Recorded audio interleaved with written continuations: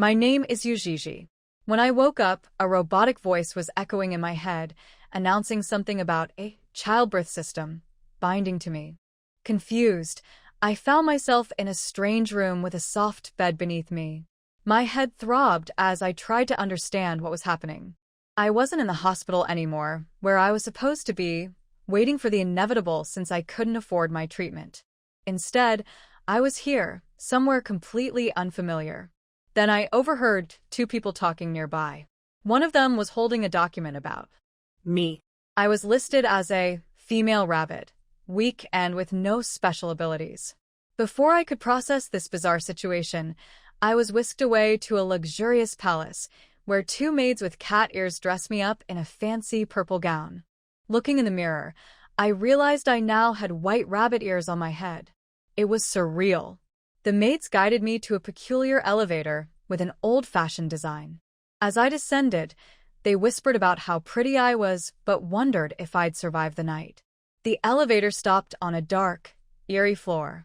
The system's voice returned, urging me to leave and complete my first task, find and conquer a male wolf and have his child. Failing or running out of time would mean death. Terrified, I stepped out of the elevator just before it plummeted into a bottomless pit. The dimly lit hallway ahead felt like something out of a nightmare. I clung to the wall, trembling, until I found a large wooden crate to hide behind. Suddenly, I remembered the starter gift pack mentioned earlier. Desperate, I opened it and received strange items: pheromones to attract males, potions for smooth skin, and even a time-freezing tool. Just as I was figuring out what to do, I heard footsteps approaching, slow and deliberate, accompanied by a creepy whistle. A figure appeared before me, wearing black boots. He bent down, revealing a blood-red eye filled with madness. "Found you," he said, grinning like a predator. My heart stopped. When I saw those blood-red, crazy eyes, my whole body went cold, and my mind went blank. A pale hand reached out and gripped my neck, forcing me to look up at him. He was dressed in a dark military-style uniform with a silver tag marked with A.K. I couldn't think. Whether it was the lack of air or sheer terror, I don't know. He leaned in close, so close I could feel his breath. "Why don't you cry, little prey?" he said, his red eyes growing more unhinged. He muttered about how fragile rabbits like me always die easily and that my corpse would be given as a reward to something called Kiru. I was on the verge of suffocating and thought this was the end until I remembered my system and the items from the starter pack. System. Use the time freeze function. The grip on my neck loosened as time froze for just 10 seconds. I used the brief pause to grab a vial of pheromone from the pack, the kind that drives Beastmen crazy. I drank it just as time restarted, though I couldn't break free. I closed my eyes, ready to die. But instead of killing me, he hesitated. He looked at me coldly, his red eyes dark but conflicted. I could see his body reacting to the pheromone I drank. For some reason, he released my neck. "Before I kill you, maybe we'll have a bit of fun first," he murmured, dragging me away to a room filled with medical equipment. I asked the system what was happening. It explained that I'd need a week to confirm pregnancy after mating, which was necessary to complete my mission and survive. A week? With him? He was a monster who could kill me at any moment.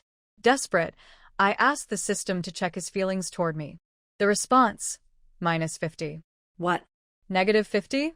The system explained he might be upset because he felt I took away his purity. Great. Just great. He woke up after resting, still brooding and frustrated. He glared at me, his red eyes filled with anger and something I couldn't understand. He told me I was annoying and even covered my eyes so I wouldn't look at him. I knew he was dangerous. When he summoned a knife with glowing runes, I panicked. He pressed it against my neck, cold and sharp. I was shaking. In a desperate attempt to survive, I blurted out, "I'm pregnant." That made him freeze. "Yours," I added quickly, trying to sound confident even though I was on the verge of tears.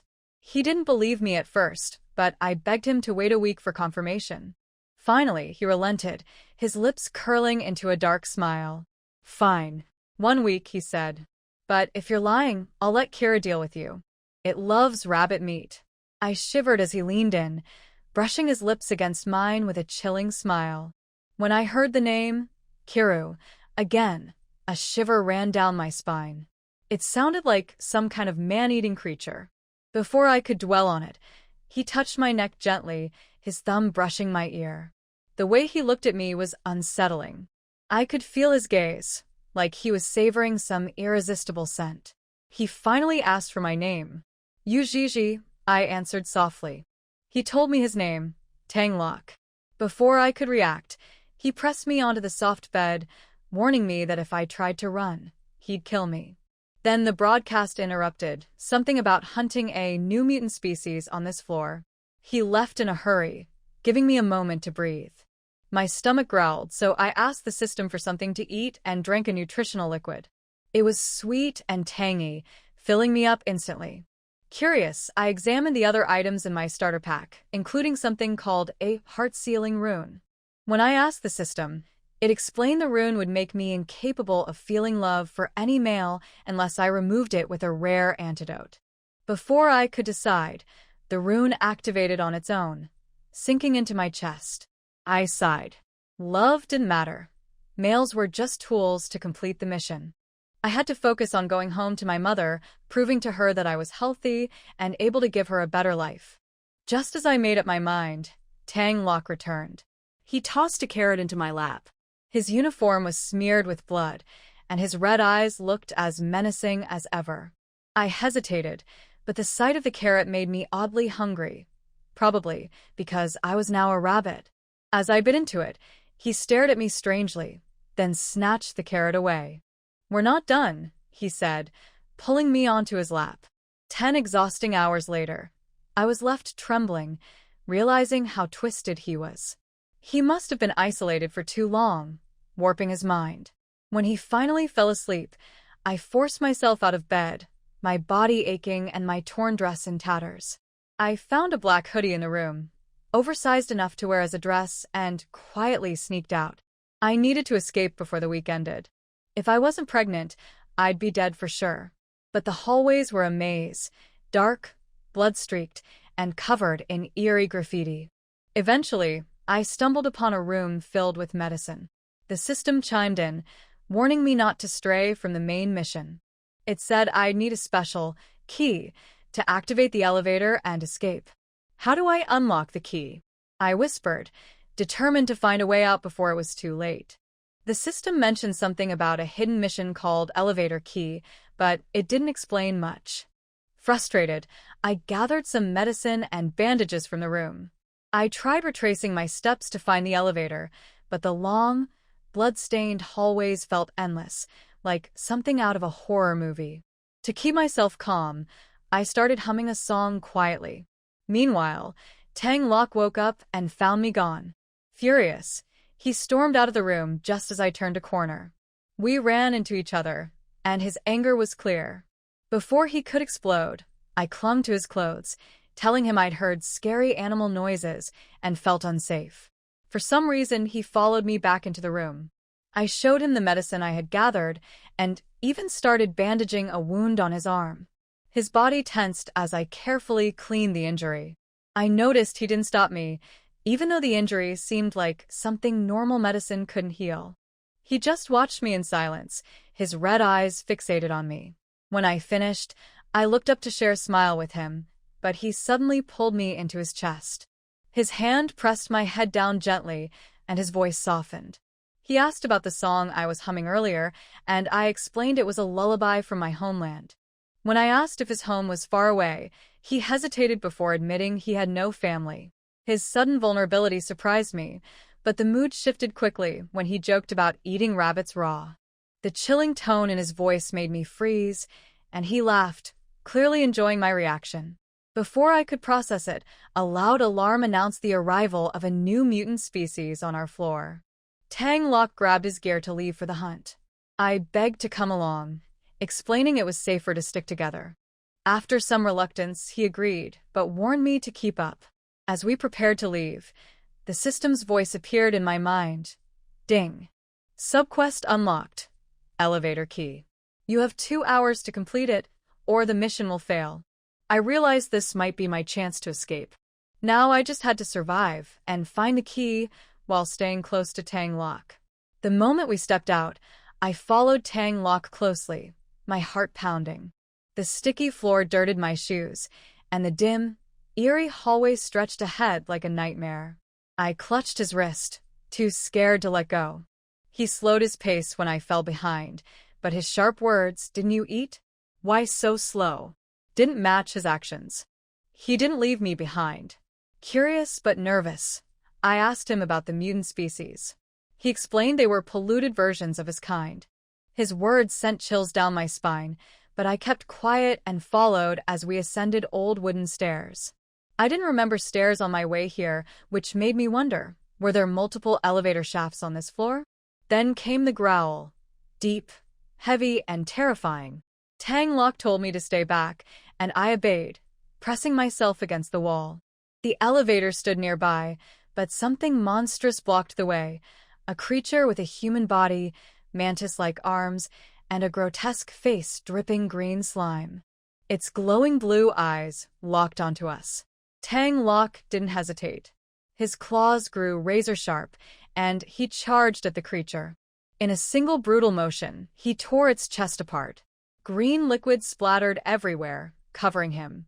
He paused, sniffed the blood on his hand, and his expression darkened. A pollutant source? He muttered. Something was wrong. His breathing grew heavy, his body hunched, and his red eyes turned wild. When I asked the system what was happening, it confirmed my fear. He was going berserk. A berserk Beastman loses all reason, attacking everything in sight. Tang Locke's gaze landed on me, burning with madness. Just as he stepped closer, the elevator dinged. A cat-haired girl in a fancy dress stepped out, nervously introducing herself. Before she could finish, Tang Locke lunged at her, claws tearing through her body in an instant. Her scream echoed, then silence. I froze, horrified. The system's voice broke the silence. The item you need for the subquest is on her body. I wanted to run, but knew I couldn't. I needed that key to escape, especially after witnessing Tang Locke's berserk state. Summoning every ounce of courage, I forced myself to stand. Tang Locke turned to me, his red eyes gleaming dangerously. "Come here," he ordered. His voice was cold, but he spoke my name. He still recognized me. Was he still in control? Hesitantly, I approached him, trembling. Before I could speak, he pulled me into his arms. "Don't move," he whispered. His grip was firm, but not painful. Somehow, holding me calmed him. His breathing slowed, and the wildness in his eyes softened. I realized the scent he seemed drawn to, my scent, was keeping him grounded. For now, I was safe, but I knew I couldn't stay near him for long. I had to finish this mission and escape. Yuii didn't dare to move. She could clearly hear the strong heartbeat of Tang Locke in front of her. I was still thinking about her side quest. The carrier that the system mentioned should be the female cat lying next to them, whose body has already turned cold. Yuii witnessed the other person's death with her own eyes. The instigator was the male wolf in front of him. She couldn't help but feel a little scared. Whether it was killing mutants or female beastmen, Tang Locke did not hesitate at all. His red eyes were bloodthirsty and cold. A crystal-clear emerald bead. Yuii thought to herself, her eyes passing through Tang Locke's arm and falling on the corpse. She had to get the elevator key quickly so that she would have a chance to leave here. Tang Locke's madness is very terrifying. Perhaps, in the next second, she would die under his claws just like this female cat. Not to mention, if conception doesn't occur after a week. Kiru is probably also a mutant. He's a mutant who loves to eat rabbit meat. She doesn't want to become Kiru's food. Thinking of this, Yuii struggled a little. Sensing the squirm of the female in his arms, Tang Locke buried his nose in her hair, refusing to let go. Tang. Yuii could only call out in a low voice. I want that she saw the necklace worn by the corpse, a turquoise gem. This should be the prop needed to complete the task. The little female's voice was so soft and gentle, and Locke found that the madness in his body was gradually subsiding. Although his frenzy state has not yet been resolved, he has now regained his sanity. Tang looked over. A jade necklace that looks ordinary. He loosened his grip, walked over, and pulled the necklace right off the corpse's neck. Without saying a word, he handed it to Yuii. Yuii took it carefully. Ding. Congratulations to the host for obtaining the crystal-clear emerald orb. The side quest elevator key has been completed, and the reward will be sent immediately. Hearing the system sound, Yuii couldn't hide her joy. Tang stared at her.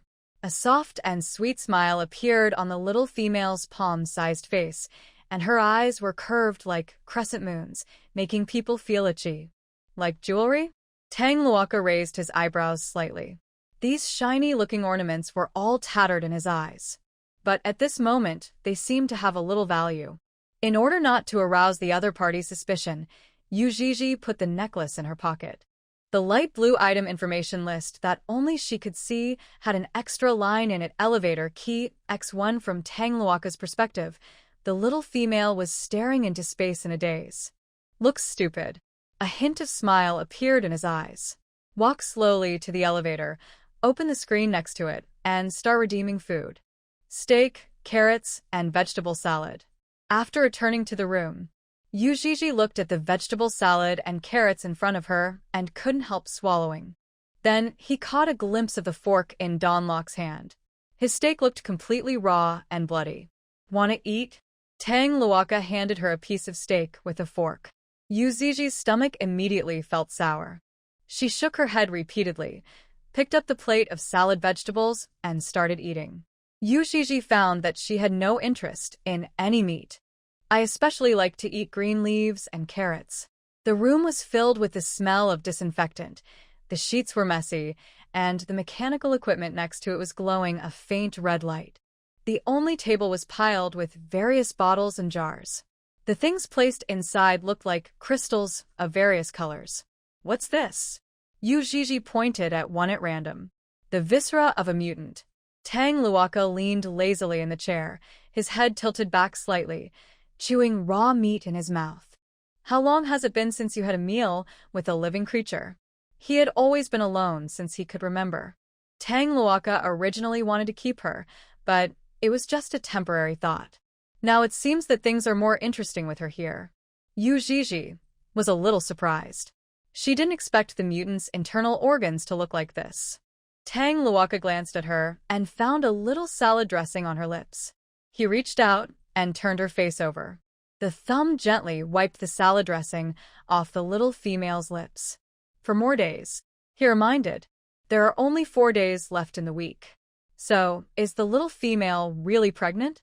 Seeing her watery eyes revealing a dazed look, Tang felt in a good mood. He suddenly felt that even if she didn't get pregnant, he could still keep her by his side and raise her. She was chosen and sent here to serve him. Previous prey are dead.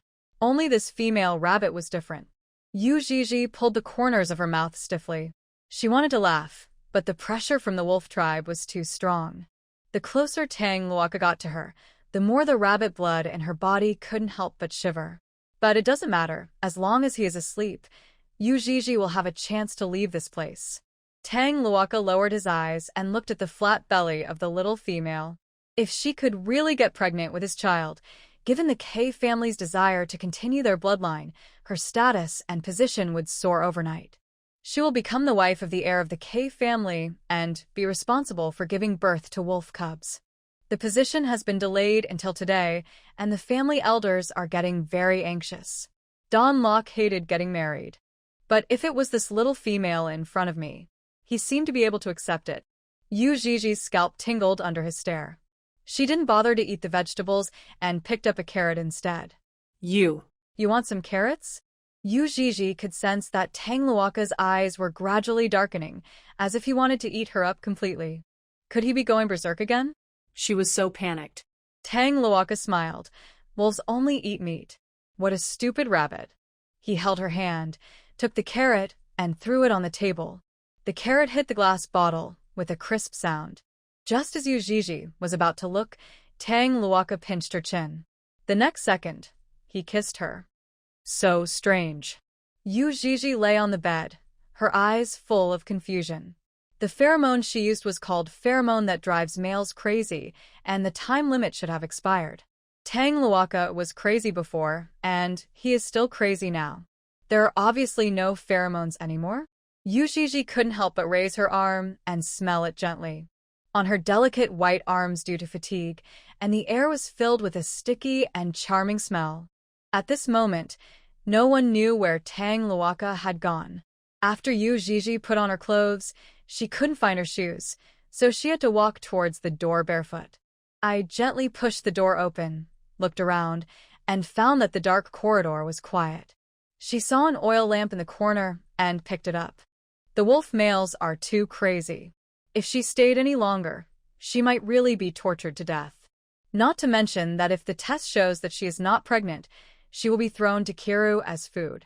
Yuii followed the route she remembered, walked through the familiar steps filled with red mist, and came to the closed elevator entrance. She took out the emerald green key from her inventory. Thank you for voting for the monthly ticket, baby. Love you, love you. Next to the elevator door, there is a wall slot. Yuii walked forward to check and found that it was almost the same shape as the key in her hand. It should be placed here. She murmured and stuffed the key she got from the mission into it. Click. A crisp sound. The emerald green key suddenly glowed. The elevator floor numbers above began to flash and jump. This place is much more spacious than the corridor, but because it is underground, there are no windows or ventilation, only dim wall lamps casting mottled red light. Yuii took the oil lamp and took a step forward. The elevator stops at floor B13. The door opened, and there was a poster of a church on the inside. Yuii walked in, turned around, and watched the elevator door slowly close. Her heart gradually rose to her throat. Until you see the numbers jumping upwards, the numbers finally stop at the B1 floor. Is it still a negative layer? Is it as dangerous as B13? Yuii was a little worried. The elevator door slowly opened, but the dark scene she had imagined did not appear. Instead, there was a corridor that looked simple but very quiet. The floor was covered with a green carpet with retro patterns, and there was an armchair next to it with folded clothes on it. Ding-a-ling. As the copper bell beside her rang, Yuii saw a young girl walking toward her. You're here. Pick up your clothes and follow me. The girl greeted Yuii warmly. She had delicate features and many cute freckles on her cheeks. Hello. Hello. Yuii didn't ask any more questions. She bent down, picked up the folded clothes, and followed. The girl took her into a room. There were no windows in the room, and the furnishings were simple, with a bunk bed, a few oil paintings hanging on the wall, and a carpet on the floor similar to the one at the elevator entrance. It looked like a dormitory. This is where we live. By the way, I haven't asked your name yet. My name is Lisa. What's yours? My name is Yuii. Gigi, please change your clothes first. We have to help in the kitchen for the banquet tonight. Good. Yuii changed into a maid outfit, which was just the right size for her. Lisa's original form is a deer. She has a furry brown tail behind her and 2 antlers sticking out of a white headband, looking lively and playful. It's great that you can come. I've been living alone for more than half a month. Lisa said happily. My previous companion moved away because she got pregnant. Her fertility test showed 0, but she unexpectedly got pregnant. Her family immediately sent someone to take her back. Her family? Yes, she is the eldest daughter of a prominent family. Otherwise, she would have been sent to the female den long ago. How could she have the chance to be a servant?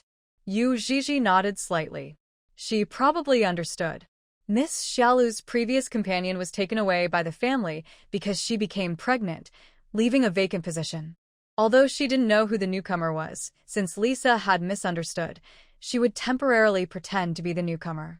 Just wait for 3 days and detect pregnancy. If we rush out now, what if they send us to the B13 floor again? By the way, the Duke of Platinum will be visiting the castle this weekend. Remember to stay away from him. Yuii was puzzled. Why?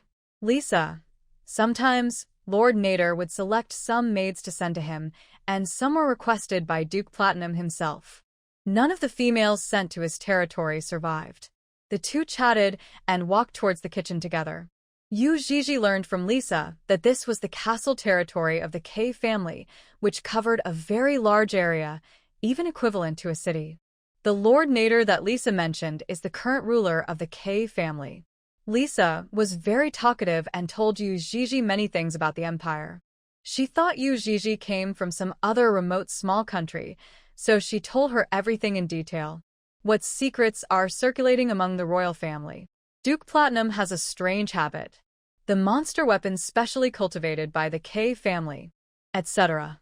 Speaking of this monster, Lisa said while shelling corn, this monster has the strongest mental power in the Empire and is invincible on the battlefield.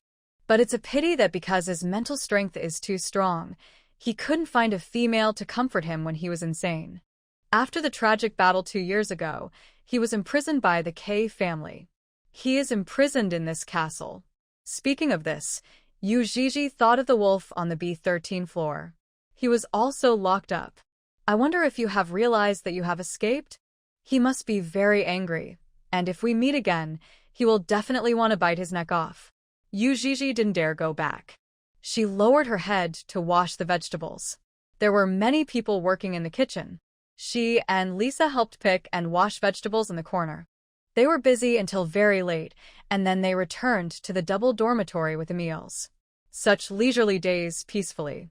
It was not until the evening of the third day that Yuii finally got the system. Ding. Congratulations to the host for detecting pregnancy. The first pregnancy will speed up the gestation time for free, and you'll be ready to give birth in 3 days. Pregnant? Yuii couldn't help but touch her belly. She just lay down on the single bed and pulled up the curtains.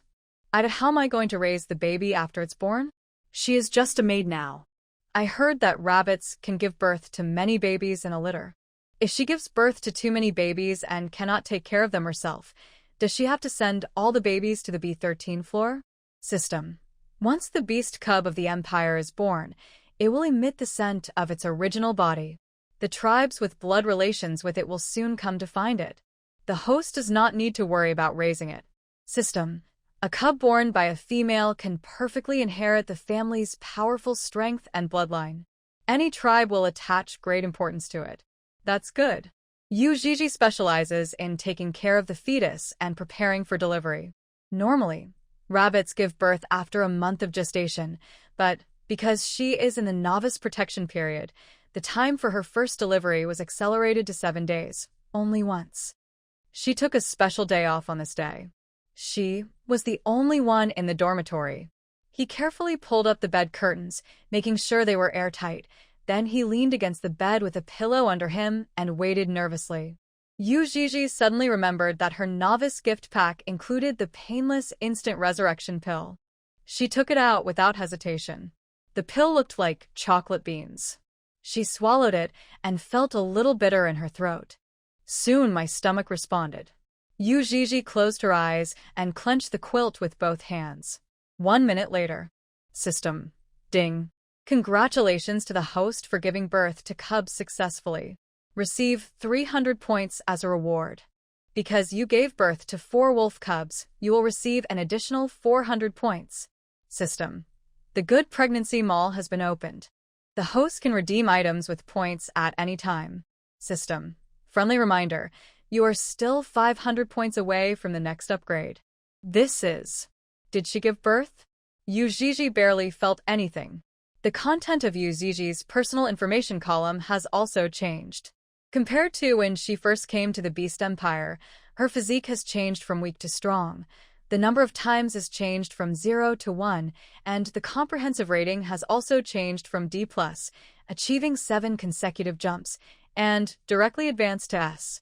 Yuii's mental power and superpowers have not yet awakened. Just by virtue of her top fertility, she became an S-class female on the Beast World planet. In the Valoran Empire, the grades of females range from the highest SSS+ all the way down to E. E stands for fertility plus physical body plus intelligence, a triple defect. Starting from D, There are females with good physical and intellectual abilities, but their fertility is almost zero. Yuii was initially evaluated and received an overall rating of D+. To the Empire, these are females of little value. System. Congratulations to the host for completing the first task of the childbirth system. Click the Receive button to receive the confinement gift package. System. Because the total points exceed 200, the daily sign-in channel will be opened. System. Host can check in every day to receive crystals. System. Crystals can be exchanged for pet supplies in the pet mall. The floating light blue panel sparkled as if celebrating the upgrade. Yuii clicked Receive with great joy.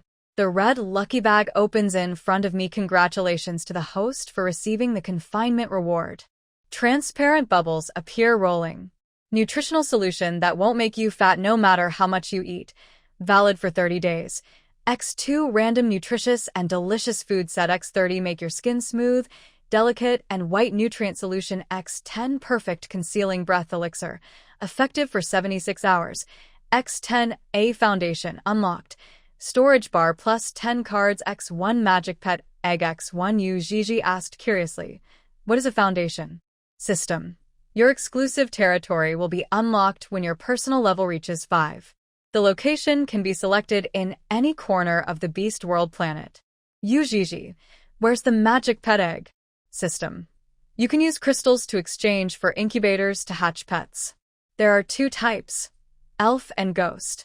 Seeing the pet egg slowly rotating on the floating light blue screen, it looked like a white duck egg that was a few sizes larger and had colorful graffiti painted on it. Pet eggs are also eggs. She also laid eggs. Then, Yuii looked at the 4 wolf eggs swaying gently on the bed. Can the incubator be used to hatch beast cubs? System. You can, but it's not necessary. The animals will break out of their shells on their own. There was a loud noise at the door.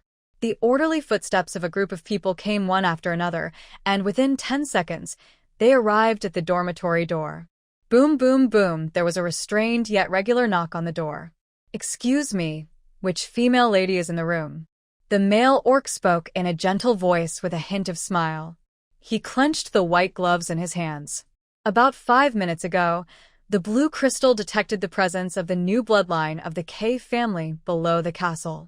You know, as one of the 5 major families in the Valoran Empire, the K family hasn't had any newborn cubs for 20 years. Lord Locke is mentally ill and does not allow any female to approach him. Although the K family also has other males to carry on the family line. But their bloodline is not as pure and powerful as Lord Locke's.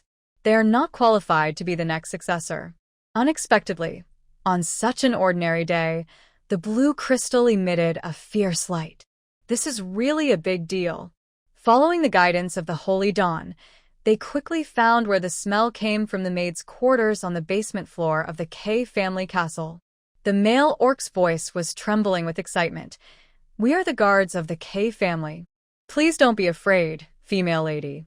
Open the door, and let us welcome the young masters. Butler Qiao is on his way. He added. The Cubs family really came. Just like what the system said. Yuii took a deep breath, got out of bed, and opened the door. The captain of the guard at the door was slightly startled when he saw the female opening the door. She was wearing a regular black and white maid outfit with a black lace headband. One white rabbit ear was standing upright, and the other was bent slightly downward. She looked a little reserved. Come in.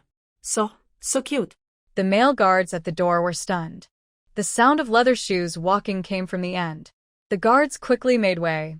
Butler Qiao, the highest-ranking butler of the K family, appeared, and he wanted to personally welcome the female who gave birth to Lord Locke's cubs. When he saw Yuii, he was stunned. It's you. Butler Qiao was impressed by the female rabbit. At the beginning, he personally selected it and sent it to the B13 floor. I didn't expect she was still alive. After her, a cat prey was sent there, but its body was already cold. This seemingly very weak female rabbit not only did not die, but was also pregnant with Lord Locke's cub. What does this mean? Lord Locke didn't resist her.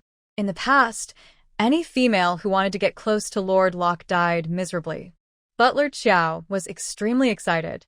When Yuii saw him, she felt a little scared. The impression this butler gave her was that he was serious and extremely strict. Butler Qiao cleared his throat. Ms. Gigi, I'm sorry. We were in a hurry when we met last time, and I didn't have time to introduce myself. I am the butler of the K family, George. Lord Nader is still in a meeting in the council hall. He won't be back until tomorrow. So, now I will arrange your accommodation. Butler Qiao put on a typical smile on his face. Let's take a look at the purest bloodline of the K family. He suddenly fell silent. Yuii was very nervous. What happened? 4? Butler Qiao's pupils trembled when he saw the beast eggs lying side by side on the bed. Upon hearing this number, the guards at the door were all stunned. Yuii blushed slightly. Yes. The K family is one of the oldest families in the empire. Bloodline inheritance is extremely difficult and has always been a single-born family. Unexpectedly, this female from the rabbit tribe gave birth to 4 babies in one go. Butler Qiao took another look at the female rabbit standing by the door. She was so beautiful that the males in the empire were unable to walk after just one look at her. If the male chooses a wife not based on fertility, but on his personal preference, those who want to marry her would probably have to line up from the hot southern continent to the extremely cold northern continent. As I recall, the last time your profile showed D. Butler Qiao's voice was soft, and he felt a little guilty. Did he see it wrong? Yes. Yuii nodded. Butler Qiao, it seems that there is a problem with the detection equipment.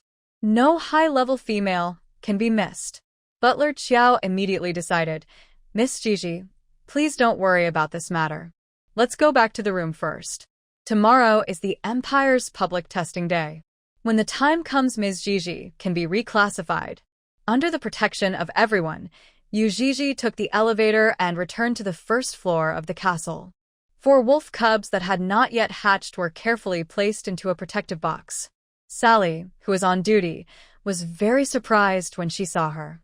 She had just heard that one of the servants had given birth to a K family animal cub with the purest bloodline.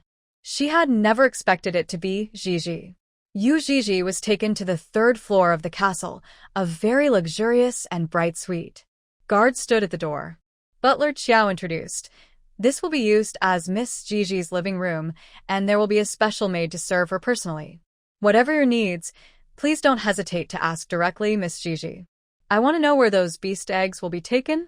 Yuii found that all 4 eggs were taken away, and she was a little worried. Butler Qiao smiled and replied, Don't worry, Miss Gigi. We will take the young masters to a place more suitable for hatching. It may take 3 days, or even half a month, for the young masters to break out of their shells. By then, according to the Beastman ritual, we will need to invite Miss Gigi to attend the birth banquet and pray for them. The beast eggs of a large family will be carefully protected with the combined strength of the entire family. The whole tribe will celebrate on the day the egg hatches. The most important thing is that the ability of the cub can be tested on the day it is born. This is very important for a large family. I see. Yuii felt relieved to know that the cubs were safe. One more thing. Yuii said softly. Butler Qiao, I want to see Lisa. Lisa? The one I live with. Butler Qiao glanced behind him and saw an older female servant approaching and whispering in his ear, It's the servant from the basement level. I understand. Go and bring Lisa here. Yes. Soon, the female dear Lisa was brought over. Butler Qiao smiled and said goodbye, closing the door of the room when he left. This was Lisa's first time to the 3rd floor of the castle, the owner's living area. So big, so beautiful, Lisa the deer exclaimed. Ms. Gigi, when I came here, everyone was talking about how you gave birth to 4 of the most powerful cubs in the K family. That's amazing. This is unprecedented in the entire K family. Butler Qiao said that I can leave the basement level now, and will only concentrate on serving you from now on. Is this true, Miss Gigi? Yuii smiled. It's true. It was also her first time to come to the upstairs of the castle, and everyone here was a stranger to her. I had a great time getting along with Lisa on the underground floor before. Lisa is a lively and talkative doe. They all love to eat vegetarian food. Love all kinds of vegetable salads. Lisa has been taking good care of Yuii these days, and she would bring her some cookies every time she came back from work. It's my pleasure. Lisa was so happy that she almost jumped up.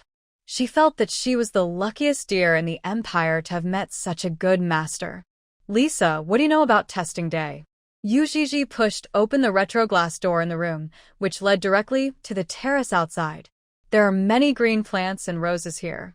Standing on the semicircular terrace and looking out, you can have an unobstructed view of the castle.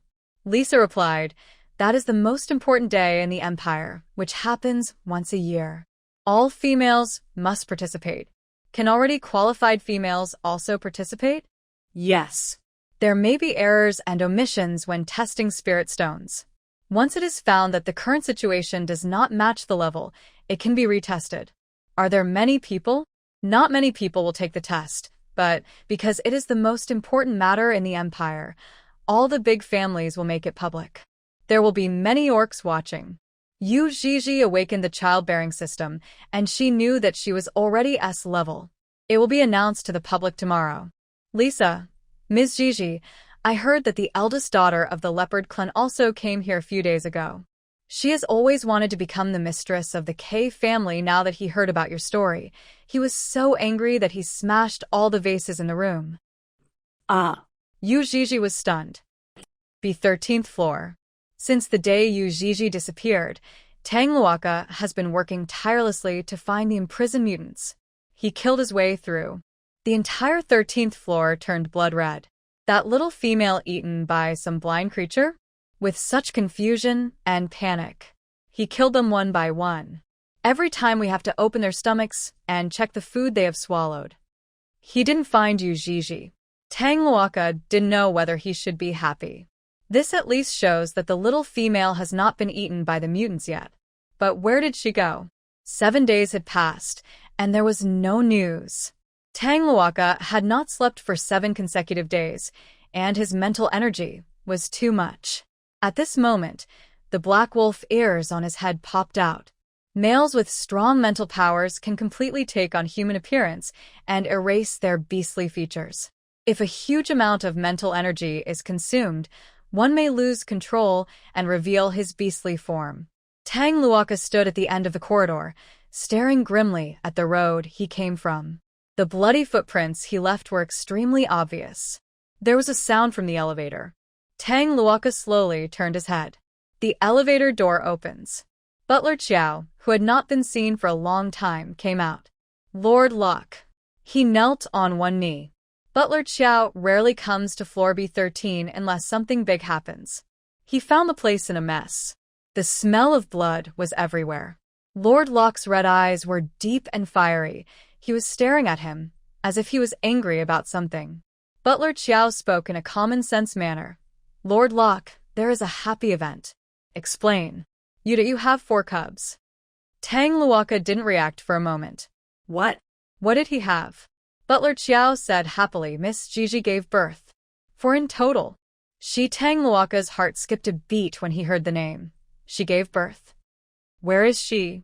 I am living in the castle now. Everything is arranged properly. Lord Locke, don't worry. She went to the castle. Don Locke murmured. She is not dead. She is not dead. He suddenly realized that Yuii had taken the elevator and ran away.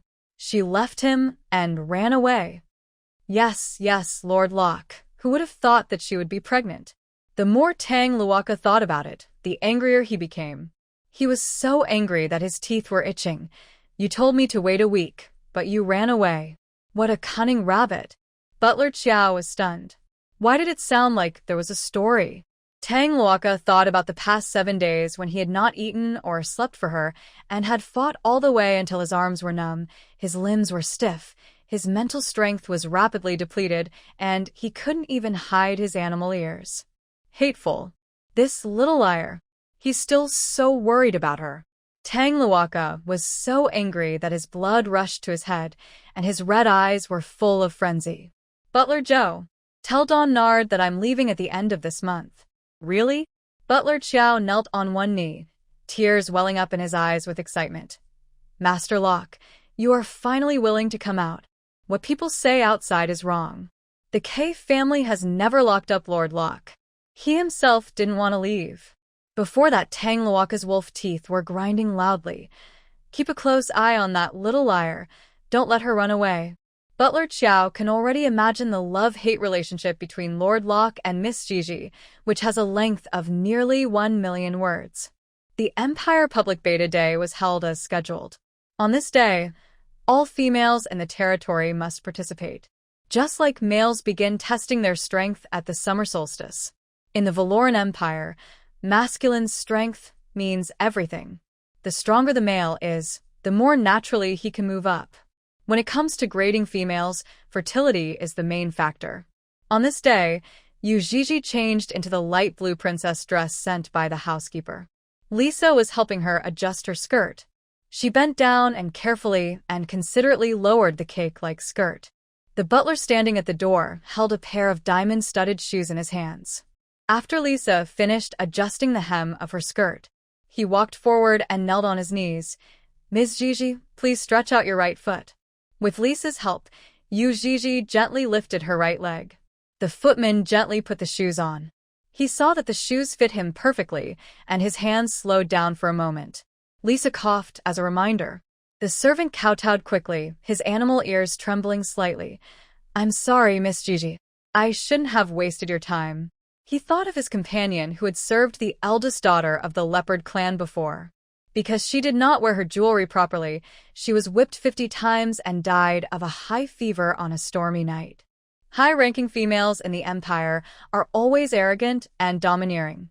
Among the common people, whether male or female, they are all worthless in their eyes. Relatively speaking, female servants are better. This is because the lowest-ranking females are sent to female dens or various slaughterhouses as prey. Those who can work as servants in big families all have good backgrounds and an overall rating of C. For C-level females, the probability of pregnancy is extremely low, but not zero. They may take many, many years. But as long as they have fertility, they don't have to go to the female cave to suffer.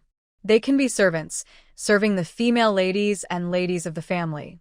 Seeing that he was very scared, Yuii comforted him softly. "It's okay. I was just admiring this shoe." The servant looked up in astonishment. He saw that the female lady in front of him had a sweet smile. It was not the kind of cold, contemptuous smile, but a sincere and innocent smile that went straight into her eyes.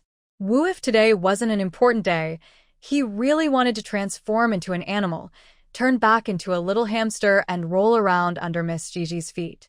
How long has it been since he saw such a lovely and gentle female master? Miss Gigi smiled, and Shu was willing to give her his life. Everything was ready. Yuii left the castle under the leadership of Butler Qiao. The area of the K family's territory is equivalent to an island. The place used to test the rank is called the Blue God Tower. This area is located in the northwest corner of the territory and consists of 4 black divine towers. The center surrounded by the divine towers is a place similar to an altar. Affected by the gas vortex, the rest of the territory was sunny and bright, but here the sky was slightly dim, and the air was filled with light, crystal-clear particles. Yuii's arrival attracted the attention of all the orcs. "Look, that's the female who gave birth to 4 wolf cubs for Lord Locke. I heard her grade is D. So amazing? I really don't know if the rating is wrong, or if I just got lucky and reached a 1 in 10,000 chance.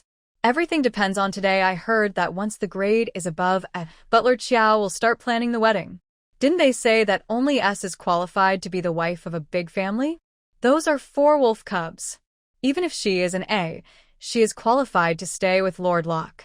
The female leopard standing next to her was wearing a black aristocratic dress, a felt hat, and a black veil covering the upper half of her face. Hearing the discussions around her, she tightly grasped her cane. When looking at Yuii, a sneer flashed in the eyes of the female leopard. This ridiculous, low-level rabbit. She must have gotten lucky and got pregnant with Lord Locke's wolf cub. Just watch. Today's test will expose her to her true form. The leopard clan must marry into the K family.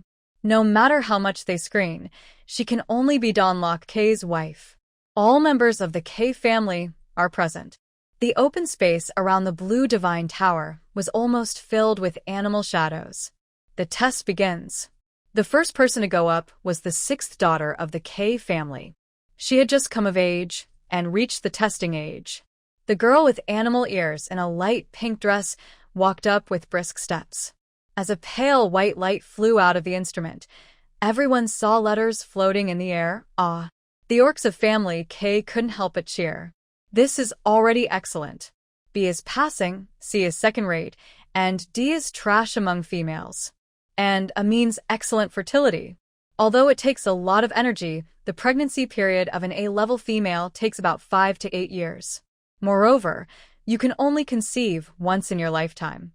Only one can be born at a time. But this cub can perfectly inherit the powerful bloodline of the family. Next, please welcome Miss Nana from the Leopard clan. The purest bloodline from the Leopard family and the most beloved eldest daughter, carrying a black princess dress, stepped onto the crystal steps. She had a long neck and held a silver cane in her hand. After standing up, the female leopard looked at the herd proudly. The letters on the instrument show A+. This is already very high. It will soon reach S. Nana, however, slowly raised her cane and said, "It's not over yet. Today it is also the day when my spiritual power and supernatural powers both awaken." What? Today? The orcs were excited. With a burst of dazzling light, everyone saw 2 lines of ancient characters appear behind the leopard lady. Spiritual power, 10 superpower. 1 good night's sleep can last for 3 days. It is difficult for ordinary females to awaken these 2 items. These 2 items are almost exclusive to male orcs. Once a female awakens, it will be counted into the overall score really. After her mental strength and superpowers awakened, the leopard lady's overall score jumped directly from A+ to a golden S. She became the only S-level female in the leopard clan so far. Miss Black Panther walked down from the platform proudly and gracefully.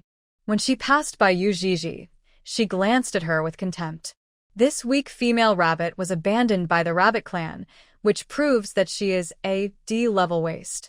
You know, among all the orc families, the popularity of female rabbits ranks among the top in the empire. Because the female rabbits have 2 uteruses, they are more fertile than any other female animals. Next, please let Miss Gigi test her abilities. Butler Chiao called. Yuii lifted her long skirt and slowly walked up the stairs. She came to the center of the test bench. The gorgeous long skirt spread all over the ground. When she turned around, all the orcs present held their breath unconsciously. This little female rabbit is so beautiful. She is born with a superior appearance, white skin, cherry lips and pink cheeks, innocent almond eyes that seem to be flowing with water waves, fresh and beautiful. Among all the females, she has the most outstanding appearance, which makes the animals' hearts beat fast. Especially today's outfit, the aristocratic long skirt highlights her temperament. She is like a little princess of the empire, making all the orcs willing to submit to her feet. Even Lisa blushed. Many orcs were staring at the floating characters. It is clearly shown above that the 2 items' mental power and superpower are gray. This is the state of not yet awakening. The next thing that emerged was the fertility of female rabbits. Weak was clearly written on it. The animals were stunned. They thought they were seeing things. An orc rubbed his eyes hard, and when he looked again, he found that the gray writing had become loose. "It has changed. The words have changed." An orc shouted. That was the last test, so the previous test was correct, but her physical condition has changed dramatically. Under the watchful eyes of the public, the word weak in fertility has become top. Top fertility. The orc's voice was trembling. This kind of rare evaluation has not appeared for many years. As expected of a female who gave birth to 4 wolf cubs from the K family. Yes, those are not ordinary cubs. They are beast cubs with powerful blood and strength. She must be very high up in the rabbit tribe. Yuii stood between the 4 sacred towers, a golden glow covering her. The bright letter D above her head seemed to be blown away by a gust of wind. Soon, golden particles condensed in the light. An extremely dazzling letter S appeared in the vision of all orcs. S. The final rating of this female rabbit is S. Lisa jumped up happily. Great. Miss Gigi is the best. The leopard lady who had been watching had a look of disbelief in her brown eyes. A female who had not even awakened her mental power and superpowers had an overall rating of S. How is this possible? According to the records of the Valoran Empire, almost all females who can reach S level have awakened their two-way abilities. Some people even awaken super high mental power and very useful superpowers and directly advance to SS. Butler Qiao stood aside, almost unable to hold the glasses in his hand. He wiped the frame with a clean white handkerchief. I feel extremely emotional. When we first met, she was still a D-class female. I don't know if it was God's blessing that made her fertility soar. Ms. Gigi, congratulations on your advancement to an Imperial S-class female. Butler Qiao led the applause. All the orcs realized it later and started applauding. Congratulations. Today's results will soon be made public. By then, the entire Valoran Empire will know your rank. Yuii put her heart back in her stomach for the time being. She smiled at the orcs in the audience. With Lisa's help, she returned to the crowd. As soon as she came down, she was surrounded by the beasts and congratulated. Except for the eldest lady of the leopard tribe. All the orcs vied to please this Imperial S-level female. Everyone knows it.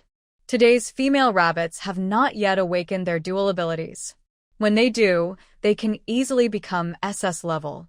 If the dual ability is extremely talented once awakened, they may even have the chance to become SSS level females.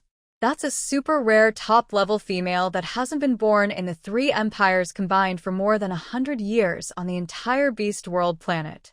Thinking of this, the orcs became even crazier. Fortunately, the guards of the K family were there, so Yuii was not squeezed in the pile of beasts.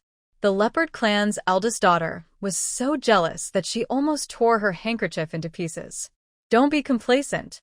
She glared at Yuii angrily, then turned and left. This matter is not over yet.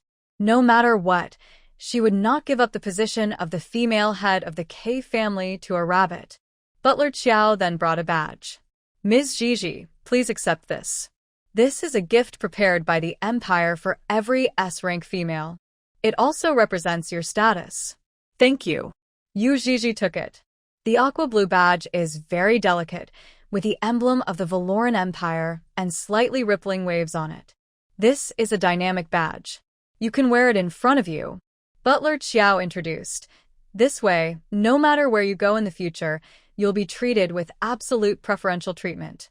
Every citizen of the Empire has the responsibility to protect S-level females. This is completely different from the females who are classified as D-level and are sent to the female den. From the moment an S-class female is graded, she becomes a treasure of the entire empire. If an orc accidentally offends, he will be arrested and imprisoned. Here's a list. Butler Qiao handed over another red notebook. A list? Yuii opened it and saw many names written on it, along with photos and family introductions. Butler Qiao smiled. Although, I really want to keep you in the K family, but according to the laws of the Empire, S-level females have the absolute right to choose their beast husbands. Except for the Imperial family and the heirs of the 5 major families, other male orcs must agree to the marriage once they are chosen. Moreover, apart from the Imperial family and the heirs of the 5 major families, S-rank females can have multiple beast husbands. Yuii was very surprised. She didn't expect that on the Beast World planet, a female could have multiple males. Of course, Butler Qiao also made it very clear. The princes of the Empire and the heirs of the 5 major families cannot be forced to marry by an S-rank female, or even by multiple S-rank females. Butler Qiao seemed to see Yuii's doubts, and he said the classification of orc males is also very clear. 4 top male bloodlines like this, only SS-level females can choose.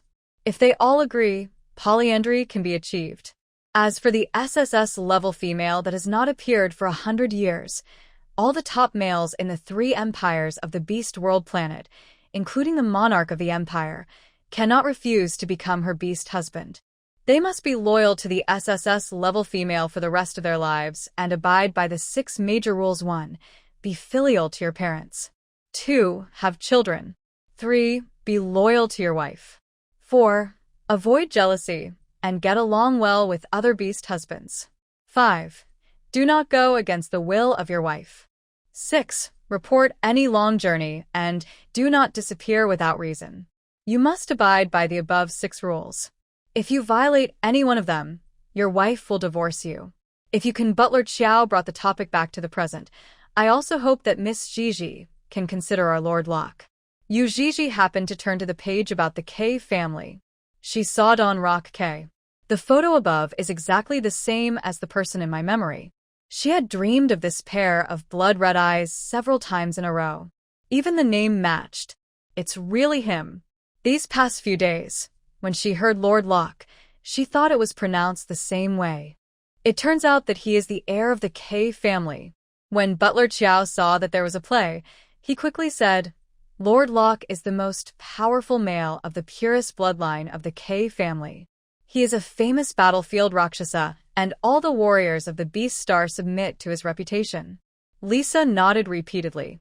As Lord Locke is the only heir of the K family, all the female ladies from the big families outside and the princesses of the empire can want to marry him. However, Lord Locke's private life is very mysterious, and he has never been involved in any gossip. Yuii held the red list and smiled politely. I have no idea about marriage. Yuii just wanted to complete the mission, reach the maximum level as soon as possible, and return to the real world. Perhaps the system heard her thoughts and appeared. Ding. The host's second mission has been generated. Please find a rare high-level male within 10 days. Regardless of the tribe, you will receive a large reward and points if you successfully conceive and give birth. Please hurry up and act. After seeing off Butler Chiao, Yuii sat alone on the terrace. Rare and high-level. Unlike the wolf tribe that was targeted in the first mission, the word rare appeared this time. System explanation. Some species of beastmen are on the verge of extinction, so they are called rare. The advanced level is a test of male strength, at least reaching SS. These 2 alone are hard to find, but when put together. I hope everything goes well. Yuii silently said in her heart. What else does the K family have besides wolves? Seeing Lisa coming over with a plate of fruit, Yuii asked softly. Lisa the deer thought for a moment and said, there are many types of guards, including goats, hyenas, leopards, crocodiles. Are there any rare species? Yes. The snow leopard from the leopard tribe was identified as a rare species in the Valoran Empire just last year. It is expected that it will disappear from the beast planet in another 20 years. Where is the snow leopard of the K family? Yuii picked up a lychee, peeled it, and stuffed the flesh into her mouth. I met him before, when I was helping in the kitchen. He seemed to be a member of the hunting team. If Miss Gigi wants to meet him, I will go and ask around now. Is he SS ranked? No. Lisa explained. If a male is judged to be S level during the ability test, then there is no way he can be a guard. SS is even more exaggerated. Even if he is a civilian, he can directly claim an official position in the Imperial Army. Oh. Yuii silently drew a cross on Snow Leopard's name. The next few days, Yuii has been looking for the mission target. She would slowly wander around the territory during the day, but unfortunately, she was never able to find a suitable animal. Satan Yuii couldn't help but call out in her heart. The Cave family doesn't have any rare plus SS level males. System. Yes, host, please be patient in searching. What are his coordinates? System. If the host really can't find it, you can go to the mall to exchange for Beast Guide, which can automatically find the way after use. This is good. Yuii almost forgot about the existence of the mall. She lay on the soft bed, with her silky cool back covering her waist and her legs raised, shaking gently. The moon is cool like water. A light blue floating panel appeared in front of her eyes. After opening the system mall, Yuii saw a wide variety of goods for sale. She started searching directly. Animal guide, click. A small pop-up window popped up, and a transparent scroll-like thing appeared before my eyes. The above information shows: name, animal guide price, 300 points. Instructions: enter the characteristics of the animal you want to find. The more detailed, the better, and the guide will automatically appear on the ground to lead the host to the target point. System evaluation: nanny-style pathfinding, very considerate. Different from other products. Yuii browsed through many products priced between 20 and 50 points. They were of strange types and had no apparent uses. But in comparison, this pass seems particularly expensive. Yuii only got 300 points after completing the first task, and the other 400 points were extra rewards for the number of cubs. And a pass costs 300, she really can't bear to leave. It's too expensive, can you give me a discount? Yuii asked in a low voice. System: all goods in the mall are clearly marked with prices. System: in fact, the points rewards for rare species are very generous. Host: how about taking a look at the mission details? Yuii quickly glanced at the panel of the second task. It is indeed 200 points higher than before. Adding all these together, the initial reward is 500. The points after deducting the pass don't seem to be unacceptable. Then let me think. Yuii has not bought anything in the mall so far. She wanted to save the points for upgrading. I only need 500 points to upgrade from level 1 to level 2. Can I skip this task? Yuii sat up and pressed her hands on the bed. System: the main quest cannot be skipped. System: friendly reminder, there are 5 days left. If the task is not completed by the time limit, the host will be eliminated. All right. Yuii took a deep breath, clicked the exchange button, and spent 300 points to buy a beast guide. On a dark and windy night, Yuii had no sleepiness. In order to go out more easily, she changed into the maid outfit she had worn before and sneaked out of the room. She couldn't waste time. In the past few days, we have searched everywhere we could, but we still couldn't find the qualified male Beastman. Yuii carried an oil lamp. The castle, which is prosperous and dignified during the day, becomes particularly low-key and mysterious at night. Yuii used the pass. Small lights of light green like fireflies gradually appeared under our feet and extended into the distance. She followed slowly. After walking for about an hour, we arrived at a place that looked particularly desolate. The shadows of trees swayed on both sides, and the stone steps slowly extended upwards. At the end, a place similar to a church could be seen. Yuii stepped carefully on the stone steps. This was her first time in this place, and it was nighttime, so she couldn't see the whole picture clearly. The climate of the Beast World planet is related to its geographical location. Where the imperial capital is located, it is spring all year round. At night, the only sounds you can hear are the wind and the chirping of insects. Yuii carried the oil lamp and walked slowly into the church. This is a small church, and there are usually few orcs coming here. There are many semi-abandoned places like this in the territory. Except for activities, few orcs come here. Did the guide take you the right way? In Yuii's second mission, the rare plus SS level male orc that needed to be captured was really here? Confused, Yuii followed the guide and came to the depths of the church. The stone walls are lined with plants. Because it was night, I couldn't tell what kind of animals they were. At the very front, where the prayers are held, there is a sculpture of a wolf. The firefly that guides the way stops in front of the sculpture. After Yuii stood still, she saw a corner of the clothes. There really are orcs. She approached with the oil lamp in hand.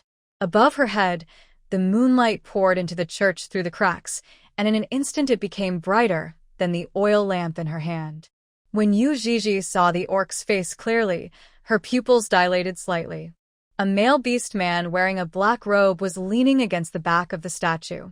The golden mask on his face was half broken, his face was as pale as paper, and he looked seriously injured. There was a pool of dried blood under him. Still alive? Yuii's mind went blank for a moment. He won't die, will he? She huddled and stretched out her index finger, placing it on the nose of the unknown orc, and could hardly detect any breathing. Found it, but it's dead. Yuii stared at his well-defined profile in a daze, not knowing what to do for a moment. Just as she was about to withdraw her hand, the male in front of her suddenly moved. He suddenly grabbed the wrist of the little female in front of him, clasped his 5 fingers together, and a piercing coldness burst out of his open dark eyes. Before Yuii could react, she felt her whole body spinning. When she came to her senses, she was pinned down and lying on his knees. The male in front of her held her wrist tightly with one hand and strangled her neck with the other hand, court death. His voice sounded painful. The seriously injured Dracula was recuperating here. He no longer had the extra strength to deal with the situation. After hearing the noise, he discovered that it was actually a little female who was not aware of her own life or death. He could break her neck with just one hand. As Dracula exerted force, his blood surged, and he suddenly spat out a mouthful of blood. Puff. The strength in my hands gradually loosened. Yuii held his wrist and said in a trembling voice, I am here to save you. Save him? Dracula's dark pupils were slightly startled. He seemed to have heard a joke. Do you know who I am? I have no idea. Yuii finally broke free. She quickly crawled to the side and started coughing. Almost suffocated, she looked at the male wearing the golden mask and could hardly see any animalistic features on his body. What ethnic group is he from? Could it be that I have found the wrong person? Is it him? Yuii couldn't help asking. System. This male meets the requirements of Rare plus SS level. You can capture him. SS level. This level of male power is more terrifying than the other. Yuii didn't dare to think that if he hadn't been seriously injured just now, she might have died now. Yuii didn't dare to get too close. Wait me a moment, Yuii said this and ran out. When she came back, she had a bunch of medicines in her arms. The Beastman who had been able to warn her just now was now unconscious. Yuii squatted beside him and gently stroked his forehead. So hot. He has a high fever. Yuii was a little flustered. She gently lifted up his black robe and found a knife scar on his chest that glowed with a dark purple light. After disinfection, she applied the painkillers and knife wound healing spells she had found on him. Yuii was very conflicted. This orc's origin is unknown, and he looks very difficult to deal with. He is now in a coma. If she still had some strength left, she wouldn't be able to get close at all. Yuii looked at the small medicine bottle in her hand. This is not good. She had never done anything so bold before, and she was a little hesitant. But if you miss tonight, you may never have another chance. If the mission fails, she will be obliterated. I'm sorry. I'm sorry. Yuii spoke in a very low voice. She opened the small medicine bottle and pushed it to the mysterious orc's lips. He suddenly closed his eyes and poured the medicine into his mouth. Dracula regained some consciousness. He heard a whispered apology and struggled to open his eyes and saw a little female in a maid's outfit, holding a medicine bottle in both hands, with a frightened look on her face. You. He wanted to ask, what did you feed me? But after saying just one word, I felt a fishy sensation in my throat. He noticed the bandaged wound on his chest and frowned. Soon he realized that something was wrong with his body, and his lower body started to react. Dracula was stunned. The next second, a little female rabbit came over. His eyes turned red with anger. All we can do is let the rabbit fumble through the whole process from beginning to end. After finishing the deed, the little female ran away without a trace. The sun gradually rose above the church. It was a messy night. Yuii ran all the way back to her room on the 3rd floor of the castle. Her cheeks were burning hot, as if she had caught a high fever. Lisa stood guard at the door and yawned drowsily. Miss Gigi, you're back. Is the medicine effective? Last night, Miss Gigi came back and said she needed a lot of medicine. Lisa took her to the hall where medicine was stored in the territory. Speaking of medicine, Yuii's face turned even redder. She stammered, it's good, it works. I want to sleep for a while, so I won't have breakfast. Okay, Lisa responded, Miss Gigi, sleep peacefully. I won't let anyone disturb your sweet dreams. Yuii returned to her bed. She buried her face in the pillow. What was her action called? Robbery? I don't know what happened to the Beastman now. She didn't dare to look him in the eye when she ran away. Yuii sneaked to the abandoned church every night. I always bring lots of medicine bottles and food. She would put it outside the church and then run away. Dracula, who was recovering from his injuries, had broken his bones and needed to use all his mental strength to seal the wound. He had to wait for the witch doctor to come before he could be healed. Now he is like a lamb to be slaughtered.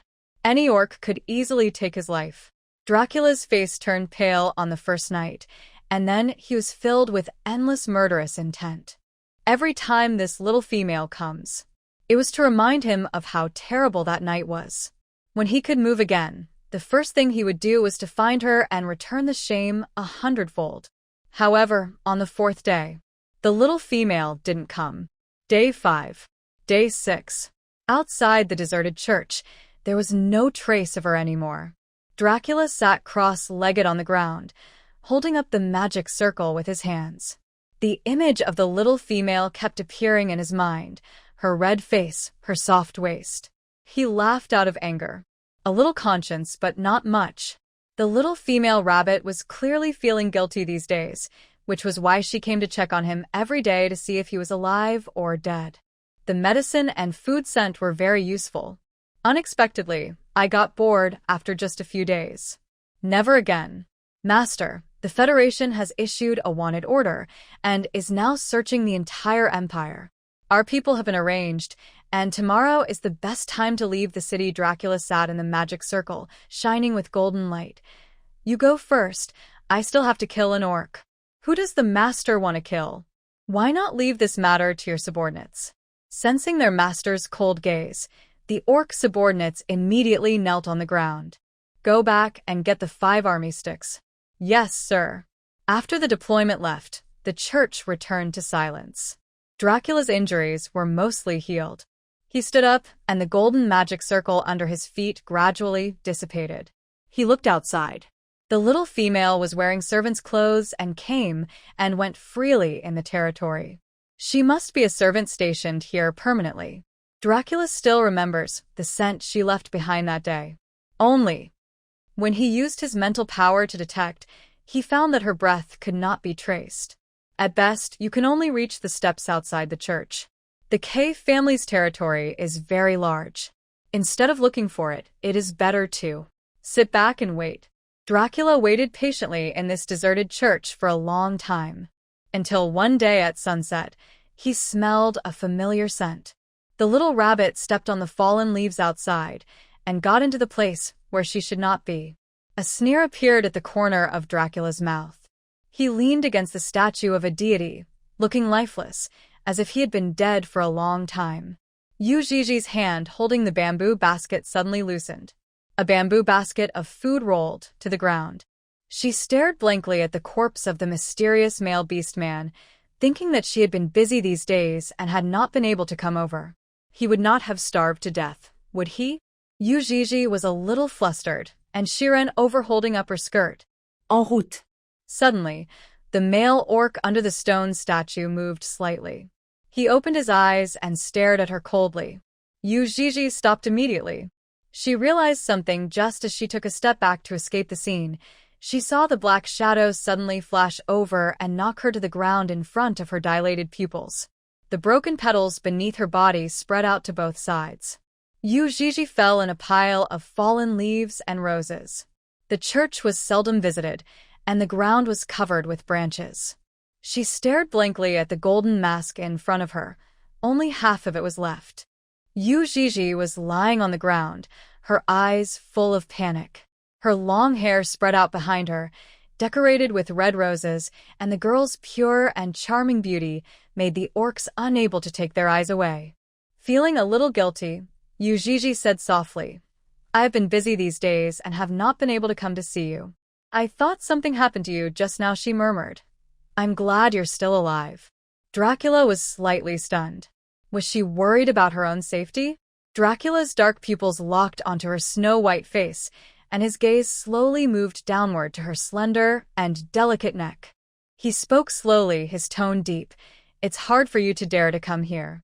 How could it be you? Gigi opened her eyes wide, and the rabbit ears on her head moved slightly. I have my own reasons. She said softly, I was wrong about what happened before. Otherwise, you can scold me or hit me. Dracula looked at her with an unclear expression. He only knows how to kill people. Never do anything extra. Facing the little female's serious gaze, Dracula couldn't help but wonder how simple her world was. The anger in his heart disappeared by half the moment he caught a glimpse of her figure. Now almost all of it has dispersed. He had no intention of letting her off so easily. Dracula's eyes fell on her chest. There fell a red rose, which looked like a pin. Do you know what part a goshawk likes to eat the most when it catches prey? I don't know. He smiled. It's the heart. Yuii was so frightened that her face turned even paler. Rabbit heart is not tasty. Really? Have you eaten it? Without. The rabbit heart is small, like a quail egg, and has a delicious and fragrant taste. If you sprinkle some rosemary on it, it will taste even better. Seeing the little female shiver, a hint of evil amusement flashed in Dracula's eyes.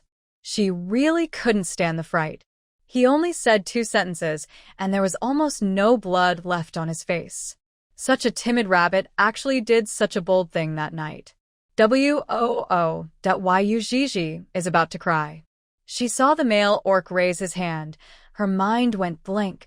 Bloody images kept flashing through her mind, and she even forgot to close her eyes.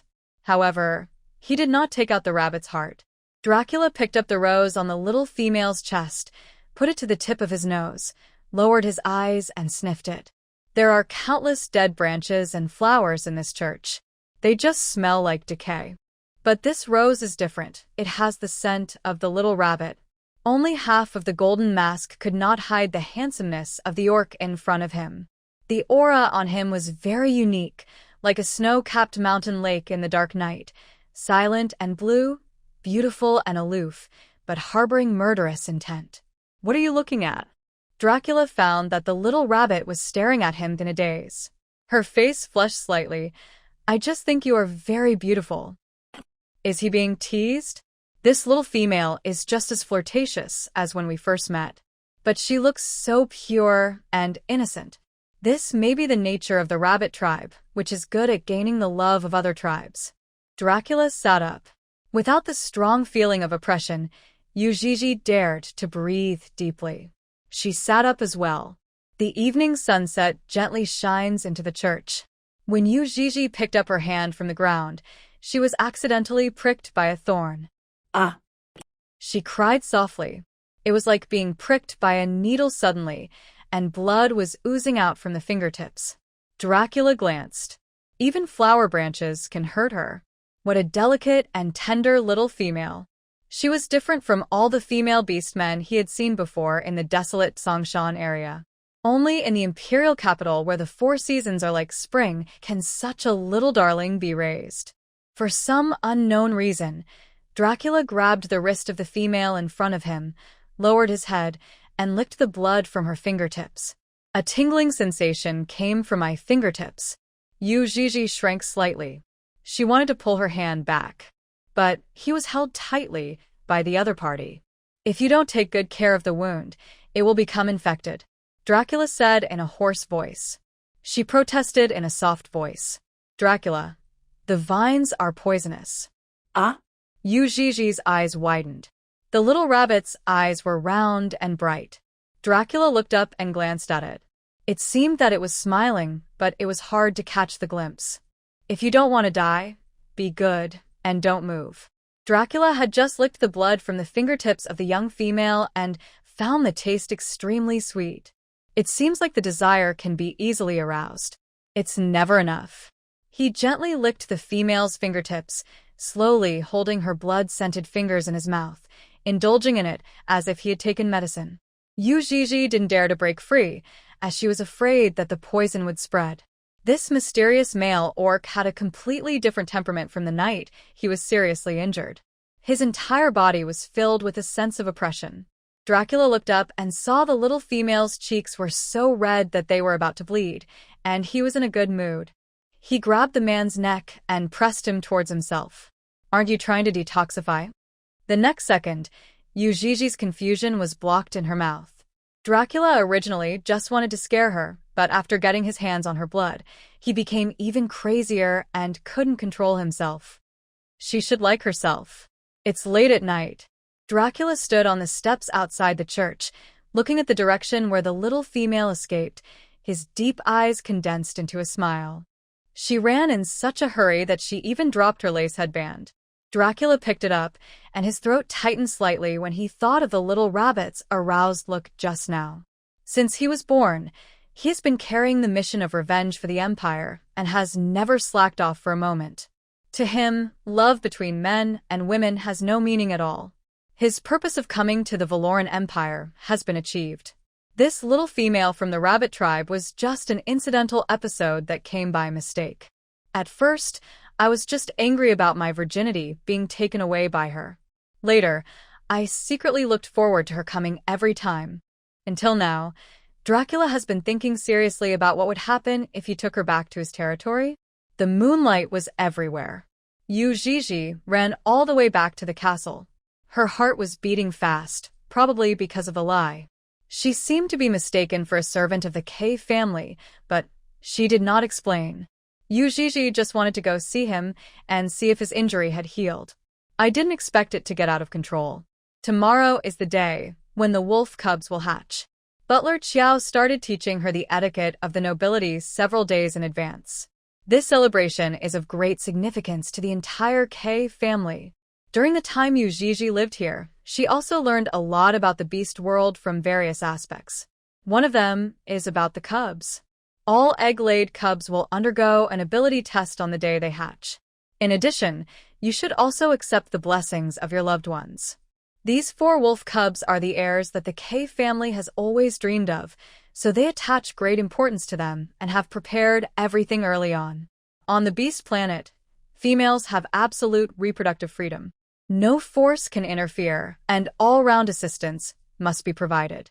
Lisa brought a tailor-made aristocratic dress. Ms. Gigi, let Lisa help you change your clothes, okay? Thanks, Lisa. This was a light purple party dress with gorgeous and exquisite workmanship. In addition to Lisa, 2 maids came to help her change into it. So beautiful. Lisa murmured. Miss Gigi is so pretty. She was the most beautiful female Lisa had ever seen. Especially when she put on a long noble dress that showed off her waistline, her beautiful figure was eye-catching. The girl's silky long hair fell behind her like a waterfall, making her skin look whiter than snow, and her eyes looked like they embraced the entire night sky full of stars. Butler Qiao, who was waiting at the door, was obviously stunned when he saw Yuii. Miss Gigi. He saluted like a gentleman. Butler Qiao, please lead the way. Since Yuii laid 4 eggs, she has not seen the 4 cubs again. They're going to break out of their shells today. Thinking of this, I became excited. The crystal shoes on Yuii's feet were specially processed and very soft and comfortable. She stepped on the red carpet, walked through the gorgeous hall, and came to the outside of the castle. The place where the cubs hold their hatching ceremony is on the right side of the castle. The road was covered with red carpet. Today, the K family specially invited many famous families and dignitaries from the imperial city. They arrived early and waited in the banquet hall for a long time. Hearing the noise, all the orcs looked over the beautiful figure who walked in behind Butler Qiao was one of the protagonists of today. Yuii's steps were lovely and graceful, and every step seemed to step on the hearts of the orcs on the field. The diamond-studded crown on her head was dazzling, and her cherry-red lips were charming and cute. This female rabbit had just advanced to the S rank of the Empire and was being treated with great favor by the entire nation. Her photos have long appeared on major forums on Beastar, and she has attracted a large number of fans. Only after seeing it with my own eyes did I realize that this S-level female rabbit was even more beautiful in person than in the photo. Yuii's eyes were full of spring water, smart and innocent, which made the orcs present dare not breathe loudly for fear of scaring her. In the center of the magnificently decorated banquet hall, 4 beast eggs were shaking. They are very close to hatching. Welcome everyone You have come from afar to participate in the K family's beast cub hatching ceremony. I would like to thank you on behalf of my brother." A clear voice sounded, and a figure appeared in front of everyone. Yuii looked up. A young man dressed in aristocratic banquet attire came over. He was wearing a black robe with gold thread on the collar and a top hat, and he looked noble and elegant. "Brother?" Yuii was a little confused. Butler Qiao explained with a smile, "This is Don Nalk, the twin brother of Don Nalk, the current acting head of the K family. Donald is the current acting head of the K family." Yuii had heard this from Lisa. When Tang is able to take on the important task, he will officially become the 260th leader of the K family. The K family is the oldest and most dazzling branch of the wolf clan. Among them, black wolves and white wolves are the most numerous. Tang is from the black wolf lineage, and his two twin cousins are from the white wolf lineage. Donald came up to the little female rabbit and saluted with a smile. "We finally meet, Miss Gigi." He had been traveling abroad and just came back the day before yesterday. Yuii returned the gift. She was fine when she was in the room, but now that she was at the scene, she didn't know why her heart was starting to flutter. Donald saw through it, and he smiled and said, "Miss Gigi, this is your first time attending this kind of ceremony. Don't be nervous. Leave everything to me and Butler Qiao." Unlike Don Locke, Danelle is very enthusiastic and cheerful. Both have red eyes. Tang Luo was like a container filled with rich scarlet blood. And if you look closely at the wolf youth in front of you, your eyes are like two rubies, ancient, precious, and sparkling. Yuii nodded slightly. "Everything is ready." Donald turned around. "Please come in and announce it, Godfather." The shell-breaking ceremony began with a speech by the famous godfather of the empire. As Danelle finished speaking, a slender figure wearing the black robe of the church appeared in the sight of the orcs. After seeing his face clearly, Yuii's eyes suddenly widened. "Is it him?" Yuii remembered this man's appearance clearly. She didn't expect to meet him here. He is the godfather? Although they met in a deserted church, the identity of godfather seemed incompatible with him. Yuii was dressed in gorgeous clothes today, which was very different from before. Maybe he didn't recognize her? Hoping for this, she took a small step to the side without leaving any trace. Dracula, disguised as the godfather, walked through the herd of beasts and came to Donald's side. He immediately saw the little female who wanted to shrink behind the crystal. This hateful little female. "He ate me till not a bone was left in church yesterday." When she mentioned being a servant in the K family, she looked flustered, so he didn't ask any more questions. Now it seems that she has concealed a lot of things. Yuii was observing secretly. She found that the godfather's eyes never lingered on her. Could it be that I recognized the wrong person? Or maybe I didn't get enough rest these days, and my memory was not good. The identity of that Beastman male was very obscure. He was obviously not from the K family, and he had nothing to do with the godfather. How could he be here?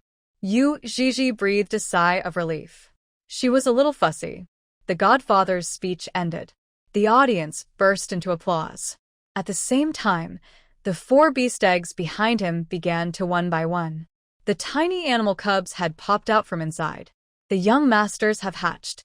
Butler Qiao shouted excitedly, and his tears almost burst out. "You know, the K family has been waiting for this moment for nearly 20 years. Miss Gigi." Donald came to her side and made a pleased gesture. "Please pray for them. On the Beast World planet, the day when a cub hatches from its shell is the most important day, and only the closest relatives can pray for the cub. If both of the cub's closest relatives are absent, the most respected and powerful person in the family will take their place." When Yuii saw 4 little wolf cubs coming out, her fingertips trembled slightly. On the crystal table is the warm and comfortable nest for the cubs. The first wolf cub to break out of its shell had a furry, round black head. When an animal cub just hatches from its shell, it looks like an animal. It will only slowly evolve towards a human form when it grows a little bigger. They become human depends on their own abilities. It's a black wolf cub. All the guests were envious. Many of them are well-known families in the Empire. In order to continue their offspring, they have fought each other many times for an S-class female. After nearly 20 years of silence, the Cave family finally welcomed its first heir.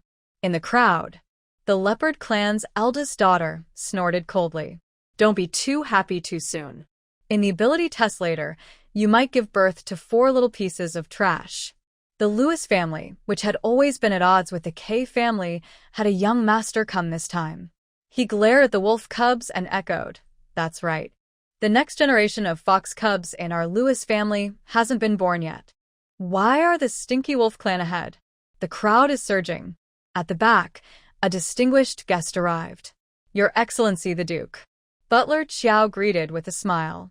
The blessing session has just begun. All the orcs' attention was drawn to it. Yuii, wearing a light purple dress, stroked the wolf cub's head with her fingers. The little wolf cub couldn't speak yet and let out a sharp cry. It enjoys the touch from its loved ones. The white wolf Nar, who was standing nearby, looked at the little wolf cub with a smile in his eyes. "Miss Gigi, you can hold it up." Before the ceremony, Yuii learned how to pray for the cubs. She nodded slightly. The orcs in the banquet hall couldn't help but take a step forward. They watched the whole process, afraid of missing any details. This was also the first time Yuii did this. She carefully picked up the wolf cub. It is very well behaved. He curled up in Yuii's arms without moving. The black wolf's tail drooped and swayed slowly because it was so happy. Yuii gently placed her forehead against the wolf cub's head. A faint light lingered between the brows of the man and the beast. "Today, I am here to pray to the beast god. May you be safe and sound, live a long and healthy life, and have everything you wish for, and be happy and worry-free throughout your life." In the crowd, Lisa couldn't help crying. She remembered that when she was born, both her parents died, and it was the family elders who prayed for her. If it was a close relative, how happy would she be? The ceremony is sacred, and the birth of all cubs is accompanied by the blessings of the entire tribe and even the entire empire. 4 wolf cubs in a row.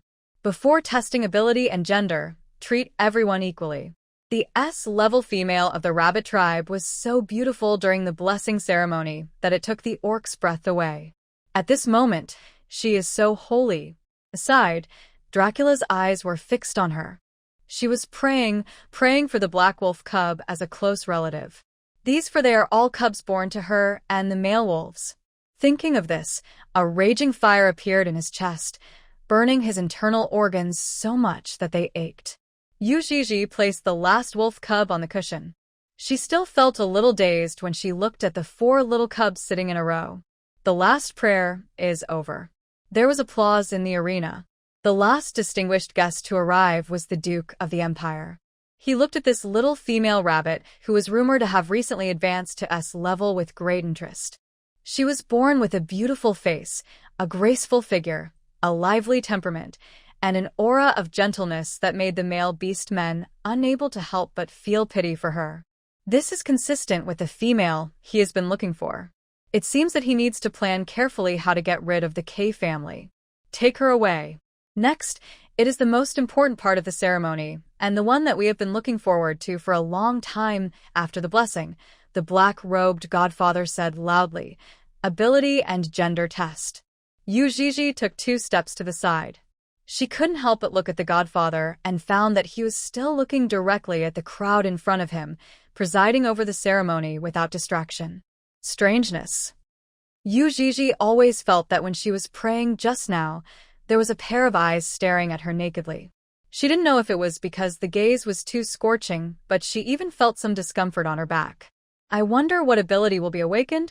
I'm more curious whether there are any females among these 4 wolf cubs.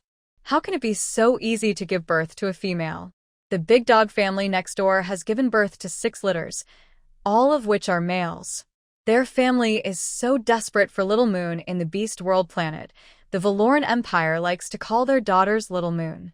I've also heard that when the Big Dog clan named their male cubs, they seem to be called Zhaoyue, Panyue, Ninyue, Wangyue, Laiue, Xiangyue, Chuyue. Don't even mention them. Even the imperial family makes wishes to the beast god every day, hoping for a little princess. Every household looks forward to the little moon. Only the little moon can ensure the prosperity of the family. This is a very common thing in the Beast Empire. Here, the moon is precious. Once the comprehensive rating of Little Moon reaches S, the unknown family will take off and rise to the top. Thousands of years ago, the technology on the Beast World planet was not so advanced, and there were no machines to give birth to life. The 5 ancient families all emerged with a high-level female who reproduced and stood out, and quickly competed for territory. The glory of their ancestors is enough for them to squander until now. Now, with technology, although there is no shortage of newborn cubs, they are unable to inherit the family's powerful strength. And in terms of gender, they are all male. Female genes are too difficult to replicate. Even if it succeeds by chance, there is no fertility. Look, it's detected some people were pushing and shoving and couldn't help but want to move closer so that they could see more clearly. Don't push. Light blue ripples appeared on the crystal table. By placing the cub on it, its abilities in all aspects could be tested. The data is projected directly into the air above. The golden font is very eye-catching. All the orcs looked up. There was a male orc in the crowd who couldn't hold back. He was SSS right after birth? What will he be like when he grows up? Whose beast cub has 18,000 spiritual power right after birth? And this superpower, other beast cubs can spit out a little fire, but this one is directly at the magma level. The physique below is even more exaggerated. He is a martial god. Do you understand the value of the word god? All the beastmen roared in their hearts. They looked at the little female rabbit and were extremely shocked. Is this the S-rank female of the Empire? May the beast god bless you. The godfather tapped the wolf cub's head with his fingertips. He placed the second cub into the detection array.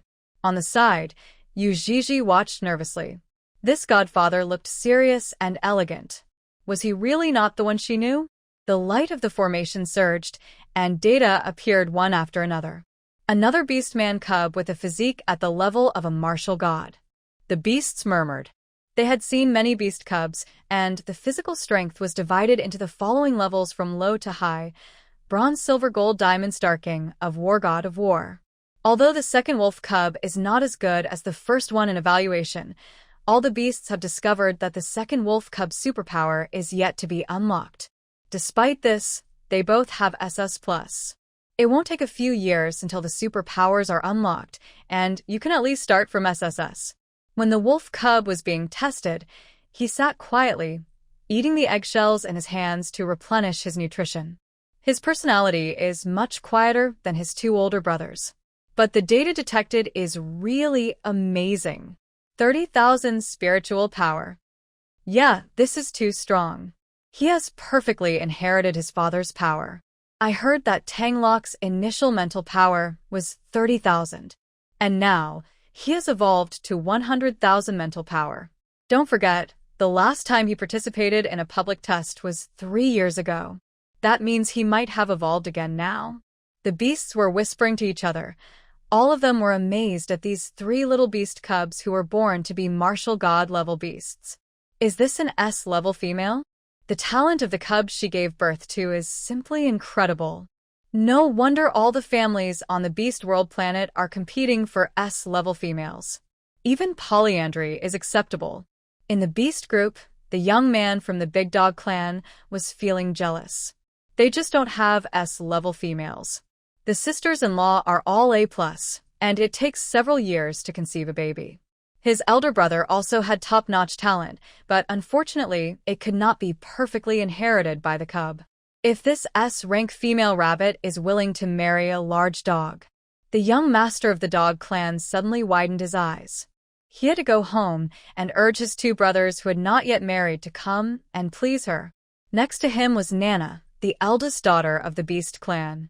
Her black eyes were fixed on the floating golden data, full of resentment and unwillingness. Oh. She is also an S-class female.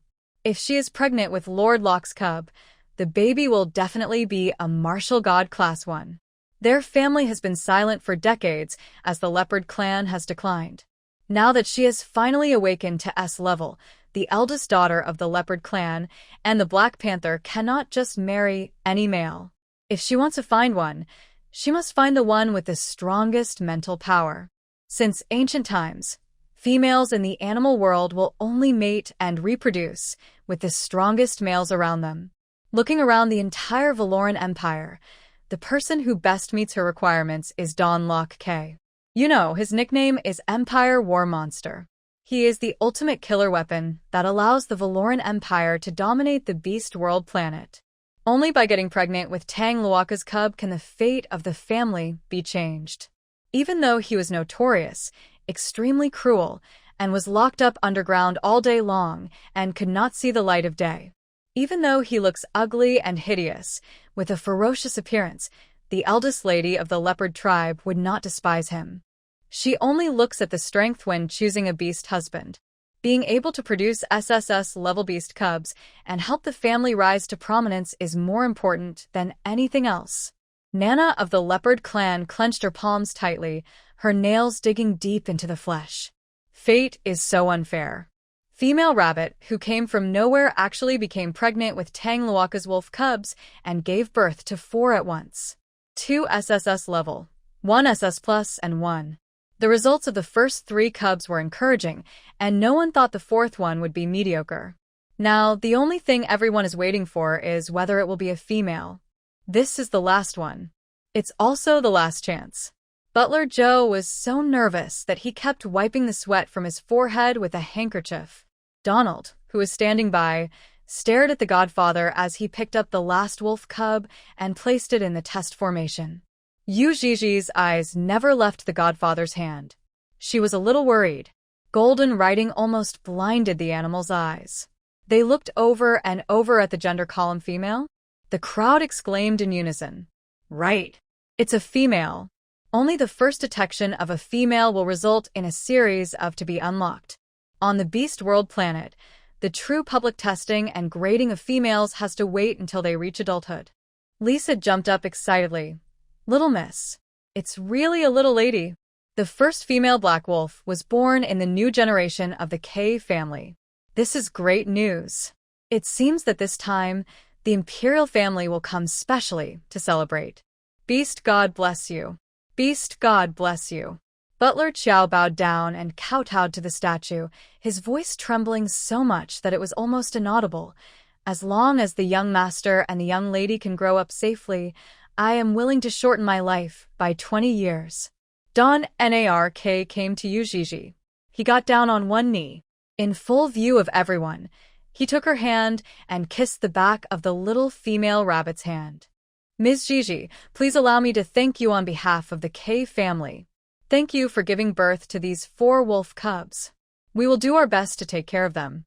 Yuii blushed slightly, and she said softly, You're welcome. So cute. No matter how many times he saw it, the orc male couldn't help but sigh in his heart. This little female rabbit was so beautiful and of such a high rank. She was simply perfect. The beasts quickly surrounded her. In the spacious and bright banquet hall, a large number of people who came to congratulate the young female rabbit gathered around her. Among them, many orcs had ulterior motives and hoped to make themselves familiar to her. Your Excellency the Duke, the Emperor sent someone to deliver a message. It seems there is a clue. An orc guard walked outside the crowd and stood next to the man holding a red wine glass. The Duke of Valoran Empire, of noble status, his golden vertical pupils always fell on the rabbit girl. She shines in the crowd. Even from such a distance, I could still smell the faint fragrance on her. This is really so wonderful. It seems that he is to lure this little rabbit home as soon as possible, so as not to fall behind in his plan. At the same time, Dracula, who was standing outside the herd, looked at Yuii, who was surrounded by everyone. His deep black eyes were as cold and silent as dead water. It turns out that she is the most precious guest of the K family. Her joy in the church means she is seen through her own identity and has other purposes? Or she just enjoys the pleasure of playing with males? No matter what, if anyone dares to provoke her, she is dead. After receiving the guests, Yuii took a break from her busy schedule and went to the lounge. There are still 3 hours until the banquet starts.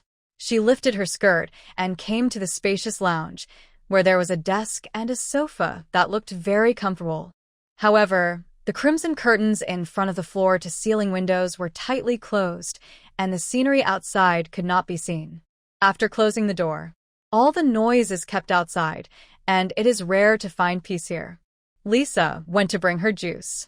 Yuii held up the hem of her dress and stopped in front of the bookshelf. Many ancient books. She picked up one of the books and read it carefully. There was the sound of a door opening behind me. She turned around happily. So fast, Lisa Yuii's voice suddenly stopped. The man who came in was tall and slender. He was wearing a majestic and sacred black robe, symbolizing the inviolable faith. Godfather?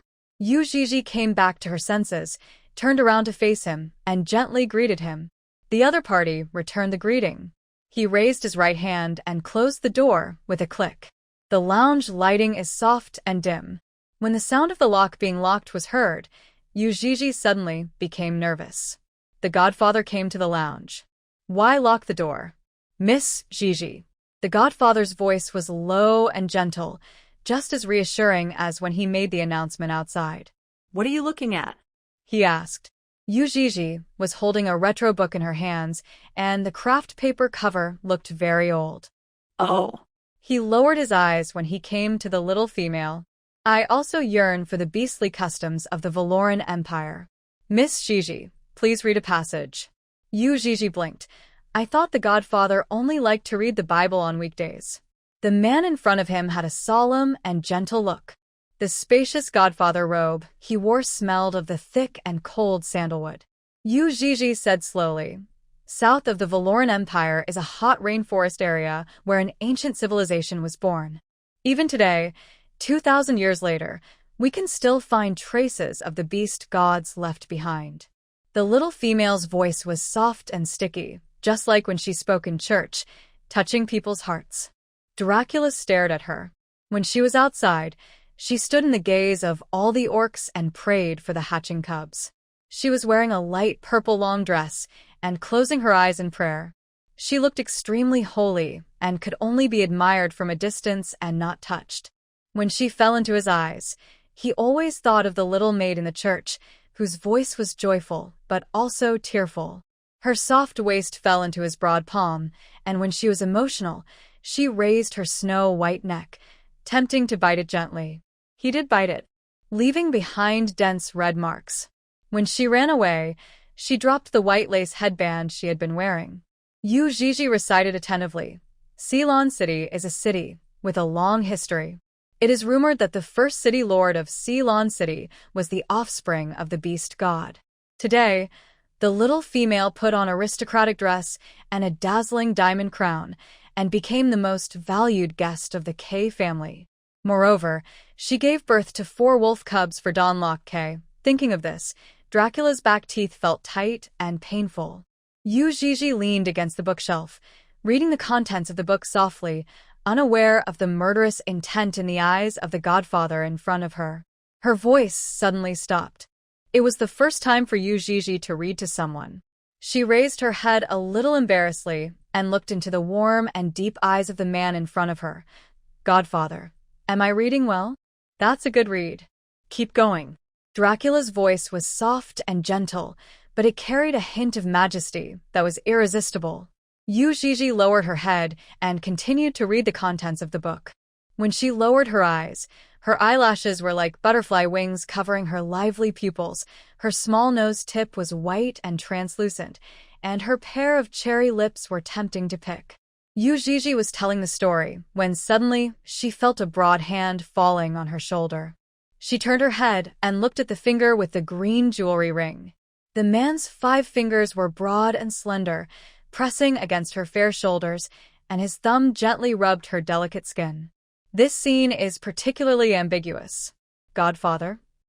Yuii was a little confused. Was the godfather touching her? Her one-shoulder lavender dress left her shoulders exposed to the air. It contrasts sharply with the broad palm pressing down from above. There's a bit of dust here. Dracula's thumb stroked the little female's shoulder blade, his eyes dignified and solemn. Yuii was stunned. Soon, I felt ashamed of what I had just thought. Yuii blushed and turned back the page. She adjusted her breathing several times and continued reading. That's what happens with little females. Her voice is soft. Her waist is soft. Everything about her is soft. Dracula is thinking what method can be used to make her death less painful. Should I just break her neck? Or dig out her heart? Or maybe, Miss Gigi. Dracula lowered his voice. Can you please tilt your head to the right? When I was praying earlier, I noticed a bad mark on the left side of your neck. Mark? Not good. Does it mean something bad? Yuii was stunned for a moment, and she tilted her head to the right. Can you see clearly like this? She felt the intense gaze in front of her, and the next second, her chin was pinched by the man in front of her, forcing her head up. Dracula looked closely at her slender, white neck. The scent of jasmine mixed with milk from the little female came to my face again. It was exactly the same as I remembered. He was a little dazed. It's a pity to kill her like this. This little female rabbit has not been on guard at all until now. Didn't she realize? She was completely under the male's control? Godfather, do you see clearly? Yuii couldn't help but ask in a low voice. This strange silence really made her wonder, could it be a very troublesome mark? Dracula responded, it is the cursed mark. It seems that someone in the banquet hall wants you dead. He made up a name at random. The little female's face turned pale. Curse. This sounds terrible. Yuii bit her lips. She didn't dare to move. Godfather, can you help me get rid of it? Of course. Dracula's lips curled slightly. It is my duty to remove the curse.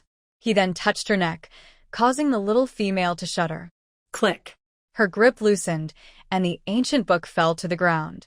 I heard that removing the mark would be very painful. Yuii said with a slightly nasal tone.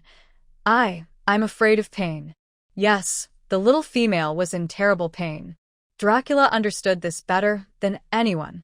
Don't worry, Yuii called out his name. You need to be gentle. Dracula. In the banquet hall, she didn't dare to recognize him, but it was different now. They were so close, and the man's aura was exactly the same as in the church. She wouldn't be wrong.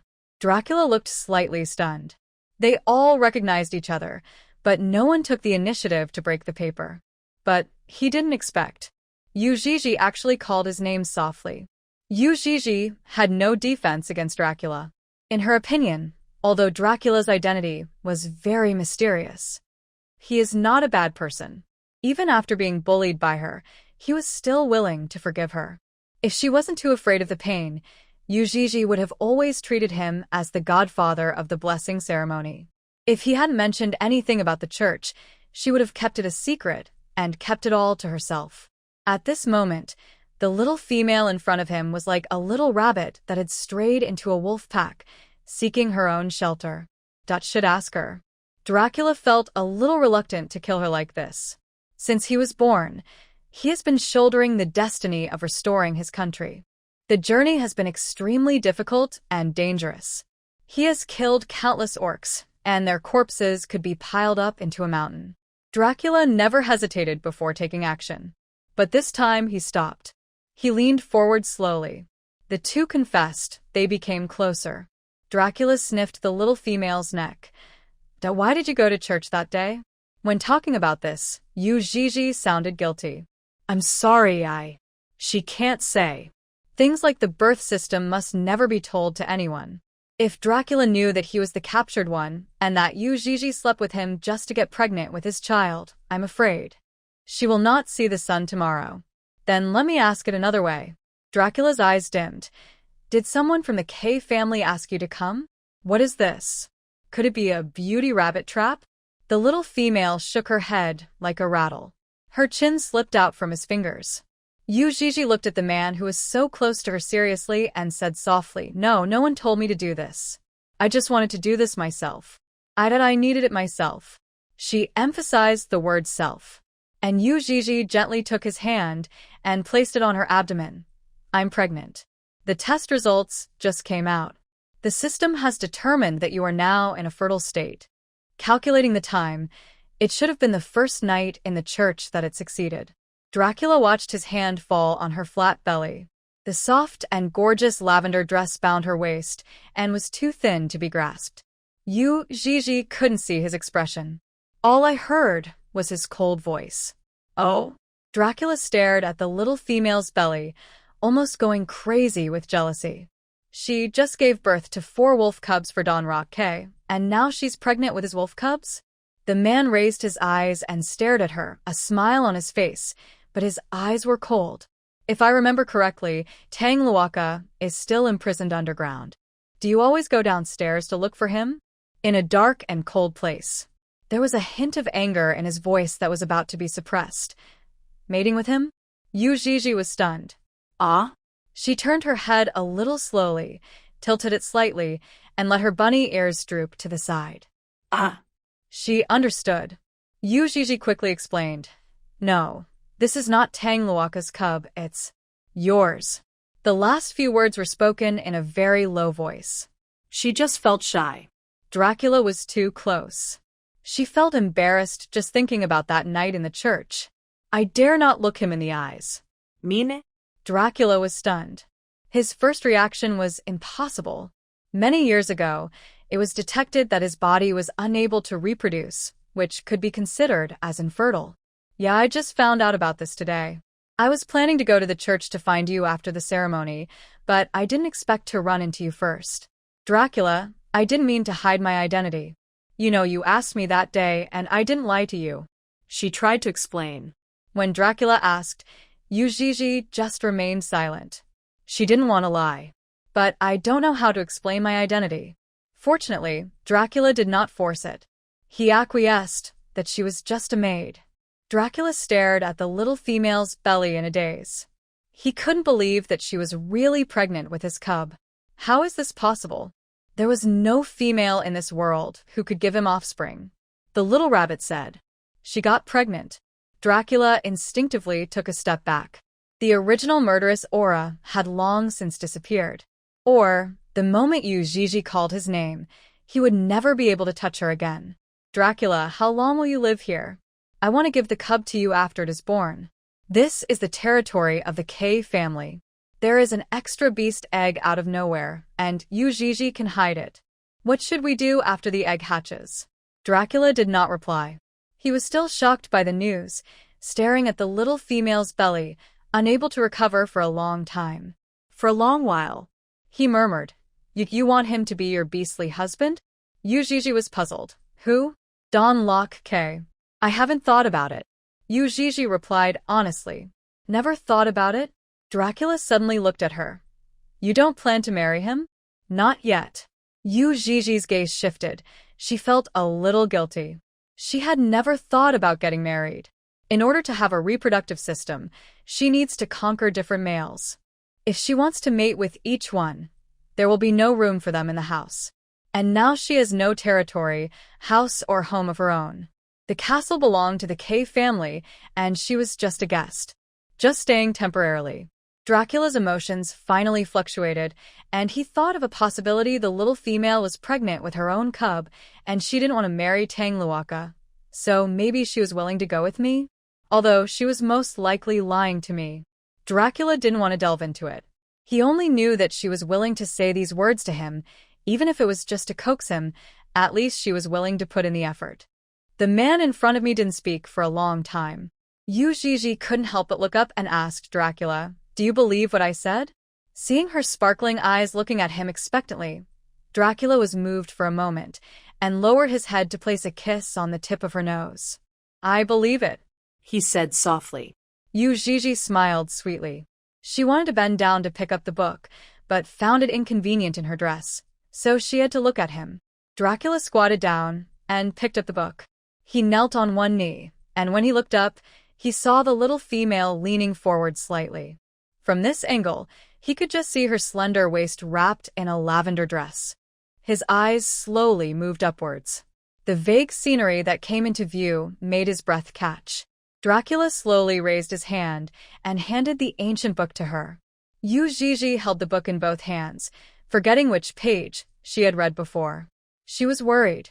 Which paragraph did I read to? Suddenly, the book in his hand was snatched away by the godfather in front of him. He stuffed the ancient book back into the bookshelf, and when the little female was still staring at him in a daze, he lowered his head and pecked her lips lightly. Stop reading. He held her chin. Look at me. Dracula leaned over and kissed her. Yui's ears felt hot, and she moved slightly, but was firmly held by the man's broad hand. Feeling Dracula's strength gradually increasing, the air gradually became thinner, and she was gradually deprived of oxygen from the kiss. The fair little face turned red. Dracula pulled away slightly, looking at her with eyes that seemed to be misty, leaning against the bookcase and breathing softly. The man rubbed her slightly swollen lips with his fingers. Come to the church tonight. I have something to tell you. Yuii nodded slightly. She was a little tired after the afternoon banquet and returned to her room halfway through. The orcs watched her leave reluctantly. The little female is so charming. However, whether intentionally or unintentionally, the people of the K family did not allow anyone to get too close to her. It seems that they are also afraid that the little female will choose another male and not become the wife of the ruler of the K family. With Lisa's help, Yuii took off her luxurious long dress and put on more comfortable clothes. She was wearing a pure white dress, curled up in the soft sofa, holding a rose-pink pillow in her arms, staring at the flower pots on the terrace in a daze. I wonder what Dracula is going to tell me tonight? About the baby? He won't want it. Thinking that Dracula might leave the K family's territory soon, if she was the only one left, what would she do after giving birth? Satan. She called softly, is there any space to store beast eggs? System, there is no such thing. Yuii. It seems that the beast eggs she laid are different from the pet eggs rewarded by the system. The pet eggs are still in the inventory. I don't know when it will hatch. Can I take a look at the contents of the third mission in advance? System. The mission has not been unlocked yet and cannot be viewed for the time being. All right. The second task was to successfully give birth to a cub. During this time, she could only stay in the castle. It's almost night. Lisa brought in a glass of milk. Ms. Gigi, drink this, and you will sleep better tonight. Thank you. Butler Chiao specifically told me that the territory is not safe right now, so try not to leave the room. Yuii drank half of the milk and stopped. What happened? Lisa made the bed and recalled it seems that a lot of patrolling guards died in the church. When Yuii heard the word church, she paused for a moment and unconsciously clenched the cup. Ms. Gigi, do you know why Lord Nader didn't come back on such an important day when the cubs hatched? Lisa approached her and whispered, I heard that something happened in the palace. A prince died. He was assassinated. You said, could that assassin have hidden in our territory? Otherwise, how could so many guards suddenly die? It seems that they were all killed in one, and they didn't even have time to call for help. And it seems that they are the remnants of the Tsang nation. Yuii heard this term for the first time. Tsang Kingdom? Yes. There were 4 empires on the Beast World planet before, but now there are only 3 left. The one that was wiped out by the 3 empires together 200 years ago was the Tsangshan Empire. Lisa said softly, Tsangshan is the territory of the Eagle clan. They are the sky overlords of the Beast planet. In their heyday, the other 3 empires had to bow down to them. I heard that their current lord has the strongest rare talent in the Tsangshan Empire in the past 100 years. He was rated SSS at birth, just like Lord Locke. Ever since Yuii heard about the incident in the church, she has been a little distracted. Lisa thought she was tired. She smiled and said, Ms. Gigi, go to sleep first. I won't disturb you, Lisa. Good night, good night. After Lisa left, Yuii sat at the head of the bed, and she picked up an oil lamp from the low table beside her. Late at night, she found the steps covered with ivy at the back door of the terrace and quietly left. Hope. Don't let anything happen to Dracula. The night was deep and foggy. After walking a long way away, I looked back at the castle.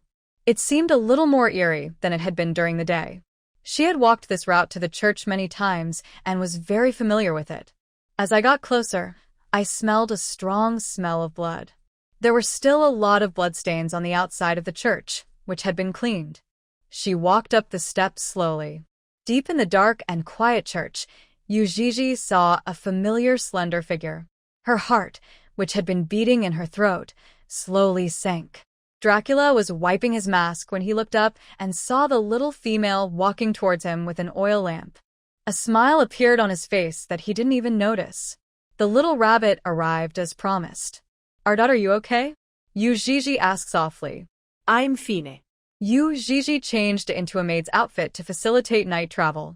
When she came to Dracula's side, the man gently smoothed her slightly messy long hair and ran his fingers over her rabbit ears. He couldn't help but lowered his head and kissed the little female's forehead. For so many years, he has been walking alone in the dark. Dracula suddenly realized that love cannot be hidden. When I saw her, I wanted to hold her in my arms, especially knowing that the little rabbit was pregnant with his cub. I have other things to do later, so I can't wait for you in the church every day. Except for late nights on weekends, you don't have to come specially at other times. Yuii's first reaction was, "So, what do you eat?" What would Dracula eat without the food she sent? He couldn't help but smile. "Don't worry, I won't starve myself." Dracula pulled out a long wooden box from his arms. He opened it, and inside was a pure sky blue jewelry necklace. The blue bead is crystal clear, just like the color of the sky. This was given to him by his mother before she died. Male eagles only have one wife in their lifetime. For Dracula, he would never give away his ancestral token of love unless he was sure that the female would be his lifelong companion. Dracula gently placed the necklace around her neck. It was the first time that Yuii saw such a beautiful necklace. She looked down in surprise, and the rabbit ears on her head moved slightly. "This is For you. Well, but I didn't bring you a gift today." Yuii raised her head and looked at him seriously. "Token of love." Dracula's mouth curled slightly. "You already gave it to me." He always carried with him the white lace headband that Yuii had dropped earlier. Far away from the church, a line of guards were patrolling the territory. Because something had just happened in the church, they would come to patrol the area every once in a while to see if there was any news. Dracula simply picked up the little female in front of him. He jumped out of the glass window.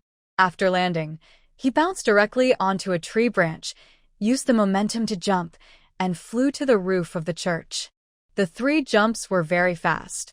Yuii lay in his arms, clutching his collar nervously. After landing steadily, he gently put Yuii down. Stay here for a while. Dracula looked at the guards who were about to arrive at the church in the distance and said, "I'll take you back after they leave." Yuii was sitting on the roof of the church. Next to her were tall and dense trees that completely blocked the shadows of both of them. After a long while, when he was sure that the guards had left, Dracula looked at her. "I have something unfinished to say in church just now. After this matter is resolved, would you like to come with me?" This was the first time Dracula took the initiative to invite a female back to his territory. He stared closely at the little rabbit beside him, afraid to miss any expression on her face. Yuii was stunned. Leave the K family with Dracula? It's not impossible, but she doesn't know yet what the next mission will be. "I think." Yuii bit her lip. "I'll make a decision after the baby is born." "Okay," Dracula promised. "I'll wait for you." He wouldn't force her to make a choice now. As an S-rank female, it is her freedom to choose who to be her beast husband. Dracula is willing to wait. The area around the church returned to its former silence. He carried Yuii down from the roof. Stopped outside the church. The ground was covered with dead leaves and withered roses. The wind blows and it makes a rustling sound. "Let's go." Dracula planned to send her back. Dracula Yuii called his name softly. "I can go back by myself." Tonight is not peaceful. She can vaguely guess Dracula's identity. He must be related to the Tsongshan Empire. He still has to hide carefully and not get caught. "Okay." Dracula nodded slightly. He glanced at the golden mask in his hand and slowly handed it to her. "Miss Gigi, can you please help me put on this mask?" "Okay." Yuii took the mask. Dracula was wearing it when they first met. The half-broken golden mask made him look even more mysterious. Dracula was very tall, and he bent down to let Yuii put on the mask for him. Yuii stood on tiptoe and gently covered the left half of his face with the mask. The man's handsome eyebrows and eyes were even more fascinating under the mask. The moonlight in the sky is hazy. Yuii gently pressed the edge of the mask and touched his cheek, which gave him a slight electric shock feeling. She looked into the man's deep eyes, her breathing stagnated slightly, and she felt that the man in front of her had clear features and was extraordinarily handsome. In front of the mottled church, moonlight sprinkled all over the ground. The man bending over and the girl standing on tiptoes formed a beautiful painting. After putting on the golden mask, Yuii smiled brightly. Okay, Dracula liked to see her smile. The little female's smile was fresh and pure, like a stream, slowly flowing into his long-dried heart. As she left, Dracula watched her go. The smile in his eyes gradually disappeared until her figure disappeared. Dracula thought about what he was going to do next. His eyes moved, and there seemed to be a smile on the corner of his mouth, but his eyes were like a sharp knife. The accounts between him and the Valoran Empire need to be settled one by one. On the way back, Yuii met the guard team. When the guards saw her, they were stunned for a moment, then quickly bowed their heads and saluted. They were very close to the castle. Yuii smiled and walked past them, leaving a group of orc guards staring at her back in a daze. This is Miss Gigi. She's even cuter than in the photo. But why is she wearing servant's clothes? Why should you care? Even the simplest clothes, when worn by Miss Gigi, are like a goddess descended to the earth. Back in the room, Yuii stroked her chest gently. She was frightened when she met those guards just now, but fortunately it was at night, and they couldn't see her expression clearly. Otherwise, you will definitely find something wrong. Yuii was not sleepy at the moment. She opened the system's inventory and began to count how many usable props she had left. The most practical thing is the nutrient solution that can hide the smell. It was because of this that Dracula had been unable to find her before. In addition, there is a bottle of pheromone that drives all males crazy, and the eavesdropping card that has never been used. Just as Yuii was sorting out her inventory, she heard the system's voice. System, ding. The host has triggered the side quest. System. After completion, 2 main lines can be announced at the same time when the third mission is announced for the host to choose one. System. Host, would you like to accept this side quest? 2 main lines, choose one? With one more option, there are more possibilities. Yuii quickly responded. I'll take it. Judging from the last side quest, the difficulty of the side quest does not seem to be too high. She is willing to try. System, ding. Congratulations to the host for activating the side quest Going with the Flow, which requires the host to help hide the identity of the Eagle Tribe Orc. After completing the quest, you will automatically receive a choose one of 2 main lines welfare coupon. Go along with the crowd. Yuii repeated these 4 words. She thought about it and thought it might be related to Dracula. Because Dracula is an eagle. That day in the church, she cut her finger, and that night she saw Dracula's beastly body. Or, in other words, half of the beast's body. Yuii couldn't help but cover her hot cheeks. Yuii lived a very peaceful life in the next few days. She is resting and taking care of her pregnancy. The estimated date of giving birth is at the end of the month. Just after noon, Yuii, who had just finished her lunch, was lying in a rocking chair on the terrace basking in the sun. Lisa walked over slowly. Miss Gigi, Lord Nar wants you to go to the reception room. He seems to have something important to discuss with you. As a distinguished guest of the K family, Yuii's food and daily life were taken care of by the K family servants, and Housekeeper Chiao would often come over. But this was the first time I was formally invited to discuss important matters. She changed her clothes and, led by the butler, came to the reception room of the K family. As soon as I entered the door, I saw Donald standing in the center of the luxurious reception room. He is the twin brother of the current acting ruler, Donald K. The wolf youth was wearing a crimson suit today, his short white hair was slightly curled, and the smile on his face was as bright as ever. Yuii walked into the reception room. In the corridor outside the door, the butler led the godfather over. He is the newest godfather of the K family. Today, he is here to discuss the month-end sacrifice with Donald. The butler said softly, "Godfather, Miss Gigi has just gone in. Please wait outside the door for a moment." Dracula responded, "Yeah."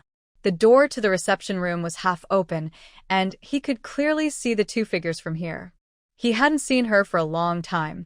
The little female was wearing a light purple corseted long skirt with her long hair falling to her waist. Just her back made him feel dazed. To prevent himself from losing his composure, Dracula turned around and leaned his back against the wall next to the door. He heard Donald's voice in the bright and dignified reception room. The wolf youth asked with a smile. As the top heir of the new generation of the K family, although Don Nar is not the one in power, he has a very high status in the family. His twin brother is currently handling all matters concerning the K family. According to the seniority and blood relationship, Tang should call him uncle, although they are about the same age. Yuii was slightly stunned by Donald's sudden question. The wolf youth with a cheerful smile winked at her and said, "Locke doesn't know how to be gentle with women. Unlike me, I am much gentler than him." Donald made a pleased gesture towards the red sofa. "Ms. Gigi, please sit down." Yuii walked over slowly, sat down, and was still thinking about how to respond. Donald poured her a cup of black tea. He walked up to the girl, knelt on one knee, and offered her the tea in his hand. The young man's ruby-like eyes were particularly attractive, and his short white hair looked like it was covered with snowflakes. "If you're with me, I will never make you sad," Donald said very seriously. Yuii took the exquisite little teacup, held the edge of the cup with both hands, lowered her head, and took a sip of the mellow black tea. "And?" Donald's mouth corners slightly raised, dimples bloomed. "My genes are not inferior to any male. Miss Gigi, do you want to give it a try?" He whispered seductively. "No." "No need." Yui's hand holding the tea trembled slightly. She was a little uncomfortable with Donald being too close to her. The young man smiled slightly. He stood up and looked at the fair and tender face of the little female. Her watery eyes were clear and soft, making people want to bully her. Took a step back. I found that the little female's breathing became smoother. It seemed that she was not used to the approach of males, especially carnivore. Outside the door, hearing the little female's soft rejection, Dracula's slightly lowered eyes revealed a faint smile. "Let's talk about something serious." The wolf youth was still smiling.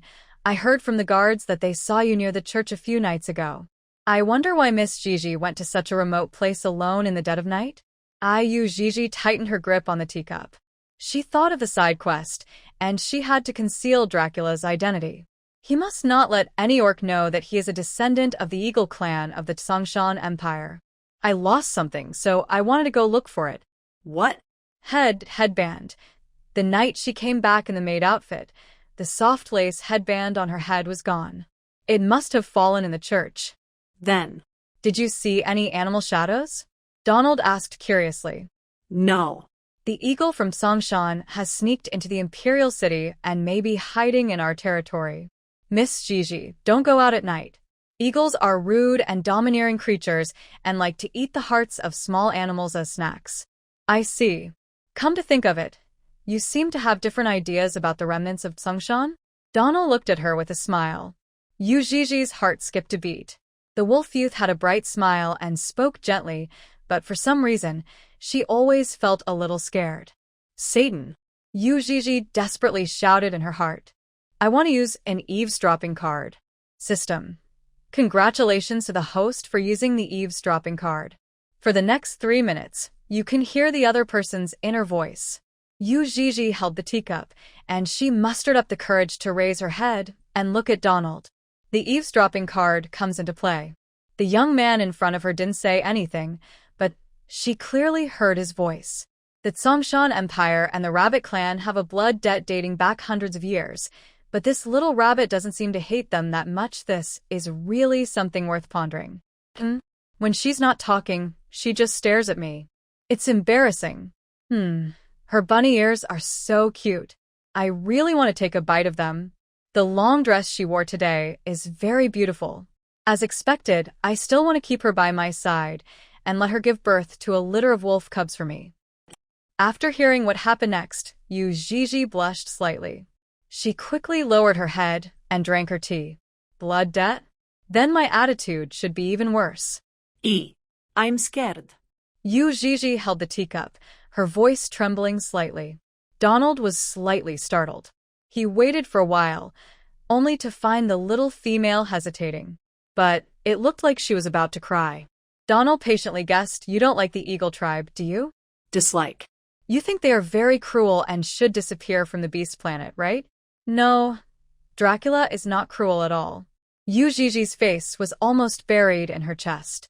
She nodded gently. Yeah. "All the people of the Eagle tribe deserve to die, right?" "Yes." When Donnell saw the little female trembling, he thought she was thinking of the goshawk, a genetic fear that came from her bones. He didn't ask any more questions, but walked up to her, squatted down, and considerately handed her a clean handkerchief. "The church is deserted. Why go there?" Dracula, who was outside the door, listened quietly to the two men's judgment of the Eagle tribe. The man lowered his eyes, and no one knew what he was thinking. His tightly clenched fists, with white knuckles, reveal his emotions in his wide sleeves. Yuii looked at the white-haired young man squatting in front of her. She murmured, "I went to the church to pray for Tang. He lives in such a cold place. I am very worried. I hope he can recover soon and return to the sun." She moved out of Locke. "Tang?" The white-haired young man from the wolf tribe was stunned for a moment, but soon he reacted with a hint of jealousy in his tone. "So that's how you usually call him?" Such intimacy. Then everything can be explained. The female had a really good relationship with Locke, otherwise she wouldn't have been pregnant with his cub. After advancing to the Imperial S-class female, she was not in a hurry to choose a beastly husband. "I guess he is waiting for Tang Luaka to return. It makes sense to go to church to pray. Locke is indeed sick and needs the beast god to cleanse him." Outside the door, Dracula was pale, leaning against the wall with his hands hanging down weakly.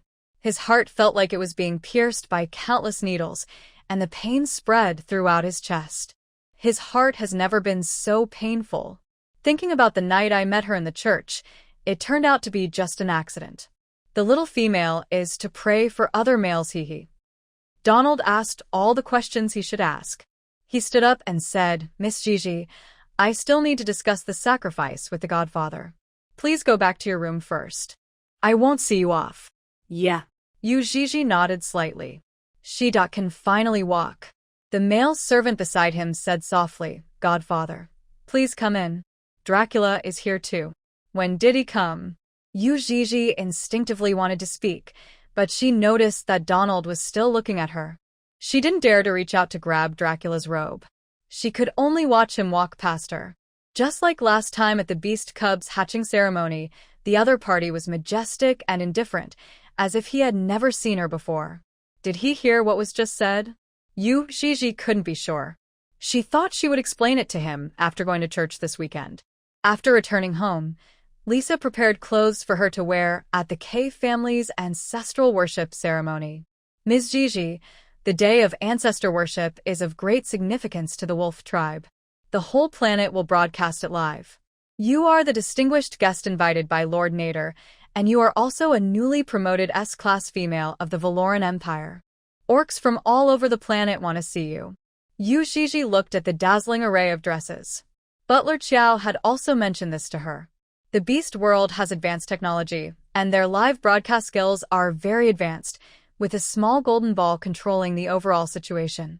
Yuii was invited to participate in the ancient ceremony of the wolf tribe, which will be held at the end of the month. "Miss Gigi, which dress do you like?"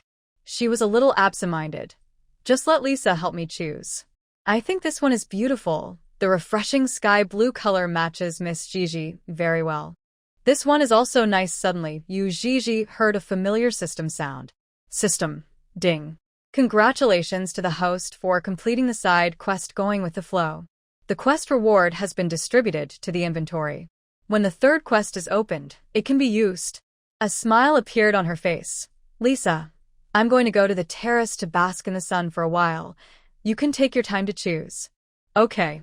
Coming to the terrace of the bedroom suite, where green plants and flowers complemented each other. She lay down on the soft sofa, opened the system inventory, and saw a scroll. As he moved his finger over, the name of the scroll appeared. Mainline welfare coupons. Choose one of the two. Summary. 2 main quests can appear at a time for the host to choose. This coupon can only be used once. The side quest was completed, which means that NAR did not find any clues about Dracula being an eagle orc because of his suspicion of her. Yuii felt a little happy in her heart. She looked up at the blue sky above the castle and murmured, "I hope he didn't hear the conversation I had with Donald in the room today." Yuii is looking forward to meeting Dracula this weekend. On weekends, she would go to the church at the agreed time, carrying an oil lamp. However, there was no one there. She waited alone for a long time, but Dracula never showed up. The church was empty, and the fallen leaves and withered roses on the ground looked as if they had been cleared away. She put the oil lamp on the ground, sat on the bench in the front row, and waited silently. But until the sun rose the next day, Yuii did not see Dracula. Did something happen to him? Another week later, Yuii arrived as promised. The moon was dim, and the stars were sparse. The dim church was extremely quiet. She stood outside the door, not even daring to go in. Dracula missed his appointments for 2 weeks in a row. Yuii didn't know where he had gone. Lisa indirectly about the Godfather. I heard that he accepted an outbound mission and left the imperial capital of Valoran. Really gone? Didn't leave any words for yourself?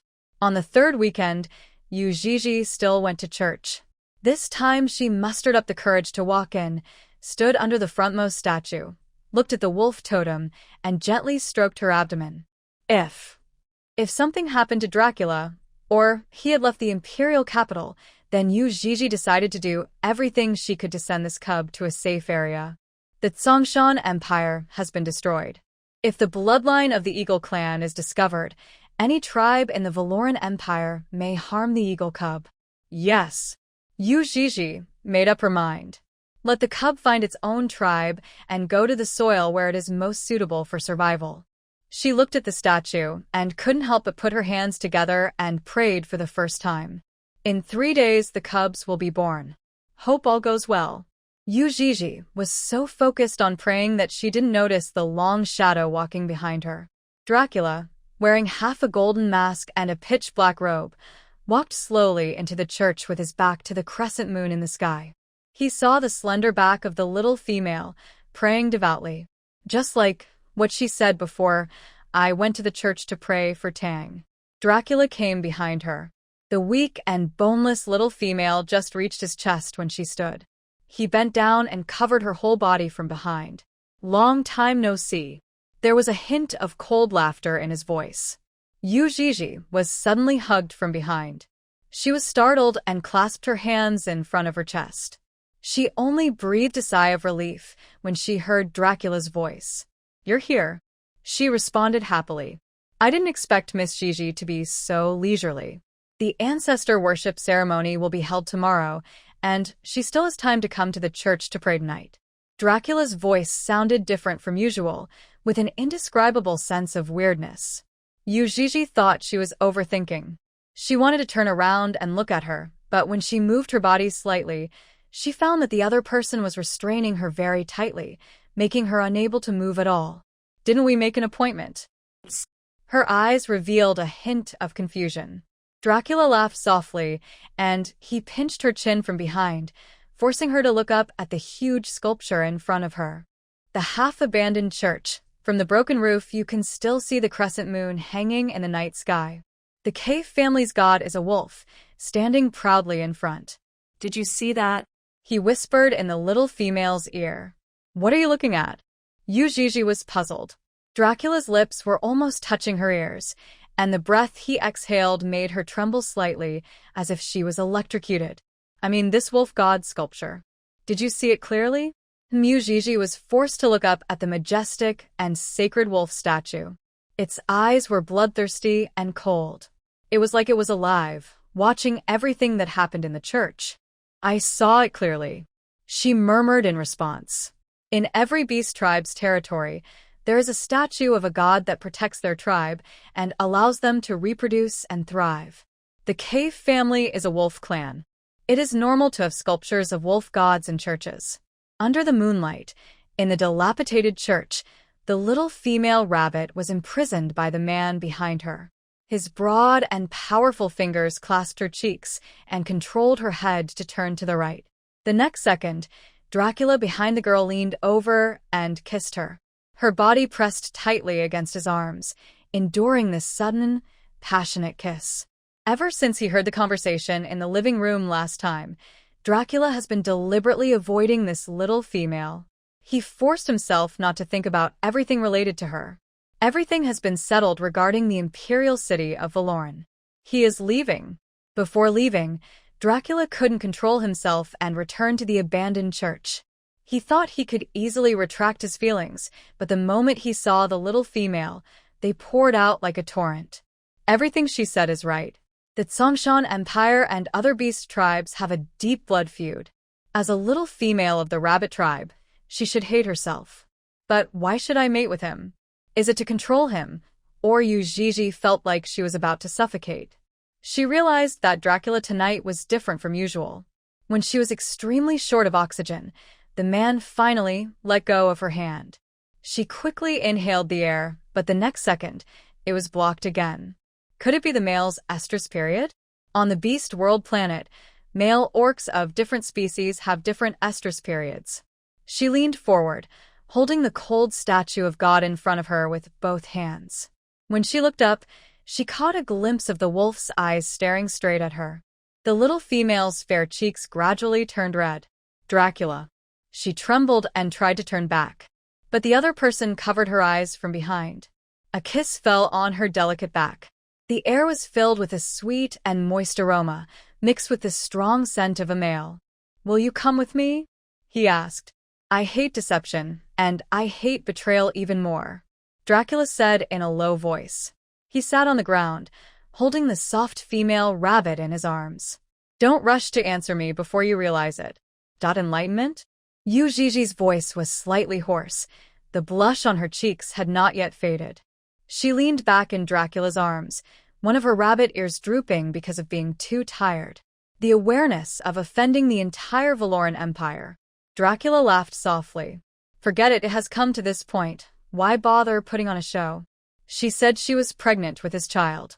He was born with an infertile body, and it was only because she acted so realistically that he believed it.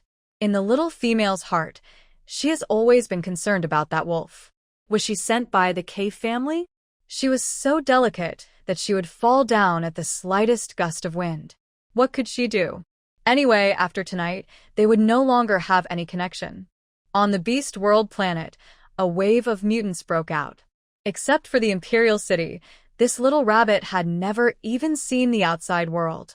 She grew up in the most gentle and nutritious plantation on the planet. How could she be willing to leave? What Dracula hated most was deception and betrayal. But when faced with the little female, he found himself helpless. Even though he knew that she had been lying all along, he still couldn't rip her heart out alive. Whenever he touched her, Dracula seemed to be in heat all the time.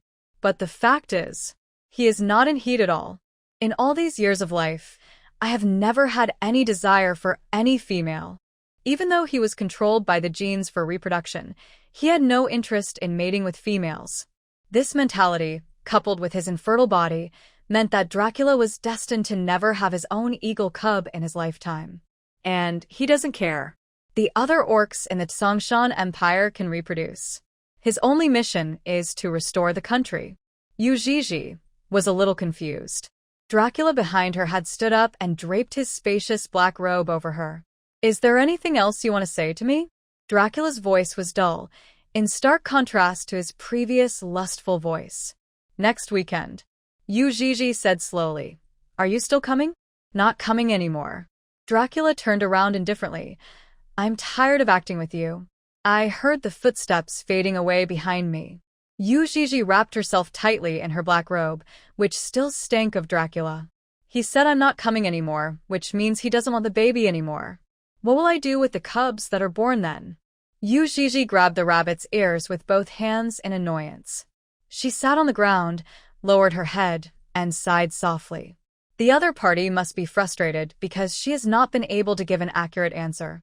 After all, Dracula had asked her several times if she wanted to go with him. Yuii had no way of answering. Because she also has to complete the task.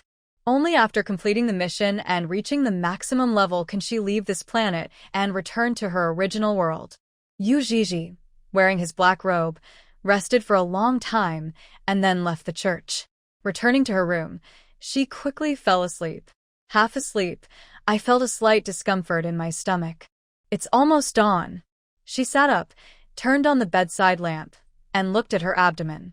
It seemed like something was flowing out. What's wrong with me? System. Don't be nervous. The baby is about to be born, 2 days earlier than the expected date. The first time, because it was a newbie benefit, the system automatically accelerated, and my body had no reaction. This time, I was pregnant for nearly a month and my body had subtle changes. Yuii quickly took out the painless instant regeneration pill from the system inventory. After swallowing it, the physical discomfort disappeared immediately. Having experienced it the first time, she was not nervous this time. She was the only one in the huge bedroom, with a soft bed, which was much more comfortable than the first time. She raised the pillow, leaned her back against it, and waited quietly. 1 minute later. System ding. Congratulations to the host for giving birth successfully. Receive 300 points as a reward. Because you gave birth to an eagle cub rare, you'll be rewarded with an additional 200 points. System ding. Congratulations to the host for successfully reaching level 2. Many benefits in the Good Pregnancy Mall have been unlocked. The host can use points to redeem items at any time. System. Friendly reminder, there's still 1,500 points left before the next upgrade. Just like the first time, with the help of the painless birth pill, the birth of the cubs was very quick.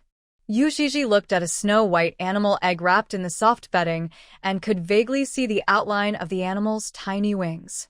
The eggs need some time to incubate, and one day the eagle cubs will hatch from the shells. Yuii gently touched the eggshell with her hand. It felt smooth and cool. She thought about it, got out of bed immediately, found a bamboo basket for food, put a pillowcase on it, and gently placed the egg in it. Maybe Dracula isn't far away. Once he smells the scent, he might come back. It's already daybreak. Outside the door, Lisa called softly, "Miss Gigi, are you up? There is a grand ceremony today, so we need to get dressed in advance." Come in. Yuii closed the lid of the bamboo basket. She sat on the sofa on the terrace with a nervous smile on her face. Lisa thought she was there because of the ceremony. The rabbit tribe lives in the green city of the Valoran Empire, which has charming scenery and fresh air, making it a great place for vacation. Among them, the most famous rabbit family is the Ibe family. There lived a male black rabbit who had awakened an extremely rare healing ability, and he was a beastly talent that the 3 empires were vying to recruit. Yuii changed into a light orange dress and sat in front of the dressing table, occasionally looking at the bamboo basket on the table on the terrace. "The orcs from the Ibe family are probably here to take you back." Lisa was combing her hair, her voice full of laughter. Today's Miss Gigi must be the most charming female in the audience. Lisa. Yuii suddenly said, "After I leave, can you please open all the skylights on the terrace?" Of course, little dear Lisa put the crystal crown on Yuii's head. The rabbit girl in the mirror was delicate and cute. Lisa didn't know if it was an illusion, but she felt that her skin was especially delicate and smooth today. Her nose was slightly upturned, her cheeks were more rosy, and her eyes were especially rippling. She was stunned for a moment. Yuii has a childbearing system, and every time she gives birth, her body will be refreshed from the inside out. When I opened the door, 2 servants were waiting outside. When they saw the female rabbit coming towards them, their breathing became slightly choked. He quickly bent down and saluted her respectfully. Led by the servants, Yuii walked towards the place where the ceremony was held. Lisa followed her instructions and opened the skylight on the terrace. She closed the door and quickly followed. The snow-white and crystal-clear animal egg lay quietly in the bamboo basket. The castle in the morning. The sun is shining. Wisps of it fall on every corner of the terrace, shaded by green plants, and the air is filled with the fragrance of flowers. A dark figure appeared on the terrace. Dracula avoided all the secret sentries, followed the scent of the eagle cub, and found the suite accurately. As soon as I landed, I saw a bamboo basket on the table. He looked slightly stunned. Looking inside, it was a gorgeous and warm room, filled with the scent of little female rabbits. Dracula walked towards the table. His raised right hand trembled slightly. After opening the bamboo cover, he saw the snow-white and crystal-clear egg, which was as pure and flawless as its mother. "That are eagle eggs." The man stared at it in a daze. He thought of the little female who once took his hand, placed it on her soft belly, and shyly told him that she was pregnant with his cub. Dracula thought that the other party was playing a trick on him. His hand holding the bamboo lid trembled slightly, and at this moment his heart was filled with joy and guilt. Soon, a dark shadow followed. "Master." The eagle Beastman knelt on one knee. "According to your instructions, I have been secretly monitoring the female rabbit during this period of time. Last week, she frequently went in and out of the territory's library and took a map from there. I have brought the map." The eagle orc handed over the brown paper map with both hands. Dracula took it. After opening it, his body stiffened. "Is this a route map to the Tsongshan Empire?" The eagle orc clasped his fists and said, "Yes, the female lady also made some annotations, and I drew the same parts according to her notes. She was indeed investigating what route would be the fastest to reach the Tsongshan Empire."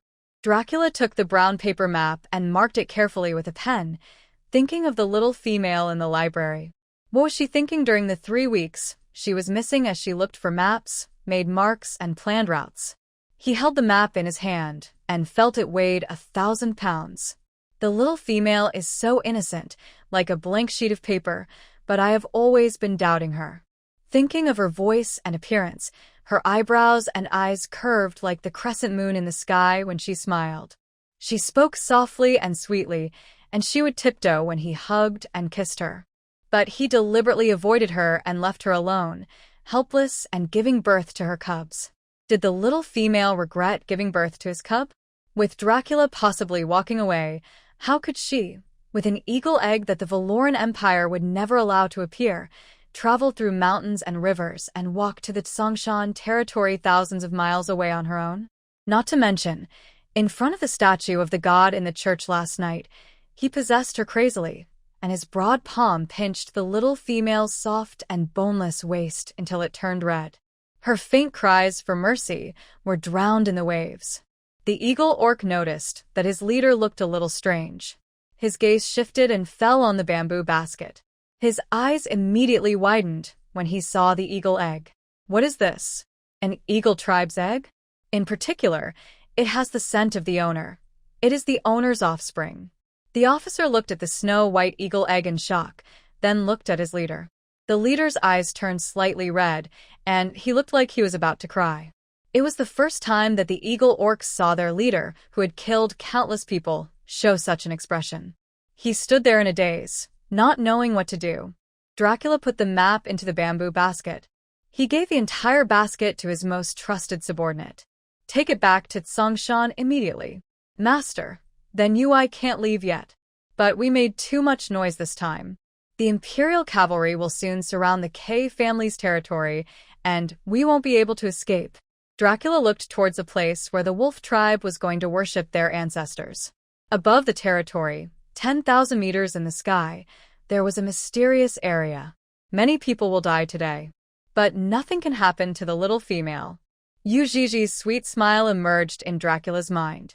If he just left like this, she would be smashed to pieces when she fell from the sky. "Take the young master back to Tsongshan. This is an order." Dracula said this, and left without looking back. Yuii followed the male servant, boarded the spaceship, and headed to the sky above the castle. The air currents were floating, and she saw small golden appearing around her. Lisa whispered in her ear, "Ms. Gigi, the live broadcast is about to begin." Pay attention to your manners. The manned spacecraft slowly stopped. The channel is open. In front of them is the altar where the wolf tribe worships their ancestors. Over thousands of years, this ceremony has become the supreme honor of the wolf tribe. The K family is the leader of the wolf clan, and they have full authority to hold the event every year. Yuii walked along the crystal-clear corridor towards the top of the tower. She seemed to be walking on the clouds. With a ding sound, the live broadcast facing the entire Beast Star officially began. Orcs from all over the world, whether they were working or on vacation, took the time to refresh their screens.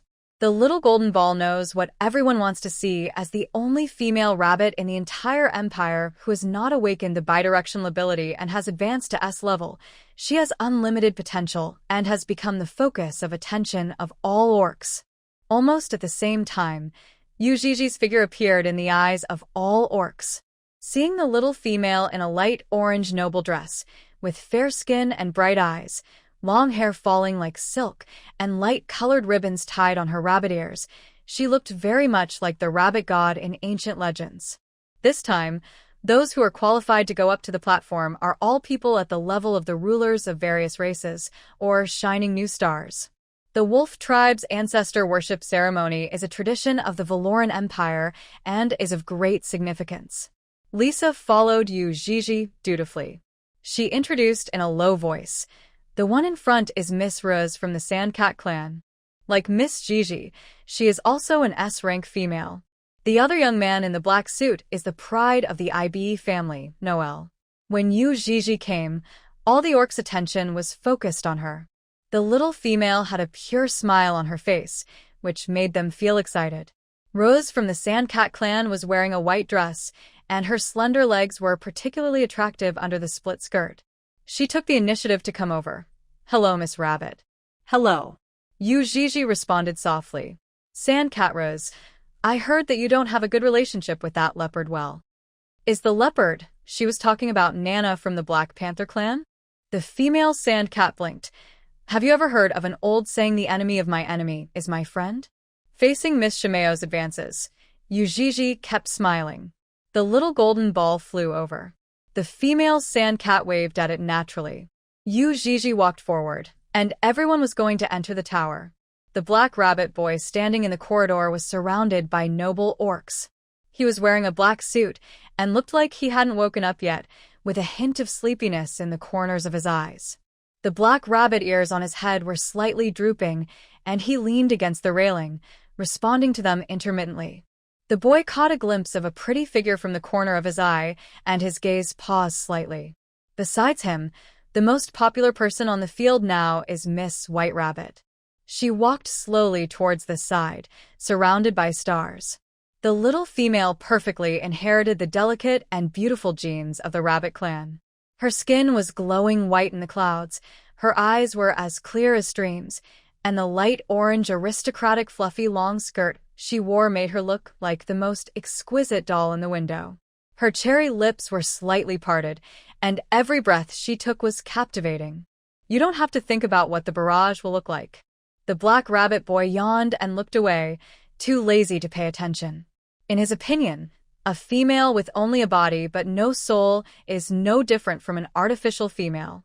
Yuii saw him from a distance. She slowly came to him. When the people around saw her coming, they consciously dispersed to both sides. Under the watchful eyes of the crowd, the little female rabbit walked straight up to the young man from the same tribe. She held up her skirt as a greeting. "Hello, Noel." Hello. Noel wiped away the sleepy tears from the corners of his eyes with his fingers. He leaned against the railing, and the wind blew through the strands of hair on his forehead. Noel, who has awakened super healing powers since birth, has been admired by the entire empire since he was a child. Many females are attracted to him because of his special healing powers. At the side, the rabbit tribe manager who came with Noel immediately showed a friendly smile. "Miss Gigi, I am the housekeeper of the IBE family. I am here on behalf of the head of the family. I want to invite you back to your hometown. We in Greenfield City welcome you very much." Greenfield City is the most suitable place for the rabbits to survive, and almost all the rabbits are in that town. Maybe it will take some time. Yuii lacked confidence as soon as she opened her mouth.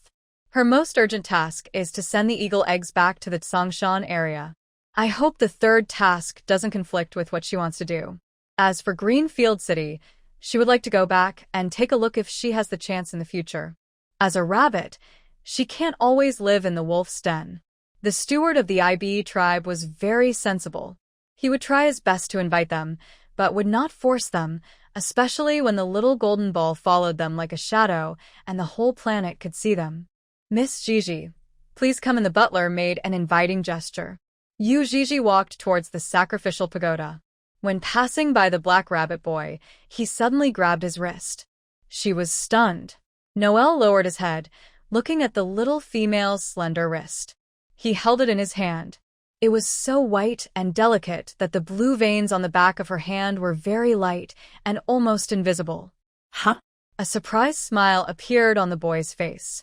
What happened? Yuii was a little nervous. The black rabbit boy just stared at her with a half smile. To outsiders, the two of them staring at each other was a very ambiguous scene. The female on the side showed a jealous look. Noel of the IB family is a genius in the healing department. His extraordinary healing ability is greatly needed by both the military and the powerful. There was a long queue of orcs who came to Green City for treatment, and it would take more than half a year before they could see him in person. In addition, his own mental strength is also extremely strong. He was awarded a war medal at a very young age. And at this moment, there are so many comments in the live broadcast room that they overlap. Let go. Don't touch her. Wow, is this the healing genius? He is so blatant when courting. Jealousy makes me twisted. I want to eat and drink 100 bottles of nutrient solution. Am I the only one who thinks they are a good match? The rabbit tribe's genius male and S-level female, no matter how you look at it, seem like a match made in heaven. Castle, minus 13th floor. Tang Luaka, sitting on the mutant's corpse, looked at the live broadcast projected on the wall with an expressionless face. In the picture, the rabbit boy leaned forward slightly, with his thin lips pressed between the snow-white ears of the little female rabbit. No one knows what he said. After he finished speaking, a layer of blush appeared on the little female's snow-white cheeks. The comments in the live broadcast room were rapidly changing, and many orcs were taking screenshots crazily. Help! She's so cute. I really want to raise one. I'm dying. My blood tank is empty. Ms. Gigi, please choose me to be your beast husband. I am gentle and considerate, can help you take care of the house, and will never be jealous of your other beast husbands. What on earth did they say? I really want to hear it. No one knows what Noel said. Just see it. After saying this, the young man had a lazy smile on his sleepy face. He tilted his head and stared at the little female rabbit with interest. Yuii felt her cheeks getting hot. Her secret. They were all discovered by the other party. The rabbit boy was a great healer. He grabbed her wrist tightly, and with a slight touch of his fingertips, he discovered that her body had just given birth. What do you want me to do? Yuii looked at him uneasily. The boy smiled. Come find me after the ceremony. Although there is always a hint of laziness on the face of the rabbit boy, as if he has been up all night, it still cannot hide his handsome face. There was a hint of an evil smile hidden in the drooping corners of his eyes. It's like finding a new toy. Is it torn to pieces, or can't let it go? You won't know until you play it. It seems like I met a difficult guy. Yuii had no doubt that if he refused, he would directly announce that she had just laid an egg. She had to protect the newborn cub. Yeah. Having made up her mind, Yuii said, Okay, I'll go. The young man leaned against the railing and smiled lazily. I hope Miss Gigi won't make me wait too long. Yuii pursed her lips. She seemed a little angry, but her voice was still soft. Did I know? Under the guidance of the housekeeper and followed by the live broadcast golden ball, Yuii stepped into the only black tower in the clouds. Many dignitaries in the imperial city have already taken their seats. Yuii discovered that all the orcs that came in were half-beasts, including her. As soon as she stepped into the Black Tower, a faint white light appeared on her body. When she reacted, she saw an anthropomorphic rabbit under her gorgeous and elegant aristocratic fluffy long skirt. Her snow-white arms also became furry. Although it still walks upright like humans from the appearance, it is just a real rabbit. The black rabbit Noel, who was following behind her, also changed from a human to a half-beast form. As soon as he came in, he smelled the strong pheromones on the female rabbit. As a member of the same race, he was more sensitive to the scent of female rabbits than other races. Perhaps it was deep in his genes, filled with the desire for mating and reproduction. Let's go. Seeing that the little female didn't move for a long time, he urged her in a listless voice. Yuii lifted her skirt and walked slowly down the aisle. Inside the Black Tower, the light was dim. She saw two animal shadows standing at the end. As I got closer, my back felt numb, and even my legs started to tremble. The two brothers from the K family, who were greeting every guest, smiled meaningfully when they saw the snow-white rabbit shadow. They are the head of the K family, Donald, and his twin brother Donnell. The two white wolves were wearing retro traditional sacrificial clothing, with family marks on their foreheads. They had auspicious knots hanging on their temples, staring at the petite and soft female rabbit in front of them, with a smile on their lips. Miss Gigi, nice to meet you again. The first to speak was Donald on the right. Yuii had been alone with him in the reception room. At the time, he was in the form of a human youth, and she was already nervous. Now facing two half-beast wolves. The fear of carnivores deep in her genes spread uncontrollably, and Yuii couldn't help but shiver. Hello. Hello. Behind her, the black rabbit boy pushed her maliciously. This little female, I don't know what she's shaking for. So help her and go over there quickly. Yuii staggered and ran directly into Donald's arms. The strong smell of wolf rushed towards her, almost drowning her. She was suffocated for a moment. Donald gently supported her shoulders and turned into a half-animal body. The little rabbit felt soft and furry. She was so small, especially after she turned half-beast. The sizes of the males were affected by the tribe. In front of this little white rabbit, the wolf looked particularly tall and ferocious. Although he kept smiling, he still looked very ferocious. Donald lowered his head and sniffed her rabbit ears with his wolf nose. Welcome to the wolf tribe's altar. My noble princess, please take a seat. Yuii clasped her hands tightly in front of her chest. When the beast wolf approached, his entire body was completely unable to move. In the animal world, rabbits always end up on the wolf's table. With the restraint of the human form, the beast's aura would be much weaker. It would not be like it is now, where the rabbit body would be frightened and nailed to the spot just by seeing the approaching wolf shadow. The barrage was filled with indignation. Hey, white wolf of the K family, stay away. You scared our little female. Don't you know that rabbits are naturally afraid of large carnivores? It is the responsibility of all animals to protect the holy female. The little rabbit is only S-level. How come she is a saint? She will advance in the future. All the males on the planet are very optimistic about this female, who has been classified as S-level before her bidirectional ability is awakened. In time, she will awaken her bidirectional ability and will definitely advance to a holy female. Sensing the fear of the little female, Donald loosened his hand and stepped back. Only after they had some distance did Yuii dare to breathe. Was it the suppressed instinct of animal genes? When she faced the wolf, her blood froze and her body became as stiff as stone. Yuii walked forward slowly. The little female gritted her teeth and walked between the two wolves. -13th floor. Tang, who had been paying attention to the ceremony, felt a wave of numbness and madness in his heart when he saw her become soft. I want to pin her down and bite her neck directly. Eat her bite by bite. Yuii looked at the round table on the field, which had about 20 seats. From her perspective, there are deer, rhinos, polar bears, crocodiles, lions, dolphins, snow leopards, and so on.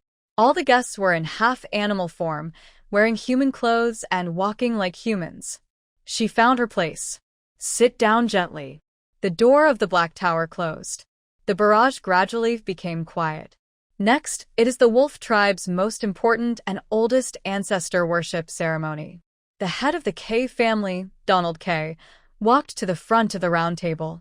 He spoke the most ancient animal language. Yuii, who traveled through time, didn't understand a single word. He saw that everyone was excited.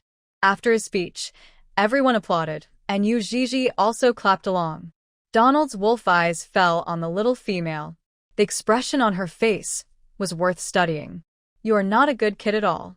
You don't listen carefully and pretend to understand even though you don't. It seems necessary to give her a private lesson in person. When the beast wolf was still standing in front of the round table, he noticed a light golden rune appearing in the sky. That radiance becomes brighter and brighter. All the beasts looked up. The shapes and stripes are very strange and rarely appear in the Imperial City. The big screen in the live broadcast room also projected the rune completely, and gradually, the formation brought about by it began to take shape. This is... Donald's wolf eyes were deep. At the side, Butler Qiao in lizard form exclaimed, "Oh no! It's the sun formation. The platform is going to fall." As soon as he finished speaking, the entire platform was split into two. A blade of light descended from the center of the round table. The high platform in the air was split in half by the light blade brought by the sun formation. Donald K reacted quickly and snapped his fingers. A magic book surrounded by lightning fell from the sky. The papers flipped open with a rustle fixed on one of the pages. Dark purple runes flew out of the book, and a huge projection enveloped the entire altar. The high platform that was shaking in the wind gradually stabilized, and the part that has fallen. Donald raised his right hand, and a stream of water flew out from his sleeve. The moment it rushed out of the tower, it was shattered by the light blade in the sun formation. There was a flash of nervousness in his red eyes. Gigi fell down. The sun array shines brightly, gathering above the tower. All exposed objects will be attacked by the light blades. Donald's water system is of no use. He was a little anxious. When Locke comes out, if he is greeted by the corpse of a young female, I'm afraid then let him make a scene. Donald's tone was calm and almost cold. This is a restricted level formation that has been lost in the Empire for a long time. Today is destined to be a turbulent day. Whether she lives or dies depends on her luck. Below the platform, the watching orcs all raised their heads. The beasts had no idea what was happening. They only saw a huge formation gathering at the edge of the sky. The dark golden light was shining brightly, as if it came from the distant heaven. The platform collapsed, and buildings and countless animal shadows fell together. When the altar spell was unleashed, the half-beast form returned to human form. The little golden ball responsible for the live broadcast did not dare to go under the formation and could only hide behind a pillar to absorb all the images. The barrage was full of screams. Lisa, who had not yet entered the tower, looked at the collapsed area in astonishment, not knowing what had happened. Yui's figure fell rapidly from the sky. Miss Black Panther, who was not eligible to participate in this event, sat on a chair and looked at the big screen in front of her. The little golden ball knows the scene that all orcs want to see the most. Its perspective was firmly locked on Yuii, never shifting for a moment. Woohoo! Some soft-hearted orcs covered their eyes with their hands, unable to bear to watch the little female rabbit smashed into a pulp and covered in blood. Black Panther Nana smiled slightly. She felt that she needed to celebrate tonight. Yuii was thrown out of the high tower and felt the whistling wind. This was 10,000 meters in the sky. She passed through the clouds and fell straight to the ground. The terrifying thing about the solar formation was the light blade attack. She heard wailing in her ears. Although the beast shadows that fell with her were forced to transform into beasts in order to gain more strength to dodge, they were mercilessly pursued by the light blade because of their beast transformation. On the contrary, Yuii, who had not awakened her two-way ability, was no different from air in the eyes of the sun formation. Otherwise, a ray of light would be enough to cut her in half. The air was in chaos. Many animal shadows struggled desperately, but were tragically attacked by a series of light blades.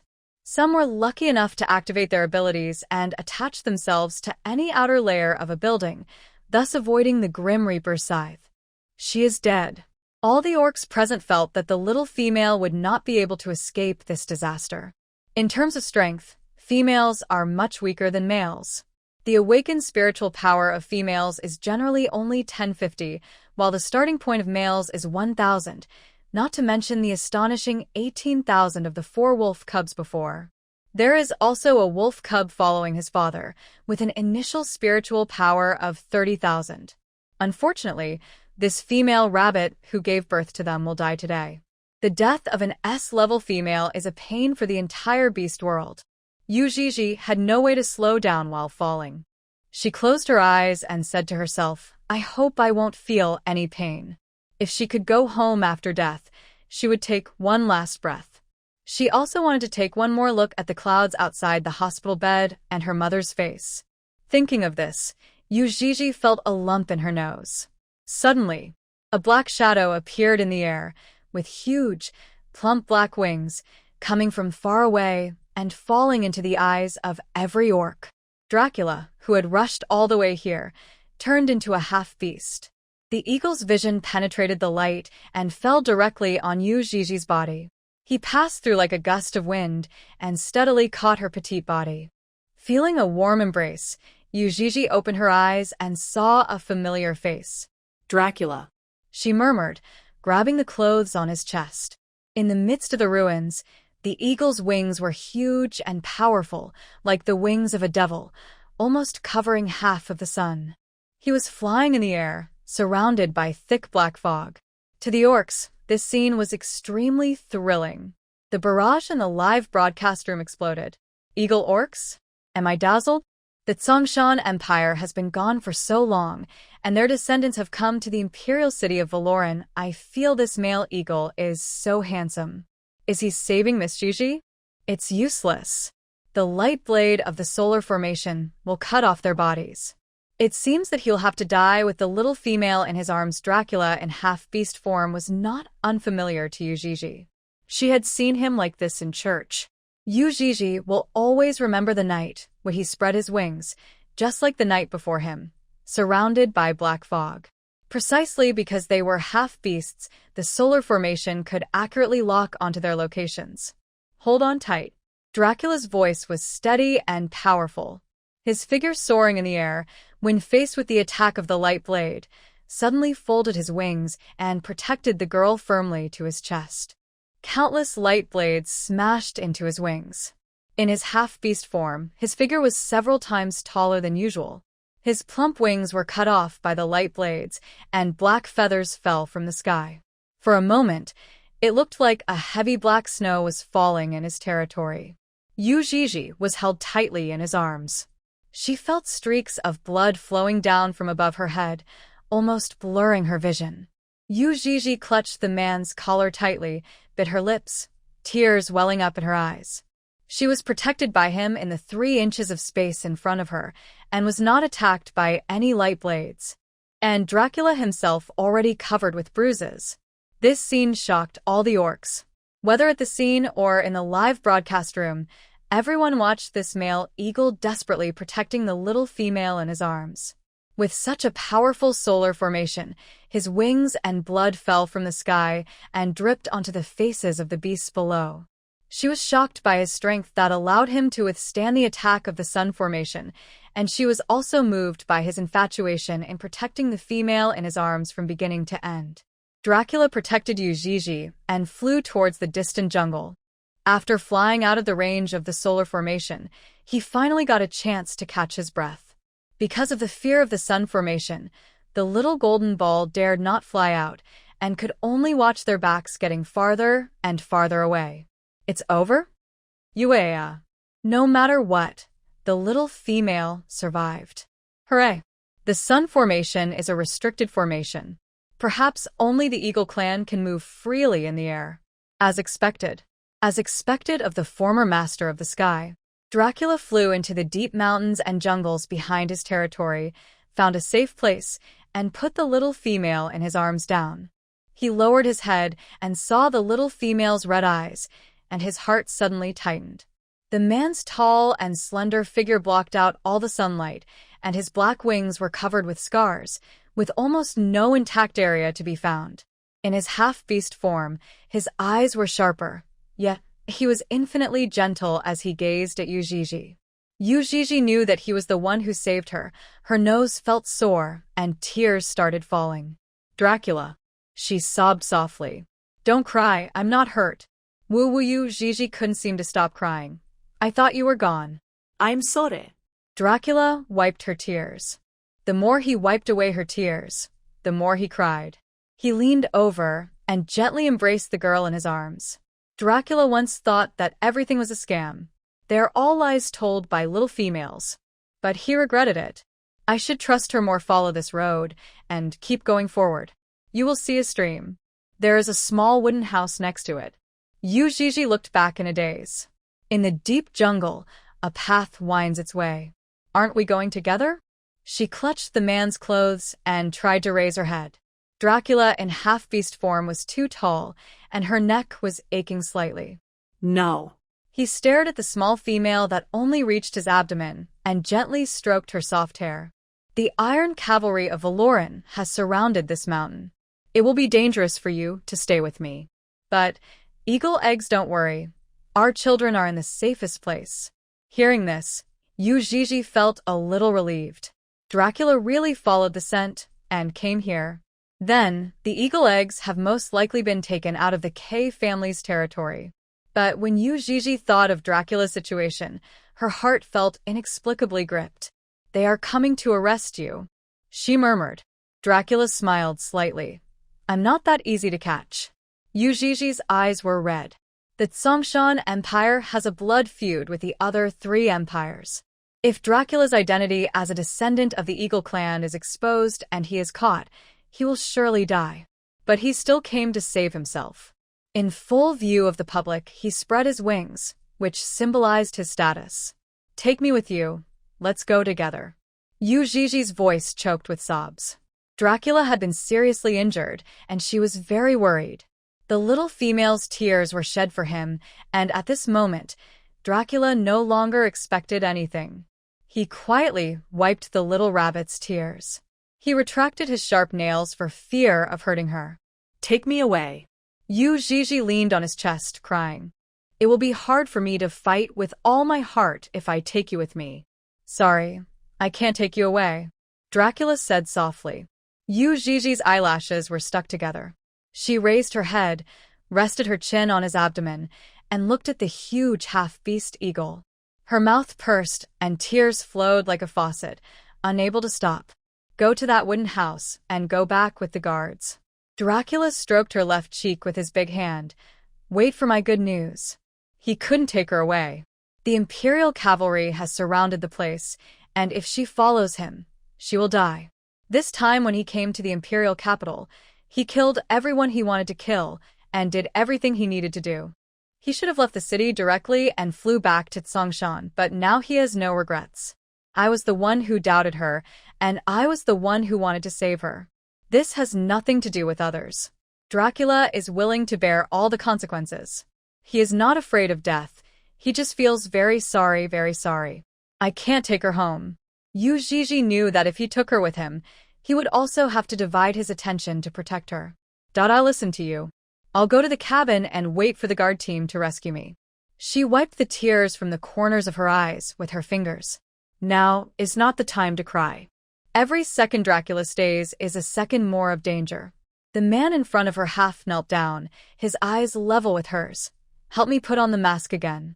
Yuii took the half-finished golden mask. After he squatted down, she could put it on him easily, smoothing it out inch by inch. "If I can successfully break through this time, I will come back to pick you up one day," Dracula said solemnly. "I swear by the eagle god of Tsongshan Mountain that I will never let you down in this life." From the moment he saw the eagle eggs, Yuii became, in his heart, the only wife of his life. Will not waver again. Looking at the little female's watery eyes and her red nose and cheeks from crying, his heart turned into a pool of spring water. He gently folded his black wings and kissed her in the mountains covered with mottled shadows. This is a farewell kiss. Unlike the past, which were full of aggression, this time it is particularly delicate and tender. Let's go. He released his wings and stood up, staring at the little female's face with a smile. Yuii nodded slightly. She took 2 steps back. The hem of her light orange noble dress was slightly torn. She bowed to the other party according to the etiquette of the beast world. Dracula smiled softly, crossed one hand over his chest, and bowed to return the greeting. He stared at the little female's slender figure as it gradually receded into the distance. Dracula took out the white lace headband that he had hidden in his chest. The soft headband lay in the palm of his broad hand. Flames were burning all over the sky. He knew that the Imperial cavalry was approaching. Dracula wrapped the soft white hairband around his left wrist layer by layer. There is also the scent of a young female on it. He lowered his head, bit the edge of the hairband with one hand, and used both hands to tie it tightly around his wrists. As long as he is alive, the little female's lace headband is his blessing. When he died, this was his favorite burial object. From the moment Dracula chose to go back to find Yuii, he was ready to face death. He knew since he was 3 years old that he was born to restore his country. Everything he did was to help the Songshan Empire return to its peak and become the overlord of the sky on the Beast World planet again. This time, Dracula didn't want to think about the responsibility on his shoulders and the glory covered by the snow-capped mountains. Facing the sound of the Imperial cavalry's hooves shaking the dark forest behind him, he gently kissed the hairband on his wrist. I would trade my life for my wife. His last bit of tenderness was buried in the mountains and hidden in the wind. When the huge black wings behind him spread out, the eyes under his mask became extremely cold and murderous. The vast cavalry of the Empire saw the half-beast eagle flying high in the sky, with his cloak fluttering, making him look like the black-winged demon king in ancient legends. Yuii was walking on a winding path in the mountains. Her shoes were not suitable for climbing, so she took them off and threw them into the grass. She held up her skirt and walked slowly barefoot. There was only one thought in my mind: find the cabin and wait for the good news of Dracula's escape. But this road is much farther than she imagined. In the mountains on the other side, orcs discovered the girl's whereabouts. Putting down the telescope, the orc servant beside the luxurious carriage bent down and said, "Your Excellency the Duke, it is Miss Yuii from the rabbit tribe." "Oh?" A man's deep voice came from the carriage. A slender pipe carved with a blue lotus lifted the curtain of the carriage. Yuii met a servant of a noble in this forest. He explained his purpose. "The master of the house invites you." The sounds of fighting continued in the forest, and a raging fire started in the distance. Yuii looked back at the deep red, her expression a little dazed. The servant advised, "Miss Yuii, it is getting dark. It will be dangerous for you to be alone in the forest. Where are you going?" "Supply station." "That's still quite a long way to go." "How about meeting our patriarch first?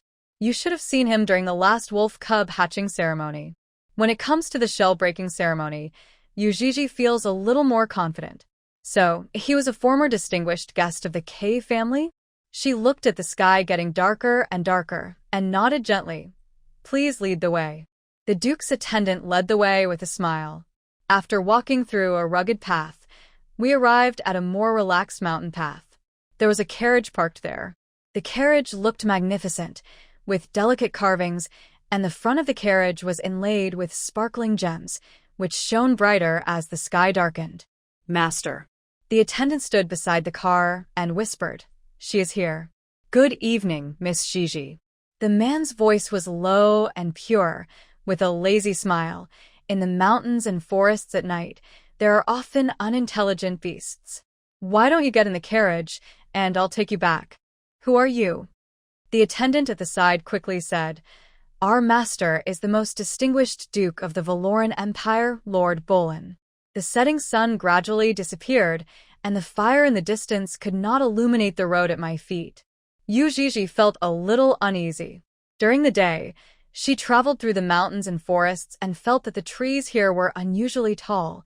Many of them were dozens of meters tall. Looking at it again at night, it is so densely packed and extremely scary. Occasionally, you can hear the roar of unknown beasts. Are you really the Duke? Yuii asked softly. The female's voice is soft, clear, and clean, with a hint of nervousness, which makes people feel itchy. Yuii saw a pipe lifting the curtain of the carriage. Bolin glanced at the girl standing outside the carriage. The hem of her light orange fluffy dress was torn by a branch. She was barefoot, and her fair and tender face was covered with dust. She looked quite disheveled, like a little princess who had run away from a picture book. Let her see it. The man slowly lowered the curtain. The servant replied, yes. He took out a badge from his arms, held it in both hands, and handed it to the female rabbit. Yuii took it. She had seen emblems of different families in the library. The one in her hand, with its golden emblem engraved with retro and noble patterns, indeed symbolized the Duke of the Empire. I vaguely remember that when this Duke of Platinum came to attend the shell-breaking ceremony, Donald specially entertained him. There were so many guests at that time that Yuii couldn't remember what he looked like for a moment. Do you believe it? The man's voice was low and gentle. I have seen the Duke. You're welcome, Miss Gigi. It's so late, get in the car, I'll take you home. Thanks. Yuii stepped on a low stool and got on the carriage.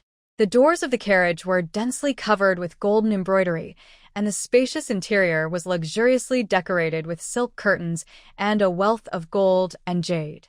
The cushion in front looked like a bed. There was a slender figure leaning lazily.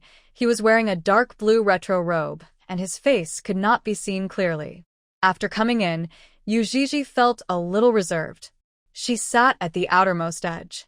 Place your hands on your knees, sit upright, lower your eyes, and observe your heart. Seeing the girl's soft figure, a smile appeared on the man's lips. This little female is a little wary, but not much. Although I have found out his identity, I have never thought about the relationship between the goodness and evilness of human nature and identity. There was a sound of a lighter inside the carriage. Yuii, who was concentrating and daydreaming, smelled a faint scent of tobacco. This kind of tobacco was much lighter than what she smelled in the real world, and even had a hint of the astringent scent of lotus seeds. I don't know why, but when I smelled this smell, I couldn't help but think of Dracula. The man, sitting on the cushion and leaning back lazily, caught a glimpse of the little female with drooping ears and red eyes, looking so pitiful. But he is not a good person. Seeing the little female's appearance, the man raised a smile. Don't be so quick to cry now. It wasn't time for her to actually cry yet. Yuii leaned against the carriage and gradually felt sleepy. She didn't want to sleep at first, thinking that she would return to the territory of the K family, which was at least a familiar place for her. But later, my consciousness gradually blurred, and my head became heavier and heavier. When she woke up, she found herself lying on the bed. She moved her body a little, and her hands were tied behind her back and her eyes were covered, so she couldn't see where she was. Yuii called out softly. She hadn't had any water for a long time, so her throat became dry and her voice became hoarse. What's going on? She had clearly fallen asleep in the Duke's carriage, so why was she taken to this strange place? Did she encounter bandits on the road? Was she kidnapped? Yuii called out a few more times, but perhaps because her voice was too soft, no one responded. Helplessly, she could only call the system in her heart. Where? Where am I? System. This is not related to the mission. Please explore on your own. Then let me check my inventory. I want to know the last mission reward. I can't see anything now. Please read it to me. The system read out the last mission reward. In addition to the regular confinement gift package, there was also a nutrient solution for filling the stomach. In addition, there was something else Yuii had never seen before. Mantra potion. What about the main plot? She asked softly. System. I told you when we were in the car, but you were semi-conscious at the time and had not yet decided to use the 2-choice welfare coupon. Yuii curled her toes slightly and asked nervously, will the welfare coupons disappear? System, no. Host, do you want to use it now? Call. Yuii breathed a sigh of relief. That's good.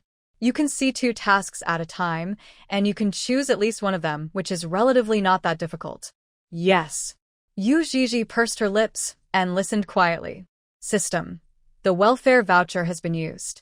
2 main quests are unlocked. Main Path 1. Capture the adult male of the snake tribe. Main Path 2. Conquer the leader of the fox tribe. Host, please choose. The adult male of the snake tribe and the leader of the fox tribe. It seems that, judging from the content, the snake tribe has no requirements for identity and status and only requires adulthood, which is simpler. Yuii prefers the first one. But she had to ask clearly, what is this place? Are there lots of snakes? System. Quite a few. That's the case. Yuii made a decision. I choose the first one. System. Ding. Congratulations to the host for starting the 3rd main mission. You are required to capture an adult male snake, regardless of identity, within 1 month. If the male conceives and gives birth to a cub, it will be considered a success. Failure or mission timeout will result in elimination. Please hurry up. The countdown begins. Yuii struggled for a bit and found that her hands tied behind her back had become even tighter. There were footsteps outside the door. After more than 10 seconds, the door was pushed open. Squeak, it's the Duke in the coach. Yuii was instinctively nervous. She dodged backwards and found that her hands and feet were tied, and it was difficult to move. I felt the side of the bed pressing down on me. The man sat down on the edge of the bed, holding a small silver teapot in his hand. Are you thirsty? He asked in a low voice. Yuii was very thirsty. She had walked for a long time without drinking any water. Especially after a nap, her lips were dry and her throat felt like it was burned by fire. The girl curled up on the white bed, her fluffy dress spread out messily, making her snow-white skin look even more delicate. With her eyes covered with a white ribbon, she could only see a blurry figure. The Duke took a sip of his tea. The small teapot in his hand was very delicate, with a silver luster and a small black snake carved on it, extending all the way to the tea spout, looking lifelike. The man said lazily, "Open your mouth." Yuii was stunned. "Aren't you thirsty?" He sat beside the bed with a faint smile on his face. The little beast raised in the mansion must be hungry. It hasn't eaten meat for a long time, especially a lively little rabbit. Yuii's face turned pale. Same voice, same tone, but the man became much more dangerous than when she was riding in the carriage. Her throat was so dry that it hurt to swallow. "I feel like I'm going to die if I don't drink water." Yuii lay on her side. She turned her head and slowly opened her mouth. A thin stream of water gently poured into her mouth. There is the fragrance of tea. The man held the small teapot and fed water to his newfound pet. Seeing that she was obedient, his tone became much gentler. "Guess what kind of tea this is? If you guess correctly, I can fulfill one of your wishes." Ah? Yuii drank 2 sips of tea to relieve her thirst. She was stunned for a moment and tried to speak. "Green tea?" The Duke paused for a moment. Even 3-year-old beastmen know what green tea is. "Be more specific." Yuii began to think. She seemed to have seen types of tea in a book. Lepsang Sochong. Wrong. Puro? Wrong. You have one last chance. Bumbo leftea. Yuii thought, snakes like bamboo. Duke Bolin is a snake, so it makes sense that he likes bamboo leaf tea. The little female guessed right. The man smiled and took a sip of tea. "You can make your request now. What does this little female want? Does she want to untie her hands and feet, or have a good meal, or ask herself why she is here?"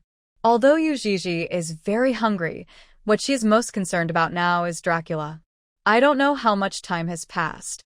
Is he okay now? I want to know." Yuii's cheek was pressed against the soft bed. The man's voice was tinged with danger. "Since this is your first offense, I will not bother with you. I want to eat." Yuii curled up her body and changed her request. "Did you hear that?" Duke Platinum looked back. Two figures bowed and saluted. Yes. They left in a hurry. Bring some water. The man ordered. The two figures standing outside the door saluted. As you command. Is this your territory? Yuii asked in a low voice. What do you think? Didn't you say you would send me back? I just said I'd send you back, but I didn't say where. Living here is no worse than a wolf's den. There were footsteps. The maids placed freshly poured hot water next to the bed. The man picked up the towel, wet it, wrung it dry, and then held the girl's slender ankle with one hand. Yuii shuddered and wanted to hide. The other party easily pulled her over. It's so dirty, wipe it off. The warm towel was placed on her feet, gently wiping away the mud. A pair of dark feet gradually revealed their original appearance. The female rabbits have small and delicate feet, which are pure white, like a piece of fine jade, smooth and delicate, with slightly curled toes, looking very cute. I wet the towel again and wiped it along her ankles to her round calves. Yuii was trembling all over. This touch reminded her of when her mother wiped her body in the same way when she was in the hospital. The man's actions frightened her and reminded her of the past. Why did you tie me here? She said softly. When I was a child, I had a pet. I bathed it every day and held it to sleep. Later, it bit me. Duke Bolan's hands were delicate and gentle, and his tone was also smiling. So, I sent it to the slaughterhouse. But I really like to keep pets. So I kept many of them of all kinds.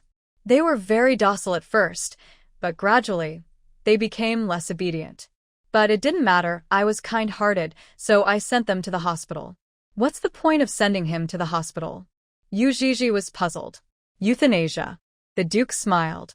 They are much happier than the first pet that was sent to the slaughterhouse. Yuii. Does the snake have some kind of mental illness? I really like having pets. Duke Platinum sat beside the bed and wet the towel again. I want to have a white, small, docile, and well-behaved pet. I want it to eat and travel with me, and it can also nestle beside my legs when I'm working. If it's cute and obedient enough, I can even let it sleep in the same bed with me. Yuii just felt depressed. What does this have to do with me? How can it be okay? The man laughed softly twice. You are my new little pet. I thought about it. Those unintelligent creatures are just animals after all. It's too difficult to expect them to always understand my thoughts. However, it might be more interesting to raise a little female rabbit. The Duke held out his hand. The black snake that bound Yuii slid up along the man's fingers and soon reached his shoulder. My hands are finally free. The next second, her wrist was held by the person in front of her. My requirements are not high. I need to be docile and obedient. I need to wash myself clean every day and not run around dirty. I refuse. Yuii's voice was barely audible, like a stubborn little flower that was trembling but still trying to be strong. The man laughed. You have no right to refuse. I have just advanced to S rank. According to the laws of the Empire, you must protect me. Naive. Duke Bolan said lightly, in everyone's opinion, you have been kidnapped by the Eagle Orcs. Even if you die here tonight, no one will know. How can the Imperial law convict me of something that no one knows about? Duke Platinum didn't want to push the newly acquired pet too hard. He dropped a candy bar. If you are willing to be my little pet, I can tell you anything you want to know if I am happy. Yuii's wrist was still held in the man's hand. She lay on the bed with her breathing slightly stagnant. Including news about the Eagle Orc? She asked softly. When the little female mentioned this eagle male, even her tone changed. Duke Platinum narrowed his eyes slightly. Yuii curled up on her side on the bed. She felt the person in front of her wiping her palms with a warm towel. He wiped it very attentively. Just when Yuii thought he would not respond, the man spoke. Certainly. If you want the little female to be obedient, you have to let her taste a little sweetness. This intelligent sugar is like a hanging carrot, hooking her to move forward. Two maids brought in the delicious food. They put the tray on the table and leaned back. Yuii, who was blindfolded, smelled the fragrance of rice. Can I take off the blindfold? She gently touched the white gauze on her eyes with her left hand, and after getting the Duke's consent, She slowly pulled it off. The light in the house was soft and dim. I hadn't seen anything for a long time, so everything in front of me seemed blurry. The Duke was sitting beside the bed. After Yuii slowly sat up and leaned against the bed rail, he spread out his hands slightly, and the black snake on his shoulder slid down and wrapped around the girl's wrists, locking them tightly. Huh? Yuii stared at the black snake on her wrist in a daze. It happened to be spitting its tongue at her. The Duke saw that the little female shuddered. She is afraid of snakes. Yuii has always been afraid of snakes. Once, a small green snake jumped into the ward and was quickly driven away by her mother. However, Yuii was so scared that she couldn't sleep well for a week. She didn't dare to look at the snake wrapped around her wrist, so she could only turn her head and look at the food placed beside her. I'm hungry. Yuii's voice was like a wounded bird, soft and fragile. She saw the man cut the pancake with a knife. The Duke cut a small piece of vegetable pie into pieces and handed it to Yuii's lips with a fork. She smelled the rich aroma, and her stomach growled. Yuii opened her mouth, held the piece of food, chewed it slowly, and swallowed it. Delicious. She opened her eyes slightly, the aroma of vegetables lingering in her mouth, leaving an endless aftertaste. The food in the Duke's mansion tastes very different from that of the K family. Maybe snakes and wolves have different eating habits? I can eat by myself. Yuii didn't dare to look at him. She only knew that the man's figure was very close to her. In her sight, his robe was half open, revealing his chest slightly. I just found this little pet, so I will feed it myself. He picked up another vegetable cake and handed it to the little female. Her cheeks were stained with a beautiful blush. She lowered her head, opened her mouth to hold the food in front of her, bit it off and chewed it gently, her cheeks slightly bulging. Click, click. The biscuits made a slight sound in her mouth. It's like seeing a little rabbit chewing on a cabbage leaf. A smile appeared on the Duke's face. He couldn't help but sigh that he had indeed found a pet that satisfied him this time. At least in appearance, there is no one more suitable than her. After eating half a cake, Yuii felt full. The Duke brought her cream of mushroom soup and fed her spoonful by spoonful. The little female looks good in every way except that she is too thin. A drop of cream of mushroom soup spilled from the corner of his mouth. The Duke raised his hand and gently wiped it away with his thumb. Every day, I will watch you eat, and you are not allowed to leave a single bite. He wanted to raise this little female into a fat rabbit so that she would be comfortable to hold. Yuii ate her fill. It was the first time for her to be fed by a strange man. Feeling her cheeks getting slightly hot, Yuii couldn't help but lift her eyes and glance at him quickly. When she met a pair of golden vertical pupils, she immediately lowered her head and felt a tingling sensation in her chest. I couldn't see his appearance clearly. It's that pair of golden vertical pupils that look too much like a snake. Ah, no, he is the snake. The Duke noticed that the little female was peeking at him, and he shrank back in fear at the first glance. He looked lazy and said, "How can you please me if you are so timid? Learn the rules these few days first. When you have learned the rules well, come to me." The man stood up and prepared to leave. Yuii asked softly, "What if I can't learn it well?" He glanced at the little female and said lightly, "Slaughterhouse or hospital, choose one." After the Duke left, the two black snakes tied to her hands and feet slowly slid down the bed and followed him away. Finally free from restraints, Yuii collapsed all of a sudden. She leaned against the head of the bed, staring at the gorgeous chandelier above the room with a distracted look. There was nothing else except this big, white bed. I don't know if it's because of her human genes or because she's now a rabbit, but Yuii is really afraid of snakes. Just looking at it makes me feel creepy. Thinking of the strategy mission, she felt a bit of a headache. If the male snakes all had vertical pupils like the Duke. She was so scared. How could she get close? After a while, a maid came in. She looked about 40 years old, wearing a pair of frameless glasses and had a kind smile. "Miss Gigi, the Duke asked me to teach you the rules of being a pet." When she saw Yuii, the maid's eyes lit up slightly. This is really a beautiful little female. No wonder the Duke is so patient with her and even lets me teach her personally. You can call me Teacher Daili, Teacher Daili. Yuii couldn't help but sit up straight. Daili adjusted her glasses and smiled.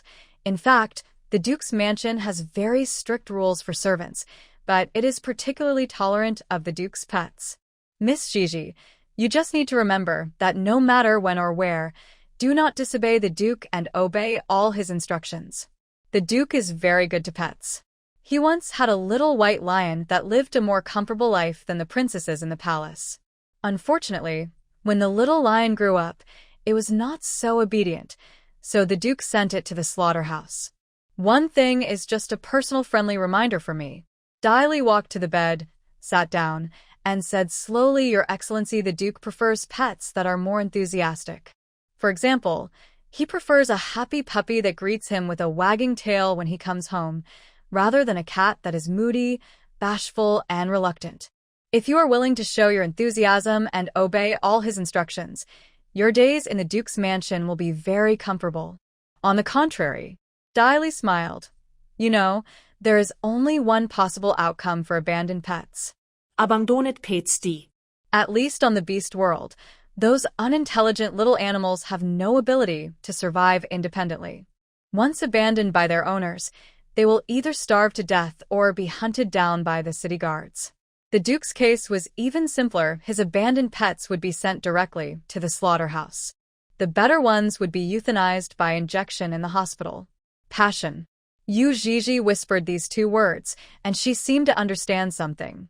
Yui's range of activities is limited to this empty room. When she decided to go to the Duke tomorrow, Daili adjusted her mirror frame, turned around and said to the butler outside the door, Go ask the tailor to come and tailor a few sets of clothes for Miss Gigi. As Daili said, as a pet, she does not need to follow the rules that servants follow. All she had to do was wash herself clean, put on beautiful clothes, go to the Duke's study, and wait patiently for his return. The next day, walking in the courtyard with a bridge and water, Yuii looked at the red carp swimming in the pond. She noticed that the mansion had more ancient Oriental style than the K family's castle. The buildings all have a flavor that combines ancient aesthetics with future technology. Yuii noticed that the servants rarely spoke and walked very lightly. Teacher Daili, she called softly. Ms. Gigi, please speak. Where are all the snakes in the territory? The third main quest does not require the identity of a male snake. If conquering the Duke is too difficult, then she will change one, as long as the task can be completed. Besides the young masters and young ladies, there are some guards carefully selected from the snake clan. Master, miss? Yuii was stunned. Is the Duke married? No, the Duke is not interested in matters of mate.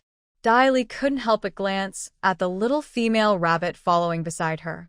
In fact, a beautiful and lovely S-level female like this is the most qualified to be a duchess. Miss Gigi is much better than those other females who try their best to get close to the Duke. However, after all these years, the Duke has not taken a fancy to any female beastman. Knowing the little female's doubts, Daili explained with a smile. The two young masters and the two young ladies are all descendants of the snake clan adopted by the Duke. They are all good children. After walking through a long corridor and turning into a secluded courtyard, as soon as you enter, you will see a large pond full of blue lotuses. The deep and silent colors are magnificent and mysterious. This is the Duke's study. Miss Gigi, please wait inside. Don't be afraid or shy. The Duke dislikes pets that are shy. Good luck to you. Daili closed the door gently.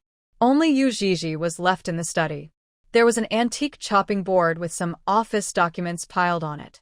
Behind the round window, the white gauze curtain was lightly rolled up, and the courtyard was mottled with shadows, so it was difficult for the sun to shine in directly.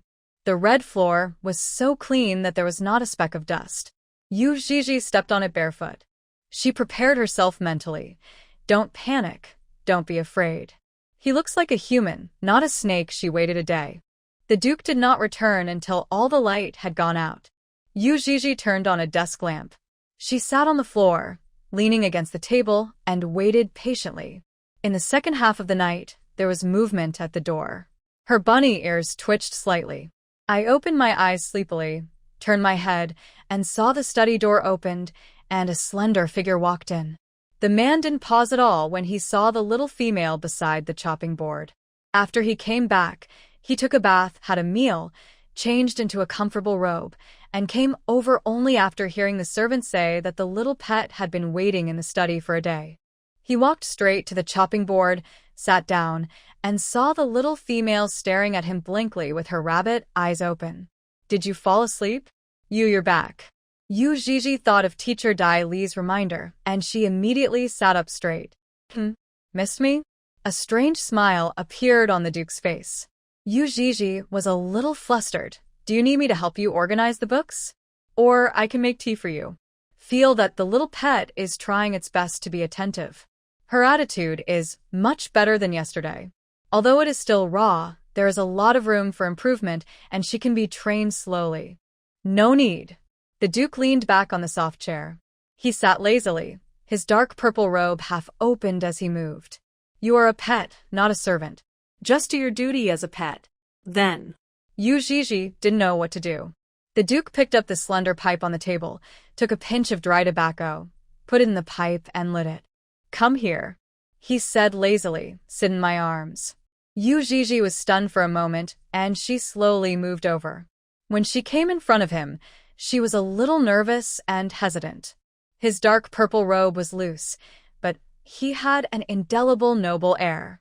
Just like the blue lotus planted in his yard, rich, beautiful, and with a hint of danger. The little female came to my side, and the scent of jasmine mixed with milk hit my face. He took a puff of his cigarette, raised his hand, and held her small body in his arms. Yuii immediately lay on his chest. The man's hand was facing upwards, slowly stroking her rabbit ears, back and forth, gently kneading them. There was remnant of scented shower gel in her hair. A pair of rabbit ears drooped slightly and seemed to close shyly under the man's fingertips. Yuii trembled all over, and her face turned red. She felt the Duke touching her ears, just like touching a real little rabbit. "Treat her completely as a pet." The Duke was enjoying the pleasure of petting the rabbit when he noticed that the rabbit's ears in his hands became hot. He lowered his eyes and found that the little female's cheeks were like ripe tomatoes, red and smoking. She closed her eyes slightly, her eyelashes trembling slightly, and he didn't know whether she was comfortable or enduring. The Duke's gaze became deep. "Don't like it?" Hearing his voice, Yuii shuddered and instinctively hugged his waist. Yuii always remembers what Teacher Dai Li said. "No." "I don't dislike it. So you like it?" "I like it." Her voice was as soft as a mosquito's hum, barely audible. The Duke was not going to let her off easily. "What do you like?" "I like you touching my ears." A wicked smile appeared on the man's face. He lifted the delicate chin of the little female with his fingers and said, "Then you should say, 'Please touch my ears, Your Excellency the Duke.'" His golden vertical pupils were reflected in Yuii's eyes, and his viper's breath became even stronger and heavier, making it almost impossible for her to breathe. Yuii slightly opened her rosy lips and imitated what he taught her. "Please, please, Your Excellency, touch my ears." Seeing that she was obedient, the man nodded with satisfaction. He raised his hand and gently rubbed her head. "If you behave like this every day, I will satisfy you with whatever you want." "Want?" "She wants intelligence. I want a snake cub." "Can they really satisfy me?" Yuii was trying to organize her words. Even though this male snake was smiling while talking, he still looked scary. "I want to know the follow-up to the collapse of the wolf tribe's altar." She changed her words. The Duke's fingers gently pinched her furry bunny ears, and he didn't stop moving when he heard the question. "It just so happened that I heard a little rumor today. 6 nobles died during the wolf tribe's ancestor worship ceremony. 12 were seriously injured. Those who died this time were all famous people. The K family was busy for 2 days and 2 nights. They had to deal with things both inside and outside the territory." The Duke held a slender pipe in his right hand. The top of the pipe was shaped like a blue lotus, and the fireworks of the burning tobacco could be vaguely seen. He held the soft little pet in his right hand, stroking her rabbit ears for a long time, and then his palm slowly dropped and gently rested on her back. The little pet is wearing a pure white gauze skirt with thin straps today. She lay quietly on his chest. I could feel my breathing becoming a little rapid. And what else? Yuii couldn't help but ask. I'm a little tired. Let's continue tomorrow. The Duke deliberately did not mention the eagle. He saw a trace of confusion on the little female's face, and gradually, she became a little lost. Oh. Yuii didn't ask any more questions, but just nodded slightly. Unhappy? The Duke glanced at her. No. Remember, I don't like my pets being in a bad mood. Considering that you have just adapted to your new identity, I will not punish you today. The Duke said quietly. He put down his pipe, patted her on the back, and motioned for her to sit up. After you, Gigi got up. The Duke stood up and walked barefoot towards the inner room of the study. His purple robe dragged on the ground, and through an exquisite and luxurious screen, Yuii saw the Duke taking off his robe. She quickly turned her back. He changed into a more comfortable white home robe with the collar open, and when he passed by the avoiding suspicion little pet, he glanced at it lightly. Your rabbit nest is in the back. Go to sleep by yourself. Seeing the little female staring at him in a daze, he stopped, stared, and smiled. Why, do you want to take a bath with me? I've washed it. Yuii responded quickly. I was afraid that if I said it a second late, he would carry me to the bathroom. After the Duke left, the taut string in Yuii's mind slowly loosened. She was indeed sleepy at this moment. I stood up and walked behind the screen and saw a bed. On the other side of the bed was a white, furry nest. Could this be the rabbit nest the Duke was talking about? Orcs can switch to beast form. However, Yuii has never become a complete little white rabbit. Satan, when in doubt, call the system. How can I turn into a rabbit? System. Awaken your spiritual power. Then when can I awaken my spiritual power? Yuii's two abilities were both gray and had not yet been unlocked. During the last test, she remembered that the female Black Panther had awakened mental power and superpowers on the spot. System. Depends on individual circumstances. There is no unified time. If you can't turn into a rabbit, you can't sleep in a rabbit hole. Yuii sat on the cushion beside the bed. She was so sleepy that she fell asleep with her head against the edge of the bed. The Duke returns from his bath. I saw that the little pet did not sleep in the rabbit nest, but fell asleep leaning against the corner of the bed. The golden vertical pupil pondered for a moment, and he suddenly remembered that the little female had not yet awakened her spiritual power and could not turn into a rabbit now. She didn't sleep in the rabbit hole. I didn't go to bed without permission. It is more human-like than any previous pet. So obedient. The Duke was in a pretty good mood, and he picked up the little rabbit, then let her go to bed. As a reward, Yuii had a dream. She dreamed that she was entangled by a snake, which became tighter and tighter until she could not breathe. Struggling to wake up, the sunlight from outside the window shone through the screen, and she found that she had been lying on the bed without knowing when, with a man's arm lying across her chest, tightly strangling her. The bed curtains were blown up by the wind. She dared not move, for fear of waking up the Duke, who was sleeping behind her.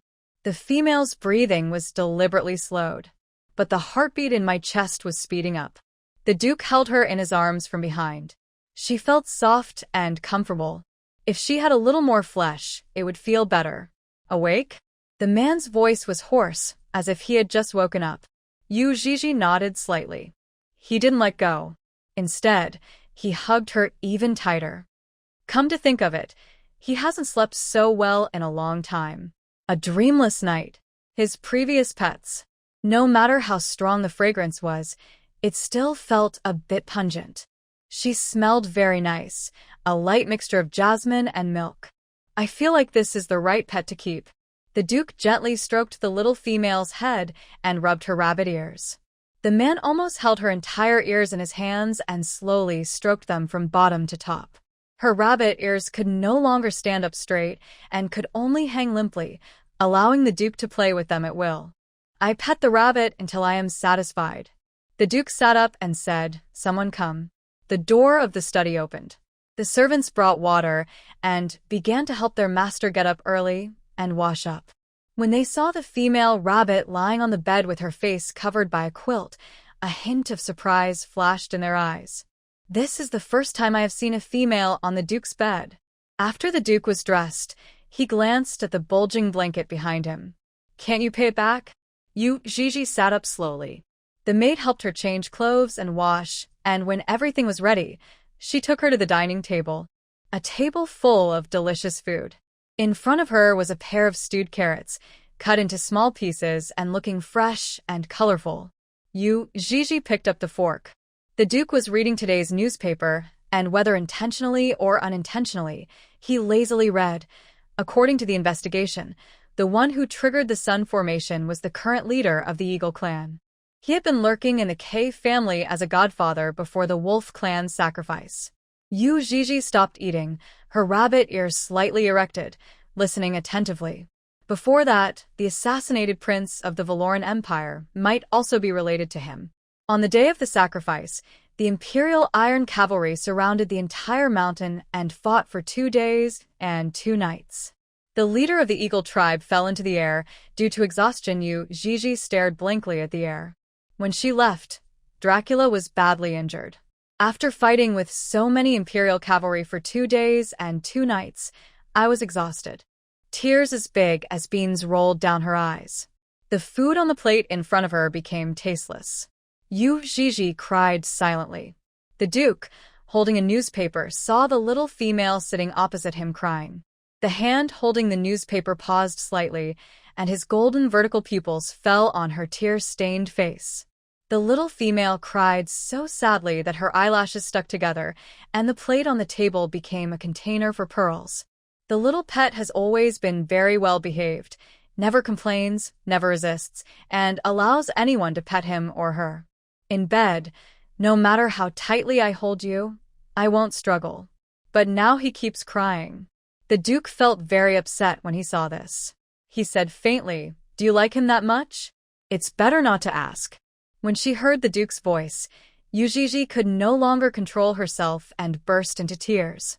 She had never cried so miserably since coming to the Beast World planet. "It seems like I want to vent all my sadness today." She held the fork, crying breathlessly and even hiccuping. The Duke originally wanted to punish her. In his mansion, no orc dared to cry in front of him. Even pets are not allowed. He is annoying.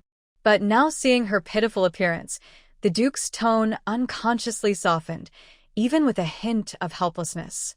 "It's too early to cry. At least listen to me finish reading." She cried so sadly. After they parted in the mountains, Yuii had been worried about Dracula's condition. When she heard what the Duke read out and thought that he had been in trouble, she couldn't stop crying. But the Duke said that she cried too early. Yuii's crying stopped abruptly. She sobbed softly, raised her misty eyes, and looked at the man sitting opposite her. He was wearing a loose dark purple robe and holding a newspaper in his hand. His golden vertical pupils stared straight at her. The follower beside him poured him a cup of black tea. The Duke went on reading. The Huiwa formation under the forest was activated, and the leader of the Tsang nation disappeared in full view of everyone, and his whereabouts are unknown. Sun and Moon dual formation. You are really capable. An unfriendly smile appeared on the Duke's face. Disappeared. Yuii silently recited these 3 words in her heart. She suddenly saw hope. Dracula may have escaped. We haven't caught him, and our body hasn't been seen, which means he is still alive. Are you not crying anymore? The Duke glanced at her. Yuii's hand holding the fork trembled slightly. She picked up a piece of carrot and stuffed it into her mouth. The little female eats very seriously. She seemed to have completely forgotten that she had just cried, even though her nose was red and there were tear marks at the corners of her eyes. This new little pet is generally pretty good, except that its tear glands are a little overdeveloped. The Duke turned a page of the newspaper and picked up his teacup. "Don't cry in front of me from now on. Do you hear me?" "I heard it," Yuii responded softly. There was the sound of wind chimes coming from the front. The servant came to the door and bowed. "My lord, Lord Grey is here." Please ask him to come in. After hearing this, Yuii quickly stuffed the remaining food into her mouth. I'm done eating. She raised the plate, indicating to the Duke to eat it all himself. Go and have fun. The Duke put down the newspaper. Yui's eyes lit up slightly. She quickly stood up, bowed, and hurried out. I almost bumped into someone head-on. She looked up and saw a young man in a white noble suit, with amber hair and eyes. When he saw her, he was slightly startled. Yuii lowered her head and slipped away from him. She was wearing a white knee-length gauze skirt and walking barefoot on the wooden floor of the corridor, her steps brisk and filled with the joy of the early morning. She was sincerely happy about the news that Dracula was not dead. The pond in the yard was full of blue lotuses. The servants cleaning the yard moved gently and quietly, making almost no sound. Yuii walked past them. The followers saluted one after another. She tried to go out and found no one to stop her. Yuii bit her lip and sneaked out. Leaving the study yard, there was a long road outside, lined with green trees and neatly arranged cobblestones on the ground. There is a pavilion in front. She had just taken a few steps when she heard a girl sneer. Ugly. Accompanied by the sound of a whip, the girl mocked unscrupulously. Look at you now, what female master would be interested in you? I told you earlier that if you just obeyed me, I would guarantee you a life of wealth and glory. You are blind, and now you are in my hands. I will beat you to death. There were 3 consecutive whippings.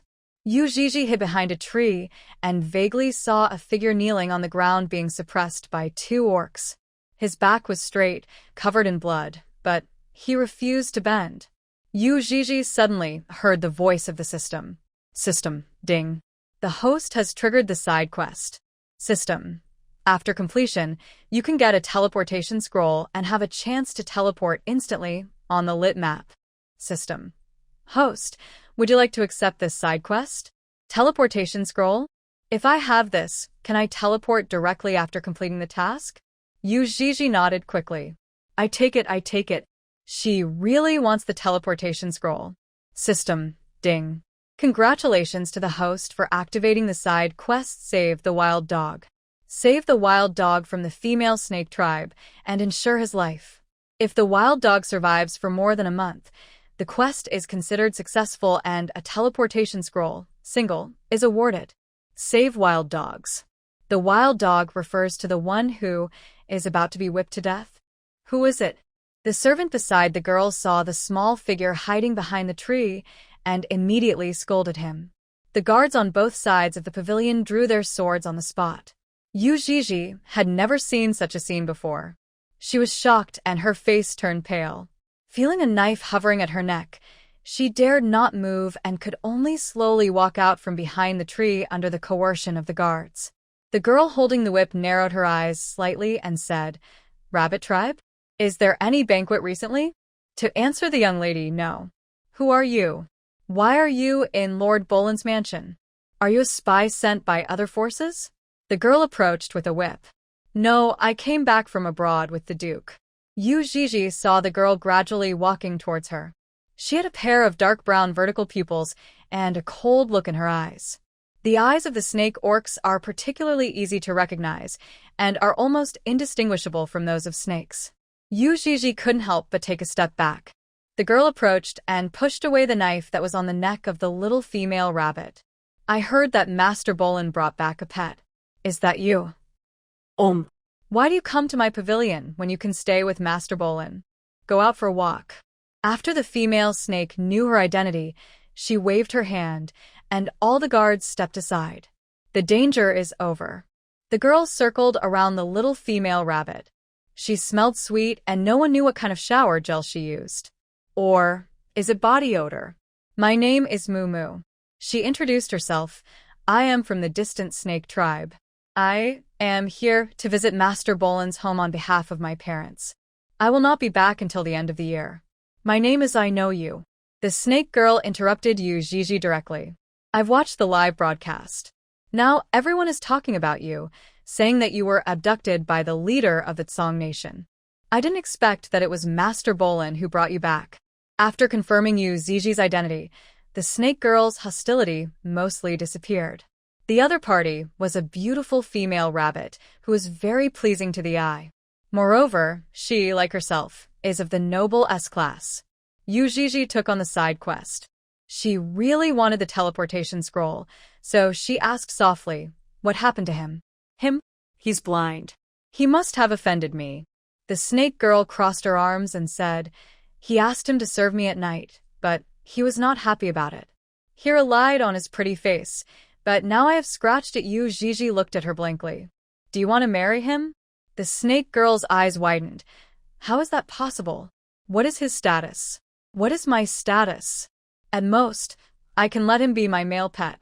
I will throw him away when I get tired of him. Unfortunately, he is disobedient and unwilling to commit himself to me. Then I will beat him to death," the snake girl said in a sad tone. Yui's side quest is related to this wild dog.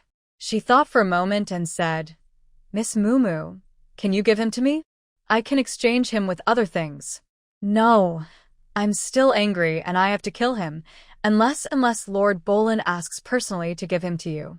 A sly smile appeared on the snake girl's face. "Miss Gigi, please go find the Duke." Before this, Duke Platinum had never brought female orcs back to his territory. She was very curious. Was this little rabbit a pet for Master Bolin, or was it something else? However, Lord Bolin would never agree to her request. The snake girl held a whip, put her hands behind her back, and slowly circled around the sweet little rabbit. Yuii thought about it seriously. She nodded. "Okay, I'll go and ask the Duke. But can you please spare his life first and stop beating him? Ms. Gigi has already spoken, so I have to give her this favor." The snake girl raised her chin slightly and said, "Take him to the warehouse and lock him up. No one is allowed to bring him food without my order." Yes. 2 guards stepped forward and dragged the kneeling wild dog away.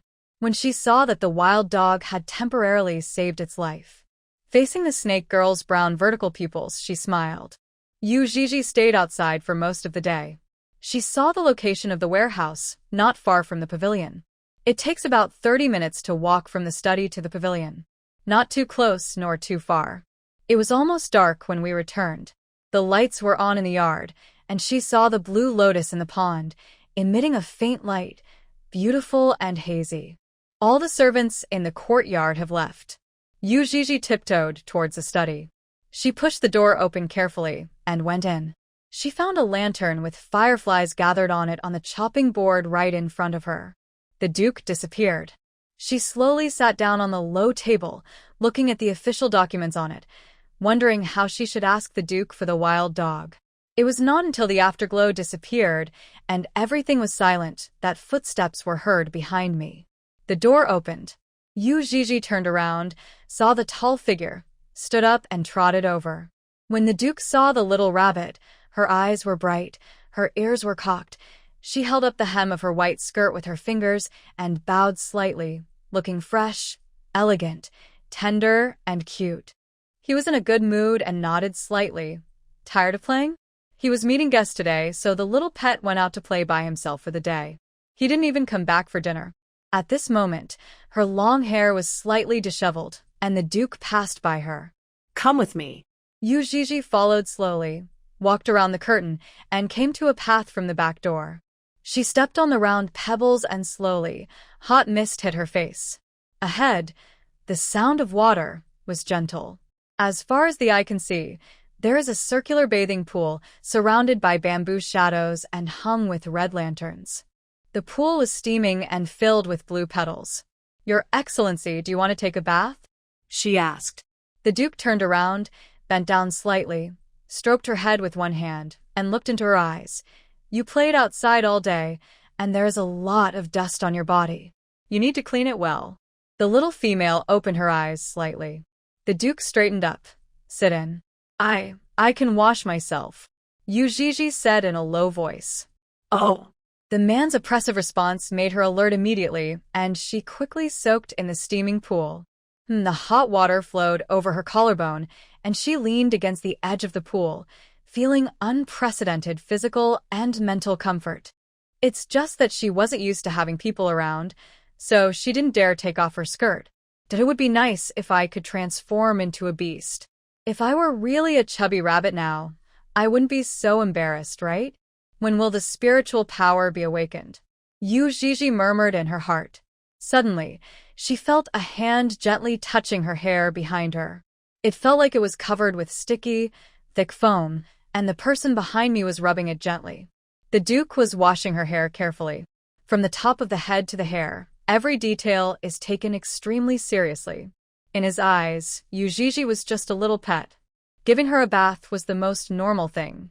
By the way, I gently rubbed the rabbit ears. The bubbles form in circles. The Duke sat down. He was at the poolside, filling his palms with soap, pressing and rubbing them, then touching the little female's shoulders and circling them slowly. The little female skin is very smooth and delicate, and against the backdrop of foam, it looks like a freshly baked cake covered with sweet cream. The Duke's hand slowly moved downwards. Yuii was soaked in hot water, and her cheeks were burning as if she had a high fever. She closed her eyes, clasped her hands tightly, and tried hard to suppress the trembling all over her body. The Duke thought of his previous pets, which struggled and cried in the water, but they were no match for the little female rabbit in front of him.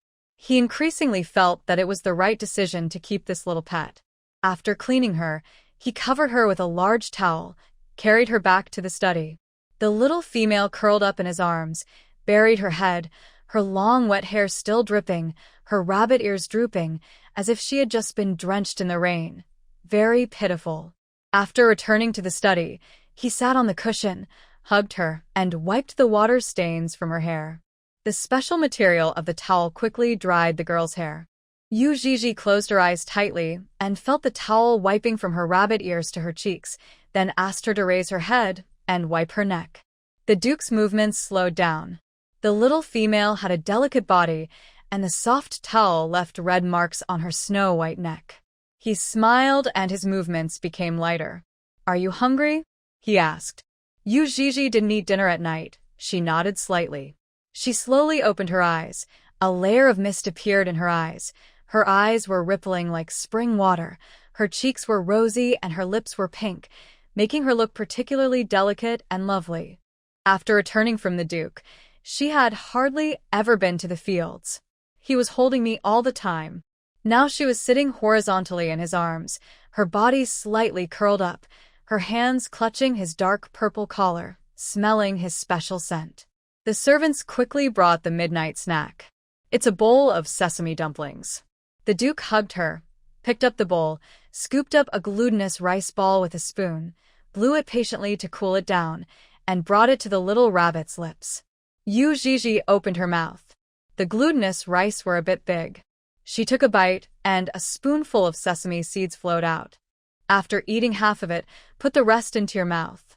"The dumplings here are delicious. It feels like celebrating the new year in the real world." As she ate, her eyes became slightly moist. "What's wrong?" The Duke noticed that the corners of his pet's eyes were slightly red, and he grinned. "Are you moved because you feel that I am so good to you?" He had indeed never been so patient with any pet. Maybe when they first raised it, they would take care of its diet. If it was thrown into the bathing pool, it would also be washed by servants. But she is different. The Duke thought that he was the only one who could help her bathe. After washing and wiping her clean, she smells soft and sweet when held in my arms. It is also easy to feed her. After all, he was very satisfied with this pet. "If I live like this for my whole life, it feels good. I miss home." Yuii sniffed. She swallowed the second glutinous rice ball the Duke handed her, whole, with her cheeks puffed out. Just a small bowl makes her full. After eating, Yuii plucked up her courage and looked up at the man in front of her. The Duke had slightly curly dark blue hair, and his golden vertical pupils revealed a hint of dangerous, venomous snake. When he was not smiling, there seemed to be a layer of dark clouds between his brows, hiding faint lightning. When he laughed, he was lazy and casual, without much happiness, and even a little creepy. I want a servant," she said softly. "All the servants in the courtyard are yours. Male or female?" "Ah." Yuii answered truthfully, male. During the day, she could see clearly that the person kneeling on the ground was a male of the dog tribe. The Duke had a meaningful smile on his face. He gently stroked the soft rabbit ears and thought, what month is it now? Yuii lowered her head. Her sitting posture remained unchanged, her nose buried in his chest, smelling the faint scent of shower gel on his body. At the door, the servant responded respectfully. April. April. The Duke murmured, could it be that the estrus period of the rabbit tribe is during these 2 months? Servant. Your Excellency the Duke, the rabbit tribe is different from other tribes. The estrus period occurs every month. Female rabbits, who are more talented, will be courted crazily by males from other groups. S-level people like Yuii are even more treasured. The reason is they have a chance of getting pregnant every month. For some groups, they may only be in estrus for 1 or 2 months a year, and even if they mate at other times, pregnancy will not occur. Is that so? The Duke showed a lazy smile on his face. He lowered his eyes and looked at the little female sitting in his arms. Although I have looked for partners for my pets before, there is no difference between raising one and raising a pair. But your words, why don't you tell me who you like first? Companion? Estrus period? Yuii was very familiar with these words. She quickly shook her head. No, I'm not looking for a spouse. I just want a servant. He is an orc from the dog tribe, and is currently in the hands of Miss Mumu. Is there anything special about him? He was injured, very seriously injured. Pity him? Yeah. Yuii nodded slightly. The side quest accounted for half of the factor, and the other half, looking at the bloody back of the wild dog, was indeed a bit heartbreaking. He will really be beaten to death. You can save him. The Duke saw the little female's expression and knew she was not lying, but you can't keep him in my yard. It's too dirty. At the door, the servant bent over and asked, Your Excellency the Duke, why not put it in the utility room outside the courtyard? Go and get the person early tomorrow morning, the Duke said gloomily.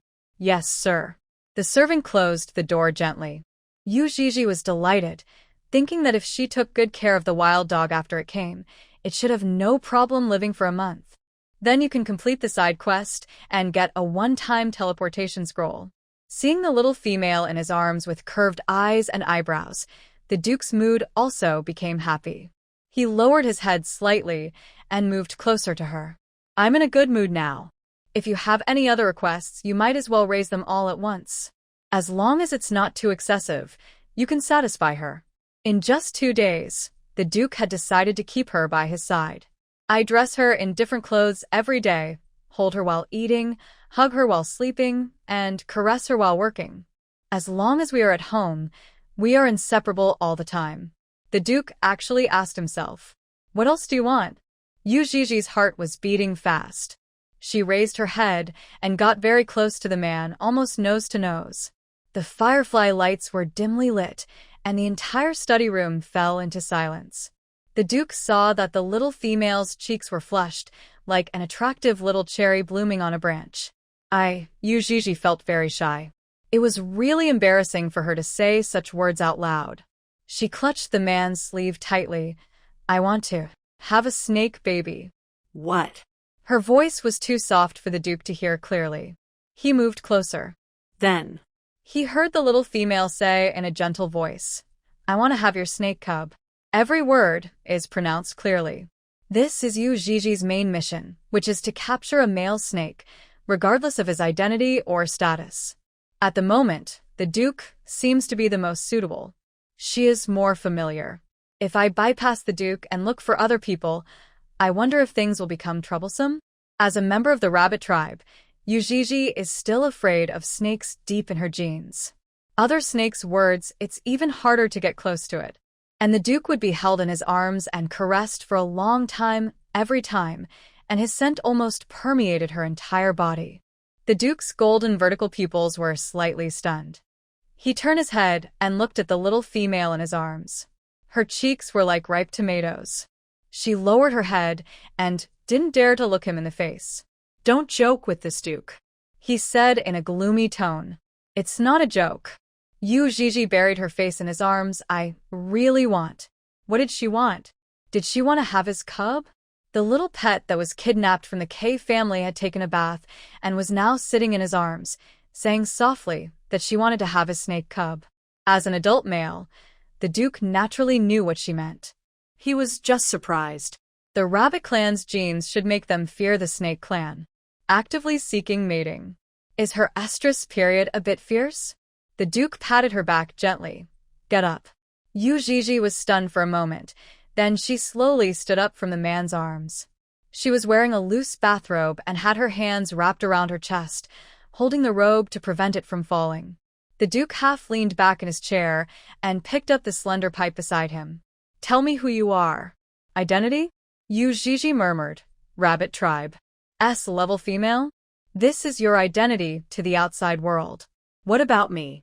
I have said it many times. What are you? Pet. Of course Yuii knew. The Duke mentioned it countless times.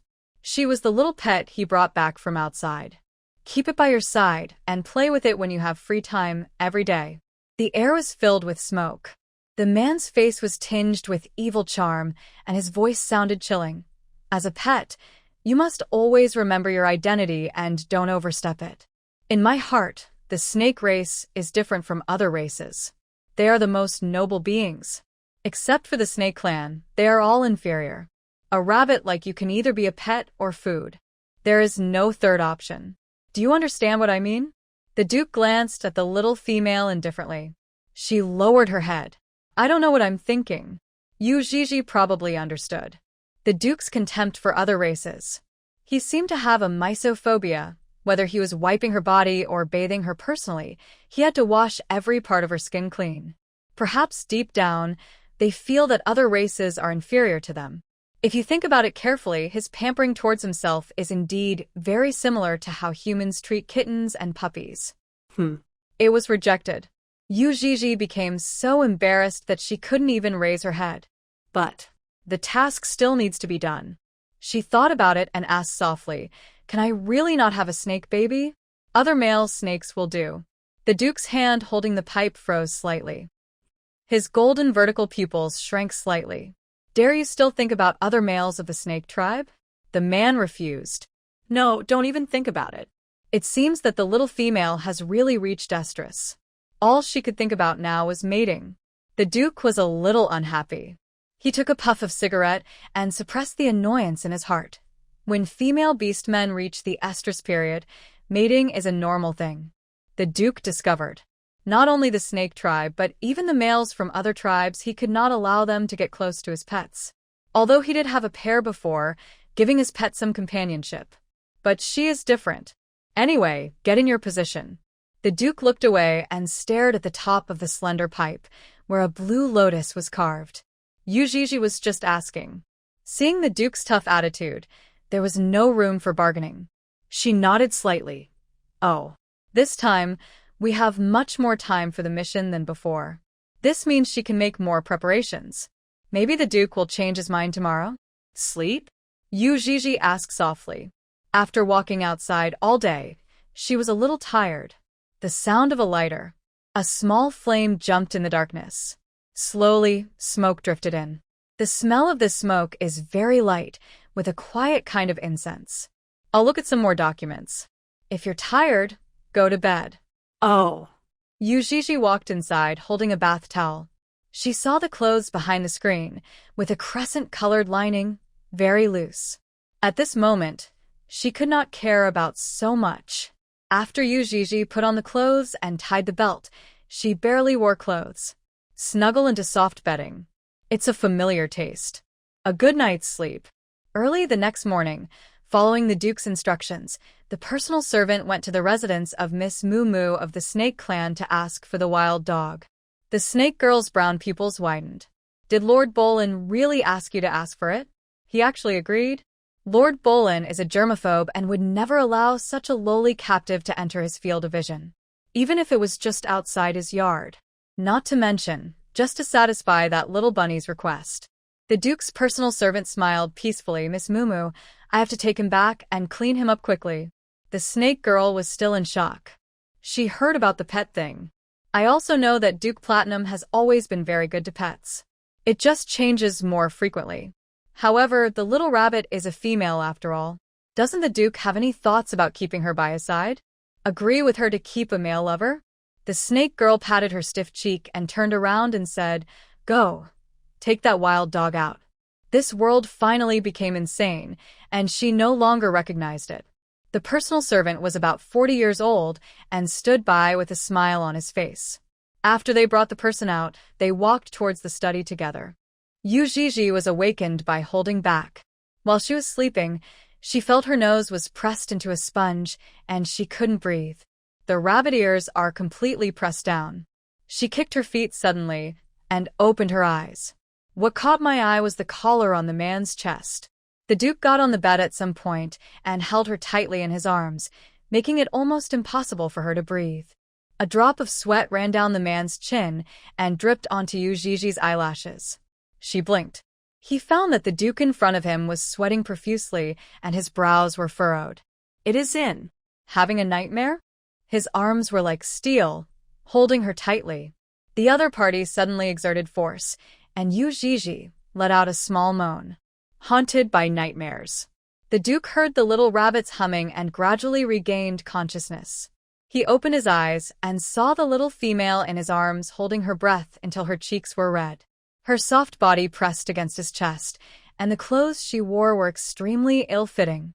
They were his usual nightgown, but on her, she looked like a child wearing adult clothes. The Duke loosened his grip a little. There was a slight gap. Yuii's breathing finally became smooth. "Good morning." The man's tone was calm, with a barely perceptible smile. Yuii raised her hands, placed them on his chest, and kept some distance between them. "Good morning." The little female's voice was soft and sleepy, as if she had not woken up yet. She wiped the corners of her eyes with her fingers. "Are you okay?" Yuii's eyes were full of concern. The Duke looked at her in silence for a long moment. The little female was not very good at hiding her emotions, and now she treated him like a patient, even trying to raise her hand to touch his forehead. She really did that, but it was not detecting his body temperature. But to wipe away the sweat on the Duke's forehead bit by bit. Her eyes were serious and her movements were extremely gentle and delicate. My heart was slightly touched.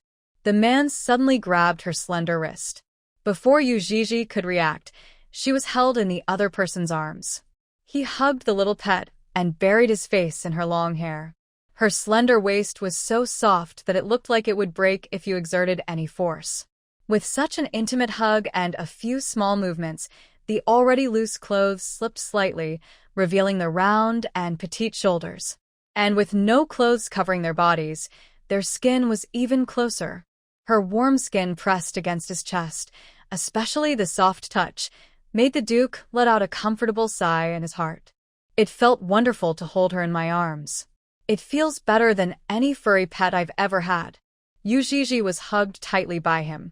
She could feel her heart beating violently. The Duke's body temperature was icy cold, and he couldn't help but shiver slightly when he hugged her. After a long time, the Duke let her go. "I have to go to the palace today." He pinched her bunny ears very familiarly. "You are alone at home. Be good. If you have any problems, go find your teacher Li." Yeah, Yuii nodded. The little female has always been docile, and so far, I have never seen her lose her temper. The Duke picked up a strand of her hair and bent his head to sniff it. "Before you go to bed, remember to take a shower. Don't bring dust into your bed." "I remember." Yuii replied softly. "One more thing, what?" "Forget it, it hasn't been decided yet. I'll tell you when I get back in the evening." He was actually very curious. What kind of expression will the little female have when she hears this news? He rubbed her head. The Duke sat up. The servant outside the door came in to serve. He left the study without having breakfast. The maids held many sets of clean and well-fitting clothes for Yuii to choose from. She chose a plain knee-length skirt with a lace neckline. The maid combed her hair and put a pair of furry ball hairpins next to her bunny ears. The rabbit lady that the Duke brought back is so cute. While the maid was combing her hair, she couldn't help but sneak a peek in the mirror. No wonder Lord Bolin likes her so much. She is so beautiful and cute.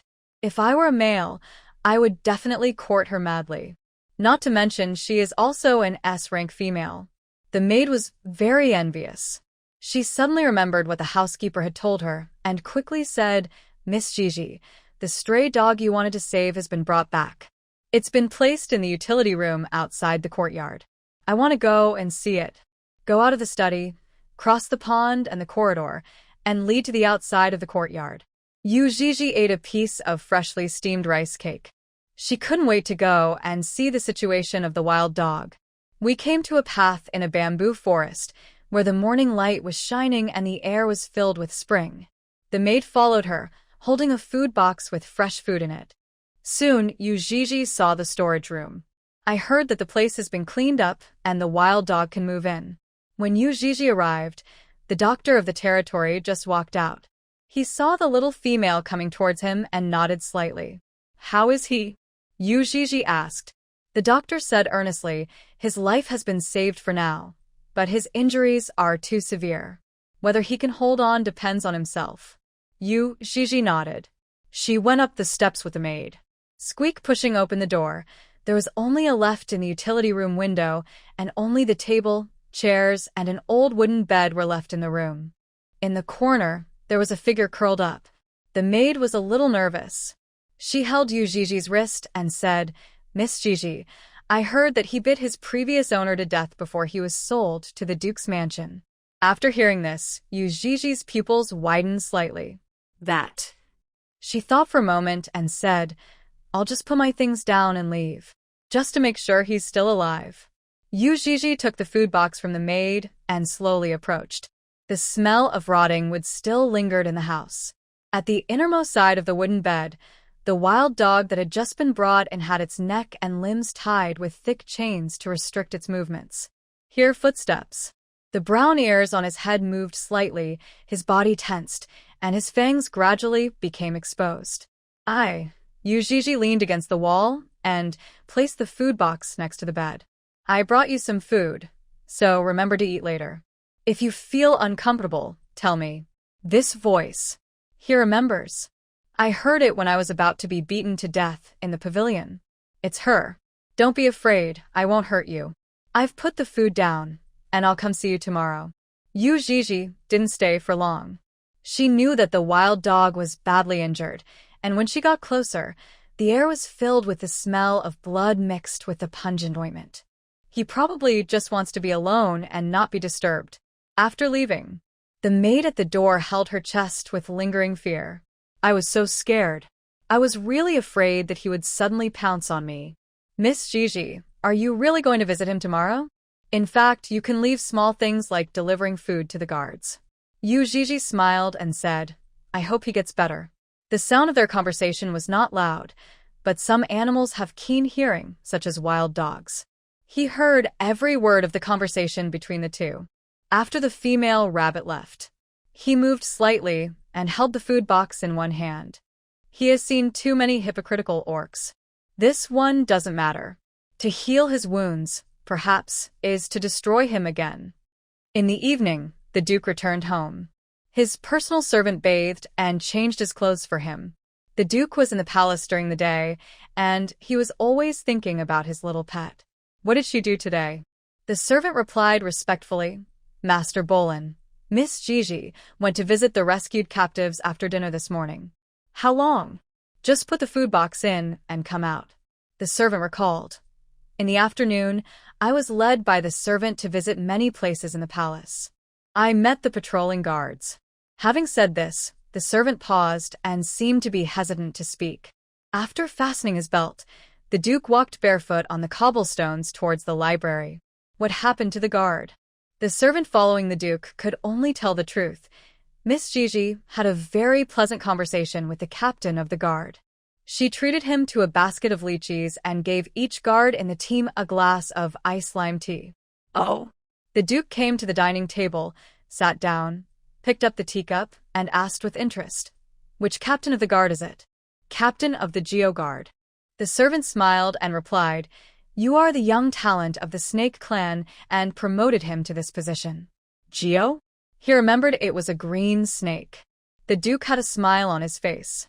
He spat the mouthwash into the exquisite porcelain held by the servant and rubbed the sharp teeth on his cheek with the tip of his tongue. Where is she? Servant. We are waiting for Guard Captain Gior to take over. According to the time, Guard Captain Gior should have finished his shift and gone back to rest. Very good. Wait until the other person gets off work. Is he planning to go back to Guard Captain Gior's room for a more intimate contact? Go and tie this disobedient little pet back. Yes. In Yuji's plan, find a male snake who is easy to talk to and find a way to complete the task. The humorous and talkative Captain Gio became her second choice. We cultivated feelings for an entire afternoon. Just as he was about to enter the house, the Duke's personal guard chained his hands and took him back. Yuji stepped into the study and closed the door behind her from the outside. She didn't know what was going on.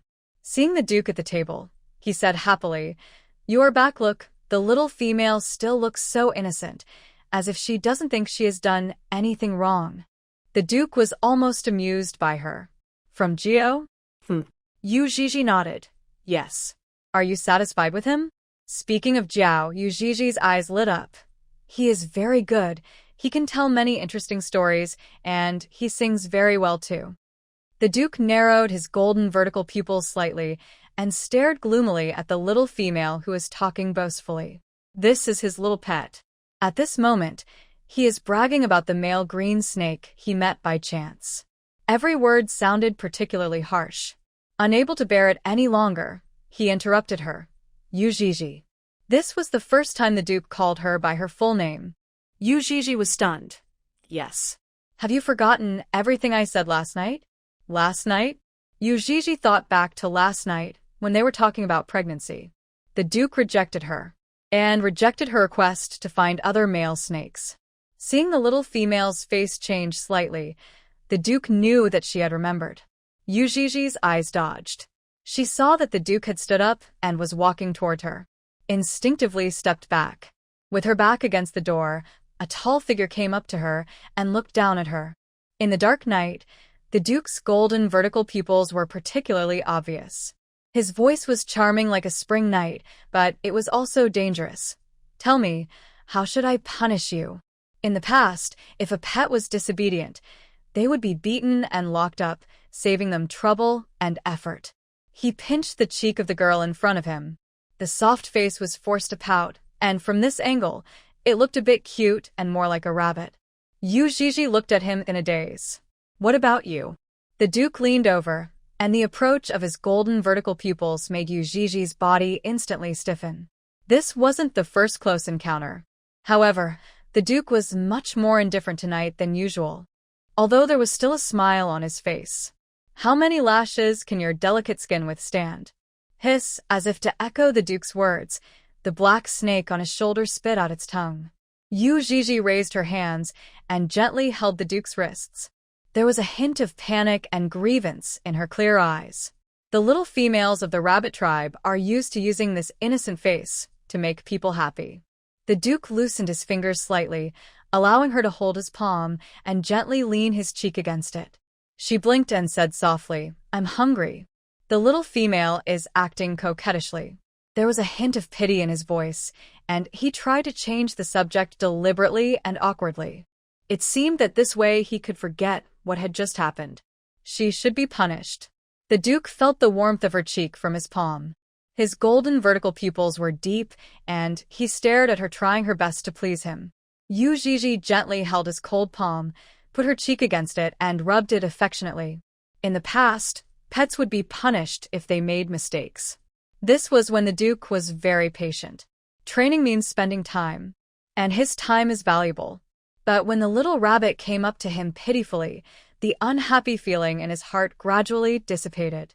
His fingers gently stroked the little female's face, and the corners of his mouth curled slightly. After dinner, I will settle this account with you. I won't let her off so easily. If a pet is not taught well, it will become more and more troublesome in the future. When he loses his patience, the pet will not have a good ending. The Duke withdrew his hand and walked towards the dining table in the other room. Yuji followed. She was really hungry. In the afternoon, she only ate a few lychees. She sat in a daze under the eaves of the corridor waiting for the guard Captain Geo to change shifts. Haven't eaten anything yet. On the dining table, a candle lamp was burning quietly. A table full of delicious food. The color was hazy due to the candlelight. The Duke sat down and looked at the little female following behind him. Come here. Yuii walked up to him. The next second, she was pulled into the Duke's arms and sat sideways on his lap. Her cheek almost rubbed against the black snake on his shoulder. Yui's back immediately straightened and her body became stiff uncontrollably. The Duke glanced at the black snake calmly. The black snake slid swiftly along the other arm and disappeared into the darkness. The master's meaning is very clear. Don't scare this little rabbit. I'm busy today and don't have time to feed you. Did you eat well? The Duke put his arm around her waist, picked up a piece of cucumber with salad dressing with a fork, and brought it to her lips. The little female ate slowly. She nodded gently, yes. Yuii eats very full at every meal. Tonight is a special case. She was just wandering aimlessly in the Duke's mansion when she saw the guards patrolling and learned from the maid about the young talent, Captain Geo. I heard that he came to the Duke's palace when he was 16 years old, and in just 3 years, he became the captain of the guard and was deeply trusted by the Duke. The most important thing is not only is he extremely capable, he is also handsome and well-mannered. There are many females in the Duke's mansion who like him. In Yui's mind, such a male snake could indeed be the second choice for the main mission. After all, the Duke's mind is elusive and too difficult to conquer. With limited time, Yuii had to complete the task as soon as possible. If she delayed it until the last few days and failed due to the time limit, she would simply fail. After eating the cucumber, she saw the spoon handed to her by the Duke. She licked it gently, and it tasted like glutinous rice porridge. Yuii likes to eat glutinous rice.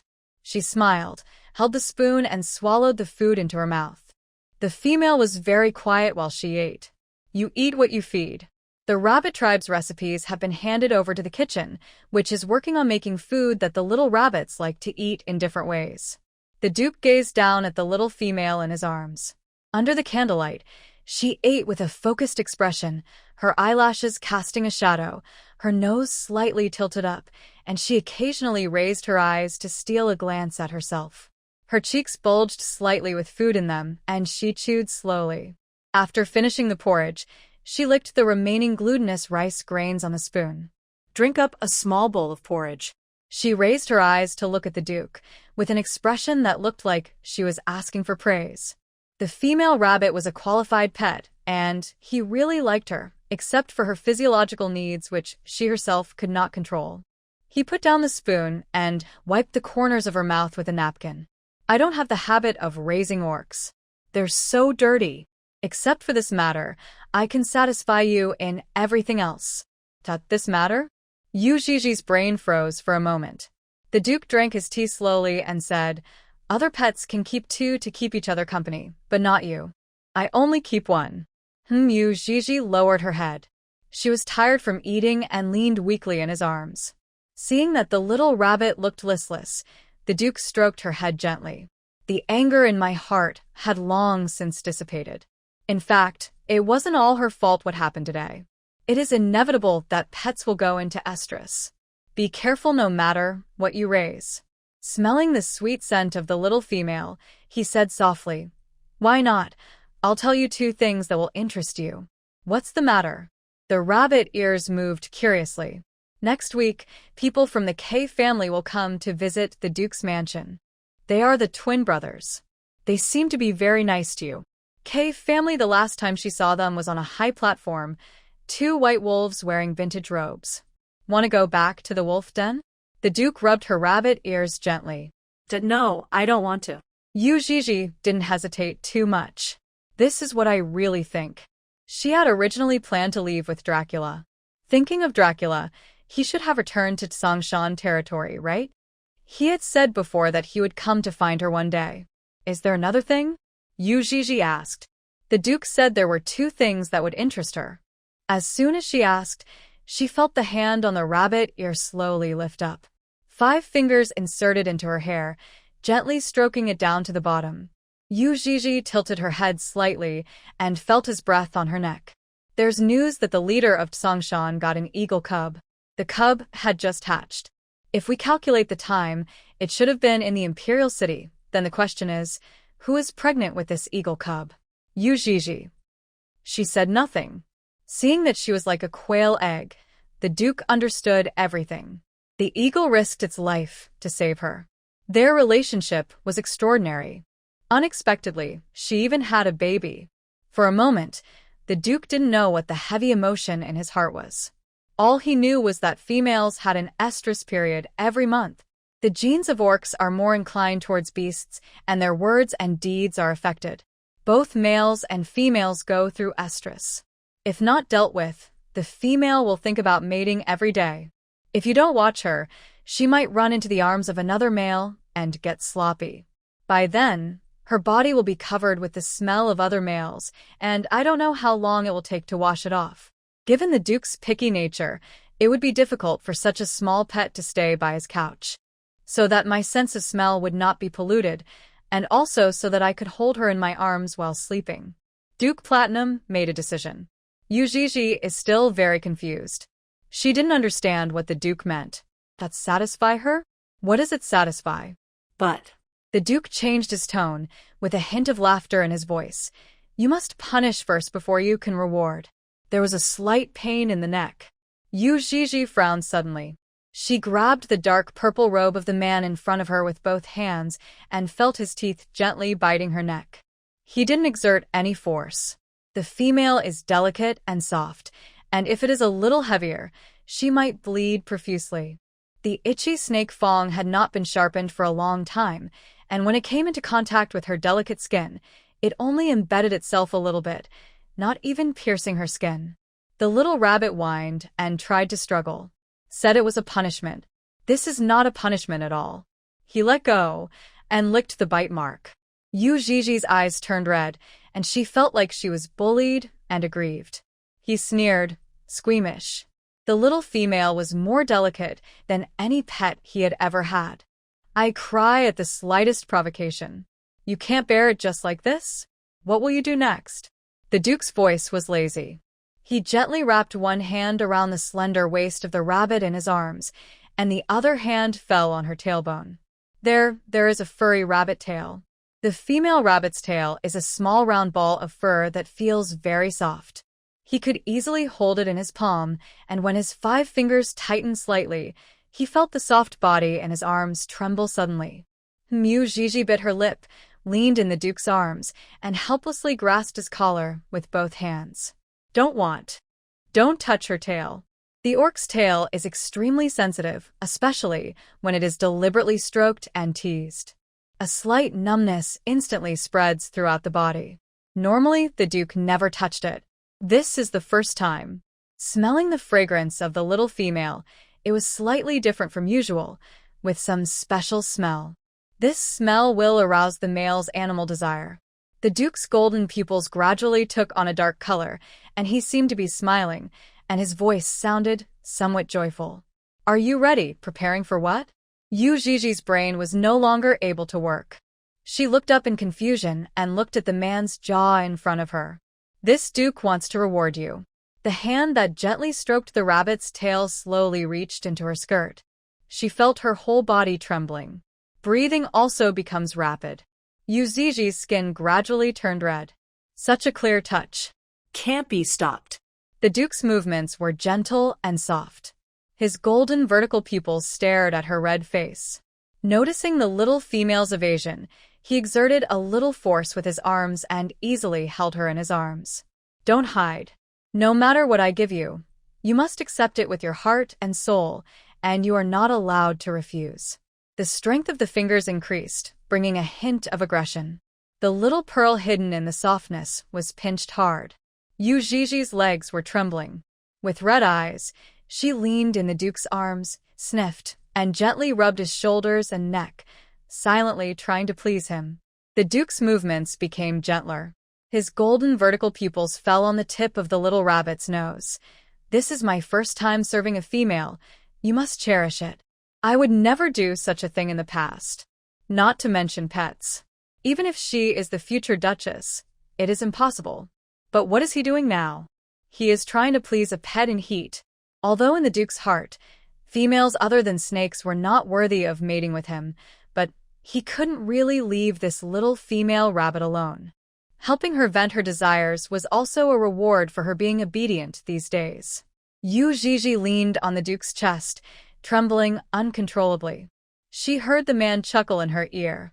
After losing so much, is it so comfortable? Yuii closed her eyes tightly. She bit the man's clothes on his shoulders in silent protest. On spring nights, the air in the study gradually becomes thinner. There was a light, salty aroma at the tip of my nose. The scent of an aroused female was stronger than during the day. The female rabbit's ears trembled slightly. Yuii bit harder, and through the clothes, one could feel her small rabbit teeth. She couldn't even tear the meat on the table, so she could only hold the Duke's wrinkled, dark purple robe in her mouth. As the surging feelings in her body fluctuated, her breathing became more and more rapid, and finally, she couldn't help but let out a soft moan.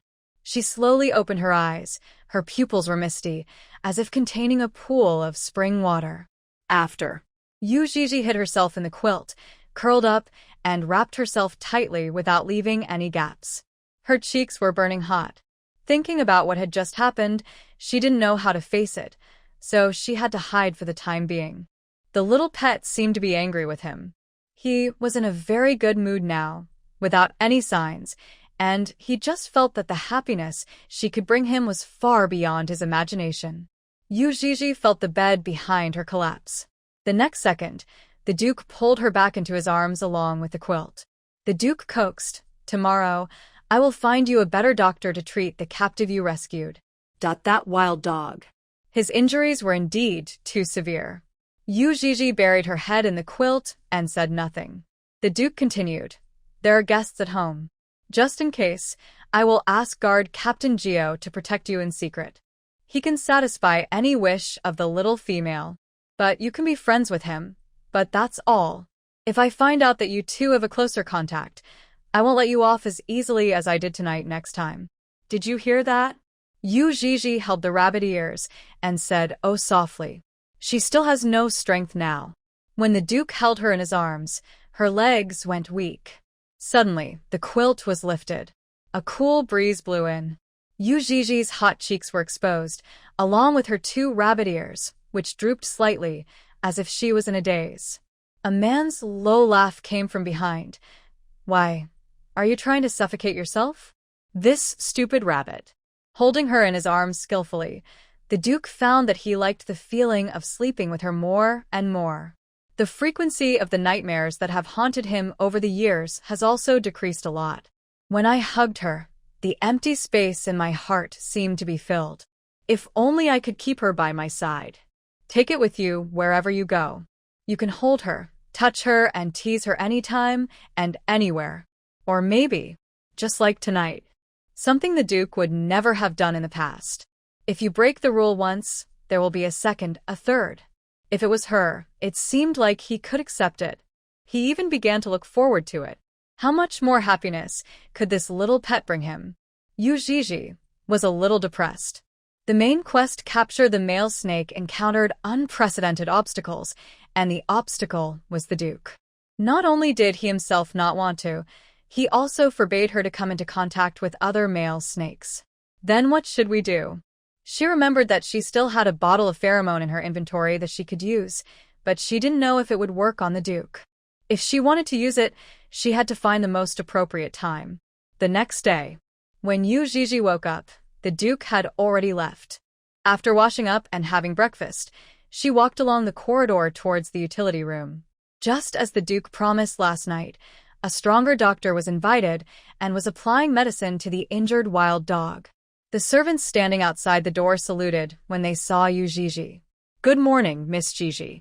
The maid who had taken her for a stroll yesterday was also here. She was a little hamster, with her little white ears hidden in her hair, only a little showing. The one who came this time is not an ordinary doctor, but a healer who has awakened the ability to heal. The hamster maid lowered her voice and whispered softly in Yu Gigi's ear. In her opinion, the Duke really cares too much about Miss Gigi and even specially invited a healer to treat the captives she rescued. The servants never dared to dream of such treatment. Yu Gigi waited quietly outside the door. After a long time, the doctor came out of the room. His face was sad. The patient's condition is very bad. If he can't be cured, how can I explain this to Master Bolin? I saw a graceful female rabbit waiting at the door. The servants were very respectful to her. I guess she was also the young mistress of the Duke's mansion. The doctor saluted and said, "Miss, are you here to visit the patient in the house?" Yes. Yu Gigi asked with concern. How is he? Oh, his condition is very bad.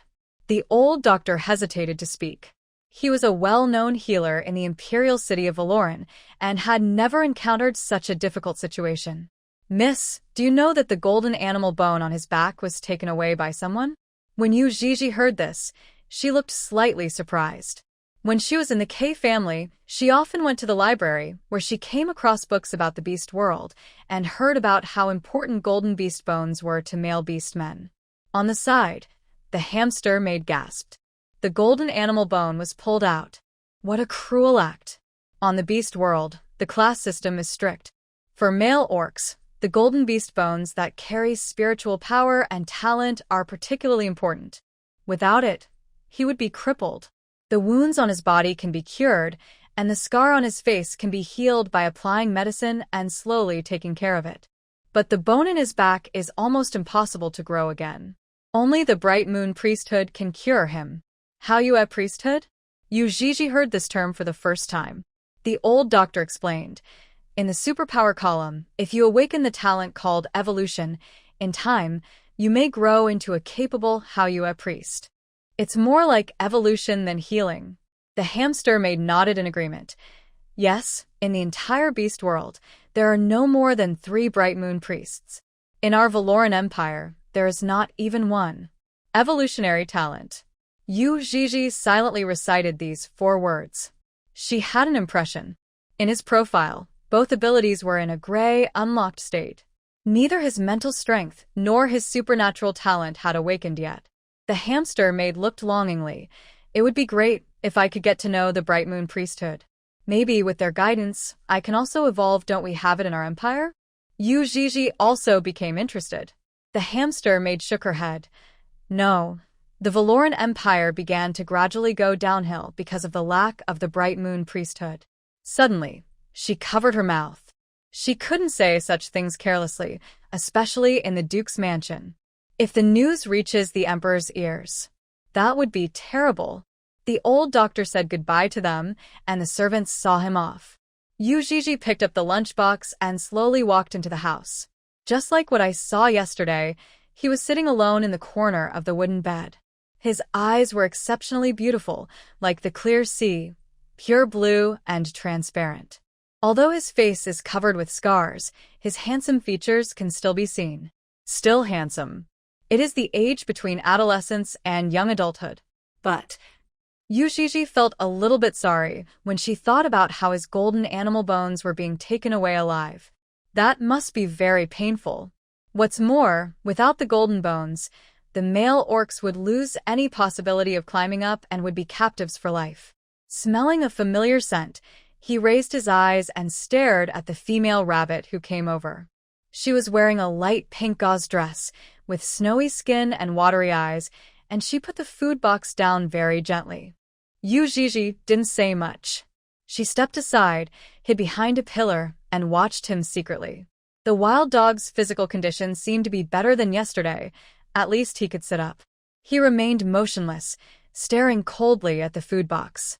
Occasionally, I would glance at the hiding figure, and the other person would quickly hide his face behind a pillar and pretend not to exist. The childish rabbit tribe. His body was healed by the healer and was pulled back from the abyss of death. We should be grateful to this female rabbit. What a pity. He has seen many evil deeds by beasts.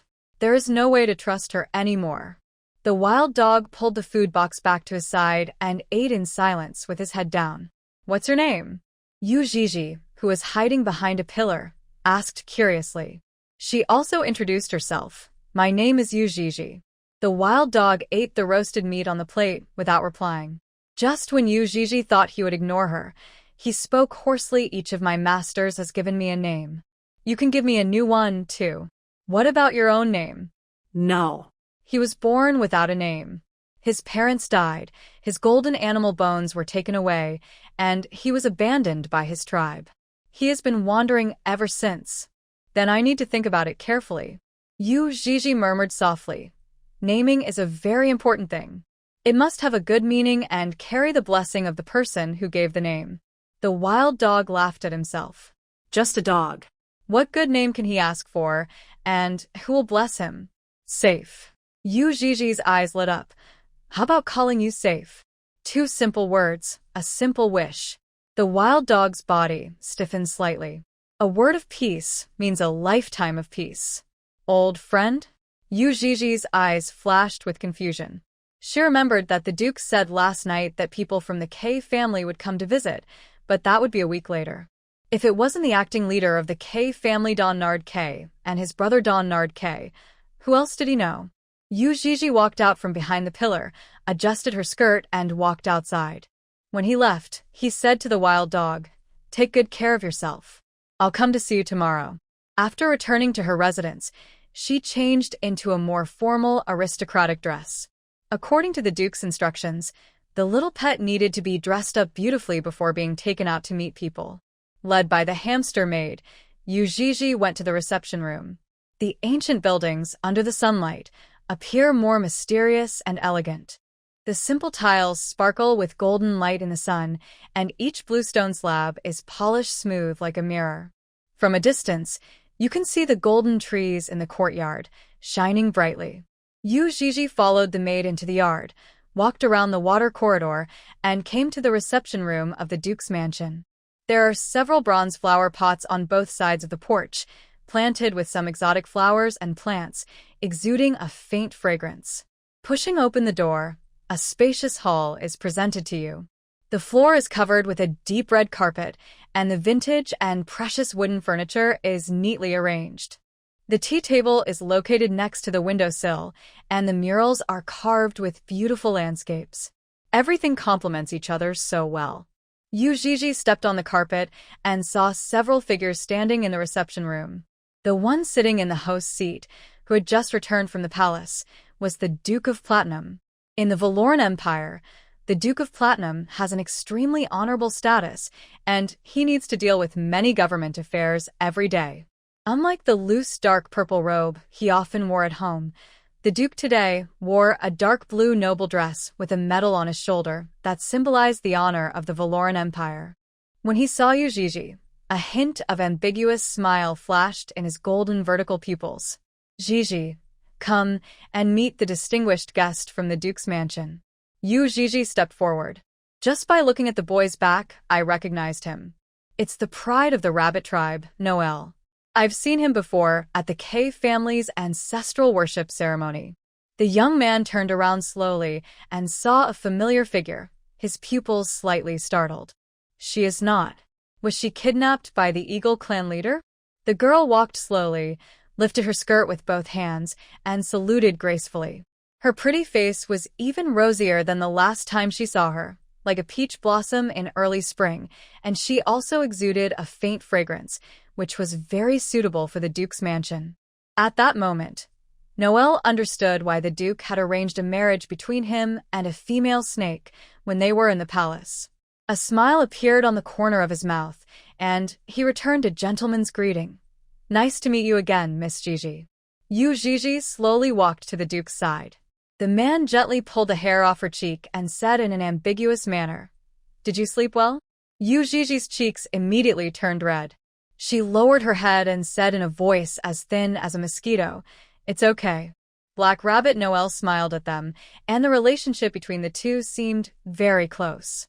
He was invited to the Duke's mansion to stay for a while and cultivate his relationship with his fiancée from the Snake Clan. He originally thought it would be boring, but after meeting Yuii, he found it interesting. "This is Noel from the Rabbit Tribe, whom you have met." The Duke also watched the live broadcast. The pleasing image of the rabbit tribe's talented male and S-level female standing together appeared in his mind, and the barrage of comments flew everywhere. They are said to be a perfect match. If a small pet wants a mate, it may first consider a male rabbit. What a pity there is no chance now. The Duke had an obvious smile on his face. His Majesty the King has granted a marriage to Mr. Noel. The rabbit tribe and the snake tribe are going to marry. Yuii blinked her eyes. What a coincidence. I didn't expect to meet Noel again here. Not being familiar with him made Yuii feel more relaxed. She smiled and unconsciously leaned towards the Duke. And His Majesty the King already knows about your matter. The Duke touched the little female's head lovingly. In order to prevent you from being kidnapped by criminals, you need to choose a husband as soon as possible. However, I have asked His Majesty the King to give you more time so you can take your time to choose. Yuii was slightly stunned. Did everyone know about her affairs in the Duke's mansion? The nobles of the Valoran Empire knew who the villain was in the Duke's words. If the leader of the Eagle tribe really snatches away the S-level female of the Rabbit tribe, and if they give birth to a bunch of little eagle cubs in 3 years, and if the cubs have higher talents, they will eventually become a major concern for the Valoran Empire. Every S-rank female in the Empire will be ceremoniously protected. Never allow other empires to covet it. The higher the female's rank, the more beastly husbands she has. In addition to reproducing offspring, she also needs more and stronger males to protect her. Of course, the Duke didn't want to hand over the little female rabbit just like that. The pet he found with great difficulty. I have to keep her by my side no matter what before I get tired of her. So, I found an excuse to delay it for 3 to 5 years, or even longer. If he doesn't let go, the little female will have to stay in the Duke's palace as a guest of honor. Behind his back, I still let him touch me and hug me. It is his own little pet. When one day he feels bored, he can choose a beastly husband for her who is excellent in every aspect. Before that, no one can possess her. At the same time, Duke Platinum must also take responsibility for protecting her and not let other forces abduct her. Led by his servants, Black Rabbit Noel went to meet his fiancée. Yuii watched him go away. As she was watching, the person behind her suddenly bent down and hugged her. Because there were outsiders present just now, the Duke had been restraining himself and did not make any more intimate moves. He had only been away for 1 morning, but he already missed the smell of the little female. Yuii leaned in his arms, still thinking about the main task. Then I heard the Duke's lazy voice floating in my ears. Who are you going to choose as your beast husband? I have no idea. Don Locke is coming out soon. Don't you miss him? The most gifted wolf cub of the K family in the past 100 years, and also the most valued war weapon of the Empire. To Duke Bolin, Tang has a new identity, the ex of the pet. Yuii's face turned pale when she thought of Tang. During the few short days they spent together on the -13th floor, she thought every day that she would die in his arms. This caused my legs to go weak whenever I thought of him. I don't want to couple with him. However, now is not the time to think about this. Yuii raised her head, looked at the man behind her, and asked softly, "Are you coming back for dinner tonight?" She had to find a way to complete the main story first. I have to take out the remaining bottle of pheromone that drives male orcs crazy. Now, the most important thing is to capture Snake. The rest should go to the back. It seemed that the little female really had no extra thoughts about the wolf cub and seemed to only care about whether she would come back tonight. The Duke's mouth curled up slightly. He admitted that he was very happy. Yuii went back to where she lived, soaked in the bathtub alone, and opened the system inventory. The more special props are Pheromone that drives males crazy X1 and Eavesdropping card X1. There is also the perfect concealing breath elixir. I used it more when I was in the K family, and there are 5 left now. The rest are a foundation that has not been unlocked and a pet egg that has not been hatched. Currently, she is at level 2, and she needs 1,500 points to upgrade to the next level. The way to get it is to complete the main quests, and some side quests will also reward extra points. The 2 abilities, Mental Power and Supernatural Talent, are still in a gray and unlocked state. Yuii thought about the evolutionary talent that the old doctor and the hamster maid had talked about during the day and felt a little yearning in her heart. If only I could awaken my evolutionary talent. If not, other talents are also very good. I heard that there are extremely strong orcs who have awakened dual talents. However, the awakening of mental strength and supernatural talents is the track for males. Their class divisions are closely tied to these two, and the class system is very cruel. The vast majority of females will not awaken supernatural talents. The mental strength of females is basically between 1 and 50, which makes it convenient to switch back and forth between animal and human forms. Yuii still remembers that Miss Nana of the Black Panther clan had awakened 20 points of mental strength and the superpower of sleeping for 3 days. Compared with other talents, this superpower seems mediocre. The Beast world has developed a special medicine for sleeping, full name, potion that requires only 1 hour of sleep per day. The Kings of Rolls can also achieve this effect by taking medicine. In the information panel, females care most about fertility, which accounts for 70% of the female score. As for number, it should refer to the number of times a female has given birth. The more times, the more points are added, and the greater the probability of advancement. She opened the taskbar. The golden main quest, Capture the Male Snake, and the white side quest, Save the Wild Dogs, are both displayed as in progress. Yuii leaned against the pool, her body slightly flushed and her cheeks rosy. She took out pheromone from the inventory, hesitated for a moment, and drank it all in one breath. The round stone pool is very large, and the surface of the water is sprinkled with faint blue petals. When she went into the pool, she was wearing a white skirt, which was also completely soaked by water. She leaned slowly against the pool, twisting a petal in her hand, quietly waiting for the Duke to arrive. There is a high probability that you can get pregnant with snake cubs. The Duke might be angry, feeling tempted by his pet. That's fine. Anyway, she will stay away from others after she gets pregnant with snake cubs. Once the mission is completed, she will have to find a way to leave the Duke's mansion. She can't always be the Duke's pet, nor can she hastily choose a beastly husband to marry. Then, I can only hide away temporarily.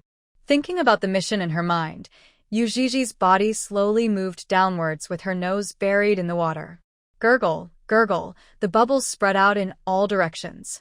The water temperature in the pool is just right, slightly hot, making people reluctant to leave. The pheromone you drink is effective for 24 hours. Yuii felt her body temperature slowly rising, and she didn't know if it was because of the bath or the pheromones. Outside the study door, Black Rabbit Noel, who was waiting for the Duke, frowned slightly. He looked up at the closed door and could vaguely smell the female rabbit. The smell of estrus. Noel turned his back. He was familiar with this smell, as he often encountered it in Greenfield City. But this time was different. He felt the blood in his body stirring. As a member of the same tribe, Noel is more sensitive to this smell than any other male. The boy's sleepy eyes were covered with a thin layer of mist, and the sweat on his forehead gradually became obvious. His face became paler, and the strong desire appeared in his eyes. Noel took out a syringe with trembling hands and stabbed his arm hard. A suppressed groan. The green juice flowed down the syringe and deep into the skin. The mist in the boy's eyes slowly dissipated. His black pearl-like eyes were rarely sleepy, and his moist gaze fell on the door, as if he could see the little female rabbit living inside. Noel didn't expect that the calming potion would be used at this time. He pulled out the syringe, and a trace of blood slowly coagulated. He leaned against the wall and took a long breath. At that moment, the sadistic desire in my heart was about to burst out. The scent of the female rabbit was so alluring that I could hardly control myself, even though there was a door between us. Just like he dismembered the insects he caught as a child, he also wanted to destroy this pure, clear, and beautiful little rabbit. He walked slowly out of the yard. The servant followed. Lord Noel, aren't we waiting for the Duke? I'm sleepy. It was already late at night when Duke Bolin returned after handling government affairs. Ever since the little pet came, he seldom returned to his dormitory. Most of the time, he stayed in this yard planted with blue lotuses. The moonlight is sparse. He pushed open the door and smelled the faint scent of jasmine milk in the air. It's the smell of a small pet. It just seems sweeter and stickier than usual. He walked along the pebbles in the backyard and came to the bathing pool surrounded by swaying bamboos. In the round pool, a delicate figure was soaking. In the misty water, a little female rabbit with skin as white as jade and face as beautiful as an elf leaned against the edge of the pool. Her snow-white gauze skirt soaked by water clung to her body. Her curves were hazy. Her wet, long hair fell behind her. Her clear eyes were like those of a newborn deer, but they also hid a hint of nervousness that was difficult to conceal. Yuii finally waited for the Duke. The tall man, wearing a dark purple robe, stood by the pool, looking down at her. There was a faint smile with ambiguous meaning in his golden vertical pupils. After seeing her, he did not say anything, but instead observed her every move with great interest. The Duke wanted to know what his little pet wanted to do. The entire outdoor bathroom was filled with the scent of jasmine milk. As cold-blooded snakes, they rarely had any desire other than appetite for the rabbits, with soft fur. Yuii had been soaking in hot water for a long time, her cheeks burning. She raised her misty eyes and murmured, "Master Bolin, can you pick me up? I seem to have no strength left." The little pet called his name for the first time. The girl's face becomes more beautiful because of the mist. Purity yet lustful. The scent of jasmine mixed with a hint of milk filled his nose, and the air was filled with charming mist. The Duke easily rescued the girl from the pool. She curled up in his chest like a kitten drenched in the rain. The long wet hair was dripping water. The slightly curled round and cute toes, the breath Yuii exhaled gently, blended into the mist. The watery eyes flickered, alluring. The Duke walked on the distinct pebbles and carried the little female back to the house along the way.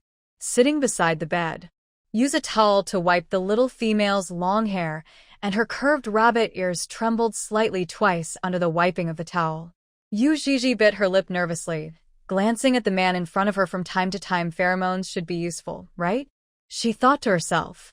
To prevent her from catching a cold, the Duke spread out his hands, and the heat slowly emanated from his palms.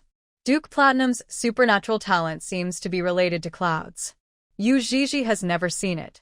Stunned for a moment, fine steam slowly lingered around her, and her wet rabbit ears gradually dried up, returning to their snow-white and soft appearance. The point is not drying. Yuii leaned in his arms and rubbed him gently. She found that the other party stopped moving. She looked up and stared at his golden vertical pupils, his strong nose bridge, and his thin lips. As if she had mustered up her courage, she propped up her hands, raised her upper body, and kissed him. This was the first time she took the initiative to kiss a man. The Duke had a faint scent of tobacco and mint on his body. His golden vertical pupils were slightly startled, and he felt the restless little female in front of him, and she actually kissed him. Their lips touched gently, but at this point, the other party didn't know what to do. Yuii could only clumsily try a light kiss. What then? What should she do next? She was a little anxious. Duke Bolin seemed unmoved, with a look of surprise in his eyes, but soon he lowered his eyes, as if thinking about something. He even lazily stroked her back, wondering what else this little pet could do to surprise him. This stupid rabbit. He admitted that her scent was particularly strong and fascinating today. However, snakes are cold-blooded animals, and they would not have any thoughts about mating except during the estrus period. Yuii kissed him for a while, and found that the Duke did not respond. Her face was ripe. I lowered my head, feeling completely defeated. With his forehead resting on the Duke's shoulder, it seemed that he had gained nothing today. Is that all? The Duke's lazy voice was a little bewitching. I was almost moved real.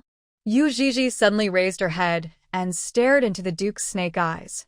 When she noticed the smile in his eyes, she realized that he had teased her. She felt a little annoyed and aggrieved. She pursed her lips and tears began to well up in her eyes. The little pet is about to cry. The smile on the Duke's face froze slightly.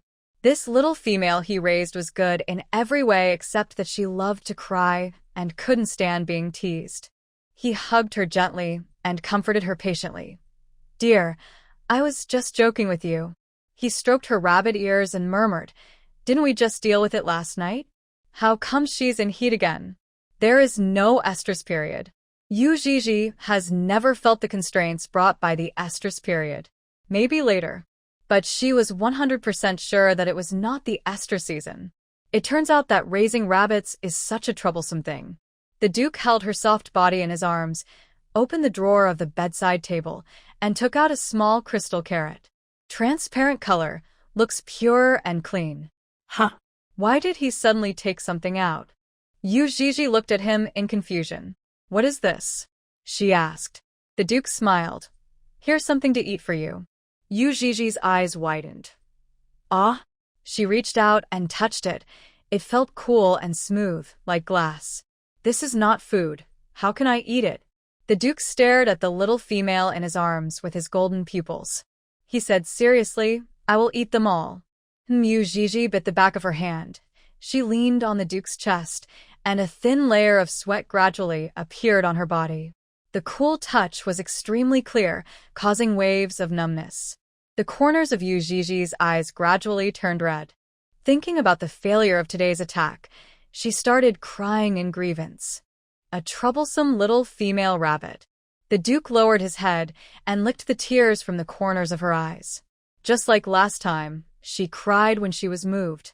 She cried when the tide receded.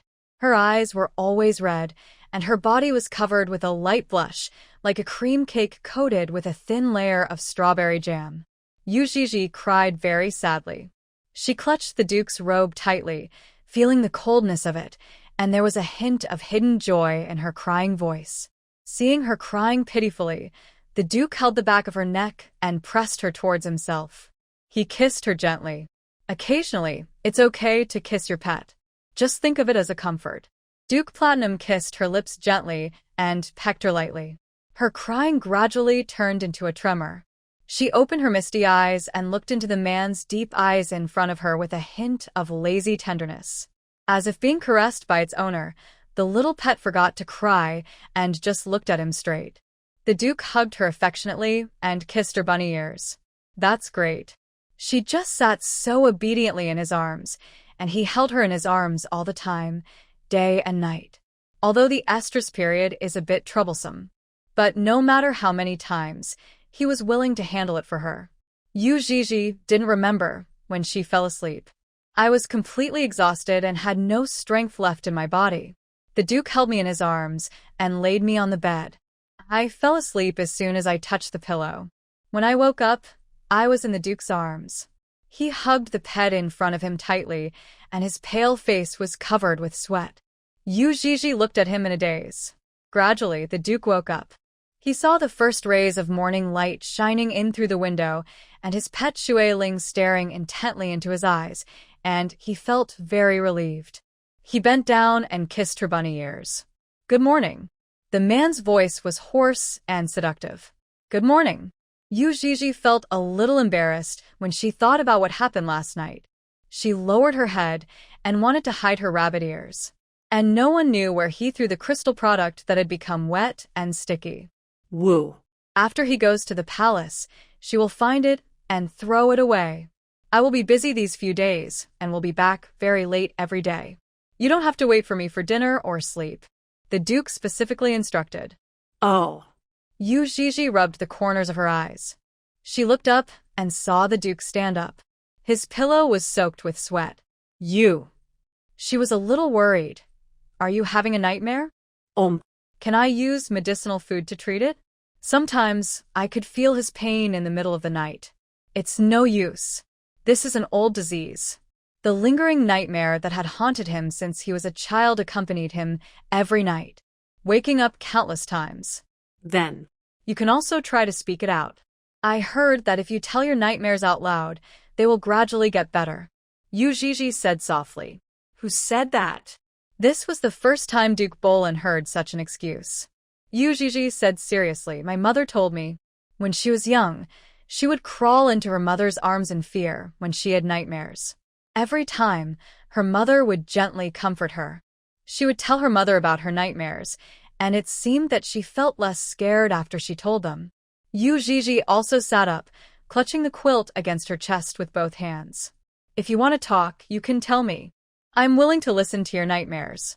The Duke's body stiffened slightly. He never thought that the little pet would say such a thing. Warm words. Unlike those unintelligent pets that cannot speak human language, only she would say such words. She was the only one who would ignore his status as a duke.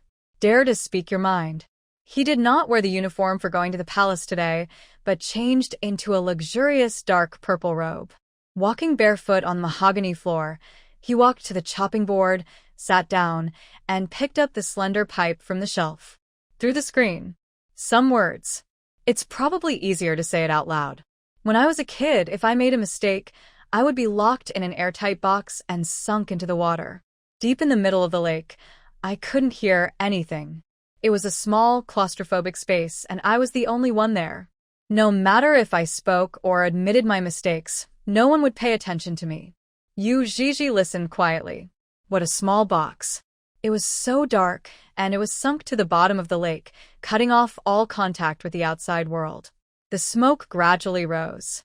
Bolin leaned against the soft chair, holding a slender silver pipe in her right hand. The tobacco burned quietly in the lotus carved on the top. When he talked about the past, there was no significant fluctuation in his golden vertical pupils. To him, those things seemed like things from a previous life. As the only son of the old duke, he could not have any injuries on his body, and the punishment he received was confinement in deep water day after day. He curled up in a small, cramped box, holding tightly in his arms the gift his mother had given him when he was born. A white stuffed teddy bear. Platinum craves all touches. I always want to hug something furry. To this end, he has kept many pets. It seemed that he could only feel a moment of peace when he was holding his pet. But those pets did not please him. They are livestock after all, not understanding human nature. Until this female rabbit was abducted. Bolin took a puff of his cigarette and looked at the screen. Behind him was the little female sitting on the bed, listening attentively to his nightmare. His most satisfying pet to date. Although its spiritual power has not yet awakened, and it cannot transform into an animal, it is more suitable to be held in his arms than any furry creature he has raised before. Just I cry a little. The estrus period is also a bit troublesome. These were minor problems compared to the pleasure she could bring herself. Someone come here, he called. The door of the study opened, and several maids walked in. Help Miss Gigi wash and eat. Yes, Master Bolin. The Duke put his pipe down. He stood up. He picked up his robe, put it on, and walked away. During the few days that Yuii lived in the Duke's mansion, she gradually got used to the rhythm of the place. Unlike the K family, the secluded courtyard where she lived was rarely disturbed by anyone. The entire mansion is as lazy as its owner. The bamboo shadows in the backyard are dim, and even the sunlight can hardly come in. After breakfast, Yuii came to the desk and looked at the scroll spread out on it, with the calligraphy written in neat and sloppy brush strokes. Next to him was the slender pipe he often used. Yuii couldn't help but touch it. It had a smooth, cool silver long stem and a lotus-shaped pipe on top. There was still a little ash in it. The mouthpiece was golden, as if it was made of gold. The Duke often smoked a cigarette while reviewing documents in his study. It has his scent on it. Yuii thought about the nightmares he had mentioned before, all of which were things he had experienced personally when he was very young. The Duke always had an unfathomable smile on his face. Even today, I couldn't hear the emotion in his words. Thinking of the strategy mission, Yuii's rabbit ears drooped down, and she suddenly became weak. Every time I tried to capture Duke Platinum, not only did I fail, but he would also tease me in various ways. How long will it take? She couldn't help but ask in her heart. System. There are 19 days left until the mission is over. Yuii was like a deflated ball. If I had known that pheromones were useless to him, I would have saved them for other snakes. System. Snakes are cold-blooded animals and are relatively slow to sense the pheromones of other species during their estrus period. However, it is sufficient in most cases. Then why is Duke Platinum not affected? Yuii was stunned. He was perfectly rational yesterday. The golden vertical pupils were as clear as usual. He was sober and calm, unilaterally. Play with yourself. Ugh. Yuii pressed her forehead against the chopping board, refusing to lift it up. System. Please explore on your own. There are many things that the system will not reveal. Even if you ask, it will not tell you. Most of the things that can be told are related to the task. Yuii suddenly remembered something. So, what about favorability? How much does Duke Bolin like me now? Simple and crude pheromones are not useful. There is always a chance to get pregnant with a snake baby by increasing the favorability, right? System. Name. Bolin, race, snake, adult. Favorability. 12, node. It is a favorable impression of the pet. Please keep up the good work, host. Yuii. Only 19 days left. But the favorability is only this little bit. Then we have to change the snake. Previously, the guard captain of Geo, whom she had taken a fancy to, had been avoiding her for the past 2 days. In short, she had not met him since the last incident. The Duke of Platinum also said that he could be friends with him. There was not even a shadow of a snake, and there was no chance of any close contact. Guest. Yuii's eyes lit up, and she said happily, "Aren't we going to entertain guests? There will definitely be other male snakes visiting that day, right? In addition to the K family, there should be other families." It seems that she needs to find Teacher Dai Li to find out what happened on the day of the dinner. Teacher Dai Li, who was watering the flowers, adjusted her glasses when she heard the female rabbit's question.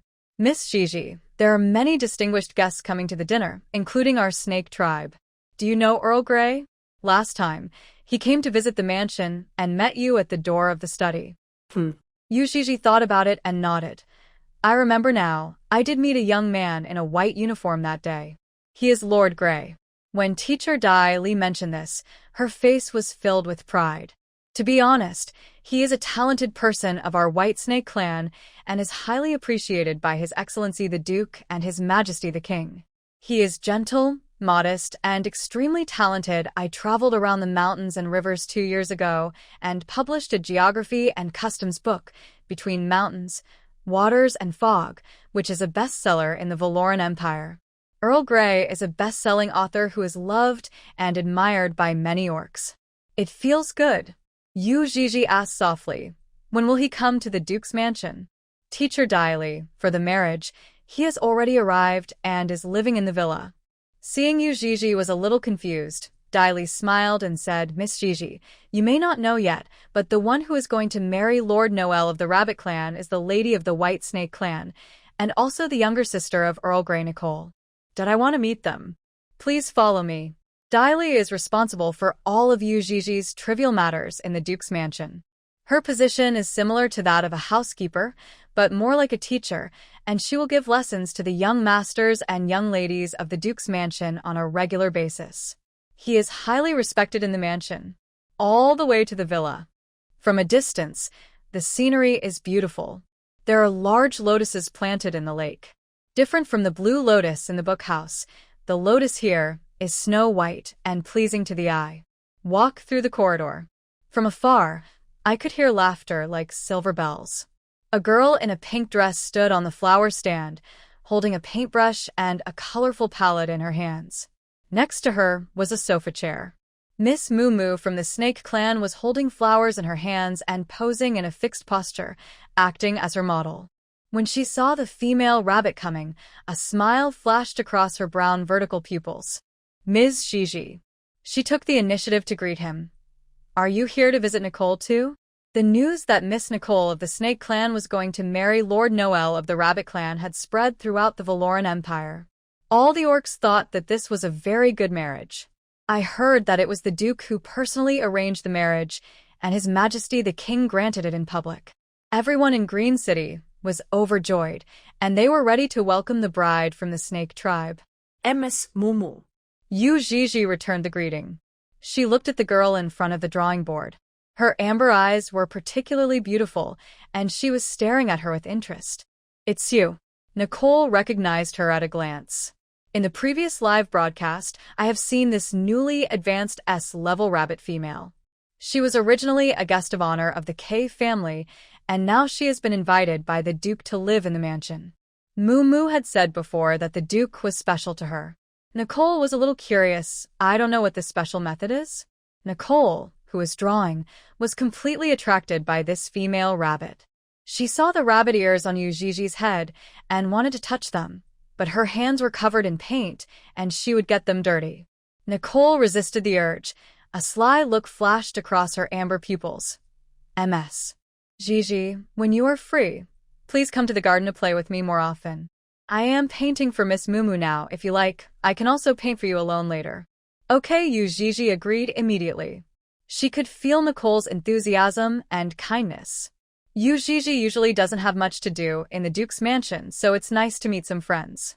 Mumu on the side was quite dissatisfied. Miss Gigi, why do you avoid me every time you see me? I have invited you several times, but you are unwilling to spend dinner with me? It just so happened that I had something to do during those few days. Yuji felt a little guilty. Nicole made a playful face. Of course it's because Mumu is usually too fierce, unlike me, who is always so considerate. Divine Gold Mumu, a snake holding flowers, struck a better pose, his brown vertical pupils full of smiles. Yuji's attention was focused on the room. She could see a figure, who was preparatory to writing a book. Nicole, who was painting, saw this and said with a smile, "My brother is in there. If you want to say hello to him, go ahead, but he is writing a new book now and doesn't like to be disturbed. I suggest Miss Gigi wait until the sun sets before going in." Ever since her brother, Earl Grey, wrote the book Between Mountains, Waters and Mists, countless orcs have come to his door every day to ask for his autograph. Now that I have arrived at the dukedom, in just a few days, many fans of the book have come to visit me. Nicole Weiwei, this rabbit lady, is also a fan of the book. With an excuse, Yuji felt a little relieved. She nodded. Then I will wait until evening and then visit Earl Grey. That's perfect. Miss Mumu waved. Gigi, come and be a model with me. 3 girls of similar age played together until the sun went down. Yuji did not forget the main purpose of her visit. She walked slowly into the house. Grey, who was holding a pen and writing, heard footsteps and thought it was the accompanying servants. He asked, "Is the rose cake ready?" "Ahem." Yuji said softly, "I passed by Villa today and wanted to come and pay my respects to Miss Nicole and Earl Grey." A clear and sweet voice was heard, and the Count paused slightly in holding the pen. He looked up. Beside the desk stood a petite figure. She was wearing a simple white gauze dress, with skin as white as jade and eyes as bright as stars. She had a pure and lovely temperament. Upon closer inspection, she looked a little familiar. "Where have you seen me before? May I ask your name, young lady?" Yuji. "It's her." Lord Grey remembered. He had seen her at the door of the Duke's study, and at that time, the rabbit lady almost fell into his arms. Putting down the pen, he stood up and returned the greeting. "Miss Gigi, you are welcome." Grey had heard a little about this female of the rabbit tribe. When they first met, he just watched her from afar as she gave blessings to the cubs. Later, he was deeply impressed by the glimpse of her in the book house. Yuji looked at the books on the table. He seemed to be writing a new article. In order to ease her inner uneasiness, she whispered, I wanted to get Earl Grey's autograph, but I forgot to bring the book." "It doesn't matter." Grey showed a gentle smile on his face. "I have many books here. I can give one to Miss Gigi." The young man from the snake tribe was also wearing a white uniform today, and his amber vertical pupils looked as soft as water. Non aggressive. It's completely different from the feeling the Duke gives. Hold on. After saying that, he turned and walked to the bookshelf and took out a brand new copy of Mountains, Waters and Mists. Grey walked up to her. "Present the book solemnly with both hands." The scent of the female rabbit had been filling his nose since she entered the room. At this moment, I couldn't help laughing when I saw a trace of paint on her bunny ears. Yuji took the book. I saw the young man in front of me quickly hand over a clean handkerchief. The smile in his amber pupils was like the warm spring sun, refreshing to the heart. "Here." Grey pointed at the air above his head. "There's some paint on the ear. Oh. Yuii quickly used a handkerchief to wipe it, but it was not convenient to hold the book with one hand, and she could not find the right position. Gray reached out and took the handkerchief from her hand. "Let me do it." Under the fragmented sunset, he lowered his head and carefully wiped the red paint on the rabbit ears with the handkerchief in his hand. Yuii held the book in both hands, motionless. Earl Grey. He is gentle and has a mellow voice. It is very comfortable to get along with him. Maybe the hand that was wiping the rabbit ears was too gentle, but Yuii unconsciously leaned towards him. Watching from afar, they looked like lovers, hugging each other sweetly. At the door, Nicole, who was packing up paints, opened her eyes wide in surprise and looked at this ambiguous scene in disbelief. Until Teacher Dai Li's voice rang in my ears, "Your Excellency the Duke." Duke Bolin arrived at the villa at some point, and when Teacher Dai Li found him, he was already standing in the shadow of the corridor, staring intently at the scene happening inside the open door. Inside the door, the little female rabbit had her back to the outside, lowered her head obediently, and allowed the male in front of her to gently wipe her ears with a handkerchief. The young man wiped every time with extreme care and attention. The girl almost leaned in his arms. The two of them looked particularly intimate and ambiguous. When the young man lowered his eyes to look at her, there was a warm smile in his eyes.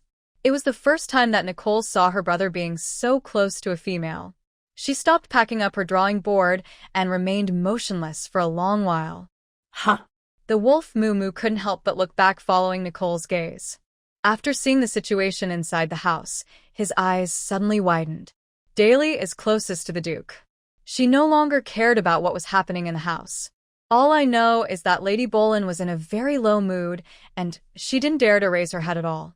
The Duke stared at the two sweet figures in the room, his jawline tense and waves surging in his golden pupils. He was trying his best to suppress something. Okay. Lord Grey let go of her hand, still with a gentle smile on his face. "My little sister is naughty. I hope Miss Gigi won't bother with her." Yuii raised her hand and touched her rabbit ears. She shook her head gently. "Miss Nicole is very good. I like playing with her. She didn't care about getting stained with paint. Just go back and take a shower." The young snake man raised his eyes and saw the two females standing outside the door in a daze, and a figure has been standing in the corridor for a long time. Earl Grey took 2 steps to the side and saluted solemnly. "Your Excellency the Duke." "Duke?" Hearing this title, Yuii trembled instinctively. She stepped aside feeling a little guilty and turned her head cautiously to look at the man walking towards her. "I just said goodbye to him this morning." After not seeing him for a day, the aura around him became much more unfamiliar and cold. Duke Bolin came into the room with a faint smile on his face, and his voice was as lazy as usual. "I have some official business to discuss with Earl Grey." As he spoke, he glanced at the little female with drooping ears next to him and said, "I am not disturbing you too, am I?" Earl Grey was stunned for a moment, and he quickly replied, "Your Excellency the Duke misunderstood. Miss Gigi had some paint on her ears, and I just wanted to wipe it off for her. My actions were indeed a little abrupt. I hope Miss Gigi can forgive me." Earl Grey looked at Yuii with an apologetic look on his face. The Duke said calmly, "Your Highness, you don't have to apologize. Maybe she doesn't care. Not only do I not care, I may actually like her in my heart." Ah. Yuii followed the Duke's words. "Yes, Lord Grey, you don't have to apologize." The Duke glanced at her coldly. Yuii shrank her neck. What's the matter? Isn't she agreeing with the Duke? Why is the way he looks at her even more terrifying than at the beginning? Nicole and Moo from the Snake Tribe also came to pay their respects to the Duke. They want to discuss official business. Nicole quietly pulled Yuii out.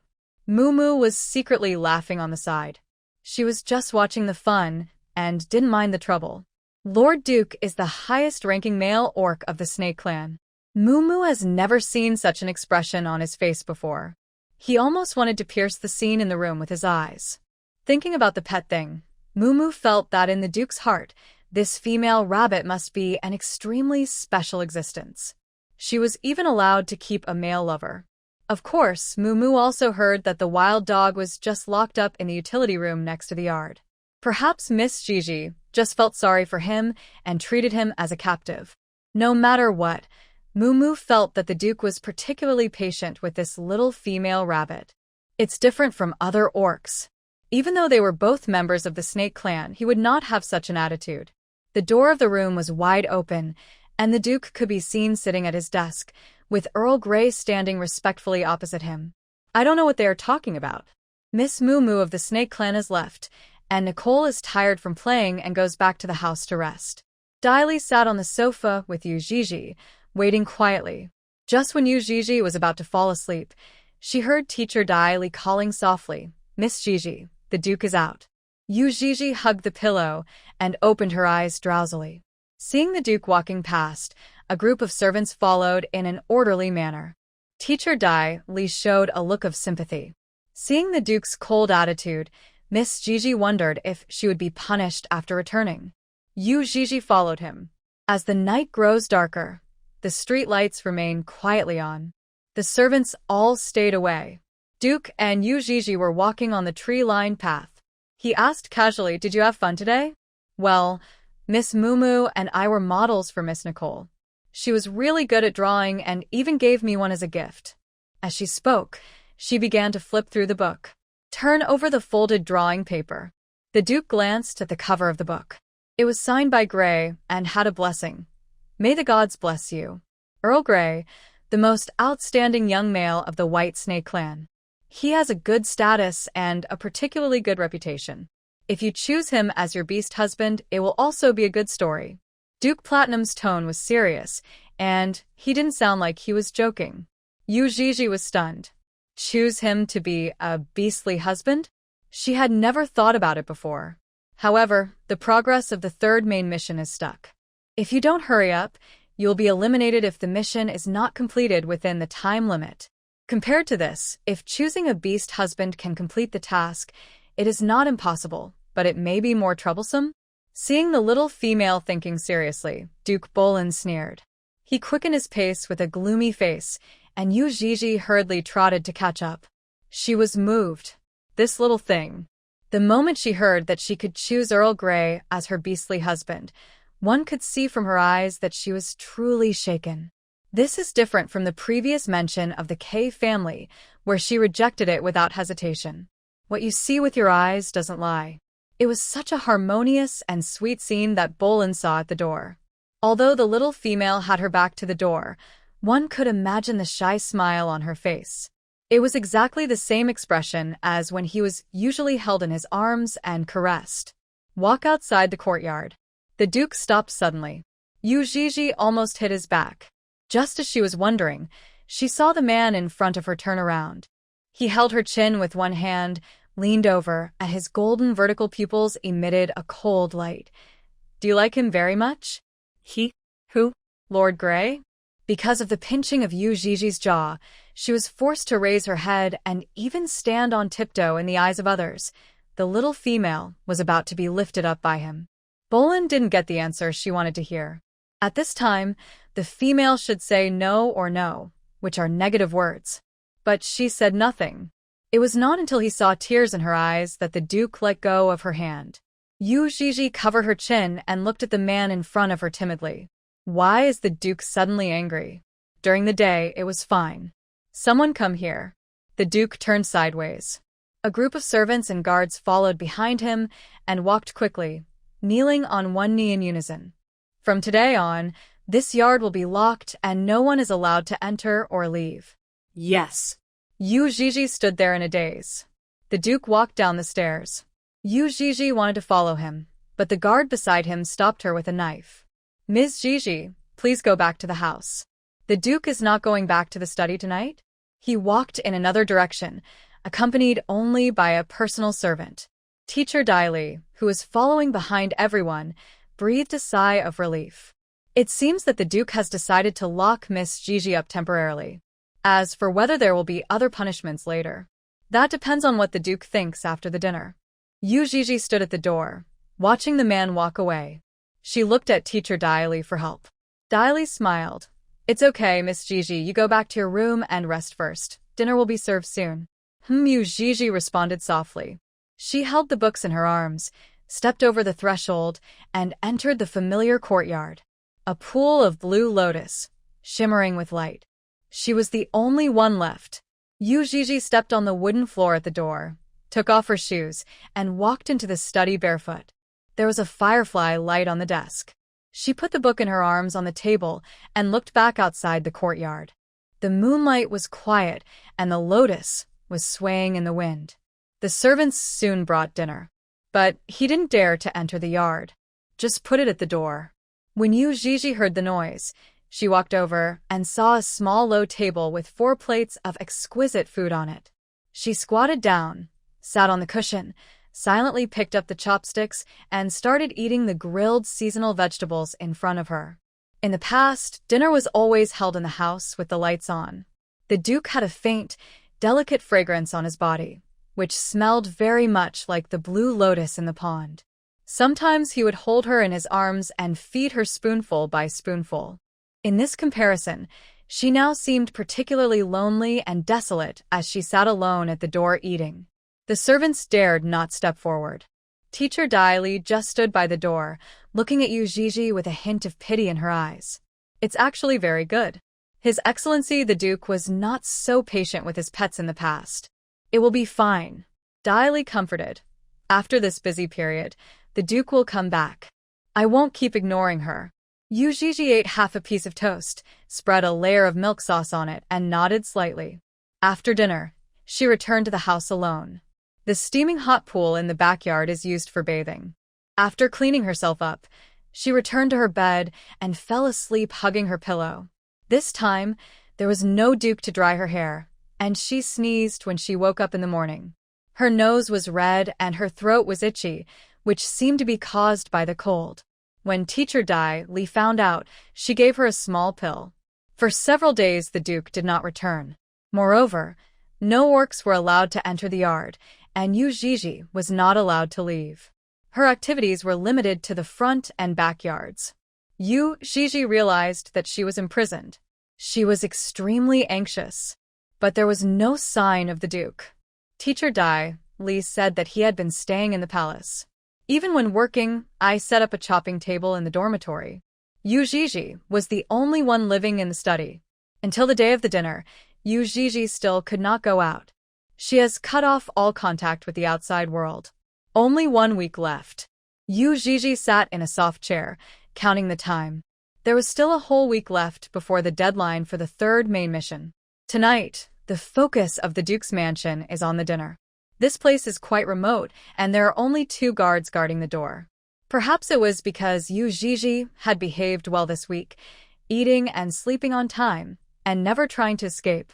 The guards all relaxed unconsciously. There was a grand dinner being held ahead, and everyone wanted to join in the fun. Yuii sneaked to the corner of the backyard.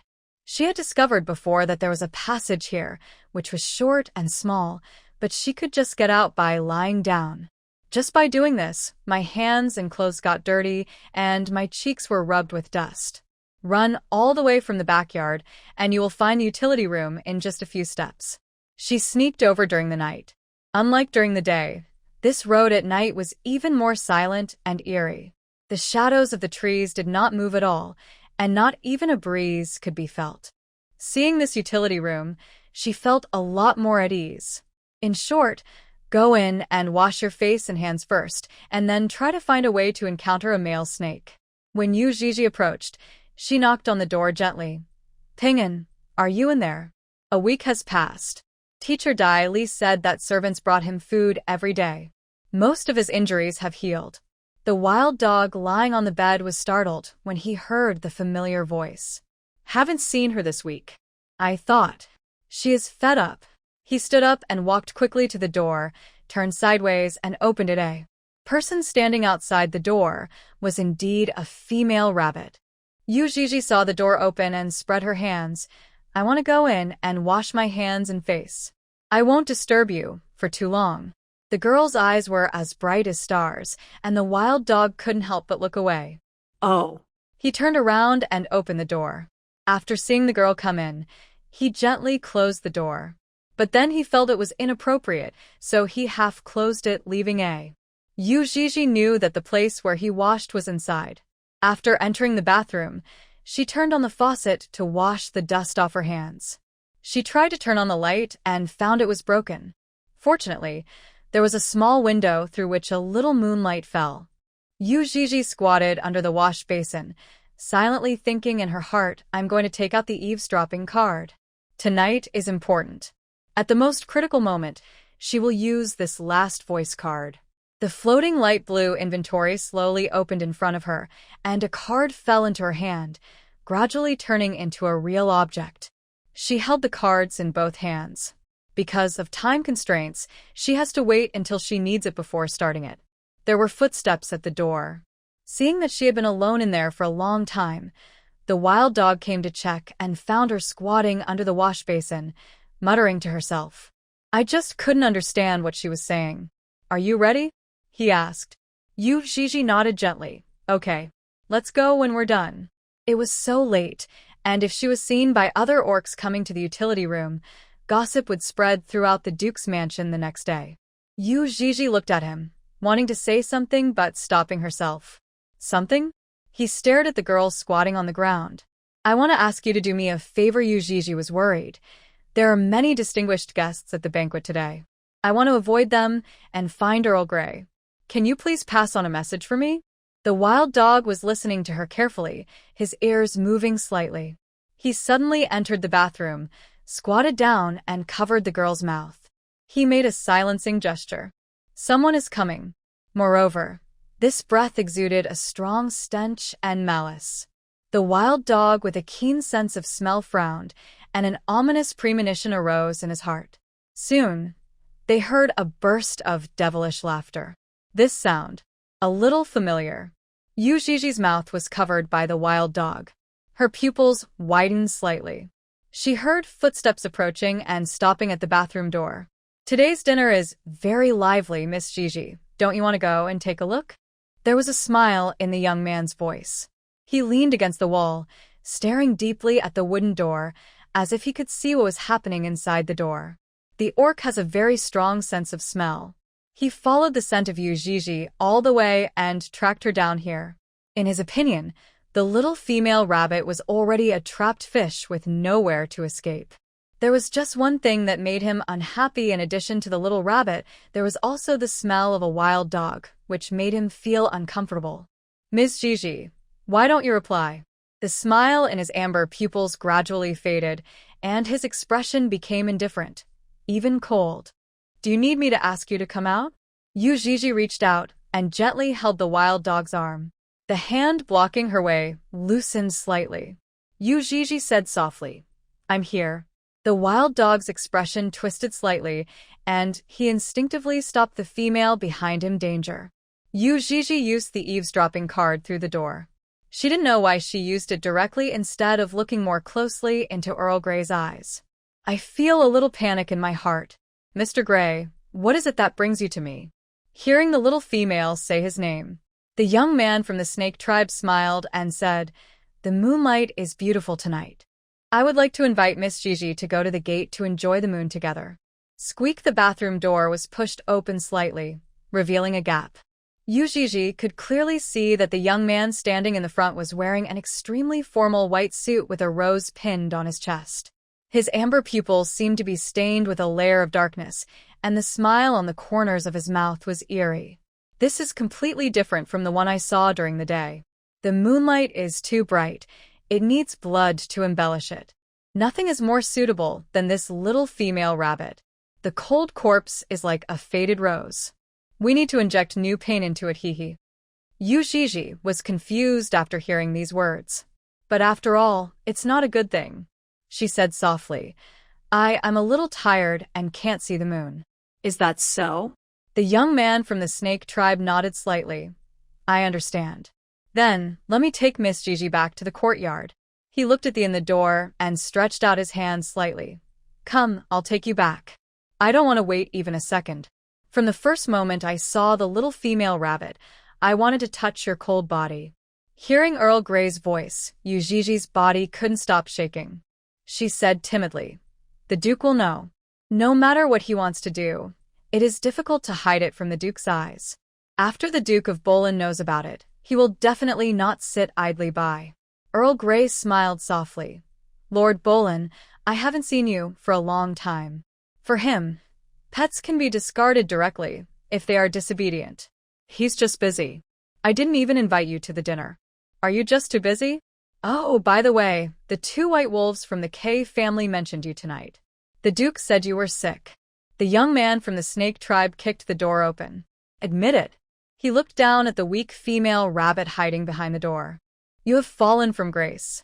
Earl Grey's amber pupils darkened, and a smile gathered in his eyes. The guards are all in the front yard. No one will know that you are here.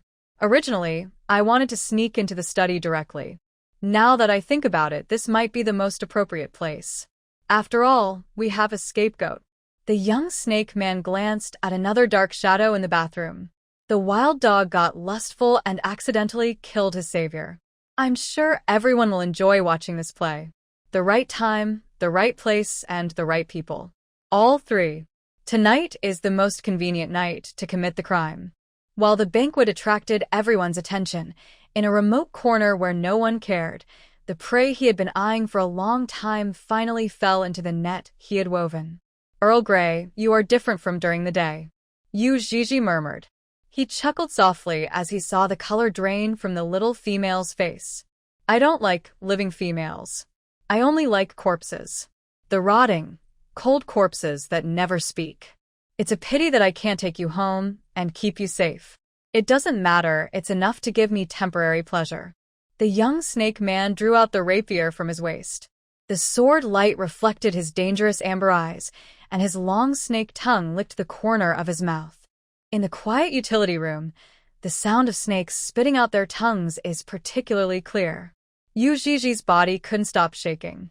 Earl Grey was completely different from the one he had seen before. At that time, he was humble, gentle, and polite. But now he was especially strange. If he hadn't had the same face, Yuii wouldn't have dared to recognize him. Bang! The bathroom door was suddenly closed by gravity. Wild Dog held the wooden door with one hand and whispered, "Escape through the small window and call for help." But Yuii can't get out of such a small window. The Wild Dog turned his head and stared at the wooden door in front of him, feeling the male outside kicking again and again. Lord Grey's meaning was obvious. Kill the little female and put the blame on the Wild Dog. Who would believe that Earl Grey, who is of noble status, talented, and has countless fans in the Valoran Empire, would brutally kill S-class females of the rabbit tribe? Instead, the lowly captives became beastly and tortured and killed their masters in order to convince the masses. Go! The wooden door was about to. The Wild Dog saw the tears in the little female's eyes and laughed at himself. I am just a worthless person, and it is not a pity to die. Just a stray dog that wanders around picking up trash. A lowly beast for the amusement of the powerful. From the moment the golden animal bones were taken away from his body, his entire life was frozen on that day. However, he was rescued. Perhaps she had other intentions behind her kindness. But it doesn't matter anymore. From the day Yuii came to deliver meals with a lunchbox, he seemed to have something to look forward to in his life. Then she disappeared for a week. When he heard her voice, the Wild Dog couldn't hide his joy. Soon, I fell into endless self-mockery. Ping and hold on. Yuii didn't dare to delay any longer. She stood up, opened the small window, and said in a trembling voice, "I'll go call someone. I'll go now." She climbed up the window, but her legs slipped and she fell down. Her knees hit the bathtub, and tears came out of her eyes in pain. Ignoring the pain in her legs, Yuii flipped over again. The narrow window is usually only used for ventilation and is large enough for only a child to get out. And petite females. The Wild Dog blocked the door tightly and refused to give in. He caught a glimpse of the little female stepping out of the window, and a smile appeared on his face. Earl Grey behind the door had lost his patience. The long sword in his hand pierced through the wooden door and firmly nailed the Wild Dog's body. She will just run away desperately, getting farther and farther away. Call for help? Who do you think you are? Can she come back to find you? But the Duke's mansion is so large, Can she run as fast as me? What a waste of time. Boom. Lord Grey drew his sword, and blood splashed onto the door. The second chapter will be updated on time at 7 p.m. The road ahead was dark and eerie, and the sound of insects could be faintly heard among the shadows of the bamboos. Yuii hurt her knee, and she felt a sharp pain every time she took a step. She endured it and limped towards the front yard of the library. But she walked too slowly. Without awakened spiritual power, he couldn't even run faster than ordinary orcs. Turning back, he caught a glimpse of a dark shadow approaching him with a bloody rapier. The smile on the young man's face was blurry and a little weird. Woohoo, how did Earl Grey become so terrifying? Was his usual appearance just a disguise? He deceived everyone. Yuii was still worried about Penguin, afraid that something might have happened to him. Tears welled up in her eyes, and a few drops fell in the wind. This long trail seems to have no end. Thump. Yuii was tripped by a stone and fell to the ground. Earl Grey didn't even need to use his mental strength. He easily caught up with the weak little rabbit. The sword in his hand, the bloodstains solidified in the wind, came to the front of this little female. Seeing her miserable appearance, the killing desire in his heart became more and more uncontrollable. Earl Grey killed many females. But this is the first of its kind, a distinguished S-class. The taste of a corpse might be different from those mundane things. And looking forward to it more and more, Yuii looked at Earl Grey in horror as he came to her, his amber vertical pupils glowing with a sinister and vicious light. Don't be afraid. I will be very gentle. The young snake man laughed. He slowly raised the silver rapier in his hand and aimed it at the little female's heart. Right here. Lord Grey's voice was extremely gentle, as if they were meeting for the first time. I promise, I will kill him with one strike. There is no point in killing people. Only corpses are interesting. Those female fans who came to me, their rose-like bodies, are all frozen deep in the ice cellar. Every time I look back, I can inject new white pigment into them. Who could believe that Earl Grey, who is of noble status and great reputation, would do such a thing behind the scenes? When Yuii heard his thoughts, she felt a tingling sensation in her back. Her legs were out of control, and she was completely unable to move. She closed her eyes tightly, her whole body trembled, and tears rolled down her cheeks. I am dying. That was the only thought in her mind. Bite. There was only a crisp sound. A gust of wind blew, and Yuii smelled blood. The rapier that was originally pointed at her was deflected by the force of gravity, and Earl Grey cut his own body. Yuii sat on the ground, opened her eyes tremblingly, and saw guard Captain Geo in a black guard uniform. He appeared behind Earl Grey at some point. The sounds of many footsteps were heard in the previously quiet bamboo forest. Guard Captain Geo bowed and said, "Sorry, Miss Gigi, I'm late." His duty is to protect Yuii. It's just that she has been locked up in the study during this period of time, and with today's dinner, relatives who haven't seen her for a long time came to the Duke's mansion, and she drank too much. Fortunately, we were able to stop it in time if the Duke hadn't reminded me. The outcome is disastrous. The orcs gradually gathered together. They all came from the banquet, or rather, they came with His Excellency the Duke. Most of them wore evening gowns, and many of the females had wide and fluffy skirts, which made it very difficult for them to walk, and they needed servants to hold the corners of their clothes from behind. Yuii stared blankly at the familiar figure who walked through the crowd and came in front of her. Tonight, the Duke wore a dark purple robe with a black belt embroidered with a python. His golden vertical pupils passed over Earl Grey and fell on Yuii. The little female's white gauze skirt was covered in dust, her cheeks were dirty, her nose was very red, and her clear eyes were staring at him blankly, like a pool of spring water, trembling and slowly overflowing. Her tears fell one by one.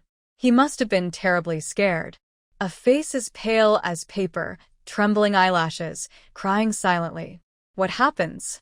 I don't know. The guests who gathered around did not get too close, but just stood far away and whispered each other. The snake girl Moo Moo stood in the herd, pinching the hem of her sky blue skirt with both hands, looking at Yuii in astonishment. I heard that she was neglected by Lord Bolin and was kept in a remote courtyard. She was not even allowed to attend the dinner party. I didn't expect that when I saw her again, she was in such an embarrassing situation. She and Earl Grey? Is there something wrong? Brother. White Snake Nicole squeezed through the crowd and came to Earl Grey's side. What happened to you? The young man from the snake tribe showed a gentle smile on his face. He put away his rapier and said softly, "It was just a misunderstanding." Guard Captain Geo frowned suddenly. He arrived the fastest, so he saw everything clearly. What a misunderstanding. It's obvious that Earl Grey wants to assassinate Miss Gigi. However, the guests who were watching arrived late and could only see that Earl Grey's arm was scratched, and the blood kept flowing down like a thread. Lord Grey was fearless. He just smiled gently, facing the Duke, and saluted without arrogance. "Lord Bolin, I can explain to you what happened tonight. I received a letter from Miss Gigi, so I came here at night." "Oh?" The Duke glanced at him with interest. "And then?" "When I passed the utility room, I noticed something unusual happening. A male dog was trying to do something indecent to Miss Gigi." Earl Grey looked serious, and he spoke word by word. "I seriously injured the wild dog, and Miss Gigi took advantage of the chaos to escape. I was afraid that something might happen to her, so I chased after her. But Miss Gigi misunderstood. Maybe she saw the blood on the sword in my hand, or maybe she was frightened." He looked at Yuii again, his face full of apology. "I'm really sorry for scaring Miss Gigi. I'm willing to accept the punishment." Lord Grey is lying. He knew that without evidence, no one could convict him. No one would believe that Wild Dog was just a captive. Even if guard Captain Geo saw him holding a sword, it couldn't prove that he wanted to kill Yuii. After all, there were no wounds on the body of this little female rabbit. In addition, there were red marks on her knees from the fall. Not to mention, the little female rabbit has fallen out of favor. The Duke would never harm his own people for her, even if he is guilty. Lord Bolin will also cover up for him. Seeing Earl Grey's sincere attitude, guard Captain Geo even thought he was seeing things. The Duke listened quietly to everything Earl Grey said. He looked at the little female sitting on the ground, crying softly. She was all dirty. Her white gauze skirt had turned gray. Her 2 rabbit ears drooped in grievance, and pearl-like tears rolled down her pale cheeks. She kept crying. "Miss Gigi, do you have anything to say?" There was no emotion in the Duke of Platinum's voice, which was still slightly hoarse, with a hint of indescribable laziness. Yuii was very scared. With misty eyes, she raised her slender jade finger and pointed at the white figure in front of her. The clear, choked voice of the little female fell into the ears of every orc present. Guard Captain Geo's expression changed slightly, and he glanced sideways at Yuii. Distinguished guest from the rabbit tribe. Although everyone knows that she is the Duke's new pet, but in Geo's heart, she is a guest of the Duke's mansion and must be treated well and protected. Facing Yuii's accusations, Earl Grey's face showed no sign of panic. His amber pupils showed a hint of apology. "It seems that I really scared Miss Gigi." All the orcs' attention was focused here. The Duke stared at the little female sitting on the ground. Why did he lie? This was the first time that Yuii experienced such a thing. Confronting someone face to face, she was extremely worried. She raised her pale face. Her tearful eyes stubbornly said, "I didn't send him a letter." Hearing these words, there seemed to be a hint of smile in the Duke's eyes, which disappeared in an instant. "Yeah." He nodded and encouraged. "Anything else?" "And the canine male in the utility room, he didn't try to hurt me. On the contrary, he saved me." "He saved you?" "Yes." "The person who really wants to harm me." Yuii looked at Earl Grey, who was wearing a white uniform. His amber vertical pupils were full of apology, and his temperament was gentle and humble. In the eyes of all the orcs in the Valoran Empire, he was a model of noble maleness and a future orc husband that many females preferred. He is an imperial noble with a hereditary title, overflowing with talent, and with the full support of the Snake Clan, he has a bright future. In full view of everyone, Yuii read out his name. "The one who really wants to harm me is Earl Grey. It's him." It's this beast in human clothing standing in front of her. One stone can cause 1,000 ripples. The orcs watching were in an uproar. Nicole, who was closest to Earl Grey, widened her amber snake eyes. Impossible. Brother would never want to hurt you. Ms. Gigi is a newly advanced S-class female. On the beast world, harming an S-class female is a serious crime. My brother has always been polite and law-abiding. There must be a misunderstanding. A bitter smile appeared on Earl Grey's face, and he patted Nicole's shoulder soothingly. It doesn't matter. I can understand Miss Gigi's feelings. No matter what happened tonight, it's all my fault. Please punish me, Your Excellency the Duke. Earl Grey's attitude was very sincere, and the bitter smile that flashed across his face was also seen by the orcs. It's like, I suffered a great injustice. But for the sake of the overall situation, I swallowed it all. It should be a misunderstanding, right? The orcs nearby couldn't help but communicate in low voices. How could Earl Grey do such a thing? Maybe he offended that S-rank female rabbit. That's right. Why would Earl Grey want to harm her for no reason? The Duke looked calm and made the final decision. Ms. Gigi, how do you want to punish him? Nicole's face showed indignation. Your Excellency the Duke. My brother must be wrongly accused. The Duke of Platinum glanced at her with his golden vertical pupils, and the snake girl immediately fell silent. Really going to punish him? Moo Moo, who was standing by, was also surprised. Earl Grey is a talented person of the Snake Clan. The Duke loves talent so much, so he should protect him, right? But judging from what Lord Bolin said, it seemed that this matter was entirely up to you, Gigi, to decide. She said to punish, so I punish. Whatever punishment she says, that's the punishment. According to the laws of the Empire, if you displease an S-class female, you should be imprisoned for more than 10 days but less than 30 days, depending on the severity of the situation. In extremely serious cases, the punishment will exceed 30 days, and the maximum punishment could be 6 months of confinement. The Duke gave a brief introduction to the law. This is mainly for this little female to hear. The orcs had different expressions. Yes. Because S-level females are extremely rare, they are protected by law. No beastman can harm them or make them unhappy. People can be locked up for any reason. Half a year. If the female rabbits really took half a year to choose, it would be an unexpected disaster for Earl Grey. When Yuii Gigi heard the Duke's words, tears gradually welled up in her eyes. To punish Earl Grey, not because he made her unhappy, but because he had to pay the price for what he had done. She held the hem of her skirt tightly, her weak body trembling helplessly in the night wind. The Duke looked at her quietly. The nobles watching the scene also began to look at her in a strange light. In their opinion, this S-rank female wanted a more severe punishment. This was really be unyielding even when you are right.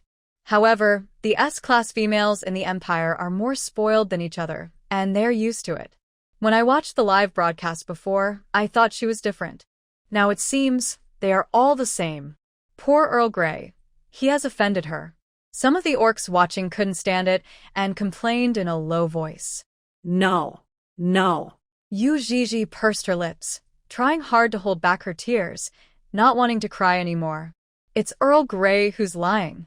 He is acting. He is hypocritical. But no orc believed that Earl Grey would do something so evil. The power of punishment lies in Yuii Gigi's hands. But she was unwilling to convict him just like that. In the eyes of the orcs, Earl Grey was oppressed by the S-level females. How pitiful he was. Seeing the little female trying hard to hold back her tears, the Duke's heart was finally moved. He reminded Ms. Gigi, do you need additional evidence? Evidence. Yuii Gigi raised her eyes and stared at the Duke in a daze. She suddenly remembered. Yuii Gigi's face showed a trace of excitement. She reached out and grabbed the Duke's sleeve. I have. I'll tell you. The Duke crouched down slowly. All the orcs saw that the female rabbit raised her upper body and whispered something in the ear of Duke Platinum. She told it to no one but the Duke. Evidence? Could it be that the S-rank female really had evidence? Could it be that things were going to turn around? All the beastmen held their breath and watched them intently, fearing to miss any details. Yuii finished speaking. She whispered, "That's all." In fact, Yuii was very nervous, and her evidence was what she heard when she used the voice eavesdropping card. Earl Grey killed many females. The body was hidden in the ice cellar. There was a hint of coldness in the Duke's golden vertical pupils. He stood up and slowly spread out his right hand. A cloud of smoke appeared on his palm and gradually rose into the air. The cloud of smoke gradually gathered into the shape of a lotus. In everyone's sight, it transformed into a blue lotus, which slowly blossomed. Crystal clear light appeared all around, and this lotus was magnificent and heart-stirring. Sound travels 1,000 miles. The Duke's order has been given. Is there really any evidence? If they are afraid of each other, will they do something bad to the cub? The test data soon appeared. Lord Grey knelt on one knee, with a hint of confusion in his drooping eyes. What evidence can this little female rabbit provide? The most important thing is that he never expected that the Duke would actually use his mental power to search for her. This blue lotus can link to the situation in another place in real time, which left him no time to prepare. The young snake man looked at Yuii nervously. Under the watchful eyes of the crowd, he didn't dare to make any unnecessary moves. Almost. She was almost killed in the utility room. If it weren't for that wild dog blocking the way, The Duke looked at the lotus blooming in the air, a hint of obscure emotion flashing across his golden pupils. All the orcs looked over as well. In the night sky, the blue lotus slowly rotated, and a clear projection gradually emerged on it. After Nicole saw the picture clearly, she murmured, "The Earl's mansion? The Duke is using his mental power to explore the Earl's mansion? Why? If, according to the female rabbit, her brother wanted to harm her, then how come the evidence was in their house?" A snake guard appeared in the picture. He knelt on one knee and saluted the Duke. After getting up, he quickly shuttled through the night. Behind him, there was an invisible camera that could project everything around him onto the dark lotus so that all the orcs present could see it. Yuii pinched her skirt nervously. If they could find the ice cellar that Earl Grey had in mind, then everyone would know that he was a murderous demon. His usual gentleness and humility were all fake. The picture gradually became clear following the Duke's instructions. The snake guards found an old building in the Earl's mansion. It looks like a post-war ruin. Usually, servants rarely come. The snake guard walked down and came to a stone door. He placed the key in his hand on the stone wall, and the 3-meter-high stone door slowly opened. A gust of icy fog came towards them. The snake guards put on black masks vigilantly, holding a lamp in their hands, and walked towards the depths. The further you go in, the colder it gets. The ground under my feet seemed to be frozen, and I couldn't see any scenery along the way. I walked all the way to the deepest part, where there was an ice cellar. Pushing open the frozen door with a butterfly specimen, what comes into view is a frozen coffin that looks like a vertical glass box. There were about a dozen of them, and each one could clearly see the young females lying inside. Their eyes were slightly closed, their faces were ruddy, and their lips were red, as if they were asleep. The images on the Blue Lotus are like a documentary film with high-definition quality. All the orcs stared at this scene in amazement. The snake guard stopped in front of an ice-made glass. He picked up the lamp and covered the female deer. Her antlers looked withered. There were still mottled traces of dirt on her ruddy face. The guard turned around and knelt on one knee. "Your Excellency, according to your instructions, we have found the bodies hidden in the ice cellar. There are 13 in total." Nicole stared blankly at the picture on the dark lotus. This place was a forbidden place in the Earl's mansion. It was rumored that a vicious curse had been left behind and no one could get close to it. But there is an ice cellar here? There are so many young female corpses hidden here? The smile on Earl Grey's face froze, and his hands hanging by his side trembled slowly. But he was still calculating rapidly in his heart, just found the body. If he refuses to admit it, who can prove that he murdered these females? Then, we can find a scapegoat from the earldom. The Duke listened to what the guard said and said in a gloomy tone, "Check the marks on the body." "Yes, Your Excellency the Duke." Lord Grey turned pale. He didn't expect that the matter in the ice cellar would be discovered. The traces he had left behind so recklessly before had become evidence tonight. The orcs looked at Earl Grey again, and their expressions became ambiguous. There were already some females who were a little timid, holding their sleeves in front of their mouths and trembling all over. Until the results come out. The snake guard said word by word, "It is the body fluid left by Earl Grey." With one word, he was crucified. Nicole looked at her brother, who was kneeling on one knee in front of her in shock. She couldn't believe that her brother, who was always polite, had killed so many females in private. Then, tonight. Thinking back to what Miss Gigi said, my brother was so crazy that he wanted to kill the S-rank females of the Empire. Is he crazy? Everyone saw the traces left on the body. It wasn't even from a long time ago, but was left behind recently, otherwise it wouldn't have been taken away for testing. During the dinner, many females gathered around Earl Grey, holding his books and asking for his signature. How much they liked this talented snake Earl. So much so that when Yuii accused him, many orcs thought it might be a misunderstanding, or even that this female rabbit just disliked Earl Grey. In short, Earl Grey must be innocent. And the truth is always unbelievable. Lord Grey's face was as pale as paper. When the snake guard said that, he knew that everything was over. No one will believe his excuses anymore. This is his unknown habit. It has been well hidden all along. But this female rabbit, how did she know? No one heard what she said to Lord Bolin. All we know is that after that, Duke Bolin found the place where the body was hidden accurately. Many male orcs at the scene showed angry expressions. In the Valoran Empire, fertile females are extremely valuable, not to mention S-level females like Miss Gigi. Earl Grey actually wants to harm her. Unforgivable. Guard Captain Gio clenched the sword in his hand and knelt down. My Lord Duke, according to the laws of the Empire, those who harm S-rank females will have their titles revoked, their political rights deprived for life, and sentenced to life imprisonment. As a member of the same snake clan, Gio felt very ashamed. He didn't even dare to think that, if he came a step later, what will be the fate of Miss Gigi. A female crane in the herd angrily threw the mountains, waters and mists in her hand to the ground. It also has Earl Grey's autograph on it. It seems particularly ironic. She thought of the bodies that seemed to be sleeping in the ice cellar. Think about what happened to them. Thinking of the female rabbit being hunted tonight, Moo was so angry that he wanted to whip him hard. Everyone was waiting for the Duke's punishment. Everything is clear. Yuii pursed her lips slightly. The tears in her eyes had disappeared.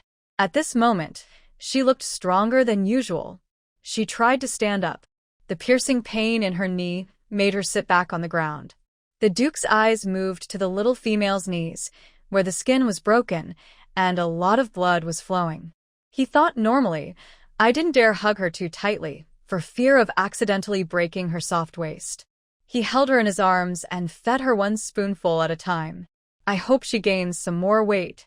Even when punishing her, he did not dare to use too much force.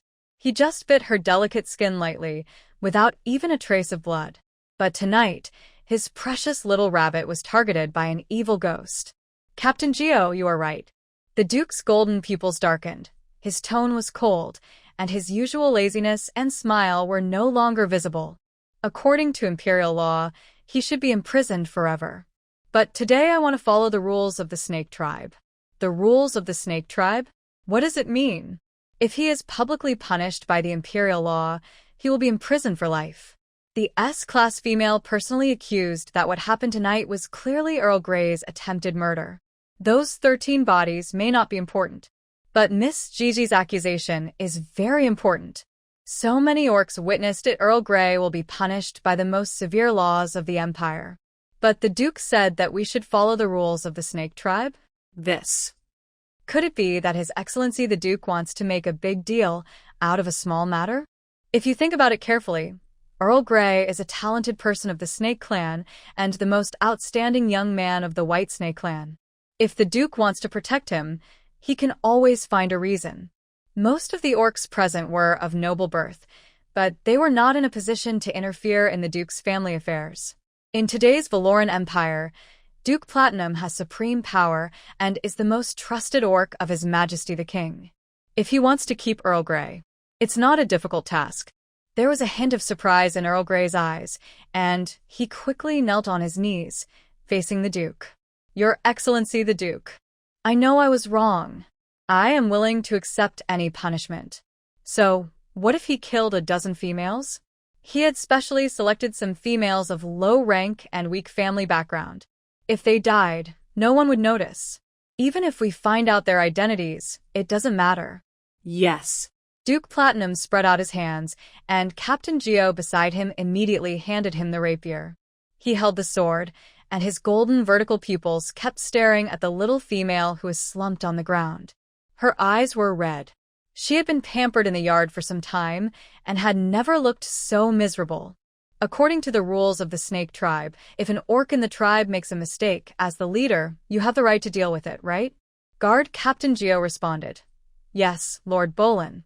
Every country has its own laws, and every family has its own rules. Lord Bolin is both the Duke of the Empire and the leader of the Snake Clan. Earl Grey is a member of the Snake Clan. Whether his punishment is severe or light depends entirely on the Duke's decision. The White Snake Youth no longer cared about his image. He supported himself on the ground with both hands, performed the highest level of salute, and knocked his forehead heavily on the ground. I swear, after tonight, I will change my ways and serve you wholeheartedly. Duke Platinum touched the smooth side of the rapier and had already made a decision in his mind. According to the rules of the Snake Tribe, anyone who dares to harm the distinguished guests of the Duke's mansion should be sentenced to death. What? Lord Grey thought he had misheard. Even if he is taken before His Majesty the King, the worst that can happen to him is life imprisonment. How did it become a capital punishment when it came to the Duke? No. Earl Grey shouted out of control. You can't kill me without permission. Then, the Duke's cold gaze made it impossible for him to say the next words. Ms. Gigi. Bolin looked at Yu Gigi, and his eyes softened a little. Close your eyes, be good. Yu Gigi looked at him in a daze. After hearing these words, she lowered her head and closed her eyes tightly. She couldn't see anything. I only vaguely felt a flash of sword light before my eyes, and then the crowd around me burst into exclamation. Many females retreated, and some fell to the ground. After Yu Gigi closed her eyes, the Duke raised his sword, giving almost no chance for any orc to react, only to hear a bone-piercing sound bang. A stream of blood spurted out, and Earl Grey, who was kneeling on the ground, instantly became a headless orc. The head rolled in the air and fell onto the bluestone slab like a ball. It rolled to the feet of a female crocodile. The crocodile girl screamed, covered her face, and stepped back. Ah! The herd was in turmoil. No one expected that the Duke would use the death penalty on Grey. Nicole's face was as pale as paper, her shaky body swayed a few times, and she sat on the ground with a plop. The Geoguard bent down and took back the rapier. Entertain the guests well, the Duke said to his personal servant beside him. The servant saluted. Yes, master. The matter is settled. Earl Grey is extremely good at disguising himself. He appears to be very handsome on the surface, but secretly kills many females. And today, he was even more audacious, wanting to extend his claws to the S-rank females of the Empire. Duke Bolin used clan law to sentence her to death. Yu Gigi still had her eyes closed. All she heard was screams, hustle and bustle, and the Duke's voice coming up to her. Okay. Bolin looked at the little female in front of him. It had only been a few days since they last saw each other, and she had made herself so embarrassed. You can open your eyes now. Lord Grey's body had been carried away. Won't scare his small pets. Yu Gigi slowly opened her eyes. There was noise all around her, and the lights were dim. All the restlessness is over. Your Excellency the Duke. She said nervously, I want to go to the utility room to take a look. Yu Gigi wanted to go and see how Pinyin was doing. When she escaped, Earl Grey quickly followed. I wonder how Pinyin is doing now. Good. The Duke knew she was worried about the wild dog. Yu Gigi wanted to stand up, but it was very inconvenient, so the Duke simply picked her up. The guests who had not yet left saw Duke Bolin pick up the little female rabbit. His movements were very gentle. At the side, guard Captain Geo considerately put the cloak around her. All the orcs witnessed it all. The Duke is really special to this female rabbit. Thinking of His Majesty's will.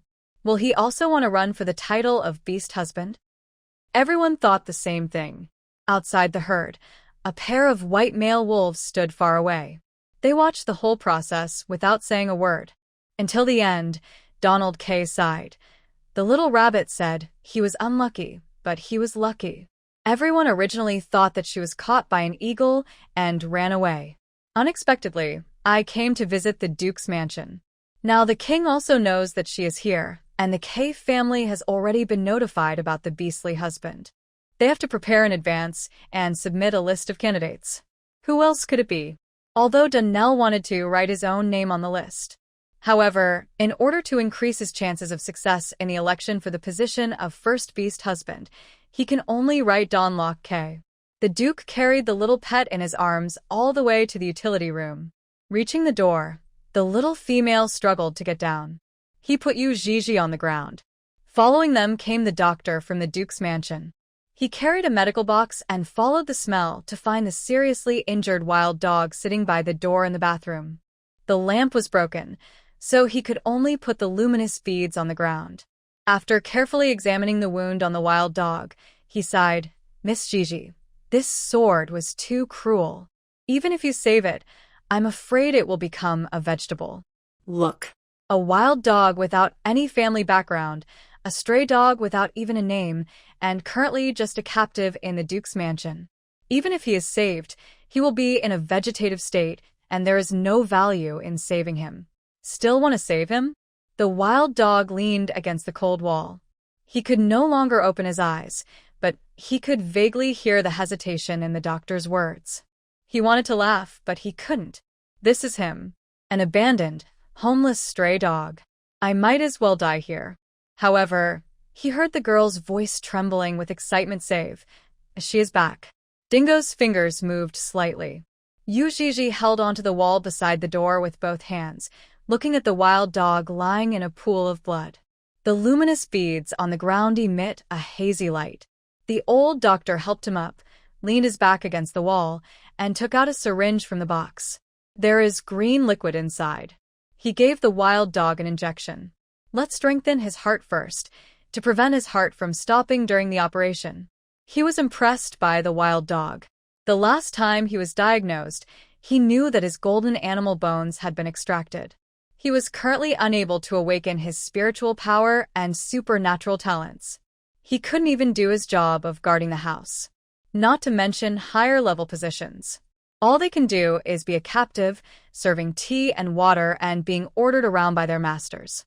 His bones are actually very good, and his strength is pretty good. If he can awaken his mental power, he'll be a good candidate. The old doctor's tone sounded regretful. Then, when will he wake up? Yuii asked with concern. The old doctor said there is no fixed time for this. Such a serious injury will leave sequelae.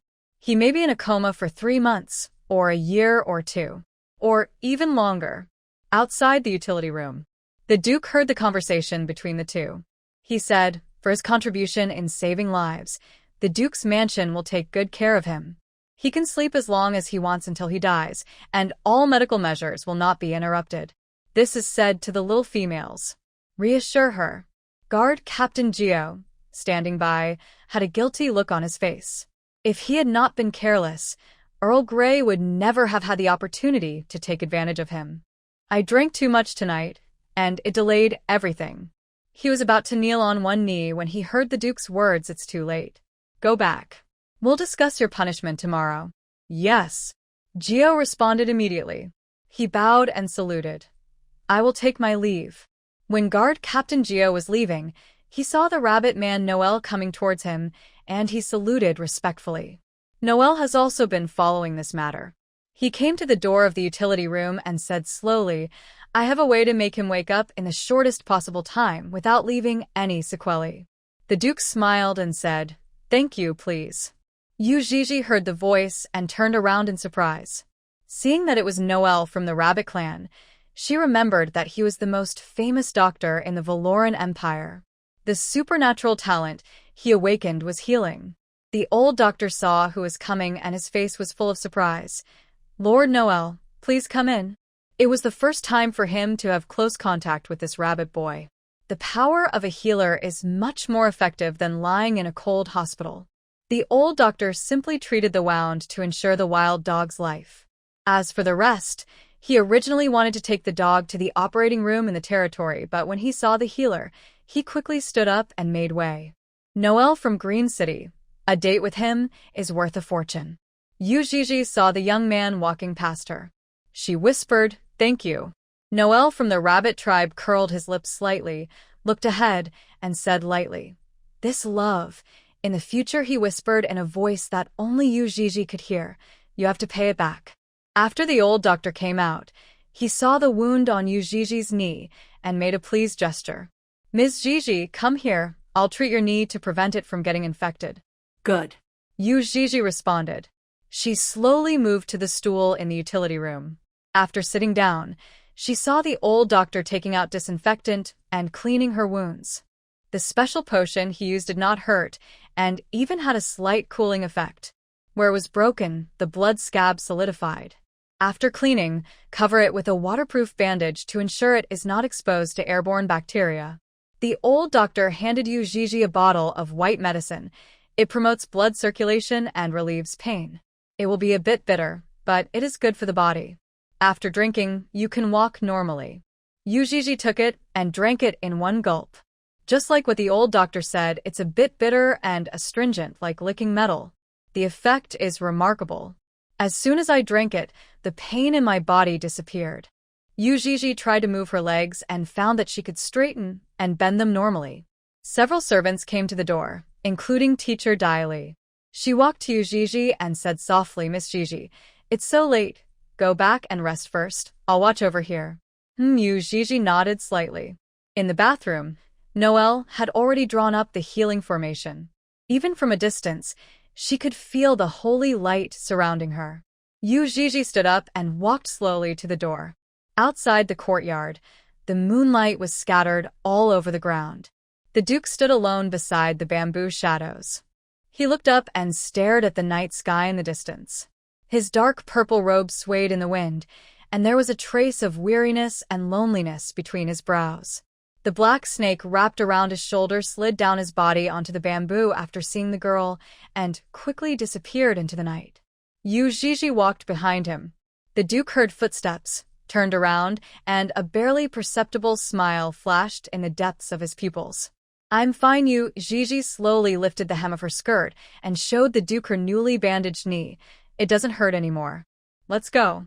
The Duke walked towards the library. Yuii followed. She found that this time the Duke walked very slowly, and she could easily keep up with him without jogging. The two walked along the green path, one in front and one behind. Passing by the wall of the backyard, the Duke casually glanced at the hole under the wall. "Run away from here?" Yuii blushed. "Yeah. It's hard to believe you can find it." The Duke's lips curled slightly. "This hole. It was left over from a chow chow puppy I raised many years ago. It has been a long time, and after planting green plants, it is basically invisible. If it weren't for the small pet sneaking out, he would have forgotten about it." Back to the bookstore. Yuii took off her shoes at the door, held them in her hands, stepped on the cobblestones and did not go into the house, but walked along the path beside and went directly to the backyard. "It's a mess today. We need to clean it up properly." The round bathtub is filled with hot steam. The moonlight in the sky is bright. There is a dim, small lamp hanging by the pool. She could almost see the moonlight swaying on the water, hazy and beautiful. Yuii put her shoes away, slowly sat down by the pool, and soaked her legs in the hot water. When the Duke arrived, he saw the little female sitting by the pool, seemingly in a daze. He sat down too. Yuii was still thinking about what happened tonight, and was still frightened. Her eyelashes trembled slightly, and she felt like she had been saved from the scythe of the god of death. If it weren't for the eavesdropping card, she might have died at the hands of Earl Grey. "I looked through the system all before, but didn't find this card." She couldn't help but ask in her heart. I want to buy 2 more eavesdropping cards, is that okay? System. Sorry, not for sale at the moment. There is a chance that they will drop into the reward pool after completing the main quest. Yuii remembers. Neither the first nor the second mission rewards the eavesdropping card. These 2 cards were opened from the novice gift pack. I hope I can receive this reward for the 3rd main mission. But, thinking about the 3rd main mission, Yuii couldn't help but lower her head, her rabbit ears drooping, feeling very confused. The Duke found that the little rabbit was wilting. Doesn't look very happy. He couldn't help but ask, "What are you thinking about?" The Duke had never felt any desire for her. Those times.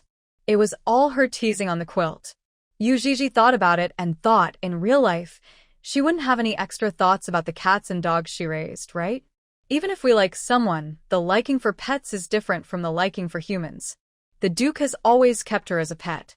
When Yuii realized what she had answered, her face turned slightly red.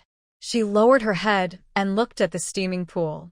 Just as she was about to go down and hide in the water, she found out her shoulders were held down. "Thinking of you."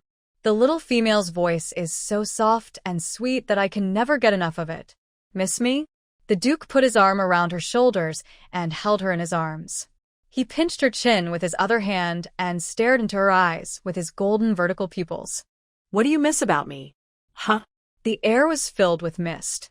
In the heat, the little female's wet eyes sparkled. Her snow-white cheeks were stained with a layer of crimson, which spread little by little, and even the tips of her rabbit ears turned red. "But..." What should she say? I had tried everything I could to stop him, but the Duke remained indifferent.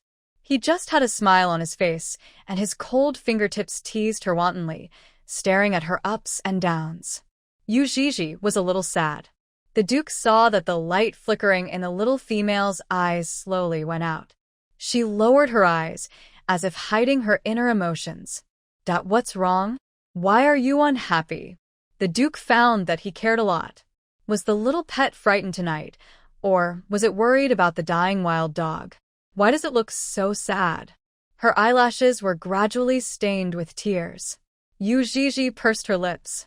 She didn't want to cry, but when she thought about the failure of her Snake Clan's 3rd goal and the almost finished mission time, she couldn't stop crying. Obliterated. What will it be like? Will it hurt? Will the memory fade? Will she leave a mark on this world? She hasn't been able to go home yet, hasn't been able to see the people she wanted to see. The Duke looked at the crystal tears in the corners of her eyes, and his heart was moved slightly. He used his fingers to gently wipe away the tears from the corners of her eyes. Immediately following, he leaned over and placed a kiss on her forehead. "What's wrong, sweetheart?" The man's magnetic voice was low and slightly hoarse. No matter what, he hoped that the little female could be happier at this moment. Yuii's tears became more and more violent. She felt the kiss on her lips. Gently, ticklishly. The Duke pecked the girl's lips lightly, but as if he was fascinated, he pecked her again and again. Noticing that the little female's tears were gradually stopping, he twitched his lips slightly. "It turned out that..." "She likes kisses." The Duke used his hands to lift her up from his side and made her sit face to face in his arms. Yuii instinctively hugged the person in front of her. She was afraid of falling into the water. Before she could react, she felt the Duke holding her waist tightly, holding the back of her head with his other hand, and leaning down to kiss her. This time, it was not a shallow peck to test the waters, but a deep attachment. The unique sweet jasmine scent on the little female, he savored it carefully, feeling the tenderness of a lover in love. "Comfort her. I want her to forget the unpleasantness of tonight. I hope she can be happier." Yuii was confused at first. She didn't expect the Duke to take the initiative. His cold fingers gently stroked her smooth back. She sat on the Duke's lap, her toes touching the hot water below her, and she couldn't stop shivering. Yuii felt like her whole body was melting. The rabbit ears shrank shyly. Blushing heartbeat. The Duke ended this long kiss. His voice was hoarse, and his golden pupils were filled with desire. "Do you want it?" Like a devil holding a poisoned apple, asking a lost girl. There is a hidden temptation in his words. He felt lonely at night these days without her. I miss her breath, her body temperature, her voice, her heartbeat. Miss everything about her. The Duke was struggling with his own ideas. He shouldn't have any feelings for his pets, at least not for females other than the Snake Clan. But at this moment, all of this was forgotten. Facing the Duke's question, Yuii curled her toes slightly and said in a soft voice, "I want to." She responded in a very quiet voice. "Some things are really hard to say." The Duke's golden vertical pupils gradually dimmed, and as the girl breathed, the fragrance of her body was full of temptation. Yuii became a little bolder. She wanted to get the job done. So she moved forward and raised her head, just enough to kiss the man's Adam's apple. "I want." She was afraid that the other party didn't hear clearly. Humming again. Feeling the little female's needs and attachment, ripples appeared in his heart, and he admitted that he liked her initiative. The Duke held the little female in his arms tightly, rubbing her soft waist gently with his fingertips, and lowered his head to lick her shoulder. The scent of jasmine became more and more obvious, where my eyes fell. His throat rolled. Yuii groaned and hugged the person in front of her. She was held in the other person's arms, face to face, and her rabbit eyes gradually turned red. The moonlight swayed in the steaming water. The delicate shadow of a flower rises and falls. Suddenly, I felt cold. The wind in the middle of the night blows through the tips of my hair, bringing a slight chill. The moon hid in the fog. Yuii also hid in the water. The hot water overflowed over her shoulders, and her heart was beating wildly. The Duke sat by the pool, his dark purple robe opened wide. "No more." Yuii blushed. The water was hot, and the heat gave her a sense of security. The Duke chuckled. "Where are we now?" At daybreak, she was carried back into the house. Yuii buried her face in the quilt. She felt sore all over that she barely had the strength to speak. Had always been unmoved by her seduction, seemed to have opened Pandora's box and took her many times in the water without getting tired. At this moment, seeing that she only remembered to hide her body but forgot the white rabbit ears exposed, the Duke couldn't help laughing. "Get some sleep." The man's voice was full of satisfaction after a meal. "Wake up. Go meet them. The two distinguished guests from the K family seem to have something to say to you." During the dinner, they specifically asked about Yuii's situation. "I heard that something went wrong with a monster from the K family, but the matter is very secretive, and I'm afraid no one knows the details except the current acting leader." Yuii heard the Duke's footsteps leaving. He changed his clothes and went out directly. Did it work? She couldn't help but mutter to herself. But she knew that it would take a week to detect whether she was pregnant. System. Host, please wait patiently. After so many times last night, there shouldn't be any problem. The voice of the hamster maid came from outside. "Miss Gigi, are you awake?" She heard some noise in the house. Yuii said softly, "Please come in." The hamster maid at the door came in and said with a smile, "Teacher Dai, Lee asked me to help Miss Gigi get up on the soft bed." The gauze curtains swayed slightly in the wind. Yuii pinched the quilt with one hand and nodded slightly. When the hamster maid came closer, she noticed the red marks on her shoulders and neck and couldn't help but smile. She really liked Miss Gigi, this S-rank female of the Empire.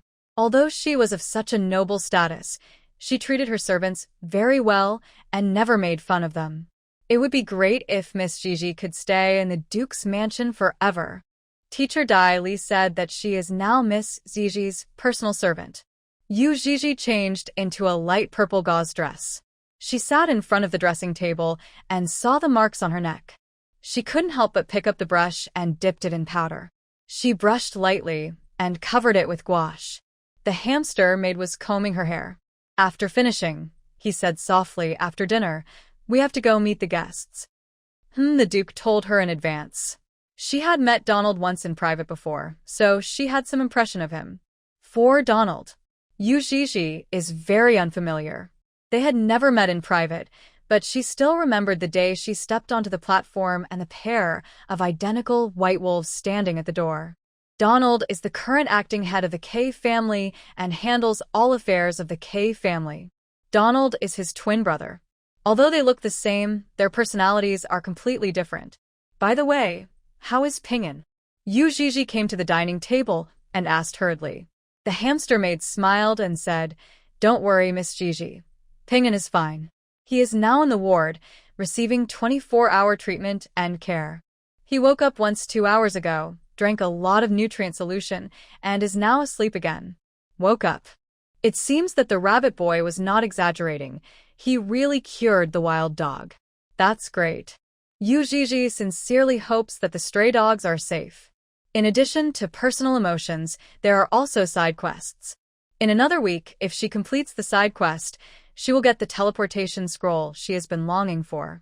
The Duke also said. The hamster maid brought a small bowl of nourishing medicinal food. When his illness is completely cured, he will be allowed to guard the library. Yuii picked up the spoon and drank the soup slowly. The meal is over. Led by the maid, Yuii walked towards the reception room. The soft sunset cast a layer of pale gold on the ground. She saw the golden tree in the courtyard of the living room again. Across the yard, there was Donald standing by the door. He was wearing a dark green uniform, with a bright smile on his face, and his white hair looked like a thin layer of snow. "Good evening, Miss Gigi." Yuii lifted the hem of her skirt with both hands and bowed gently. The wolf youth stood up straight, placed his right hand across his chest, and bowed to return the greeting. Arriving at the door of the reception room, she looked inside and saw no one else except the servants. Donald knew what she was thinking and said with a smile, "My brother is busy today, so I will take over." Please. Yuii walked into the reception room and sat on a chair. A butler came over with some tea and snacks and filled her glass. "Is it good to live here?" Donald asked straight to the point. "How does Duke Bolin treat you? If you don't like it, the Cave family welcomes you back at any time." The wolf youth spoke in a familial tone. His ruby eyes, always smiling, made people want to get close to him. The Duke. Yuii paused and nodded. "He treats me very well. I will stay for a while longer." Don Nark said no more.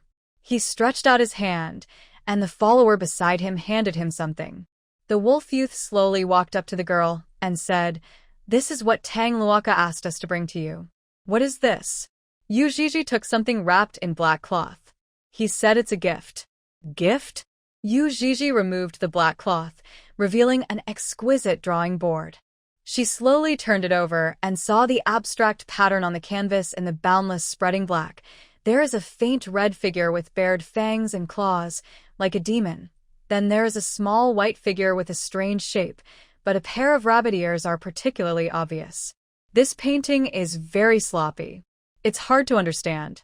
Yuii picked up the teacup with one hand and took a sip of tea. The red shadow caught a glimpse of it from the corner of my eye, and I felt it was extremely terrifying. It was like a huge evil beast, with its fangs piercing through the white rabbit's body. She seemed to understand something. His hand shook and all the tea spilled out, flowing down his chin and onto his neck. The servant beside him quickly handed over a clean handkerchief. Yuii put down the teacup. Her heart was pounding. She took the handkerchief, wiped the corners of her mouth, and then slowly wiped her neck. His eyes were fixed on the painting. This giant red shadow represents Tang himself. And the white its rabbit ears are very clear, and the meaning is vivid. Why did Tang send this painting? Was it a threat, a warning, or a foreshadowing? Besides that, there was also a strong desire. Yuii didn't know. She just wiped the spilled tea stains in confusion, her rabbit eyes looking very innocent. The young wolf smiled as he watched the change in the expression of the little female rabbit. From confusion to fear, and then to the innocent and pitiful look now. She held the painting, slowly wiped her neck with a handkerchief, and gradually. After the gouache was wiped off, the ambiguous red mark was particularly vivid, as if it was branded on her snow-white neck. A hint of ambiguous smile flashed across Donald's deep red eyes. This is really... It caught him by surprise. Duke Bolin had an almost pathological obsession with cleanliness when it came to choosing a mate. Over the years, no matter how the king tried to persuade him, he was unwilling to choose a female other than the Snake clan.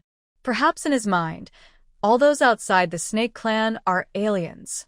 In the eyes of the Snake Clan, the Rabbit Clan is so weak that they can barely even be considered food. The little female in front of him was wearing a light purple corseted long skirt, looking delicate and cute. The lace headband was also the same color, and her 2 rabbit ears were erected. If there weren't so many servants around, Donald really wanted to pinch her, especially the red marks on her neck. It's very imaginative. Miss Gigi, are you curious about Tang Luaka's situation? Yuii held the drawing board. She looked up at the wolf youth in front of her and asked softly, "How is he?" "It has been almost a month since I left the K family." When she left, Tang Luaka had not come out yet. Now. Donald smiled slightly. His mental state has deteriorated and he is now under strict control. The family is urgently developing drugs. After hearing the news about you this time, he asked me to bring you a message. There will be another chapter at 7 p.m. Yesterday's chapter was blocked for review, so it was over an hour late. Tofu pudding is usually on time. Don Luke asked someone to bring her this message. Hearing this, Yuii couldn't help but become nervous. She looked at the white-haired young man in front of her and saw his ruby-like wolf eyes. She smiled obviously, but her voice was deliberately lowered a few degrees. "Don't get caught by me." He imitated it word for word, even the laugh at the end. Yuii shuddered suddenly and almost dropped the painting in her hands. Donald returned to his normal self and looked at her with a smile. "Whenever you want to come back, just come back anytime. We always welcome you. Rabbits are timid, so you need to treat them gently. At present, other forces in the Empire are ready to make a move. Everyone wants to compete for the beast husband of the S-rank female rabbit." Yuii straightened the drawing board and forced a smile. With Tang Luaka around, she didn't dare go back. Moreover, we still don't know what the 4th main mission is. Donald sat back in his seat, picked up his tea, and blew gently. What happened last night has spread throughout the Empire today. When this matter was mentioned, Donald's expression turned cold for a rare time. Earl Grey has been disgraced. The White Snake Clan has kicked him out of the clan tree. His headless body has been thrown into a mass grave to be eaten by vultures. No orc is allowed to bury him in water. On the Beast World planet, it is customary for orcs to be buried in water after their death. Their philosophy is everything comes from the ocean. After death, the soul should also return to the bottom of the sea. Donnell continued, his fans have been deceived by his disguise and they want to burn down his mansion. Some cried bitterly, unable to accept the collapse of their idols. In any case, Earl Grey lost all his reputation overnight, which was quite gratifying. Many orcs present spared no effort in posting to publicize what happened that night. As he spoke, he was full of admiration for the female rabbit who had exposed his hypocritical mask. The little female was in a very bad situation at that time. Most of the orcs doubted her. Who would believe that the gentle and humble Earl Grey would have murderous intentions towards the noble S-class female of the Empire? But the evidence showed that she was not lying. Yuii held the drawing board quietly. It was good that Earl Grey received the punishment he deserved. The 13 bodies hidden in the ice cellar could also rest in peace. Thinking that I had also been deceived by Earl Grey's appearance, Yuii felt from the bottom of her heart that he was warm and kind, and it was very comfortable to get along with him. The Duke had been unable to conquer her, so she really placed her last hope on Earl Grey. Fortunately, I didn't follow him blindly. Seeing the little rabbit's pale face, Donald knew that she had not yet recovered from what happened last night. I don't have anything else to say. If Miss Gigi didn't sleep well, you can go back and continue to rest. Yuii stood up and said, "Okay, I'll go back to the house first." On the way back, Yuii walked very slowly. The aches and pains in her body had not gone away, and she felt that she had not slept well. Now she wished she could fly back to the study and sleep for another 3 days and 3 nights. The hamster maid followed her and took the drawing board from her. I looked at it for a long time. I didn't understand the content of the painting. It is so abstract. Black, red, and white are all mixed together, and I have no idea what the orc who painted it was thinking. It's the white one with 2 ears, like a rabbit. When Yuii returned, the guard outside the courtyard whispered, "Miss Gigi, please walk more quietly. The Duke is sleeping." After hearing this, the hamster maid did not enter the yard. Yuii nodded. She stepped over the threshold and walked along the corridor beside the pool to the door of the study. He took off his shoes and walked into the house slowly. It was already evening when I got up. It was just getting dark and there was no light in the study. There was freshly boiled tea on the desk, bubbling with a sound of gurgling. Yuii didn't see the Duke. She walked behind the curtain and found the man. He hadn't changed his clothes yet and was wearing the dark blue noble dress he wore when he went out. He leaned against the door, as if taking a nap. Next to him was a long and thin pipe. In the night, the man's eyebrows and eyes were delicate and handsome, less lazy and evil than during the day, and more easygoing and gentle. When I got closer, I found that he might be really tired. "I didn't sleep last night. I left in a hurry early in the morning, and now I have a rare chance to close my eyes and rest." But there was a little sweat on his forehead. Yuii couldn't help but take out her handkerchief and wipe it gently. The Duke, who was dozing off, gradually woke up. A trace of pain flashed across his golden vertical pupils. He smelled the faint scent of jasmine milk coming from in front of him. He looked over and saw the little female who had returned from the living room wiping her sweat. "Are you having a nightmare?" Yuii asked softly. He unbuttoned a metal button in front of his clothes, letting the evening breeze into his clothes. He was sweating too much and felt very uncomfortable. Yuii wiped the sweat off his forehead. She thought that the Duke always liked to hug her, perhaps because he often had nightmares. After hesitating for a moment, she knelt on her knees, straightened her upper body, and hugged the man sitting in front of her. Just like. He held me gently, just like he used to hold me, and stroked my head with his palm, over and over again, as if to comfort me. The Duke's golden vertical pupils were slightly startled. The little female was holding him, Comforting him. Perhaps due to his childhood experiences, he longed for physical contact, but due to his aversion to other races, he could not accept females other than the snake clan. However, snakes are cold-blooded animals. No temperature. He doesn't like it. The rabbit in front of him was so soft and fragrant, with a scent of jasmine mixed with a hint of milk, which became more and more obvious. I became more and more addicted to her scent. The Duke buried his face in front of her and couldn't help but stretch out his hands and hug her waist tightly. It is fragrant and soft, with a slender waist that seems like it would break with a slight bend. I want to make her rounder. But she ate too little. He had to think of a way. "Will this be better?" Yuii asked softly. The Duke could not help laughing. "How can it be cured?" He slept for a while, and the little female came, arousing the desire in his heart. Once something breaks through the constraints of the heart, it will become unbridled. 0 times or countless times, there is no middle ground. Only. The Duke slowly loosened his hand, stroked the little female's head, and let her sit down beside him. He leaned against the door, enjoying the evening breeze, and lit the slender pipe beside him. Yuii leaned quietly in his arms. "There is one thing I need to tell you in advance."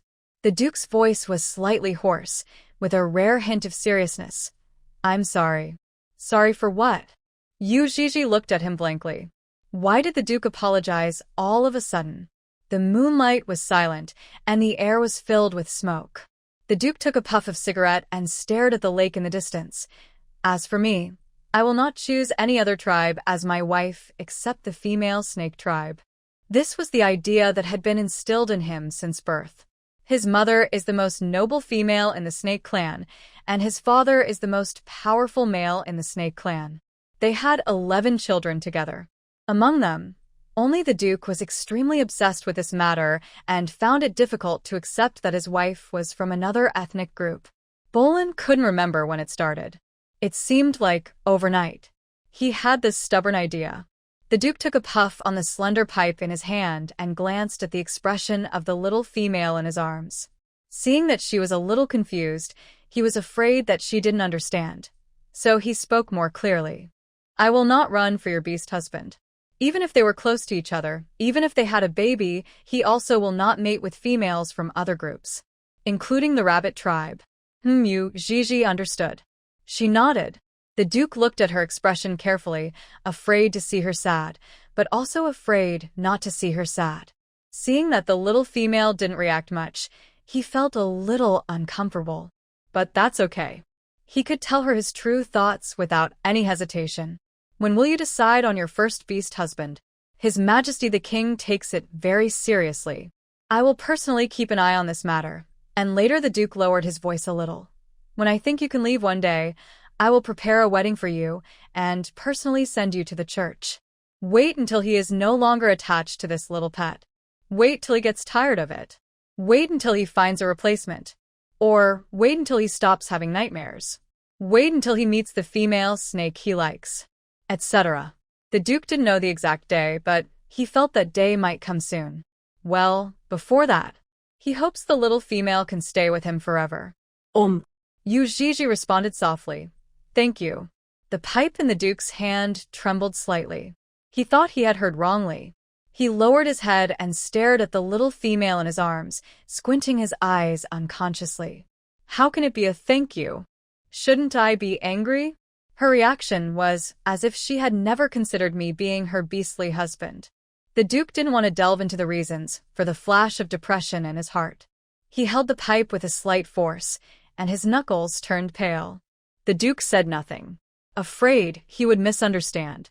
Yuii wanted to say that she was not a sticky person, and she insisted that he take responsibility. After all, conquering him is a task assigned by the system. To be honest, she was the one who concealed the truth.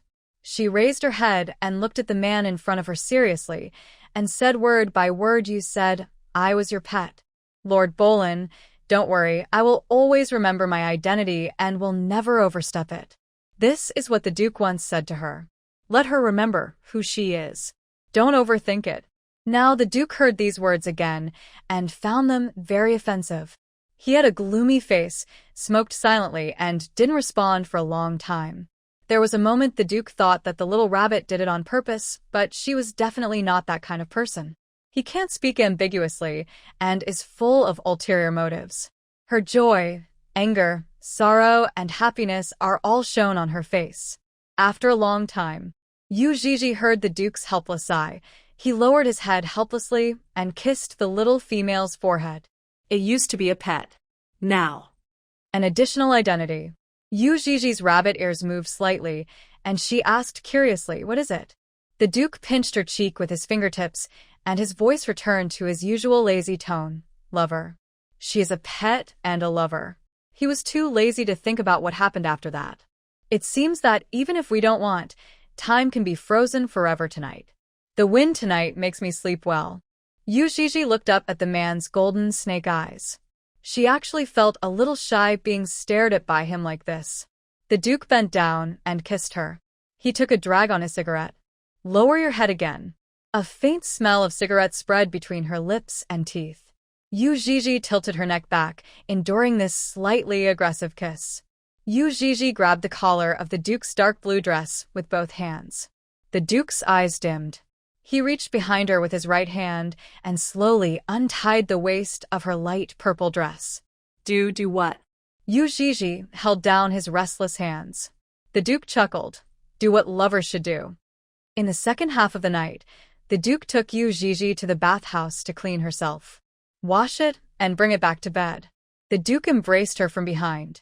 Yuii placed her hand gently on her lower abdomen, murmuring in her heart, should it be successful? The frequency of the past 2 days was really too high. She was now completely limp, lying on the bed and not wanting to move at all. The Duke behind him fell asleep. Yuii was too sleepy to open her eyes and gradually fell asleep. In the following days, the meals in the library became more frequent, with 5 meals a day and sometimes midnight snacks. After a week, I finally heard the sound of the system. Congratulations to the host. Pregnancy has been detected. Please rest assured and take care of the baby. That's great. Yuii is very happy. After conception, the countdown was frozen. When the baby was born, The mission was completely completed. She sat at the dining table, holding a spoon, and couldn't eat the fish in front of her. When the Duke came back, he saw that she had left a lot of food. Before he could say anything, he saw the little female running towards him with eager eyes. Yuii took the man's hand and whispered, "I'm pregnant?" There was a moment of surprise in the Duke's eyes. "How long has it been?" "It takes a long time for the Beast World planet to conceive. This little rabbit is already pregnant?" The Duke's golden vertical pupils fell on her flat abdomen. "Mean?" Yuii was stunned for a moment. She lowered her head, and her cheeks turned pink. "Of course it's yours. During this time, there are no other males." She said it very subtly. A smile appeared in the Duke's eyes. He put his arm around the little female's shoulders and walked towards the dining table. "Since you're pregnant, you should eat more." "Oh." After dinner, the old doctor came to take Yui's pulse. He reminded her of some things. The weather was getting hotter. Although it was spring all year round in the Imperial City, she should be careful not to sweat too much. This is not good for the baby in the belly. In addition, pregnant females should take more walks. 3 days later, accompanied by her hamster Maid, Yuii was walking slowly beside the pond in the study. Suddenly, she heard a system prompt. "System. Ding. Congratulations to the host for completing the side quest Save the Wild Dogs. Rewards are being distributed." System ding. Congratulations to the host for obtaining a teleportation scroll, single. System. The host can open the inventory and click to query or use. It's time for side quests. Counting the time. The wild dog has lived for more than a month. Yuii sat in the pavilion on the pretext of something, and the hamster Maid went to bring her some fruit.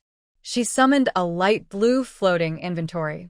The golden teleportation scroll slowly unfolds. Inside was a complete map that depicted the entire Beast World planet. Item information appears below name. Teleportation scroll, single. Introduction.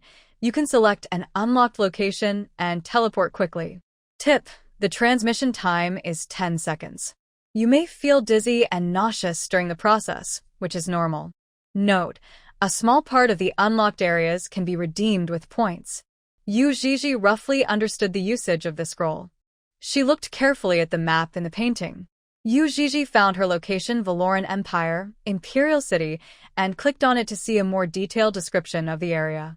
There is a small note next to the Imperial City. The unlocked areas are K Family Duke's Mansion. Yuii was stunned. The teleportation scroll is convenient to use, but the requirements are very strict. Unlock should refer to the places she has been to. In the K Family and the Duke's Mansion, you can choose any unlocked scene as your base. All other places are unlocked. If you want to go, you need to redeem your points in the mall. Yuii looked at it for a long time. She found the location of the Tsongshan Empire. It is very far away from the Valoran Empire. In the lower right corner, there is an area marked in purple font host territory. Yuii thought of her previous reward, which included an unlocked foundation. Could it be that this was the area where she could settle down in the future? She put away the scroll when she heard footsteps. The system panel disappears. The hamster Maid brought a plate of fruit, including grapes, apples, watermelons, and bananas. She placed it on the table in the gazebo and said with a big smile, "Miss Gigi seems to be very happy." Yuii smiled slightly. "The wind is very comfortable today." "Yes, the weather in the Imperial City is always very good. Here, it is spring all year round. What's the world like outside?" Yuii has never seen it before. "I just heard that things are not peaceful. It seems that many places are invaded by monsters, and the mutations caused by pollution sources have also caused many forces to be attacked from all sides. With this scroll, Yuii has the right to choose. Although many places have not been visited and have not yet been unlocked. But as long as it can be redeemed with points, it will definitely come in handy at the critical moment." She thought of wild dogs. This side quest is the reward for saving his life.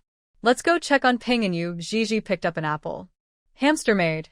"Okay, Miss Gigi, please follow me."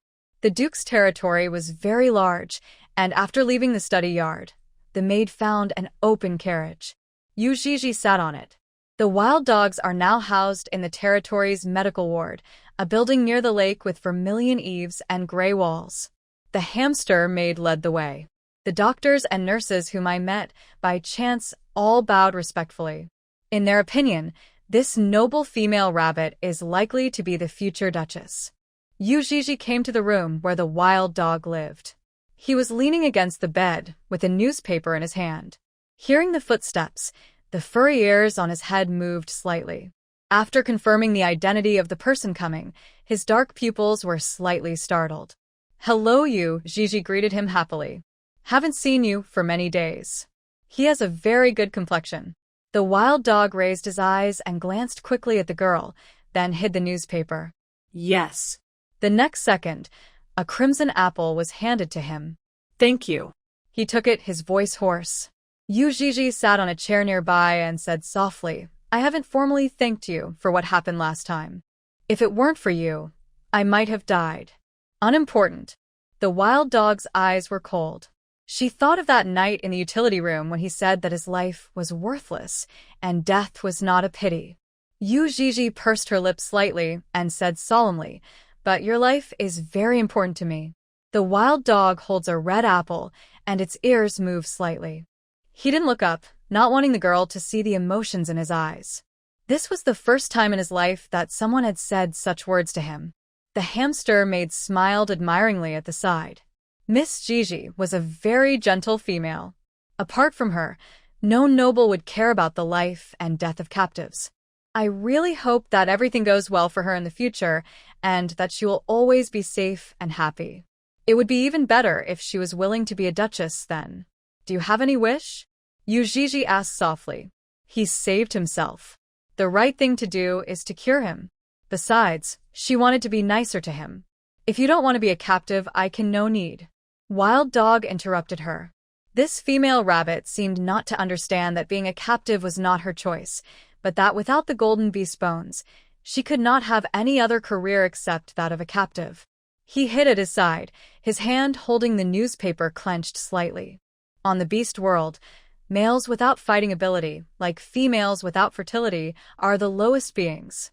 In the Duke's mansion, besides serving tea and guarding the door at night, what else can he do? He can't even patrol. If he could awaken his dual abilities, he would not have been seriously injured by Earl Grey that night. Even a male who usually only holds a pen can kill him with one sword. Even if he wants to be a guard, wants to protect, I want to protect her. No one has that ability. Yuii looked at the stray dog thoughtfully. She nodded. "Then you eat the apple first. I will come to see you tomorrow." Yuii left. The wild dog's eyes followed her figure. After she left, he took out the hidden newspaper. The front page headline had a few big words written on it. "Great turmoil in the Knights Alliance." "Miss Gigi, are you thinking about Pinyin?" The hamster Maid asked curiously. If it is a wish, I think he must hope to awaken his mental strength and supernatural talents." The hamster Maid sighed. "But this is difficult. After all, the Valoran Empire has not awakened the evolutionary talent of the Bright Moon priesthood, so it is impossible to help him reshape the golden animal bones." So, the wild dog didn't say what he thought. Deep down in his heart, he felt that this was an impossible wish. Yuii murmured, "Let's find a way to give him freedom first. Maybe there will be a turning point in the future. If it would be great if she could awaken her evolutionary talent. Enter the yard and return to the study." As soon as I stepped over the threshold, I was restrained by a strong arm from behind. The door was blown shut by a gust of wind. Yuii was startled. She held the arm across her neck with both hands. The Duke leaned over and whispered in her ear, "Your life is very important to me. Tell this Duke how important that wild dog is." There was a hint of ambiguous smile in the Duke's low and affectionate voice. He held her tightly in his arms. Yuii said softly, "He saved me. I hope he's okay." The Duke had a pleasant smell of shower gel on him. His collar was wide open, her back was pressed tightly against his chest, and she could feel the man's strong heartbeat. Hiss. She felt a sudden lick on her neck. "It feels so much like a snake. Is the apple delicious?" The Duke's golden eyes smiled and said, "Why don't you give me a gift?" Yuii reacted and gently tugged at the man's wide sleeves. How about tomorrow? I need to think about what to give you. He admitted it. I felt very uncomfortable when I heard the report from my servants. It was clearly just a stray dog. He must be crazy. Even an apple is of particular concern. Hearing the soft voice of the little female, he relaxed. Okay. One more thing. Yuii took the initiative to turn around and said, I want to give him back his freedom. Is his indenture contract in the Duke's mansion? Yes. This is easy. I can give you this contract. The Duke looked down at the little female in front of him, but even if the contract is torn up and he leaves the Duke's mansion as a free person, he will be captured by other orcs. Anything is possible. Seeing a hint of confusion flash across Yui's watery eyes, the Duke couldn't help but pinch her fair little face. For male orcs, without power, there will never be freedom. This is a planet where the strong prey on the weak, and only the fittest survive. The weak can only survive. At least he will be safe if he stays in the Duke's mansion. I can find him an idle job in the front hall, the kitchen, the garden, except the library, added the Duke. Before, I was thinking of coming to the library to take care of the stray dog after its injuries healed. Now it seems that he needs to be sent to a farther place, the farther the better. The Duke held her shoulders and walked towards the dining table in the next room. The table was full of delicious food, exuding an enticing aroma. After he sat down, he pulled Yuii into his arms. I haven't fed you for a long time. The Duke handed the spoon for soup to her lips and saw the little female lower her head obediently and drink it slowly. He might want to leave. Yuii murmured. The Duke's golden pupils flashed a faint smile. You want to send him away? I heard that many females in the territory often visit him in the ward, and there are too many flowers to put away. Can you bear to send him away? That wild dog. He has a good appearance. The key is that it requires no mental power and is extremely easy to control. After all, most females on the beast world are very casual. If they have the choice, strong males can be their husbands to reproduce their genes, and good-looking males can be raised for their enjoyment. As long as they are high enough level, the laws of the Empire support them in doing so. The wild dogs, however, were only one level higher than the crippled males and were suppressed by the many females in their rank, so they had no choice but to accept their fate in the face of them. Moo Moo from the snake clan also took a fancy to him and wanted to take him home to raise, but he disagreed. He was nearly beaten to death. And now Moo Moo has found a new male lover and takes him out to travel. Yuii held the noodles on her chopsticks while the Duke slowly fed her. The noodles were fragrant, and the soup was delicious. Hearing the Duke's words, she whispered, I always feel that he doesn't want to stay here. He probably doesn't like being locked up. Otherwise, I wouldn't have rejected Moo Moo. The Duke put down the bowl, picked up the tissue, and gently wiped the corners of her mouth. Do you know Sun Ridge? Yuii felt that the name was familiar. She thought about it and remembered that she had seen it on a map before. I know. It's not far from the World Tree. The World Tree is the source of all power, not part of any empire. The continent where the World Tree grows is an isolated island, with Sun Ridge and Knights Alliance on it. The Knights Alliance is in chaos right now. The Duke used a napkin to carefully wipe the girl's fingers. The war is raging. It looks like it will take a long time. I heard that the Moon Rising Empire's Bright Moon Priesthood went to Sun Ridge. The wild dog's bones were taken away. If we can find the Bright Moon Priesthood, maybe it can be saved. However, it is very dangerous there. He has no mental strength. If he goes there, he will be in danger of death. If he ultimately chooses to go, I'll give him a pass and make sure he gets to Sun Ridge. Yuii understood. She looked up at the man in front of her, who was concentrating on wiping her hands. The Duke's dark purple robe was half open, his dark blue semi-long hair was slightly curled, his eyelids blocked his evil golden vertical pupils, his perfect jawline revealed his nobleness, and there was a smile at the corner of his mouth, lazy and uninhibited. Yuii felt a little touched. I thank you on his behalf. The Duke paused for a moment, raised his eyes, and clenched the girl's hand. You can't replace him. She said this, as if the wild dog was already hers. The Duke put the tissue on the table after wiping. He stroked the little female rabbit's lips. Are you full? I'm full. Well. Now it's my turn to eat. The next second, her lips were blocked. Yuii placed her hands on his chest and tried to push him away, but was restrained by his hand. The Duke pulled up her 2 white wrists, and a ball of white smoke appeared and slowly coiled around her. She sat there with her hands hanging as if by a rope. Now, I can't move at all. Gradually, a thin layer of red appeared on Yuii's face. She bit her lip, but still groaned occasionally. The second day, Yuii went to the ward again and conveyed the Duke's intention. On the bed, the wild dog was stunned for a long time. He never thought that one day he would be able to leave this place. Seeing the girl sitting beside the bed with a sweet smile, she handed the Sunridge pass to him. The wild dog's gaze dropped, and the corners of his eyes became moist. Yuii changed the subject. If you want to stay in the Duke's mansion, that's also good. In addition to guarding, there are many other positions. If you go out, you may die without a burial place at any time. Thank you. Wild Dog held the golden and black pass. He was determined to get to Sunridge. Find the Bright Moon priesthood. Become extremely powerful, even if you have to sell your soul. Death is also acceptable. He was never afraid of death. He was just afraid that he didn't have the strength and could only watch her get hurt. The wild dogs are leaving. According to the Duke's instructions, after Wild Dog makes a decision, a carriage will come to the door to pick him up. Yuii stood at the window of the ward and watched him get into the car. The moment the wild dog got on the carriage, he looked back at the window of the ward and saw the girl waving at him with a smile. He stared deeply into the face of the female rabbit, as if he wanted to carve her into his bones. She doesn't know. He had made up his mind that night in the utility room. If I can survive. He fell in a pool of blood, and as his consciousness gradually faded, he whispered softly, "Tame me." In his long, dark years, a rose bloomed in his dry heart. He wanted very much letter?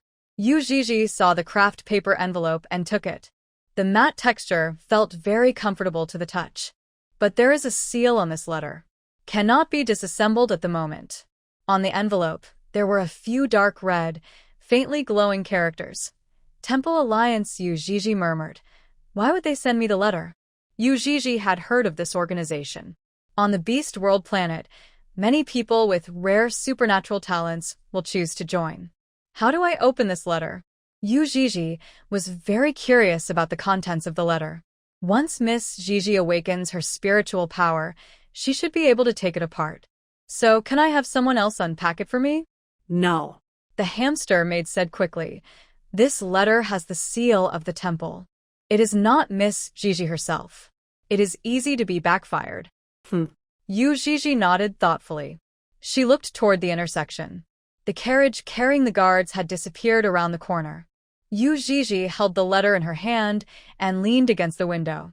She felt sad as she thought that she might never see a stray dog again. It seems that when we come to this world, we have to learn how to say goodbye. I hope he gets what he wants. Please don't let anything happen. The place he went to was Sunridge, where monsters were rampant. Like the Temple Alliance, the Night Alliance, which did not belong to any force, was falling apart. In this case, go to. It's more likely to be a bad thing. But I still hope he can succeed. If he can find the Bright Moon priesthood and re-evolve the Golden Beast bones, Wild Dog will be able to awaken his dual talents. I heard that his ancestors were from a branch of the Daquan family, and he was born into a powerful family when he was young. Later, his parents died in battle, and his golden animal bones were extracted by the elders of the tribe, and he became what he is now. The battles between the families were brutal. Without the protection of his loved ones, I really don't know how he survived. If I could really evolve a new golden animal bone with his parents' genes, the talent he can awaken is likely to belong to the first sequence. The hamster maid sighed. He is so brave. If it were him, he would definitely not choose to leave the Duke's mansion.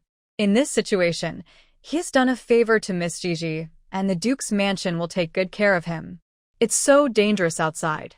Not to mention Sunridge. Even if you leave the imperial city of Valoran, you may die at any time. Yuii couldn't help but touch her belly. The main task will be completed only after the snake cubs are successfully born. I wonder how many points I will be rewarded then? Oh, by the way, she also has to prepare a gift for the Duke. I promised him yesterday. But the Duke has everything he needs, so what should she give him? Is there a market or something like that? I'd like to go shopping. Yes, Miss Gigi. Today is the weekend, and the market in the Imperial City is very busy. I'll go get the car ready. Good.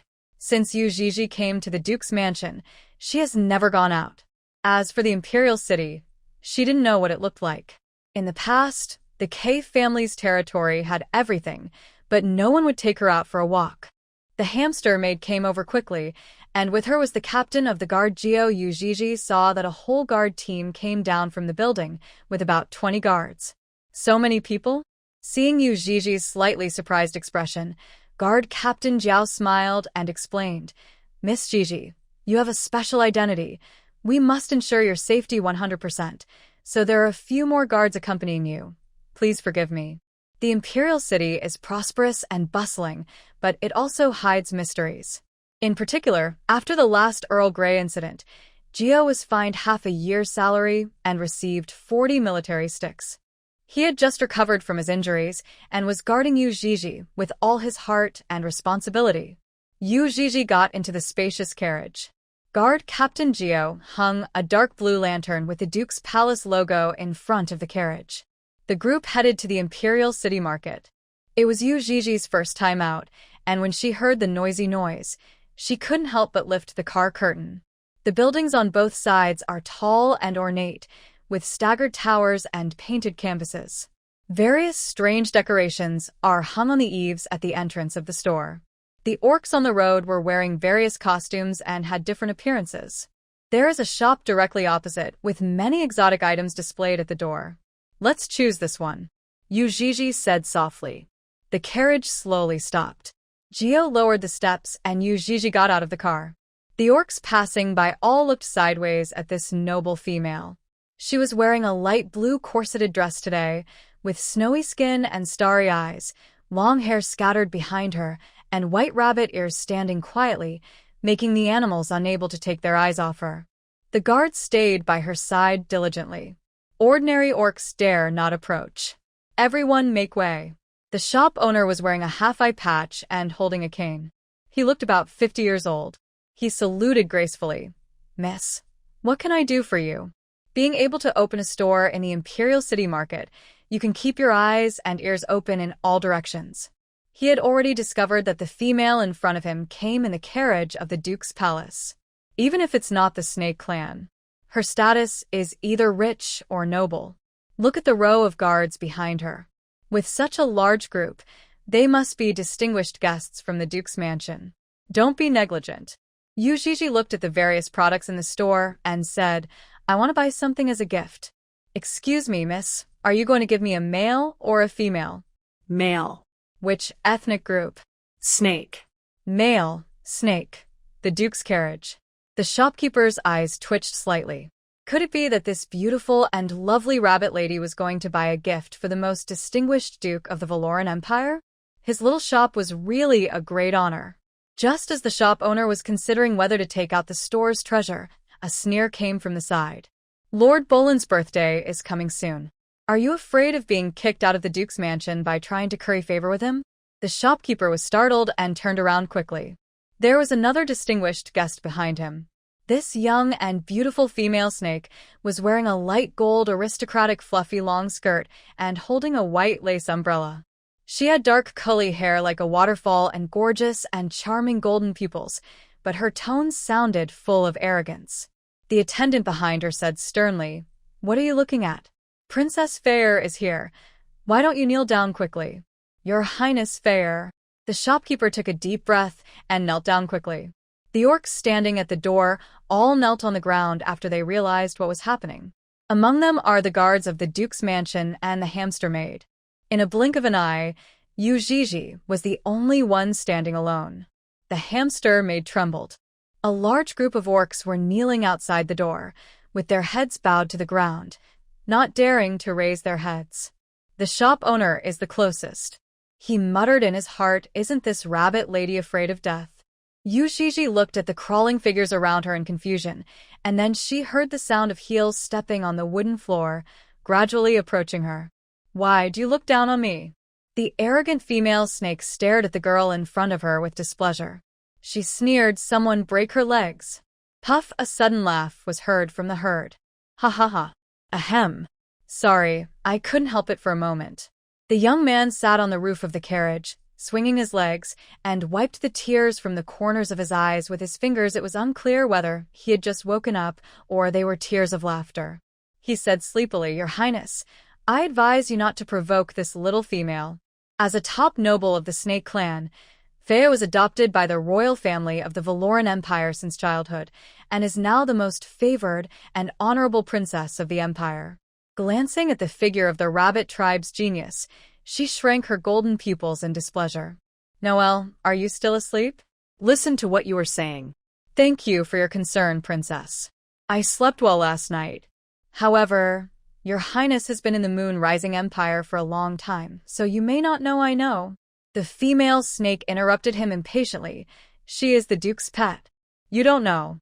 The young man held his chin with one hand and said leisurely, She is pregnant with the Duke's child. Noelle from the rabbit tribe said word by word, According to the laws of the Empire, pregnant females do not need to pay homage to any nobles, including the royal family. You want to punish her? And break her legs? The Female Protection Association will sue you in the Holy Law Hall. Even if you are a princess of the Empire, you'll be punished with torture. What? Fea's golden eyes widened as she looked at the weak female rabbit in front of her in disbelief. She was pregnant? She was actually the blood of the Duke of Platinum? All the orcs present could hear clearly the words of the rabbit tribe's genius. The shop owner was shocked. She had thought that this little female was of noble status, but she had never expected her to be so noble. Fea was so angry that her teeth itched. She stared gloomily at the girl in front of her. She had only been in the Moonrise Empire for half a year, but this hateful rabbit had gotten there first. When they met at the market today, she originally thought that the Duke was just trying to be fresh and wanted to show him off, but she turned out to be pregnant. On the Beast World planet, pregnant females enjoy all the privileges, even beyond their own class. Whether it is C or S+, as long as they conceive, they will receive all-round care. Orcs who dare to embarrass them will be sued by the Female Protection Association to the Holy Law Hall. That's not a good place. No matter how arrogant a noble is, he will be skinned alive if he goes in. No matter how angry Fea was, she had to take a few steps back. What if this little rabbit had ulterior motives and fell on purpose? She would never be able to clear herself of this sin, even if she jumped into the Yellow River. Snort. Princess Fea held an umbrella, walked around, and deliberately chose the longest route to go out of the store. She glanced at the little female rabbit coldly and said, Even if you are pregnant with Duke Platinum's cub, he will not be your beastly husband. He's just playing with you. The orc who was kneeling at the door slowly stood up after Her Royal Highness the Princess walked away. They looked at each other. I didn't expect that I would hear big news while visiting the market. The most distinguished duke in the empire actually had a child? All we know is that he never married and adopted 4 children from the snake tribe. If the rabbit lady is pregnant with the duke's blood, I should be able to inherit his talent perfectly. This is a great joyous event for the Valoran Empire. You know, the duke has awakened the rare cloud talent, and although his mental power has not been announced to the public, his overall rating has reached SSS+. It is conceivable how high his spiritual power is. Originally, only people in the Duke's mansion knew that Yuii was pregnant. Now the whole Imperial City knows about it. They looked at Yuii again, their faces full of respect, and bowed to her as they left. The shop owner wiped his hands again and again with a handkerchief, and his movements were very gentle when he leaned on a cane. Miss, if you want to give a gift to the Duke, I have a treasure that has just been shipped from Songshan Mountain. Would you like to take a look? The Duke's birthday is coming soon. The nobles of the Empire were all buying gifts, and Her Highness Fea even went to the market to choose personally. The little female rabbit in front of me must have the same feeling. Tangshan? Yuii was slightly startled. She shook her head gently. It seems not possible. The Duke gave her the impression that he didn't like Tangshan very much. I especially don't like her mentioning Dracula. So far, no one seems to know his name. Yuii kept it in her heart and did not mention it to any orc. She looked at the lucky bags hanging on the beams of the shop. Most of them were red and embroidered with retro and beautiful patterns. Among them was an ink blue embroidered blessing bag with retro blessing fonts on it, tied with a red ribbon, and the pendant underneath was a small copper coin. Yuii fell in love with him at first sight. I want that. The shopkeeper looked in the direction she pointed, and when he found the lucky bag, a flash of realization flashed in his eyes. Wait a moment. I'll get it for you, Mississippi. In the Valoran Empire, lucky bags are used to pray for blessings from the gods and are usually bought as gifts to one's loved one. He forgot. The relationship between the female in front of him and His Excellency the Duke is very close. Even though Her Highness Fair's words were extremely harsh, they could not conceal the fact that the female rabbit was pregnant with the Duke's snake cub. For this reason alone, even if they separate in the future, this young lady will always be a distinguished guest of the Duke's mansion. When the cubs grow up, they will be extremely filial to their mother. The store owner brought out the blue lucky bag. Yuii held it in her hands, examined it carefully, and finally decided on it. Besides, Yuii also asked for a red lucky bag. The hamster maid paid. Surrounded by her guards, she walked towards the carriage. I looked up at the rabbit boy sitting on the roof. He had his legs crossed, his chin in his hand with boredom, and his eyes were indifferent. Yuii smiled at him, placed her hands on her chest, and nodded slightly. Thank you for helping me today. You're welcome. He just happened to be at the market today, saw the Duke's car, and wanted to take a ride. Then he saw a wonderful scene. The spoiled Princess Fair of the Empire is making things difficult for the little rabbit. Publicly, as the pride of the rabbit tribe, he should protect his people. Privately, this little female rabbit aroused his interest. So naturally, he didn't want her to suffer. Yuii groped at her arms and took out the things she had just bought in the store. This is for you. Before, Noelle had saved the wild dogs, but she never had the chance to thank him. And just now he helped himself. After choosing a gift for the Duke, she saw this beautiful red lucky bag and bought it as well. Noelle from the rabbit tribe was slightly startled. He lowered his head. Looking at the girl's raised right hand beside the car, her jade-like fingers were holding a red lucky bag, the silk on it fluttering in the wind. The wind blew the hair on her cheeks, lifted her light blue skirt, and the lovely and bright smile on her face. The guards around were all shocked. The hamster maid almost dropped the various small objects in her hands to the ground. Soon, they all turned their backs, not daring to look any further. Guard Captain Gio was shocked. Miss Gigi actually gave Lord Noel a lucky bag? She likes Lord Noel? Noel from the rabbit tribe stared at her for a long time, then raised his lips playfully. Give it to me? Yes. Yuii nodded. She was afraid that the boy on the roof of the car couldn't reach it. The weekend market is bustling and prosperous. The wind rang the bell on the shop door, making it ring sweetly and crisply. Noel looked into the girl's clear eyes. He stretched out his hand, bent down slightly, hooked his fingers on the red rope on the lucky bag, and gently pulled it. The object of blessing from the gods fell into his palm. It would be disrespectful to refuse it. The young man's voice was as clear as spring water.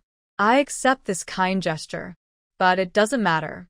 He rubbed the golden embroidery on the lucky bag. The warm sunlight above his head made him feel sleepy. The girl had already gotten into the carriage with the help of the hamster maid. The guards had different expressions. They dared not say anything more. On the beast world planet, S-level females can indeed have multiple beast husbands, but only males of a lower level than her. Whether it is Lord Duke or Lord Noel of the rabbit tribe, they are all males standing at the top of the tribe. Miss Gigi is currently an S-rank female and wants to have both of them at the same time. I'm afraid not. If she could advance to SS level, it would require the consent of both high-level males. Don't say that Lord Noel doesn't want to. Duke Bolin, how could you possibly give in? His rank is so high that unless he is an SSS-level saint female otherwise, the future Duchess must stay in the Duke's mansion and behave herself. However, on the Beast World planet today, no saint female has appeared in 100 years. On the way back, the hamster maid wanted to speak several times, but when she saw Miss Gigi quietly flipping through a book, she held back. What does Miss Gigi think? She don't you like the Duke? But when they were together, they were obviously very close. The hamster maid often serves in the study. She can see it. The Duke often held her in his arms wherever he went. Miss Gigi was like a newborn cub, curled up in his arms. However, no matter who Miss Gigi likes in her heart, the hamster maid will bless her. Because she is an S-level female. She has the right to freely choose her spouse. The carriage entered the Duke's palace, drove a long distance, and slowly stopped outside the gate of the study courtyard. After getting off the bus, Yuii sneezed. She rubbed her nose with her fingers. I think I have a cold. The wind in the Imperial City has been blowing quite strongly these days. The hamster maid bent down and said, Miss Gigi, please come in first. Thanks. She returned to the room, went to the low desk and sat down on the cushion. He put the half-read book in his hand on the table. Yuii felt a little sleepy. She fell asleep on the desk, resting her arms on her head. She retreated quietly and stood guard at the door. It's getting dark. The Duke appeared at the gate of the courtyard, and his guards and entourage saluted together. He returned in the sunset, holding a few dark blue lotus in his hand. As soon as I entered the study, I saw a little female sleeping on her stomach. The Duke had a smile on his face as he slowly approached and placed the lotus in his hand into the vase on the table. Yuii was sleeping soundly. He didn't say anything. He just sat down quietly and stared at her intently. The little pet's bunny ears are drooping. There were some red marks on her fair cheeks from sleeping, and her long eyelashes were pressed tightly against her cheeks. She seemed to have had a good dream, and the corners of her mouth were slightly raised. Even when she's asleep, she's still so cute and adorable. It felt like a fine strand of fluff had fallen on the tip of the Duke's heart, and a slight itch came from his heart. The sun sets. The room became dark. The Duke's golden vertical pupils were deep. He leaned over, slowly approached, and placed a light kiss on her slightly upturned lips. Just want to kiss her. At this moment, in her sleep, Yuii felt her lips were a little itchy and numb. She opened her eyes blearily and saw the vague outline of the Duke. I found she was awake. The Duke put his hand on the back of her neck, not letting her escape, and deepened the passion between their lips. Yuii felt that she was gradually unable to breathe, and her cheeks turned red. The other party slowly let go and licked her lips lovingly. You're back. The little female's voice was as soft and sticky as if she had just woken up. The Duke touched her cheek, pulled her up, and held her in his arms. Yuii's expression paused slightly. She stretched out her hands and hugged the man in front of her. A quiet hug for a moment. The Duke is in the palace today, troubled by many trivial matters, and he misses this little pet at home very much.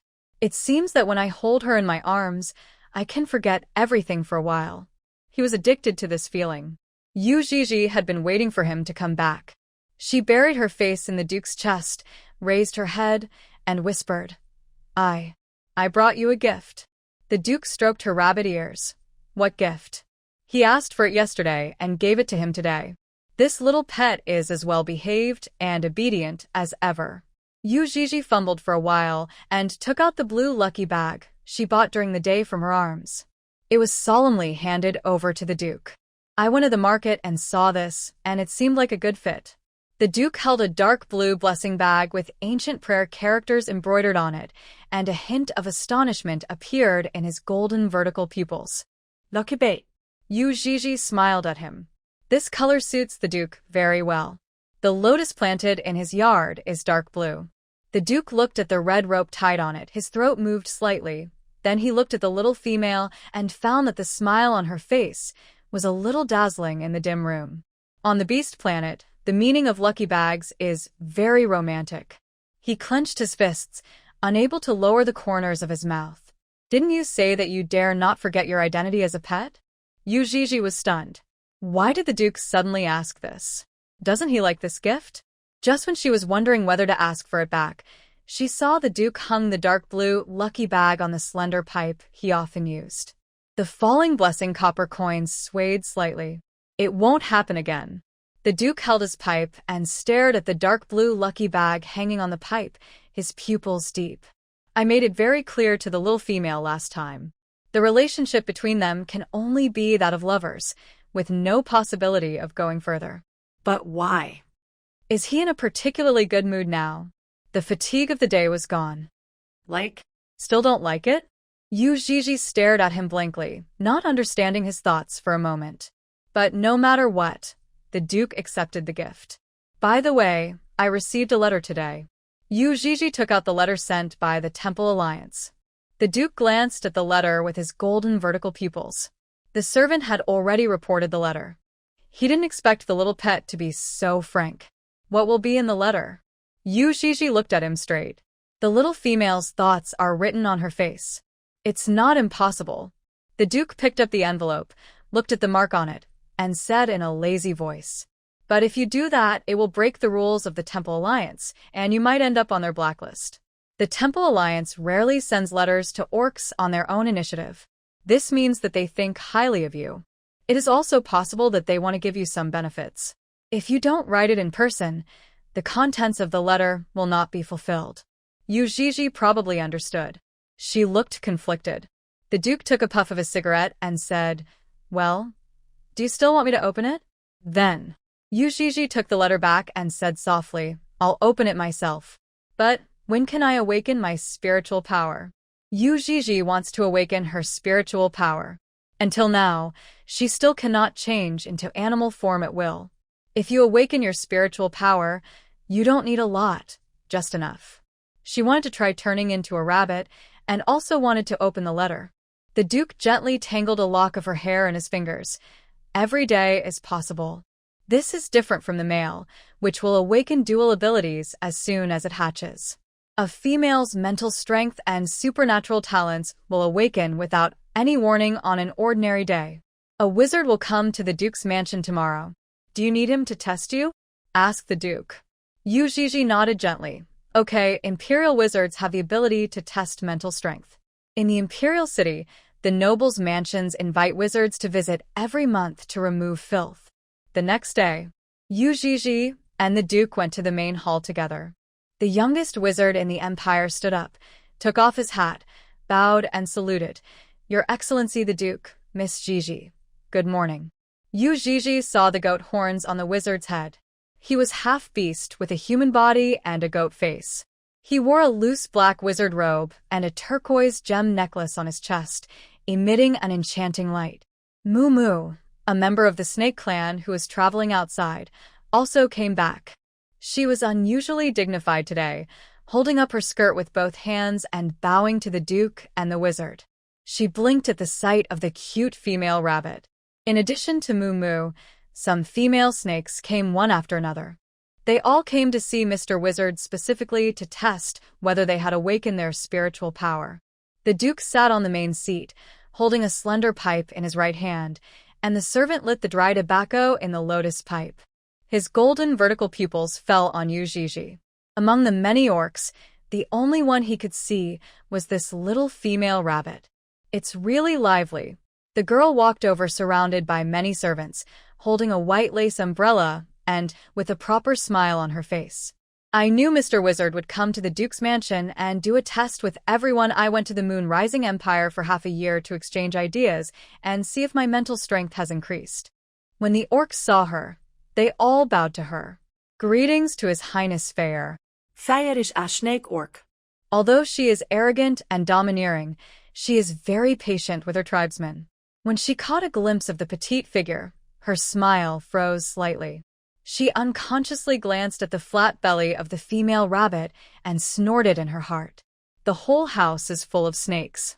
A rabbit came running in, and it looked nasty no matter how you looked at it. Of course, Mr. Wizard is an exception. Fair put away the umbrella and handed it to the follower beside her. The antelope wizard stepped forward and bowed. "Since your highness Fair is here, please allow me to test your highness first." All the orcs looked over curiously. Moo Moo is closest to Gigi. She tilted her head and whispered in the bunny's ear, "Your love rival is here." Love rival? Gigi's ears twitched slightly and she turned around, looking confused. The attention of all the orcs in the main hall was attracted by Her Royal Highness the Princess, and no one paid attention to Gigi and the other person in the corner. Moo Moo raised his hand and covered his mouth. Her Highness Fair is currently the most outstanding female in the snake tribe. She was taken away by the royal family and raised since she was a child. She has an extremely noble status. Besides, it's no secret that she likes His Excellency the Duke. How is it stressful? Moo Moo couldn't help but pinch the rabbit girl's pink cheeks. If the Duke wasn't there, she really wanted to spit out her snake tongue to scare her. Gigi listened attentively. She groaned, thinking of what the Duke had said before. "As for me, I will not choose females from other tribes as my wives except females from the snake tribe." So, the most outstanding female of the snake tribe, Her Highness Fair, is the most suitable candidate in the Duke's mind? The antelope wizard held the gem pendant on his chest, and the deep blue light enveloped it. Fair felt a hint of coolness invading her forehead. A confident smile appeared on the corner of her mouth. After a while, she heard the wizard's praise. "Compared to 6 months ago, your highness has made a lot of progress." The antelope wizard put away the light of the gem. "Currently, I have 500 mental strength." 500. The surrounding females all stared with their eyes wide open. For females, 50 is already a very high spiritual power, and Her Highness Fair has more than 10 times that. Moo Moo looked envious. She can maintain the beast form of a snake for a week, no, if she lies still, even half a month. Compared to males, females have very low mental strength. However, mental strength is directly related to how long a female can maintain her animal state. There are many times when people prefer to stay in animal form, as it is more comfortable and allows them to recover their strength quickly. The antelope wizard's gaze passed through the crowd and fell on the female rabbit. She is currently the only non-snake female in the main hall. Looking again, the Duke sitting in the main seat had a hint of smile in his eyes as he looked at the female rabbit. Then, he probably understood. Today the Duke probably hopes that he will take special care of Miss Gigi. I heard that she was pregnant with the Duke of Platinum's snake cub. She is an S-class female. That should be treated even better. The antelope wizard slowly walked towards Gigi. The attention of many orcs was attracted. "Ms. Gigi, do you need a test?" The antelope wizard asked with a smile. "Yeah." Gigi was a little nervous. "The last time I tested my fertility was when I was with the K family. "Please give me your hand." Antelope spread out his palms, his expression gentle. Gigi slowly extended her hand. His gentlemanly grip transmitted the power of the fateful gem through his fingertips. The deep blue light quickly surrounded the two of them. Moo Moo, who was standing aside, had a look of anticipation on his face. On the Beast World planet, the male's spiritual power will awaken on the day they break the shell, but for the females, there is no fixed time. Some of them will be tested together with fertility in adulthood, but most of them are in gray. The antelope wizard felt the power in the girl's mind, and the blue gem in his hand emitted a soft light. Almost there. His eyes could see the hidden line. At the side, Moo Moo of the snake clan raised her eyebrows slightly, and a smile appeared in her brown vertical pupils. The awakening time measured by the antelope wizard has always been very accurate. She is looking forward to it. "I don't know what kind of super talent Miss Gigi will awaken. You must tell me the first time you awaken." Moo Moo pulled Gigi's little finger. "Okay." Gigi replied happily. She then remembered something and asked seriously, "But what if we are far away?" "Then write to me." The orcs in the main hall congratulated one after another. Princess Fair snorted coldly and walked towards the Duke. A smile returned to her face. In stark contrast to her previous arrogance, She greeted him gracefully, her fluffy and noble snow-white skirt swaying gently. Lord Platinum. The Duke sat in a chair, surrounded by smoke. Welcome back. Fair looked at him in a daze. There is a hint of sweetness in my heart. She is so happy. The Duke said, welcome back. These were the best words she had ever heard since returning from the Moonrise Empire. The man in front of her always sat lazily, holding a slender silver pipe in his hand, and his outline in the smoke made her more excited. Only, pendant in the middle of the pipe in his hand, a dark blue, lucky bag. The snake girl narrowed her eyes slightly, and a hint of unwillingness flashed in her golden pupils. The Duke's pipe was his most frequently used item. However, he decorated the lucky bag given by the little female on it so that it could be seen at any time. If I hadn't been in the Moon Rising Empire for half a year, how could the little rabbit take advantage of the situation? The Duke's requirements for a spouse are no secret in the Empire. He doesn't consider any females except those of the Snake Clan. No matter how interested he was, it was impossible for him to actually mate with that female rabbit. Maybe when I get tired of it one day, I will get rid of the little female rabbit. And His Majesty the King is concerned about the marriage of the female rabbits, and she always wants to choose a beast husband. Fair gritted her secretly. She would definitely wait until the day when the Duke abandoned the little female rabbit. Just like he had so many pets before. Haven't they all been sent away? Fair calmed down and told the Duke with a smile about the interesting things she had experienced in the Moonrise Empire. In the main hall, many females walked outside after testing their mental strength. Someone noticed that the Duke and Princess Fair seemed to be having a very happy chat. Hearing the orcs mumbling beside her, Yuii raised her head and looked towards the main seat not far away. The man sat on a chair. The snake girl standing in front of him was gesticulating and dancing. He watched patiently. The dark blue hair was cast a layer of light gold by the sunlight from the window behind him. Yuii looked at the picture of them together and felt an incomparable harmony in her heart. They are all snakes. They all have golden eyes. Mumu looked at the little rabbit with a bit of pity. Was the scene not far away a bit cruel to her? Let's go. Mumu took her wrist and led her out. Yuii smiled, lifted her skirt with one hand and followed.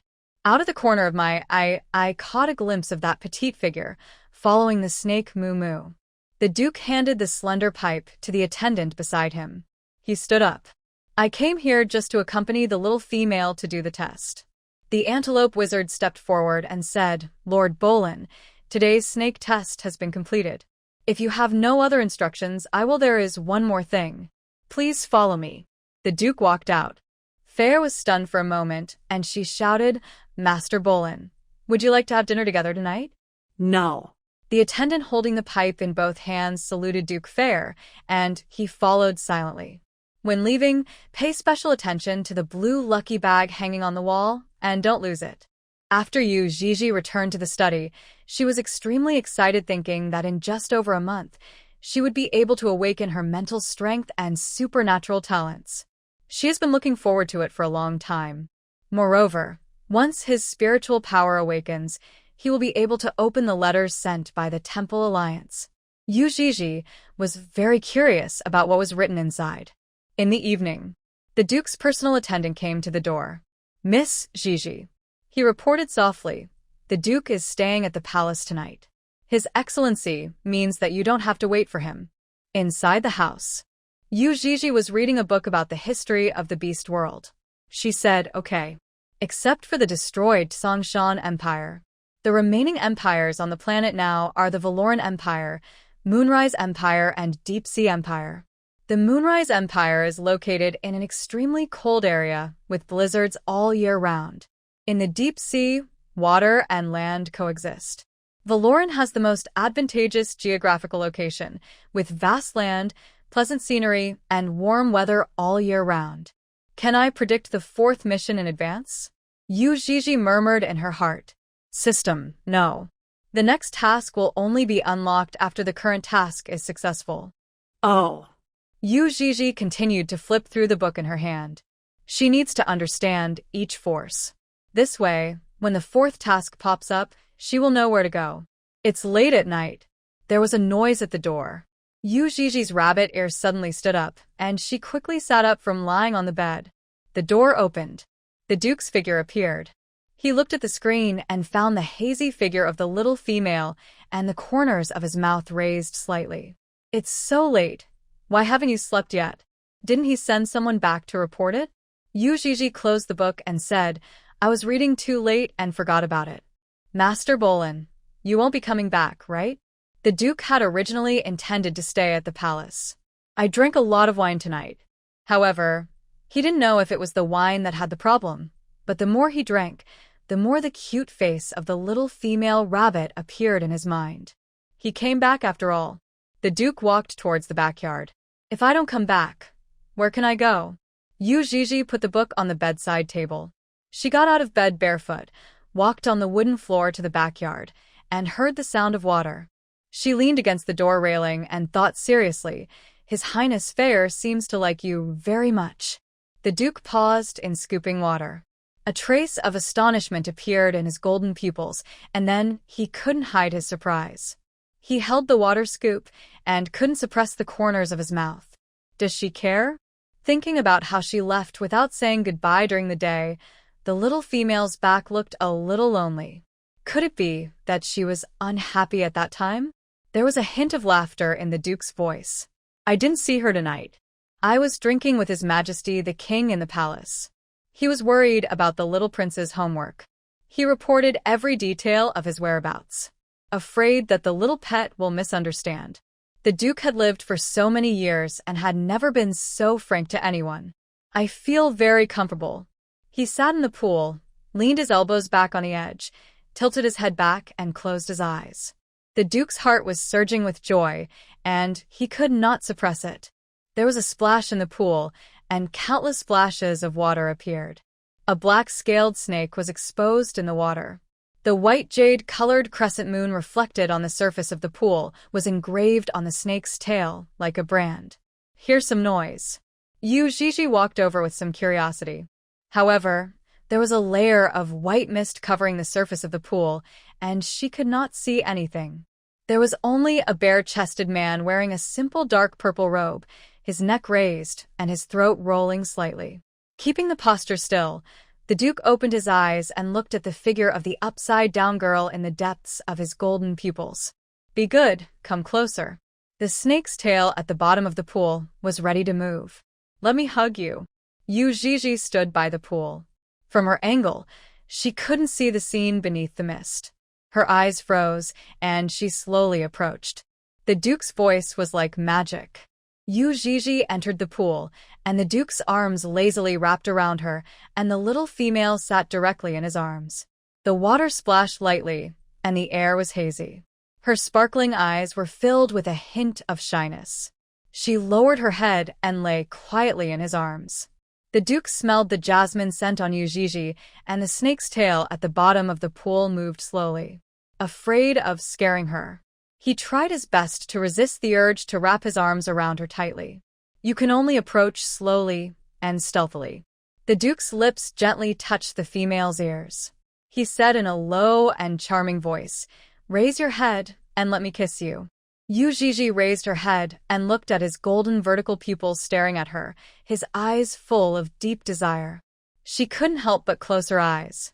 Seeing the little female's well-behaved and shy appearance, the Duke held her chin with his right hand and slowly lowered his head. The black snake tail in the pool slowly approached. The snake's tail trembled slightly because of the joy in its chest, and the water flowed along with the surge of its heart. "I can no longer control myself." The snake's tail in the water slowly surrounded the delicate body of the little female, layer by layer, wrapping her tightly. During the kiss, Yuii felt a hint of coolness on her arms and back, as if something was tightly wrapped around them. Just as she was about to open her eyes, the Duke covered them with a gauze ribbon. The scene before my eyes became blurry. Only the outline of the man could be vaguely seen. What happened? What touched her in the water? The little female was a little nervous and a little scared. She clutched the Duke's dark purple collar and trembled slightly. "There's something strange in the pool." Ha! The Duke couldn't help but chuckle. He pecked the tip of the little female's nose affectionately. Don't be afraid, it's me. The more powerful the male, the better he can control the beast form. They usually don't expose themselves easily. But this time, because I was too happy, I couldn't help but reveal my snake tail. The Duke couldn't take it back for the time being. In order not to scare this timid female rabbit, he could only cover her eyes temporarily. In the moonlight and mist, the innocent and pitiful look of the little female was deeply imprinted in his mind. Her long hair was wet, and the veil on her shoulders was thin and delicate. Her eyes were covered by a white ribbon, her small and delicate nose was stained red, and her lips were helplessly slightly opened, tempting to pick. A drop of water fell from the girl's forehead and slowly dripped down her cheek. Snake, has the Duke in front of me turned into a snake? Yuii didn't know. In her memory, the Duke's upper body still looked like a human, with a warm embrace and strong arms. The snake's tail slowly wrapped around her waist, with only a thin layer of gauze separating it from her skin. Warm water, cold snake body. Circle tightly. To calm his pet, the Duke gently stroked her rabbit ears. The fear of snakes deep in my genes seems to have been effectively alleviated. Yuii breathed softly and took the initiative to hug the man in front of her.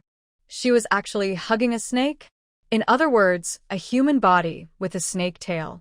This is something Yuii has never done before.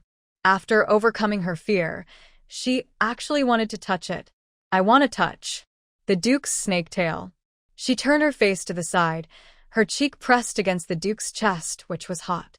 But the snake's tail, tightly wrapped around her, was icy cold.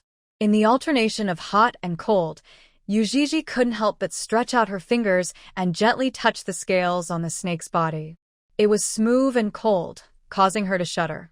The fear of snakes deep in her heart made her feel numb all over. With her eyes separated by a layer of gauze, she could not see the shape of the snake. Yuii could only snuggle up to the Duke in front of her, causing the man to laugh in a low and joyful voice. The little female looks like this. It was as if she wanted to get into his body. He rubbed the girl's rabbit ears with his fingers, lowered his eyes, and smiled in his golden pupils. His voice was gentle and tender. Do you want to merge with me? The water ripples, the mist gathers and disperses, and it is vague. The Duke's golden vertical pupils gazed deeply at the little female in his arms. He caught the tears falling from the corners of her eyes with his index finger and held her tighter with his snake tail. The water ripples like waves, spreading slowly. Yuii heard the Duke's deep and mellow voice and was entangled with a trace of desire. Only you. What? You're the only one by my side. The Duke's voice was hoarse. The only candidate for his wife in his mind could be a female from the snake tribe. But the Duke refused the king's offer of marriage. Her Highness Fair was the most suitable candidate in terms of both status and rank. All the beastmen of the snake tribe believed that Her Highness Fair would definitely become the Duchess. But the Duke had no way to marry another bride at this time. Maybe we will separate in the future, but at least for now. The Duke's eyes could only see the little rabbit in front of him. No other females were ever seen. I would feel happy because the little female cared about me, and satisfied because of her smile. Even though I had just separated, there was not a moment when I didn't want to see her. When we met, I always can't help wanting to hug her, touch her, and kiss her. This may be the legendary honeymoon period. The Duke wanted to laugh. In the past, he only thought that male and female love was a boring thing, and marrying and mating was just for the purpose of reproducing offspring. But it's different now. He became addicted to it and couldn't stop. Cough. Yuii woke up from her dream and felt a burning pain in her throat. She thought of what happened in the pool and pulled the quilt with both hands, covering half of her face. Her eyelashes fluttered, and she glanced at the bedside table next to her, where there was a cup of warm water. Yuii gently touched her belly with her hand. It shouldn't be. Will it have an impact on the baby? Is the baby still alive? She asked quietly in her heart. System. Host, rest assured. The female is protected by the reproductive system during pregnancy, and the cub will be safe. That's good. Yuii sat up and drank half a cup of warm water. She saw faint red marks on her arms, waist, and abdomen. Thinking of the Duke's snake tail, the cool touch was like smooth ice silk satin, with a hint of softness, and it imprisoned her very powerfully. She held the glass in both hands, and the tips of her ears turned red. The Duke returns home. Seeing Fair waiting outside the gate, she was holding a white lace umbrella and crying silently. Lord Bolin. The snake girl cried with tears in her eyes. I heard that you rejected the marriage proposal from His Majesty the King. Why? There is no holy female in the Empire, and no one can force the noble Duke to marry. Princess Fair will awaken her dual abilities in the second half of the year and advance to S+ female. She has no way to directly choose Duke Bolin as her beast husband unless His Majesty grants the marriage. However, the Duke refused. Obviously, there is no one better than her in the entire snake clan. Other females will have many beastly husbands. But as long as the Duke is willing to marry her, she will not look at any other male. Your Highness Fair is willing to offer all his loyalty. The Duke walked past her without pausing for a moment. Your Highness, it's cold, go back. Are you going to marry that rabbit? Fair shouted unwillingly. Don't forget what you have always insisted on. Don't forget Madame Sophia's prophecy. The Duke stopped suddenly. He turned his head, his golden vertical pupils were cold and sinister, and the black snake on his body made a hissing warning sound. Fair was so scared that she trembled and burst into tears. On the side, a young rabbit boy who was watching the show had his arms folded across his chest, a stick of maltose in his mouth. He came at a really bad time and actually heard something incredible. Madame Sophia's prophecy? What prophecy? I guess only the orcs of the snake tribe know this. Moreover, the status cannot be low. Fair, the most favored little princess in the Empire, cried so hard that her tears and snot were all over the place. The servants beside her did not dare to step forward for fear of being taken out on. She cried so sadly. But Duke Platinum never looked back. Lord Noel. The Duke's personal attendant stepped forward and said with a smile, "Please follow me. The snake tribe has been busy lately." Among them, the one that the whole Empire knew about was the Earl Grey incident. After he was punished by the Duke, his sister fell ill because she could not accept that the brother she had trusted since childhood was actually a serial killer. Now that her health is in poor condition, the White Snake clan has also requested His Majesty to cancel Nicole's marriage with Noel from the Rabbit clan. His Majesty referred the matter to the Duke. Now, the Duke wants to ask Noel what he thinks. When we arrived at the reception room, the aroma of tea filled the air. The young man from the Rabbit clan sat on a chair, his chin resting on one hand as he looked a little tired. I don't have any opinion. It all depends on what Miss White Snake thinks. Marry a wife. Reproduce? These are what every capable male orc would do. He just went with the flow. As for who the candidate is, it's all fine. As long as the female's level is high enough, everyone will welcome her to Green City as a bride. Whether it's a snake or a rabbit, it doesn't matter. He is not like the Duke, who has this obsession.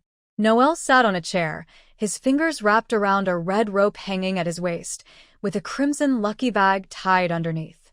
He played with it quietly, with a smile on his face, as if he was savoring something. Noel thought of the little female rabbit.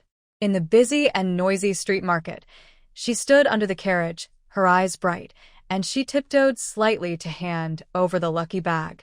Oh, no. Thinking about it more, I wish I could take her back to Green City right now.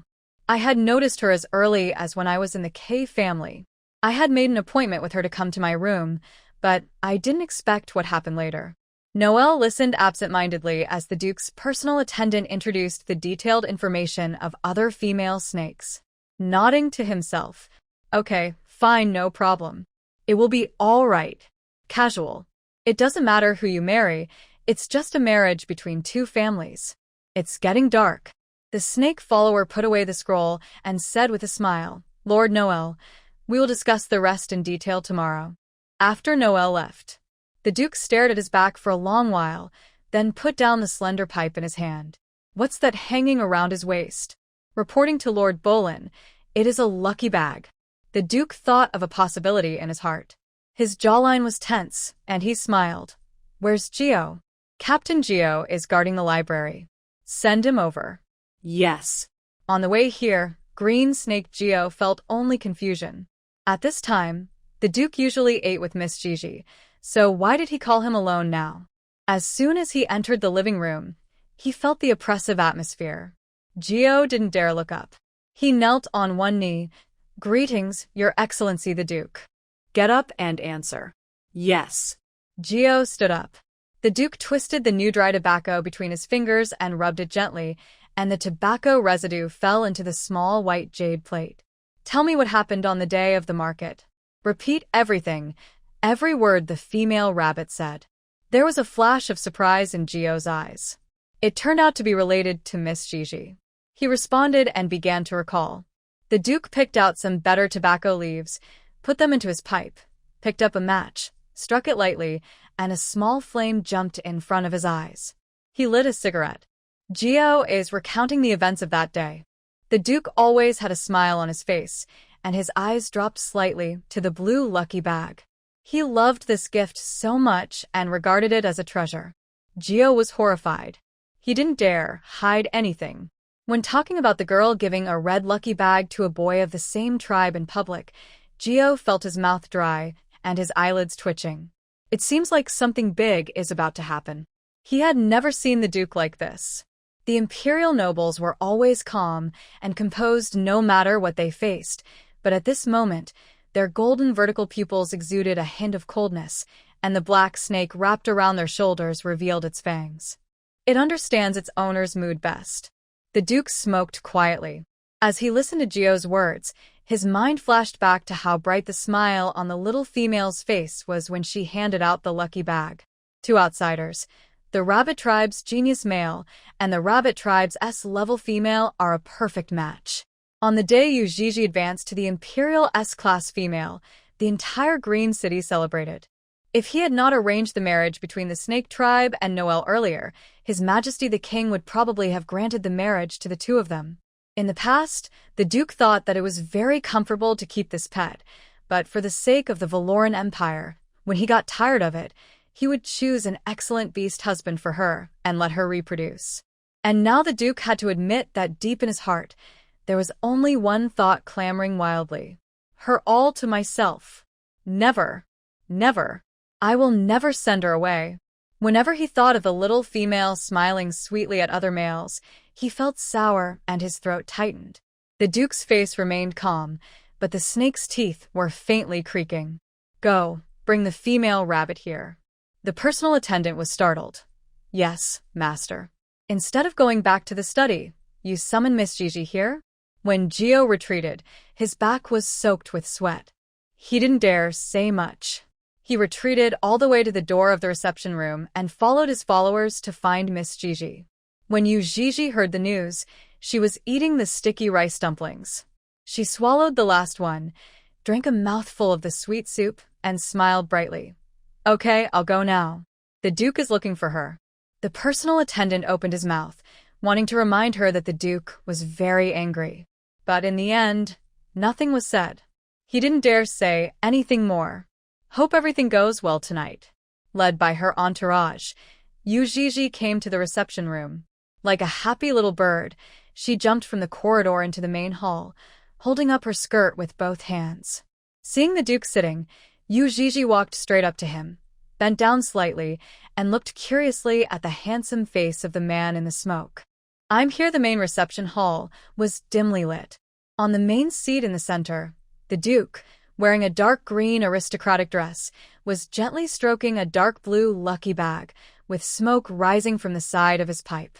A gust of wind blew, the smoke dispersed, and the Duke's hazy features gradually became visible. There was a hint of an obscure smile in his golden vertical pupils. The man had handsome features, a face as sharp as a knife, and an evil temperament, like the Tai Sui god in the world. "Good evening, Miss Gigi."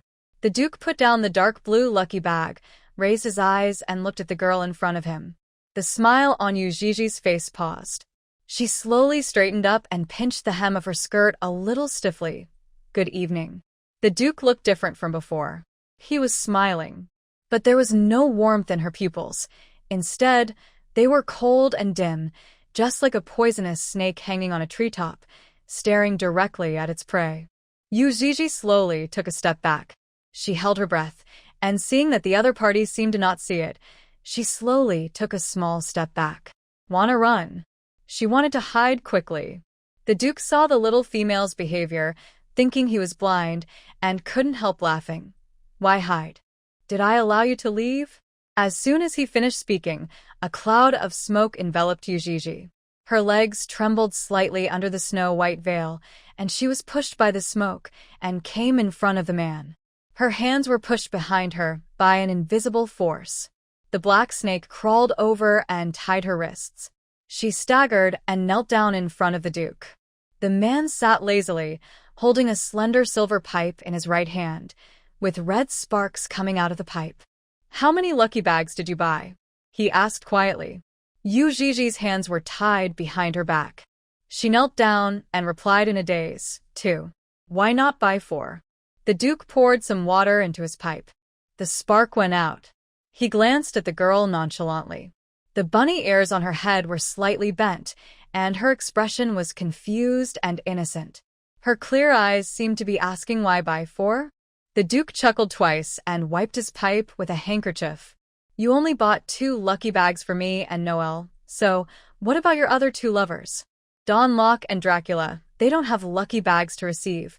Aren't they pitiful?" Yuii had a dazed look on her face. She hadn't thought about this question. Looking at the little rabbit's extremely innocent appearance with misty eyes, as if it was seriously considering the possibility of buying 2 more lucky bags and sending them to Locke and Dracula, the Duke was so angry that his teeth itched. How he liked this gift. Treat it as a treasure. Hang it on the things he uses most so that he can see it anytime and anywhere. In this way, the Duke will remember the little female who gave him the lucky bag. Thinking of her sweet smile, soft voice, and fragrant body, she would always lean shyly in my arms. The joy is hard to suppress. Emotions are out of control, and even the snake's tail can't be hidden. But today he saw it. The same gift, the same intention, appeared in the hands of another male. It turned out that she bought 2 copies on the same day and at the same time. One was given to him and one to Noel from the rabbit tribe. It made his joy that night look like a joke. "What do you take me for?" The Duke held the slender pipe tightly in his hand, his golden vertical pupils staring straight at the girl kneeling in front of him. Yuii was too nervous. The Duke's mood was changeable, and such questioning made her swallow her saliva. The little female's voice was soft and nasal. "You are the Duke." She avoided his gaze and stammered. I'm not your pet?" The Duke's face darkened even more. The pipe in his hand lifted the little female's chin, forcing her to look up at him. "You're pregnant with my cub, and you're still courting other males?" Yui's face turned pale, and she denied it outright. "I didn't. Noel's engagement with the snake Nicole has been cancelled." Will the little female be very happy to hear this news? The Duke heard that the males of the rabbit tribe can best arouse the reproductive desire deep in the genes of the females of the rabbit tribe. "I told you before I choose a husband for you, you can only stay with me as my pet." The cold pipe carved into the shape of a lotus supported the girl's chin. "Do you dare to give him a lucky bag?" The Duke stared at her coldly, his golden pupils gradually becoming darker. "Why?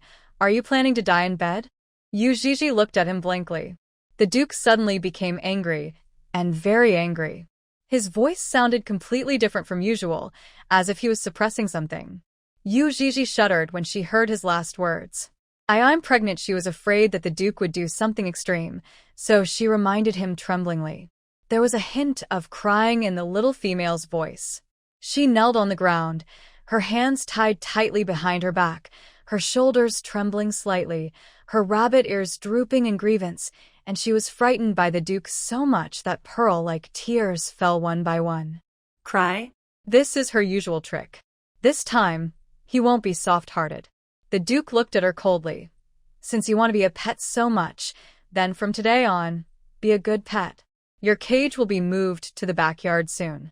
Don't even think about going anywhere before the cubs are born. Yuii cried even harder, sob, she doesn't want. She doesn't want to live in a cage. I haven't awakened my spiritual power yet, so I can't transform into a beast. Woo-woo. Yuii cried with tears in her eyes, looking weak and pitiful. The cage is tailor-made for you. You can live in it. The Duke put away his lotus pipe, leaned back in his chair, and crossed his legs. After you give birth, I will announce your death to the world. From now on, you will stay by my side forever as a pet. I won't let you go even if I get married in the future and marry a female from the snake tribe. You will still be my pet. Doesn't she like being a pet? Then she will be his pet for life. Let him play with you as he pleases. The Duke sentenced her. Don't even think about leaving me, even if you die. Wow, when Yuii heard this, she cried even harder. The Duke stared at her with a gloomy face. The little pet even cried in a delicate voice and was out of breath, as if she had suffered a great injustice. She sobbed and seemed to be crying to death in this living room if she was not picked up.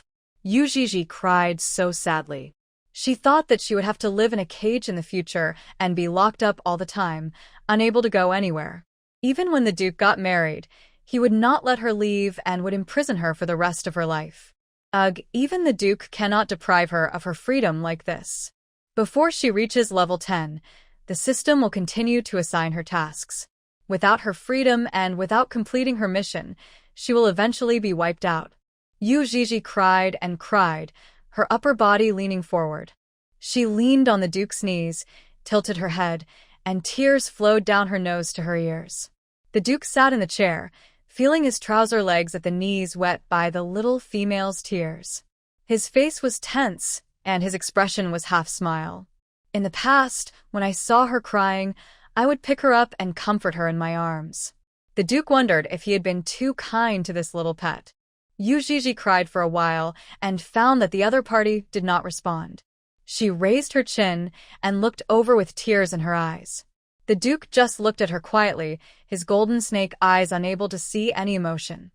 Are you done crying? Yuii looked at him aggrievedly. The Duke's pupils were cold. When you are done crying, go back to your cage. Glancing at the pool of tears that was quickly filling up again, the Duke lowered his voice and threatened, hold back your tears, or you won't be able to sleep tonight. Hearing this, Yuii immediately bit her lips and tried hard to hold back her tears. It seems that the Duke is determined to make her sleep in a cage. Fearing that he might do something else, Yuii struggled to stand up. However, her hands were tied behind her back and she could not move. She stood up unsteadily, and her frail little body seemed like it would fall down if the wind blew. Her long hair was a little messy, her skin was fair and her cheeks were rosy, her eyes were misty, and her eyelashes were bright because of tears. The Duke turned his head indifferently and picked up his pipe again. Outside the door, the attendant whispered, Miss Gigi, please.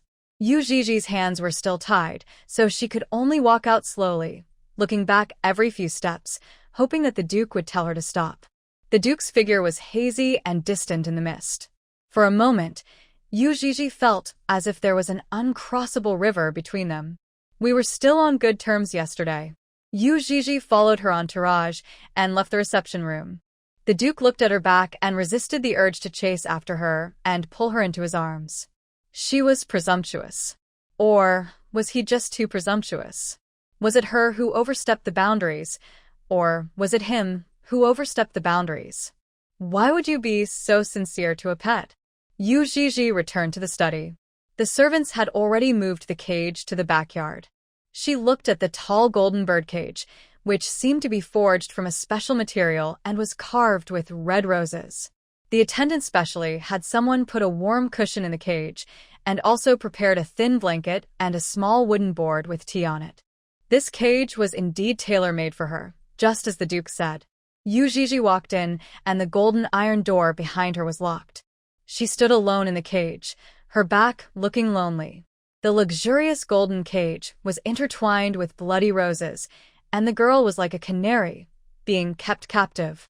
Yuii sat down with her back against the cage. The thick cushion was soft and warm, and there was a wisp of hot steam coming out of the teapot next to it. Only. Her hands were tied, and she couldn't drink water. The servants all left. She was the only one left in the entire backyard. There was a pool not far away, with steam rising from it. Yuii sniffed softly. She hadn't gotten enough rest today, and after all this trouble, she soon felt sleepy. When the Duke came back, the lights in the study were off and the backyard was quiet with a night light on. He walked straight to the cage. When I first raised her, I built a bird cage specifically for her, but I thought it would never be used. The little female leaned against the iron cage and slept quietly. The Duke's eyelashes drooped slightly, and he stared closely at the girl's figure. No matter who you are, don't even think about being her beastly husband. He will never give up this little female, even if she is concerned about other males. I will also keep her by my side and never let her go for the rest of my life. Yuii slept with her hands tied, and she felt uneasy. Moreover, her wrists felt too cold, and she even groaned in grievance in her sleep. The Duke approached slowly. He squatted down and wanted to reach out and touch her rabbit ears through the cage. But his fingers froze halfway. Yuii woke up. When she saw the man outside the cage, she instinctively wanted to move closer, but was blocked by the cold iron cage. Looking up at him pitifully, she said softly, "I'm so thirsty." The Duke picked up the small teapot, held her chin with one hand, and fed her water as if they had just met for the first time. The tea was cold and overflowed from the corners of her mouth. She pursed her lips in grievance. "My wrist hurts." The Duke did not respond. She blinked and whispered, "I'm hungry." "Why, do you still want me to feed you?" The Duke put down the teapot, squinted at her, and a dangerous smile appeared on the corner of his mouth. The little female's eyes turned red in a second. "Is she really made of water?" Yuii said softly, "I can eat it myself." All she had to do was call back the snake from her wrist. She would rather eat by herself. The Duke seemed not to hear what she said. He went to the study and brought in a plate of snacks. "It is a crispy and fragrant rose cake." He cut it into small pieces with a knife and held them to her lips.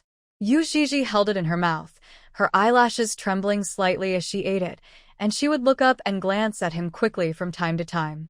The Duke's aura was oppressive, but his movements were as gentle as usual. There was some biscuit crumbs on the corner of her mouth, and the Duke wiped them away gently with his thumb. That's all. When she was locked in a cage, she was very quiet, not making any noise or fuss, just sobbing a few times at most, and eating obediently and docilely. I can see her every day when I come back. Just like raising a real pet, when you feel lonely, just open the cage and hold it in your arms and pet it. She is a pet. It is enough for her to please me. What else can she expect? Yuii finished eating the rose cake and wanted to drink water. She doesn't want tea. It was a cool night and she whispered, "I want to drink hot milk." See, she's the best at making requests. She is hungry, thirsty, and now wants to drink hot milk. Will she want a bed and quilt after she finishes drinking it? She is more troublesome than any pet I have ever had before. The Duke had to admit, however, that it was because of his pampering that she became so unscrupulous. If other pets are disobedient, they will be beaten. What about her? How should he be punished? How could he bear to do it? She drank the hot milk in small sips, feeling very satisfied. Yuii squinted her eyes comfortably, her rabbit ears moved slightly. She raised her head and licked the white stain at the corner of her mouth. "It's a bit cold at night. I want a soft quilt, preferably one that has just been exposed to the sun." The Duke almost laughed out loud. Just as he guessed, after eating and drinking, the little rabbit wanted to sleep. He looked at the little female's soft and lazy appearance, with her rabbit ears drooping, as if she was about to fall asleep soon. She knelt on the mat in the cage, her hands clasped behind her back, her body delicate and slender. Her clear rabbit eyes were a little confused, her cheeks were rosy after she had just finished her meal, her nose was slightly upturned, her lips were slightly pursed, and her expression was innocent and pure. The little female can always arouse his desire easily. The Duke's eyes dimmed. If it pleases him, then forgive her once. Here's the deal. The full moon hanging high in the sky is hazy and charming. The mist in the pool is blown by the night wind, bringing warm and moist air. A golden bird cage embroidered with blood-red roses. The girl's eyes were red, she tilted her head back, and her throat was tight. She moaned softly, brokenly, and tremblingly, as if she was trying hard to suppress something, and her vision gradually blurred. In front of him, he looked down at her with cold, vertical golden pupils, with a hint of amusement. His large palm pressed the back of her head, and a faint blush appeared on the Duke's face. The man groaned and took a half-step back. His cold eyes concealed a strong desire. The Duke glanced at the girl's wrist behind her back. The black snake quickly left and burrowed into the bushes. After the joy, the Duke no longer looked at her and left indifferently. Her cough, choked by the cold spring night wind, sounded faint and fragmented, like soft sobs. Then, the servants brought soft pink bedding, which somehow felt warm to the touch. The rose cage became a rabbit hive. Yuii is very tired. She was so sleepy. There were bright red marks on her wrists that had been untied. She hid under the quilt, hugged the dry and fragrant pillow, and gradually fell asleep. Then the Duke got busy. I rarely come to see her. I heard from Teacher Dai Li that the war on the front line and the conflict with the Deep Sea Empire are gradually deepening. Yuii has been living a leisurely and comfortable life during this period. The servants dared not neglect her. Teacher Dai Li also comes to accompany her every day. Although her activity area was limited to the backyard, the rose cage became her bed. Just occasionally, I'll think of the Duke. She had a lot to say to him, but she couldn't see him. So she wrote all those words in a letter. As the due date approaches, she is full of anticipation. Yuii counted the time. On a dawning morning with dew still hanging on the leaves, she finally heard a familiar system voice. System. The host has 3 minutes left to give birth. Please be prepared. Ah. The production period has arrived. Yuii quickly spread out the quilt and lay down in it. With the experience of the previous 2 times, plus the painless birth pill given by the system, giving birth to a baby was particularly quick and convenient. Joy grew in her heart. 1 minute later. System ding. Congratulations to the host for giving birth successfully. 300 points as a reward. Because 6 snake cubs were born, an additional 600 points as a reward. System ding.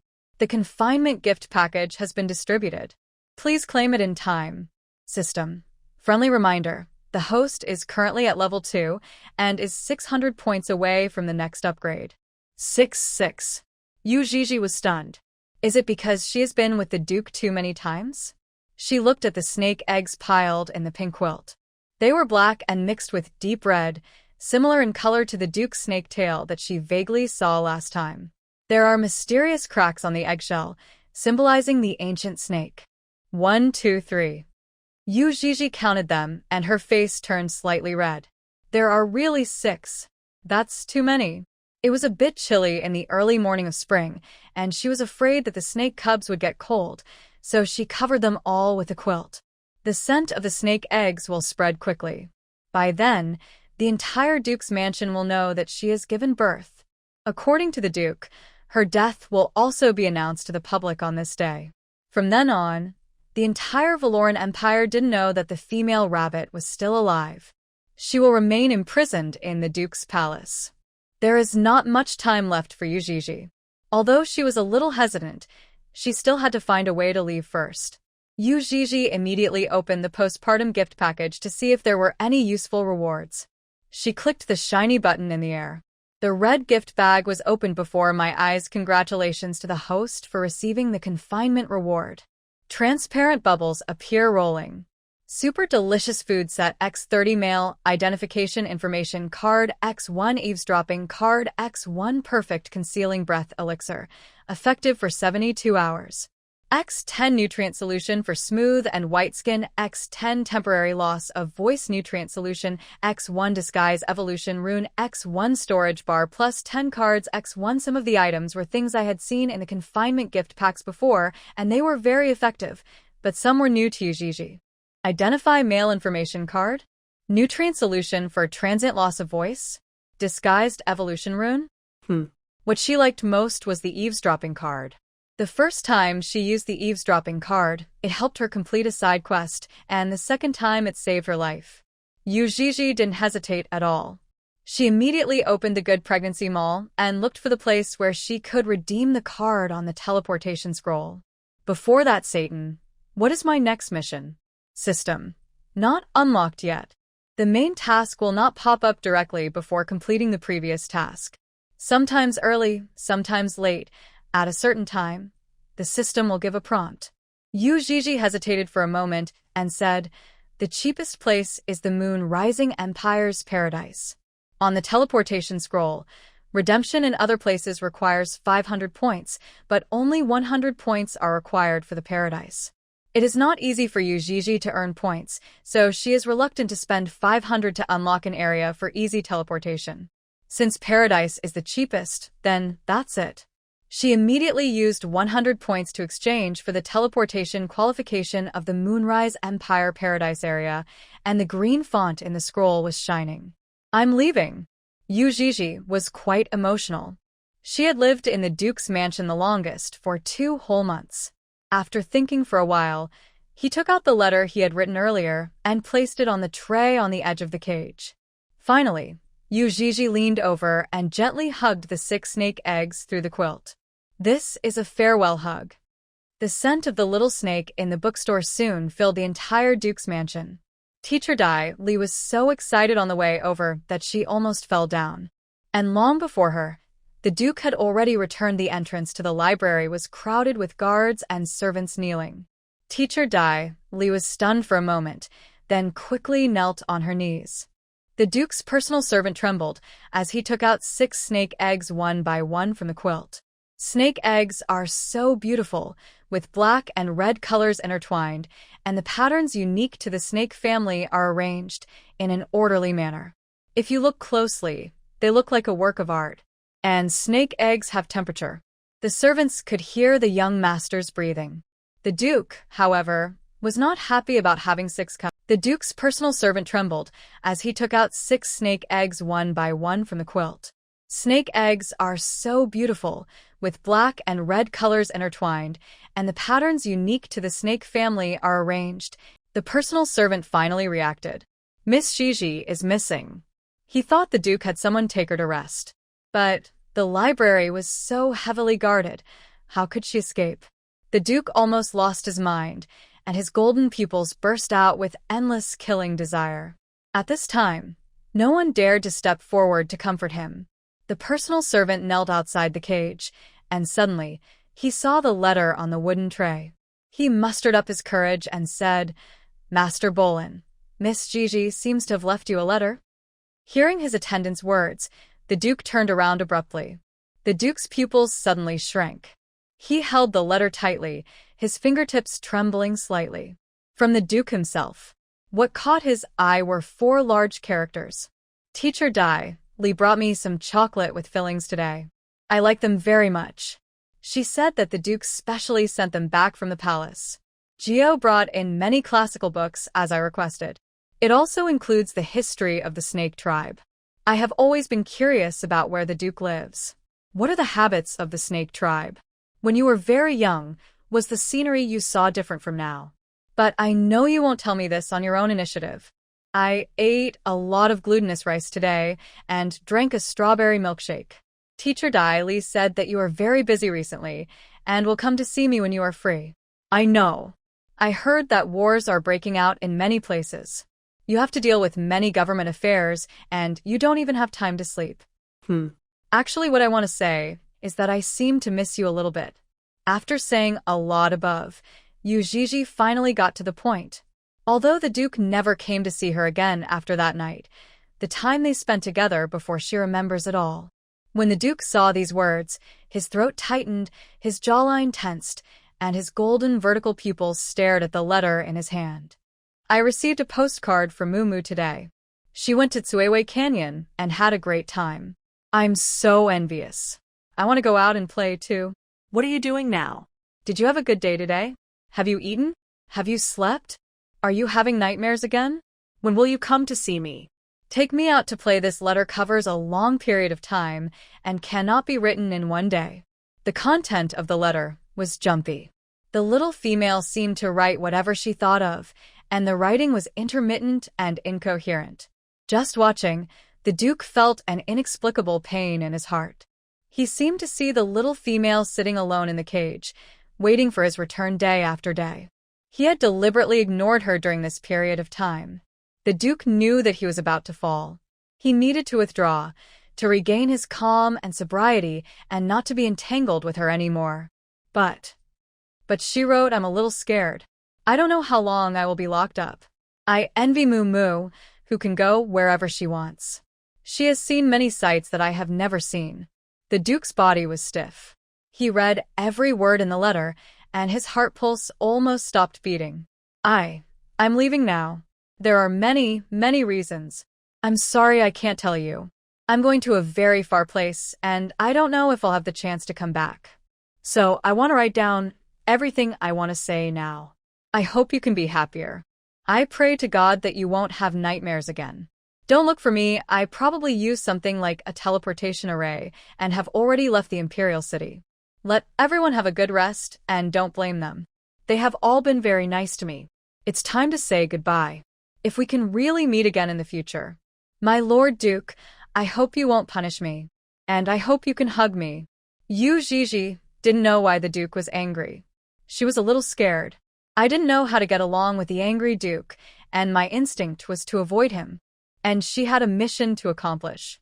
Can't stay in this place. This time, he left without saying goodbye, leaving only a letter for the Duke. In the future, if we meet again, if only the Duke would hug me. She didn't want to be locked up anymore. At last. She left a sentence, "Be nice to the kids." Yuii used the teleportation scroll and felt dizzy. When she opened her eyes again, she found herself in a ruin covered with snow. Just as the instructions on the scroll said, her stomach was sour, and the feeling was very similar to motion sickness. When I came to my senses a little, I felt a biting cold. Dada-chew. She sneezed and hugged the red backpack tightly in her arms. She looked around and found that everywhere she looked was white snow. Suddenly, I came from a place with spring flowers to a cold area. Is this the Moonrise Empire in the far north? She remembered that the place she chose was paradise. Listen to the name. It feels like a very happy place. And it only takes 100 points. It's just a little cold. Yuii was wearing very little. Luckily, she had put on an extra coat when she was teleported. She stood up from the snow pile, staggered, and walked towards the store not far away. Suddenly, a system sound appeared in her mind. Ding. Congratulations to the host for starting the 4th main mission.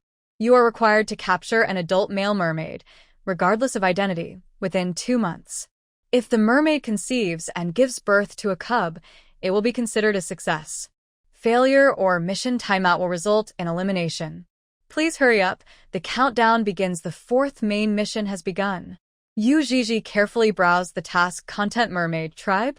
Well, she had seen it before when she was reading ancient history books. It was said to be a very rare race that lived in the most secluded place in the Deep Sea Empire. However, she remembered that the Moon Rising Empire and the Deep Sea Empire were in completely opposite directions. The girl stood there blankly. Should I stay in the Duke's mansion for a while longer? System. Staying in place, unable to unlock the main line. Therefore, the key is to walk around at the right time. Oh.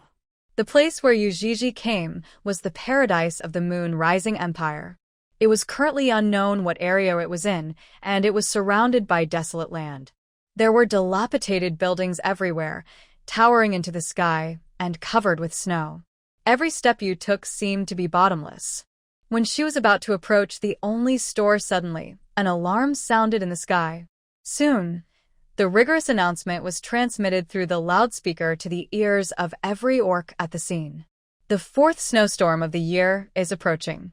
All residents are requested to bring their ID cards to the evacuation tower. Please note that you will not be able to enter the evacuation site without your ID card. Please be sure to hang your ID information on your chest. In 30 minutes, the snow tide will cover the entire park. Please arrange your time and go to the refuge tower in an orderly manner. Be careful not to crowd. Violators will be punished by the paradise. Snow tide? Yuii was stunned for a moment and saw many beastmen of various shapes and sizes rushing out of the store. Their expressions were extremely panicked. One of the orcs drove an off-road vehicle. After everyone got in, the vehicle sped up and disappeared from Yui's sight in the blink of an eye. She opened her arms and waved hard, trying to catch up, but fell because the snow was too thick. No orc noticed that there was a little female in the border area. The cold wind rushed into her throat, like a knife cutting her flesh, and Yuii choked to the point of tears. She hugged her red backpack tightly, braving the fierce cold wind, and chased after the car step by step in the direction where it disappeared. But the road is too difficult to walk. Every step Yuii took was pushed back by the wind. Wow. She wouldn't just die in this bad weather, would she? Snow tide. The name sounds like mudslides and volcanic eruptions. Just as Yuii was daydreaming, a pair of dark brown boots appeared in front of her. Sizzle the visitor had a walkie-talkie in his hand, and he reported to his superior immediately. After getting confirmation from the chief of the law enforcement center, the young man put away the walkie-talkie, bent down, and stretched out his right arm. "Miss, can you still stand up?" Yuii was shivering from the cold. She looked up, but the wind and snow blurred her vision. Trembling, she held onto his arm and tried to stand up, only to feel a dull pain in her sprained left leg. That's abrupt. The young man from the law enforcement team didn't waste any more time. After saying this, he directly picked up the female rabbit. He jumps very fast. In a flash, a row of heavy footprints were left in the snow. There is a vintage steam engine parked in the distance. When she opened the door, a wave of heat hit her, and Yuii instantly felt so warm that her rabbit ears stood up. She was put in the passenger seat. The steam helicopter gradually left the ground and flew away into the distance. Snow fog covered the glass windows, and she could vaguely see the vast snow-covered valley below and the tsunami, like snow tide in the distance. Saved. Yuii breathed a sigh of relief. She had a little free time and couldn't help but turn her head to look at the young beastman who was flying the plane. He was wearing a dark brown uniform and was looking ahead intently. Noticing the female rabbit's gaze, he spoke slowly. "We are now heading to the Paradise Command Center, which will not be affected by the snow tide." "Okay." Yuii sat down obediently, holding the seat belt with both hands and not disturbing the other person anymore. The steam engine landed on the platform. The guards conducted a routine check. When she arrived at the entrance, Yuii hugged the red backpack tightly. She saw the young man scan his fingerprint and was allowed to pass. And she swiped her fingerprint, but the machine remained silent. When the deputy captain of the guard looked up at her, he was slightly startled, but he still held the pen seriously and said, "Please show me your ID. Proof of identity." I didn't bring it." Yuii doesn't remember having this thing. The guards at the entrance all looked at this strange female rabbit. She had too few clothes on. Although he was wearing a brown coat, his lower body and legs were exposed, and he was shivering. "Sorry, according to the rules, you can't go in." The guard made the decision righteously. "Then, can I squat at the door?" Yuii asked timidly. "If she is driven away now, she will be swallowed up by the snow tide, right?" The deputy captain of the guard responded coldly, "No. Please leave immediately." A younger guard at the side showed a look of pity. This female rabbit looked very pretty and cute. If she had her ID card, the guards would definitely welcome her as a VIP. Unfortunately, there are wars going on the Beast World planet right now, and no one knows whether she is a spy sent by other empires. Yuii was stunned. She hugged the red backpack tighter. Suddenly, she thought of something. She hurriedly opened the zipper and pulled out a badge from it. "This." She raised her hand, hoping that the 1.9-meter-tall guard standing in front of her could see clearly what she was holding. "This represents my identity." What the girl was holding was an exquisite aqua blue badge with the logo of the Valoran Empire on it. The relationship between the Moonrise Empire and the Valoran Empire is relatively mild, and they are temporarily in an alliance. But they would never allow the orcs from the Valoran Empire to infiltrate. The guards stared at the badge, making no attempt to take it. A younger guard whispered, "Deputy Captain, Why don't we let her hide here temporarily while we slowly check her identity? After all, she is from the Valoran Empire. It's considered a half-ally.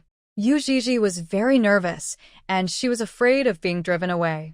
He took the light blue badge from Yui's hand and studied it carefully. Suddenly, his eyes widened.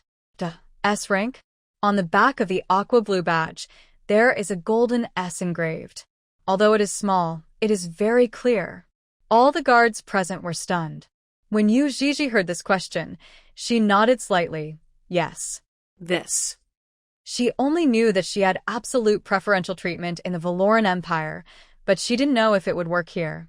The youngest guard dropped the intercom in his hand to the ground without holding it firmly.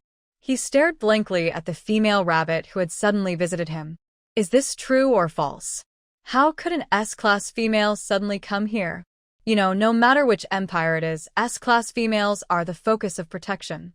Even if they are traveling, they will contact the Empire's top leaders in advance to arrange protection tasks within the territory.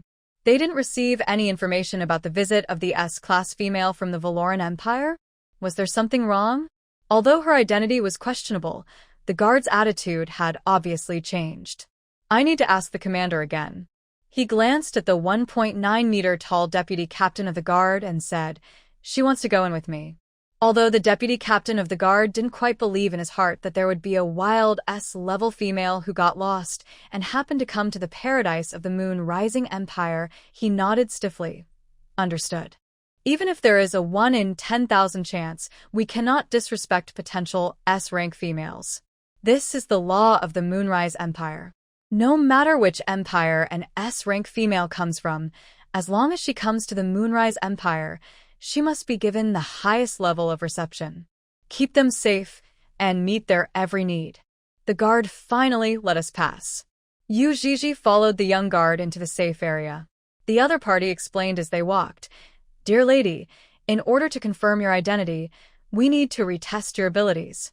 I hope you can understand." Okay. Yuii is not afraid to take the test. Her identity as an S-class female is genuine. At the door, the deputy captain of the guard said, "Go in and see if she has reached S level. If not, drive her out immediately." The youngest guard immediately saluted. "Yes." Deputy Captain. Valoran Empire. On the evening of the day Yuii left, 2 hot posts appeared on the Empire Forum. One of the titles is Duke Platinum has offspring for the first time. 6 snake cubs are born. Once this news was released, it quickly topped the hot list. Duke Platinum is extremely popular in the Valoran Empire, and any movement in the Duke's mansion will be immediately spread on the internet.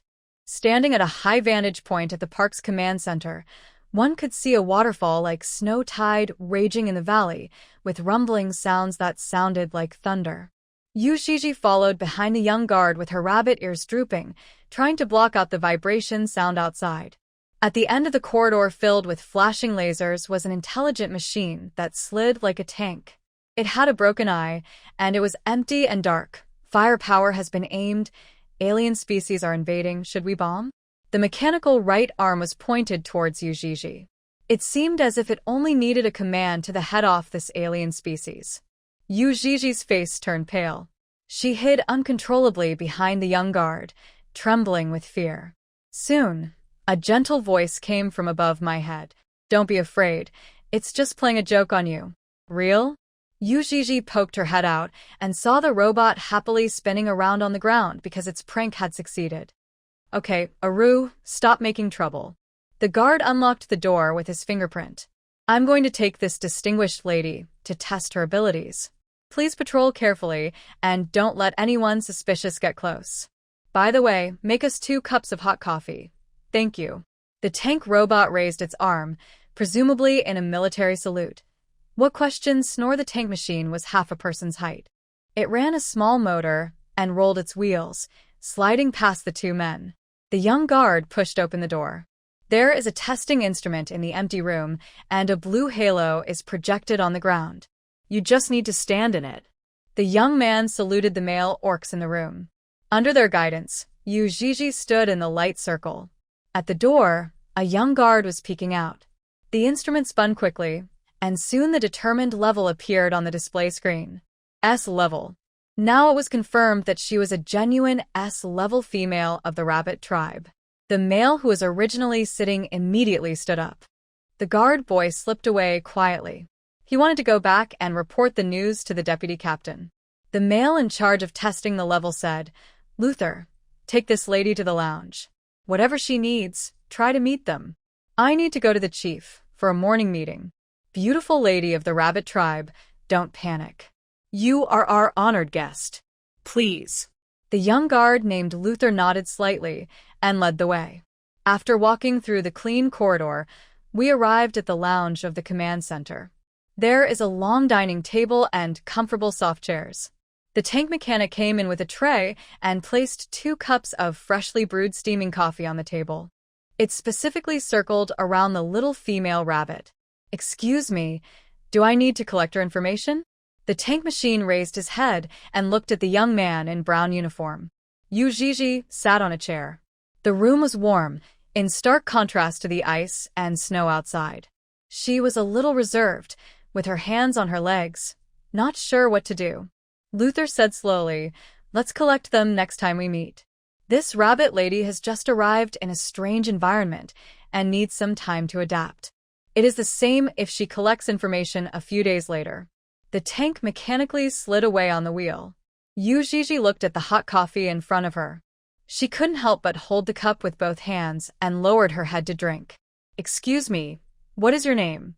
Gigi, Miss Gigi, is there anything we can help you with?" Luther's attitude was very gentle, and even his tone was full of patience.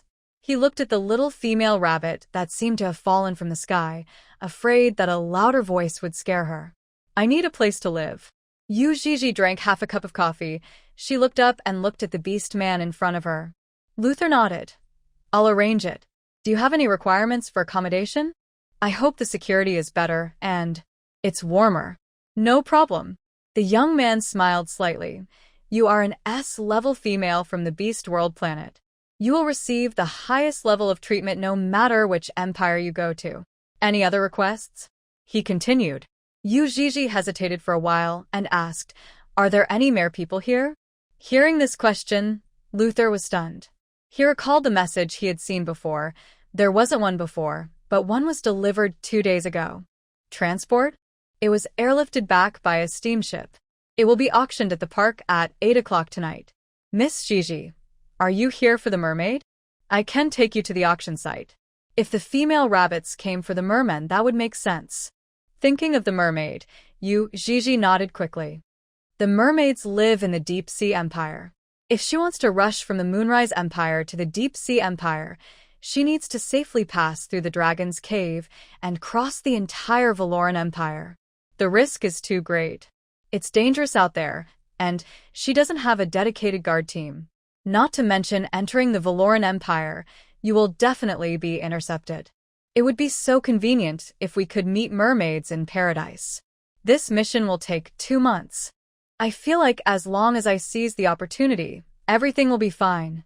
The other side. The male in charge of the inspection asked, "Sir, the information is verified.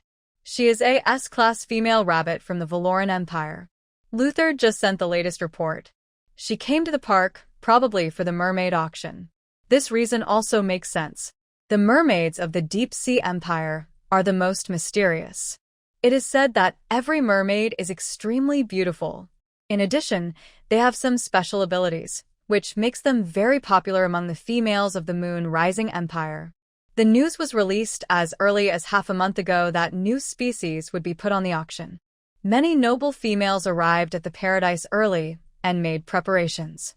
So, it is normal for noble females from the Valoran Empire to come. Do we need to contact the Valoran Empire and tell them that Miss Gigi is now in our territory?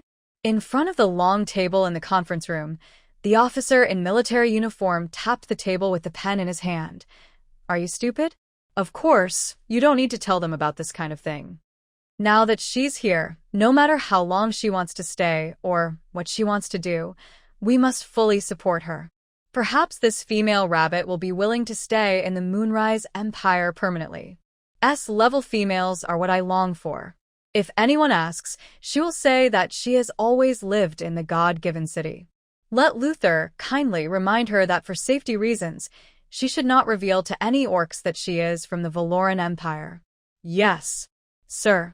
The little female rabbit got lost and accidentally entered the paradise of the Moonrise Empire. She must be a baby born and raised in the Moonrise Empire. 7 o'clock in the evening. Luther took Yuii to the Lost Tower.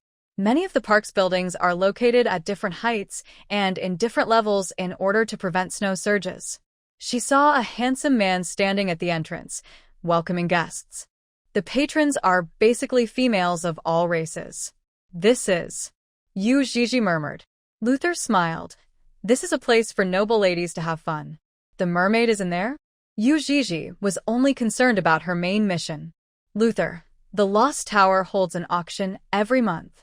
I asked someone to inquire this afternoon. The one being auctioned tonight is the mermaid's. I'm sure it's there. That is. There was one thing that Luther didn't know whether he should remind him of. Luther hesitated for a long time, but decided to inform him in advance. Ms. Gigi, many females came here for the mermaids this time, and they are fully prepared. What preparations? Gold. Luther smiled slightly. It wasn't that he thought the little female had no money, but the place where she appeared was very desolate, and the clothes she was wearing were not appropriate for the season. In the afternoon, the officer sent someone to buy her a light-colored long skirt and a very warm, white furry cape on the outside. The female rabbit is pretty, with fair cheeks that are blown red by the wind, bright eyes that are clear and bright like stars, and a furry collar supporting her little face, making her look tender and attractive. Luther turned slightly to the side and retracted his gaze, not daring to stare anymore. She has an appearance that males from any ethnic group would like. She was like a lost little rabbit, unable to find her way home. In this case, did she really prepare enough gold, silver, and jewelry to ensure that she could buy the only mermaid? Hearing the word gold, Yuii was stunned. She hugged the red backpack in her arms tightly and said, I brought it. For this long journey, Yuii packed her things before using the teleportation array. In addition to her personal belongings, she also packed some jewels given to her by the Duke. In the past, you didn't have to spend money on anything in the Duke's palace. No matter how beautiful a gem is, it is just a decoration. You can look at it in the sun when you have nothing to do. Now it finally comes in handy. Luther smiled. Okay, let's go in then. It seems that Miss Gigi really came here for the mermaid. I don't know how she managed to come to Empire Paradise alone. Where had she stayed before? The God-given city. The Lost Tower. When the males welcoming guests at the door saw Yuii, their eyes lit up. So cute. It's been a long time since I've seen such a beautiful female rabbit. When he saw Luther from the guard team following behind him, he knew that her identity must be extremely noble. Yuii enters the Lost Tower. It was snowing heavily outside the park, and it got even colder at night. However, the Lost Tower was exceptionally warm. Fires were burning brightly in the fireplaces on both sides, and red carpets were laid all the way to the wide staircase. Females were walking in groups of 2 or 3. Some were waiting for people, some were flipping cards, and some were holding the admission numbers to the auction house, waiting quietly. Yuii saw the glass houses on both sides of the corridor, where good-looking males were sitting like commodities for the passing females to choose from. She walked slower, and Luther looked back at her, realizing that she was looking at the male in the glass house. He explained, they are all entertainers specially selected to receive customers in the Lost Towers. If you like any of them, you can look at their names and take them home at night. Ah? Yuii quickly shook her head. No need. The reason she came this time was for the mermaids. She was not interested in other males. On the way, Luther received a call. He glanced at the time and said, Miss Gigi, I have a temporary mission and need to be out for about half an hour. Can you wait for me here? Yuii responded, Sure. Luther, the security in the Lost Tower is very safe. Don't worry about that. There is a rest area on the second floor with a full range of food and drinks. I'll be back soon. Yeah, go ahead. Luther looked very anxious. Yuii smiled and waved at him. Luther looked slightly stunned. He didn't expect that this S-rank female was so easy to talk to. If it were any other S-rank female, she would have been sneering and arrogant and started to punish him. Speaking of which, Miss Gigi seems to be so polite to everyone. Perhaps her origins were unusually noble, far beyond his imagination. After Luther left, Yuii went to the second floor alone. Just like what the young guard said, the second floor is a rest area where many females enjoy delicious food. Yuii wanted to go to the bathroom and wash her hands with soap. She followed the sign, crossed the hall, and turned into a secluded corridor. She passed a half-open door, but before she could step through it, a hand suddenly stretched out from inside and pulled her in. Yui's eyes widened, but before she could even scream, her mouth was covered tightly. Bang, the door was closed. She was plunged into darkness. She felt that the entrance was very narrow, and it was difficult to even turn around. The person behind her covered her mouth tightly and held her in his strong arms. Is he shaking? Yui's whole body was stiff, her back pressed against the male's chest. She could feel him trembling all over, as if he was trying hard to suppress something. Who? She wanted to speak, but her mouth was covered, so she couldn't say anything and could only whimper softly. Ha! There was a hoarse gasp from behind. He seemed to be in great pain. Yuii thought about the rewards in the confinement gift package. She thought to herself, I want to use the male identification information card. Is that okay? System ding. The host has used the identification information card. The details are as follows: a transparent identity panel that only Yuii could see appeared in front of her.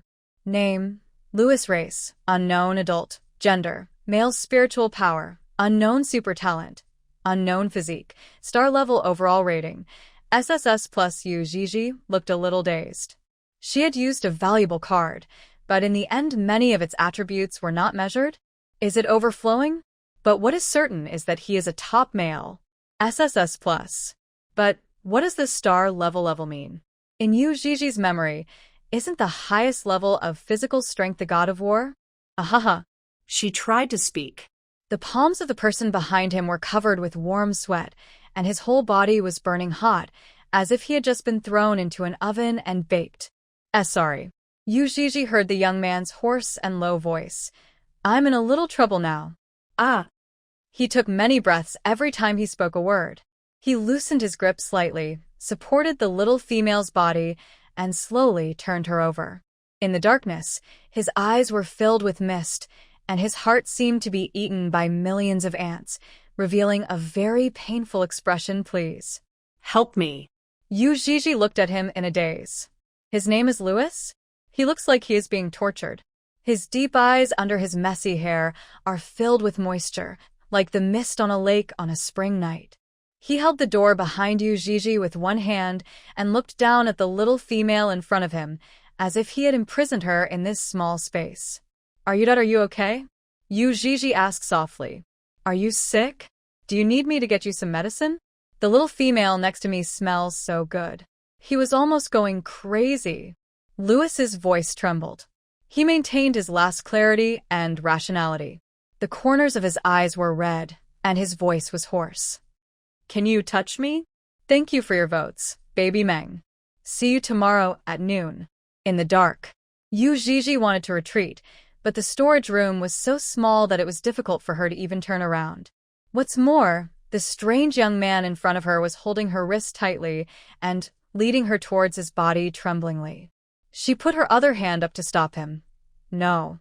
No way. Louise saw the little female rabbit's eyelashes trembling. She looked away and said softly, I don't know you. My name is Louis. You know it now. The young man felt a burning sensation in his body, and his dark pupils gradually lost their rationality. Help me, help me. He leaned over and touched her soft rabbit ears with his lips, wanting to be closer to her, closer. Yui's rabbit ears trembled uncontrollably. She felt a slight tingling sensation. There is no way to retreat. This strange beast man in front of me seems to be an estrus. Are you a mermaid? Yuii suddenly remembered something. Louis held the door behind the little female with one hand. His forehead was covered with sweat, and his eyes were misty, so he could hardly see her face. No. Does this little female rabbit like male mermaids? Yuii pursed her lips slightly. She raised her head and saw the man's wet eyes. He looked like glass that was about to break. The redness in the corners of his eyes became more and more obvious. He seemed to be trying hard to suppress something. I'll think of a way. Yuii looked to the side, silently thinking in her heart, is there any medicine that can suppress male estrus? System, yes. 150 points per copy. Does the host need to redeem it? Can I get a discount? System, no.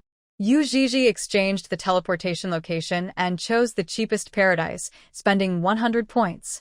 One potion, 150. It's so expensive. She was a little reluctant. Yuii rarely used points to redeem things. She just wanted to level up quickly. Once she reached level 10, she could go home. While she was hesitating, there was a click sound behind her. It turned out that the strange male in front of her unlocked the door. Louis used the last bit of his remaining rationality and gently pushed the door open. Goad it quickly. Ha! He felt like dying. The fire in his body was about to burn him to ashes. A faint light shone through. In a secluded corridor, soft music could be heard in the distance, as well as the laughter of female guests chatting.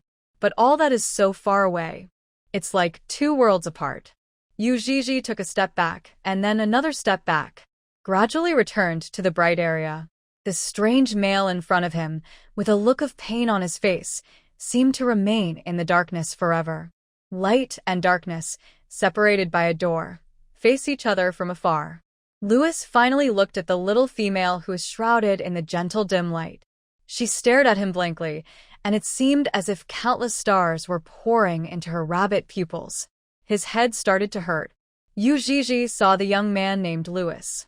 His dark eyes were filled with mist under his sweat-soaked hair. But the moment the door was gently pulled back, his deep black eyes suddenly turned into a thick dark green. Her pupils dilated unconsciously, however. In just a second, the dark green eyes turned back to black. Louis knew he was losing control. Before that, pushing the little female rabbit back into the light was his last act of kindness. Suddenly, the door was about to close when someone pulled it from outside. The door was only slightly open. Yuii was a little timid, but she still spread her hands in front of the young man. This was the potion she finally decided to exchange for. In the palm of the girl's hand lay a slender glass bottle filled with a light blue potion that looked very much like seawater. Louis, this is for you. If you drink it, you shouldn't feel so bad. One of Louis's eyes was blocked by his hair, while his other dark pupils stared blankly at the long glass tube. He stretched out his hand tremblingly, and when he picked up the potion, his sticky fingers gently stroked the girl's delicate palm. Thanks. Bang! He closed the door. The potion flowed down his throat into his body, and Louis's panting gradually stopped. He held the empty glass bottle in his left hand and lifted his hair with his right hand, exposing his other eye, which glowed in the darkness like a precious emerald. The left eye was dark and indifferent. Unfortunately, your plan has failed. The right green eye smiled. I will kill her sooner or later. This little female rabbit who came out of nowhere actually carried a calming potion with her, ruining his plans. Louis clenched the glass bottle. Go away. The right eye turned back to black in an instant. He leaned against the locker, recalling the sweet smell of the little female, like jasmine soaked in milk. Very tempting. Did I forgot to ask her name? Louis suddenly felt pity. Yuii found the restroom and washed her hands with cold water. She looked at herself in the mirror. Her hair was a little messy and her ears were slightly red, as if she had just been bullied. She used a wet tissue to gently wipe her ears. After tidying up, I returned to the rest area on the second floor and got a glass of vegetable juice. I don't know what tribe the Beastman named Louis belongs to. Even though he was in so much pain, his body didn't transform into a beast at all. This time point will appear in the Lost Tower. Could it be that he was also an entertainer in the Lost Tower? Yuii thought of the entertainers in the glass houses on both sides of the corridor on the first floor when she came here. Although they all looked good, they pale in comparison with Louis. Louis is so handsome. Maybe he is the most beautiful girl in the Lost Tower. When Luther came back from outside, he saw a female rabbit sitting alone on the sofa and resting among the animals. He walked closer quickly. "Sorry, I'm 5 minutes late." Luther received the task at short notice and thought he could return within 30 minutes. But it took 35 minutes. Luther said softly, "Let's go to the auction. It should be starting soon." When the auction was mentioned, Yuii stood up immediately and drank the last sip of vegetable juice. "Finally, I'm going to see the mermaid. This is the only mermaid in the Moonrise Empire. He is her target." He went to the auction house on the 3rd floor and received his entry card like the other females in line. Luther followed Yuii diligently. They came to the front and sat down. In front of us is the auction platform with bright lighting, ensuring that every seat below the stage can see the entire auction item clearly. More than 30 seats were reserved for this evening, and they were all filled in less than 5 minutes. Although late females can come in and stand in the back row to join in the fun, they do not have the right to bid. On the high platform, the half-beast male of the deer tribe appeared on the stage. He held the microphone and introduced passionately, "Welcome, ladies, to the monthly auction at the Lost Tower. The goods to be auctioned tonight are extremely rare and precious mermaids." As the music started, 2 orcs pushed a cage made of a glass water tank and officially appeared from behind the red curtain. Yuii opened her pupils slightly. In the oval upright glass water tank, light blue seawater floats. A mermaid is quietly facing the stage, with her eyes slightly closed and her light blue tail gently floating. The bubbles in the water tank make popping sounds, making the mermaid look even more beautiful and dreamy. The moment the mermaid appeared, it seemed to bring all the females present into a fairy tale world. All the orcs held their breath. The deer clan host held the microphone with a warm smile on his face. "My dear ladies, this time the auction items are extremely valuable, so we have to change the method. We no longer use gold to bid like before. Instead, each customer can take out 1 or more treasures, and the one with the highest total value can take the mermaid away. From now on, customers who have made a decision can raise their signs." As the host finished speaking, the room buzzed with conversation. I didn't expect that today's auction would involve bartering, which feels much more unusual than before. Come to think of it, this mermaid can be considered a priceless treasure for now, and its value cannot be estimated by gold. Many females rushed to raise their signs. At the host's call, they placed the treasures they carried with them at all times on the tray. Various rare bracelets, necklaces, rings, earrings, etc. By the second round, the items were obviously much more valuable. There are rare agates from the deep sea. There are broken jade crystals from the highest snow mountains. A top-quality sword forged with 9 layers of flames. Among them, the one who amazed the orcs the most was the eldest lady of the Fox tribe from the God-given city. She brought an ancient scroll today, which contained a landscape painting constructed with magic power. When the lights in the auction house were turned off and the painting was spread out, it glowed brightly, and the fairyland in the painting reappeared on Earth. What a beautiful handed-down picture. As expected of the eldest lady of the Fox clan, she is extremely generous when she makes a move. This should be the most valuable item of the transaction tonight, right? Ms. Vivian is determined to get this mermaid. It's better not to fight with her for it, or she will be unhappy. Yuii, who was sitting in the front row, looked at the sparkling gems in the red backpack with a troubled expression. Luther noticed her expression and asked in a low voice, "What's wrong, Miss Gigi? I may not have any items to replace it with." She originally wanted to spend these gems as if they were gold. However, the auction house changed the rules. Can't find a single rare treasure on her body right now. And this time, she only thought about covering her daily expenses, so she didn't bring many jewels with her, only about 20 or so. These are decorations in the cage, usually placed on a tray next to the pillow for fun. Yuii didn't expect that the 4th target would appear at the auction. Luther saw the girl holding her backpack with her head down, looking very sad. He thought for a moment and said softly, "How about we give it a try first? If it doesn't work, wait until Miss Vivian buys the mermaid, and then we'll go talk to her and see if we can lend it to you for a few days." "Ah? Borrow it for a few days?" Yuji's brain was slightly stuck. Is this still possible?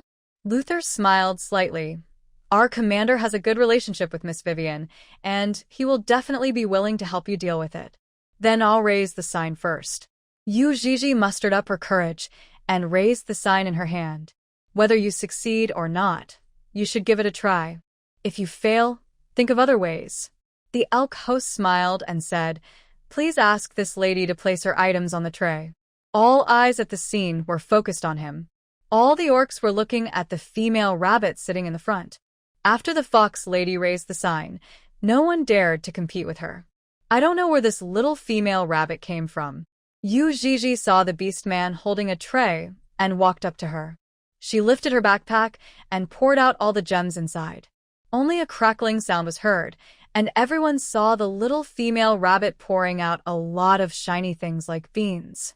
Vivian, a member of the fox tribe who was sitting a few seats away from her, couldn't help but turn her head to look curiously. The Beastman male brought the tray to the stage. As per convention, the host will show them to the guests one by one. As soon as he picked up one, his expression suddenly froze. This is... Everyone in the audience stared intently.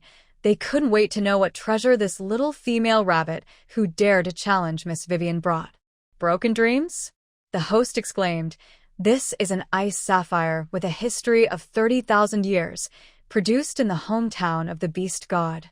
Legend has it that the beast god's sword was inlaid with 20 ice sapphires, and later generations named them broken dreams.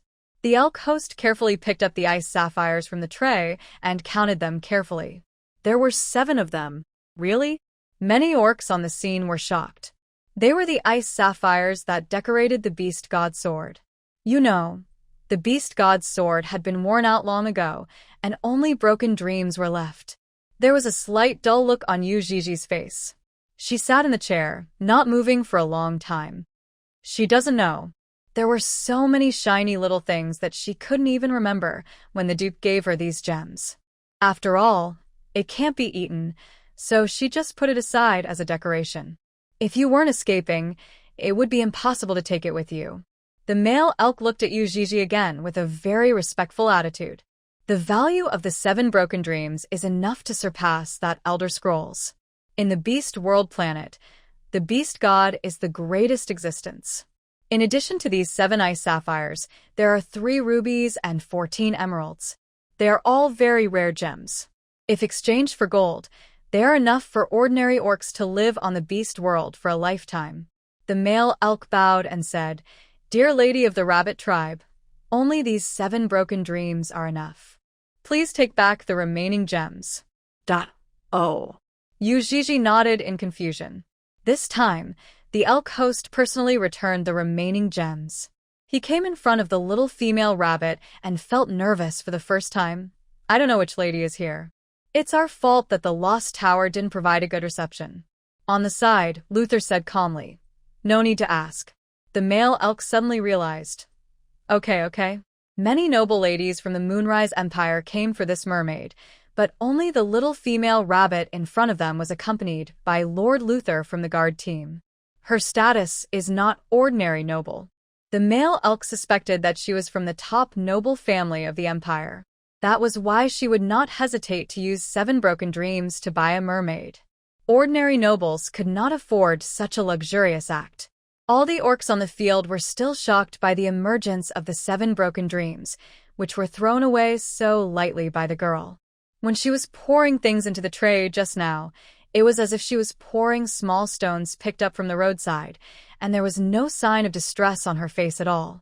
Weiwei looked at Yuji with a complicated expression. This mermaid belonged to her. I wonder what I can use to get her to agree to lend Mermaid to me for a few days? Yuji obtained ownership of the mermaid. In full view of everyone, she held up her skirt with both hands, walked up the steps, and slowly walked to the oval water cage. Etc. A female cat wearing a green dress slowly walked out from the back row. She bowed slightly to the eldest lady of the Fox clan, and then raised her amber eyes and stared straight at the thin rabbit shadow on the stage. Before this lady gets the mermaid, please let us do some gem identification first. All the beastmen on the field looked at her in surprise. Is this female cat suspecting that the 7 broken dreams are fake? The elk host on the stage was stunned. Soon, he winked at the cat lady frantically. There were too many people coming to the auction this time, and many females came specially from other realms. Yuii was confused throughout the whole process. After all, she had no idea what broken dreams were. She thought it was just an ordinary gem that could be exchanged for gold, but she didn't expect it to be so valuable, and she was a little nervous. The female cat clapped her hands, and the young male in a blue uniform who came with her came out. The cat lady introduced, "This is the appraisal master of the God-given city. He will determine whether these 7 ice sapphires are shattered dreams." No one thought about it in this way at first. After the cat lady's reminder, the orcs present began to whisper to each other. Could it really be a fake? This female rabbit looks really unfamiliar. I have attended many noble dinners, but I have no impression of her at all. That's right. How come she has so many broken dreams? The Fox Clan lady remained silent. She doesn't take sides in this matter. Now her mind was filled with the mermaid trapped in the cage. The male appraiser walked up to the podium, put on white gloves, picked up an ice blue gem from the tray, and a light green halo gradually appeared on his palm. All the beast's eyes fell on the palm of his hand. This is a male cat who has awakened the talent of identification. The elk host stood aside, wiping his sweat. He carefully glanced at the expression of the little female rabbit and found that she was just staring at the mermaid in the tank in a daze. On the contrary, it was Luther in the audience who had a serious expression on his face. The elk host put his hands together and made an apology gesture. He said with his lips, "After this is over, I will apologize to Miss Rabbit and give her many useful things." The young appraiser withdrew his hand and placed the ice sapphire back on the tray. The cat lady pretended to be calm. "How is it?" The appraiser whispered, "It's real." The cat lady's pupils suddenly widened. "Are all 7 real?" He has carefully identified each one, and every one of them is genuine. The female cats looked at Yuii in disbelief. What is her origin? Why does she own such a rare gem? You know, His Royal Highness the Crown Prince of the Empire has been collecting broken dreams. He has collected 13 of them and only needs the last 7. Unexpectedly, they were all in the hands of this little rabbit. Many orcs on the field showed shame. Just now, they also doubted the authenticity of the gem. Now that the result is out, looking at the little female rabbit again, she seems to be wearing a holy halo, dazzling. The elk host announced excitedly, "Then let's celebrate this rabbit lady with applause and congratulate her for officially photographing a mermaid." There was thunderous applause on the field. Many females showed envy in their eyes. The rare mermaids were no longer exchangeable for gold. Unfortunately, none of the treasures on everyone's body were comparable to the broken dream, let alone 7 of them. The auction is over. The orcs present left one after another. The bright lights were turned off halfway, leaving only the high platform. Workers on site pushed and pulled the cart. There is also a box of gifts. The elk host flattered. "The appraisal just now was really abrupt, but we couldn't stop it. I'm really sorry. These are all for you. You'll definitely be able to use it." Yuii looked at the water cage beside her. The blue water ripples gently in the glass tank. The mermaid imprisoned inside seemed to be the same age as Yuii.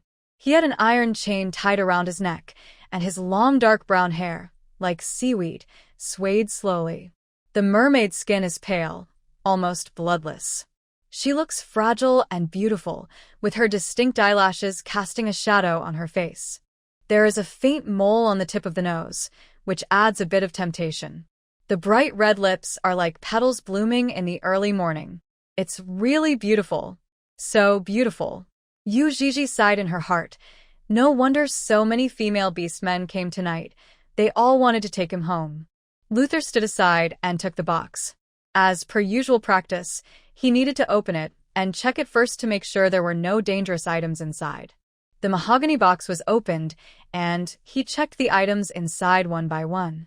Yuii also looked over curiously. "What are these?" The elk host introduced in a gentle voice. "This is sea salt." Sprinkle it in the bathtub to make the mermaids feel more comfortable. This box is the lost potion. To prevent the mermaid from harming the master, please feed him this potion every day. This potion will not harm his body, but will make him weak all over. No matter what you do to him, he will not be able to resist. And this the elk host picked up a small snow-white box from the box. It looked like a jewelry box for rings. He slowly opened it, and Yuii saw 2 dark blue eyes and she was stunned. The elk host said, "This is a pair of artificial eyes. You can ask the doctor in the park to install them for him. If you don't like this color, you can choose another one." He has no eyes? Yuii was surprised. Yes. When we found him, his pupils had been plucked out by a villain because they were too beautiful. Now they may have been bought by a noble for collection.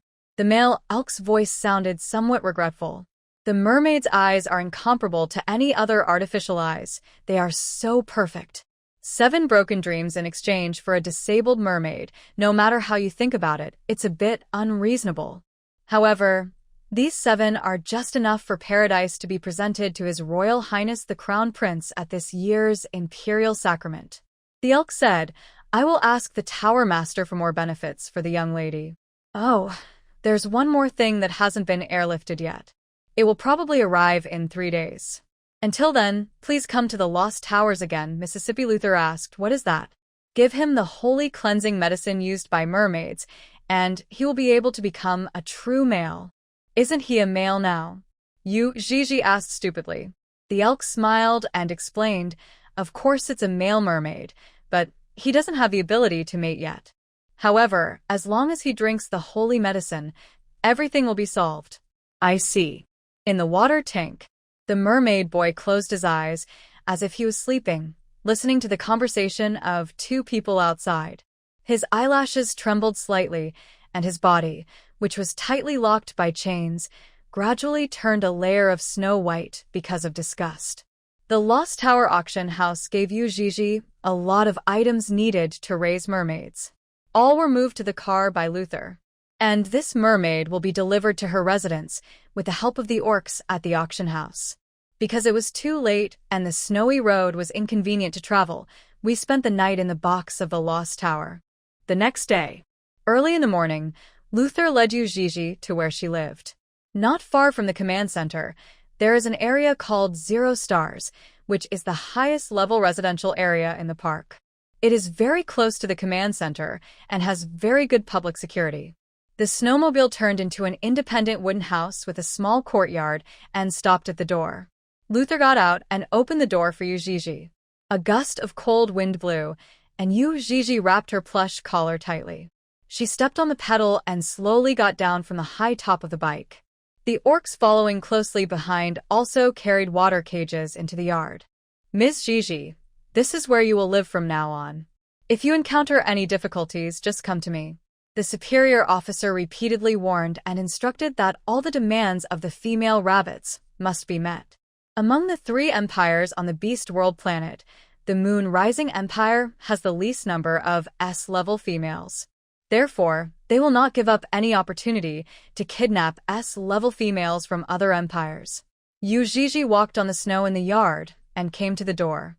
The cabin has 2 floors. In the flower beds along the wall, there are some weeds covered with snow and a few inconspicuous wild flowers. She heard the sound of running water coming from inside the house. Entering from here is the living room, with a warm yellow patterned carpet on the floor and a fireplace under the window, with tea wood burning brightly. On the left is an open kitchen, and on the right is the bathroom, where the sound of water came from. The orcs of the Lost Towers placed the mermen in a bathing pool. After they came out, they didn't dare to get too close to the female rabbits and could only salute from a distance. The elk specifically instructed not to upset Miss Rabbit, not to linger, and not to even think about asking about her background. After they left, Luther handed a notebook to Yuii. This was given by the Lost Tower. It is said to record in detail how to raise mermaids. Thank you. Yuii took it. Luther stood at the door.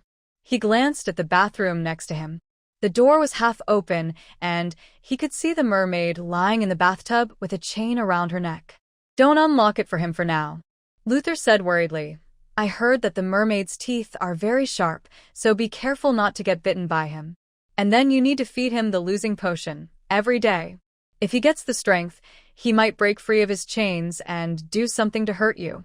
Okay, I understand. Yuii held the notebook. It felt hot soon after we entered the cabin.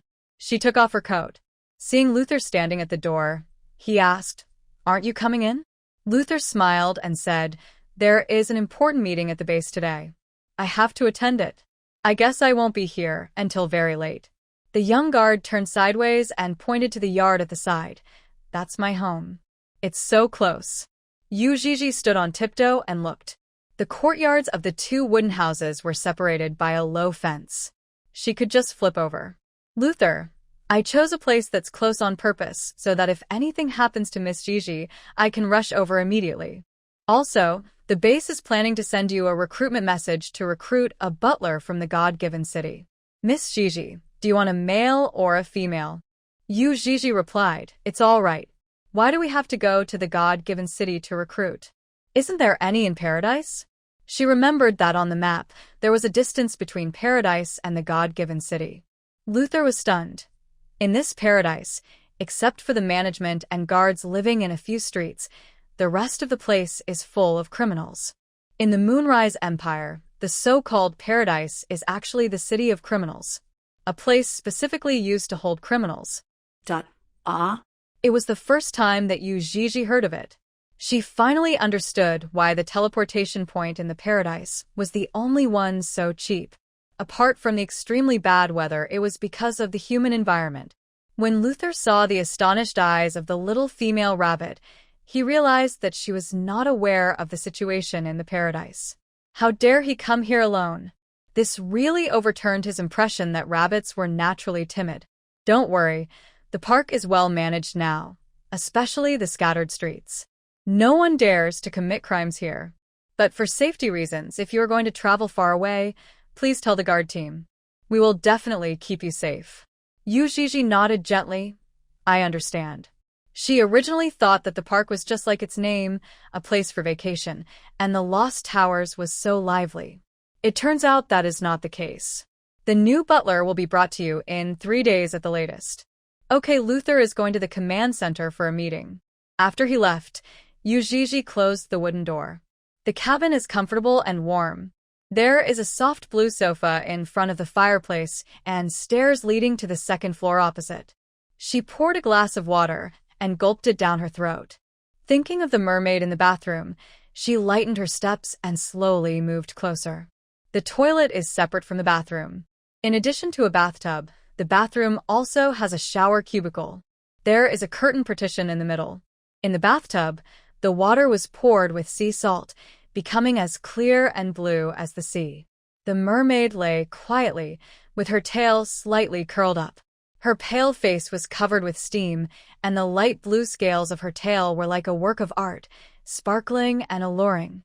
He is so quiet. Without saying a word.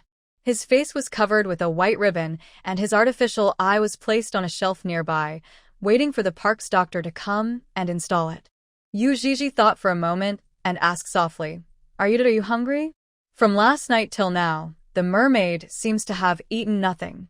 This time when she came back, Lost Tower gave her a box of feed for mermen, small cookies made of seaweed. After Yuii climbed out of the wooden box, she carried a small stool to the bathtub. She sat down. The mermaid smelled the faint scent of jasmine milk on the little female rabbit, and soon he heard the sound of the packaging bag being torn. He didn't answer or move. Like dead. Yuii picked up a seaweed-colored biscuit and handed it to his lips. The fresh fragrance tempted him. Yuii saw that the mermaid finally moved. He turned his head toward the wall and refused to eat. The rabbit ears drooped slightly. The mermaid seems to dislike herself very much. Yuii could sense it. Well, I'll put the cookies on the table. Remember to eat them yourself later. In the water, the chain moved slightly. The mermaid's voice was weak and haggard.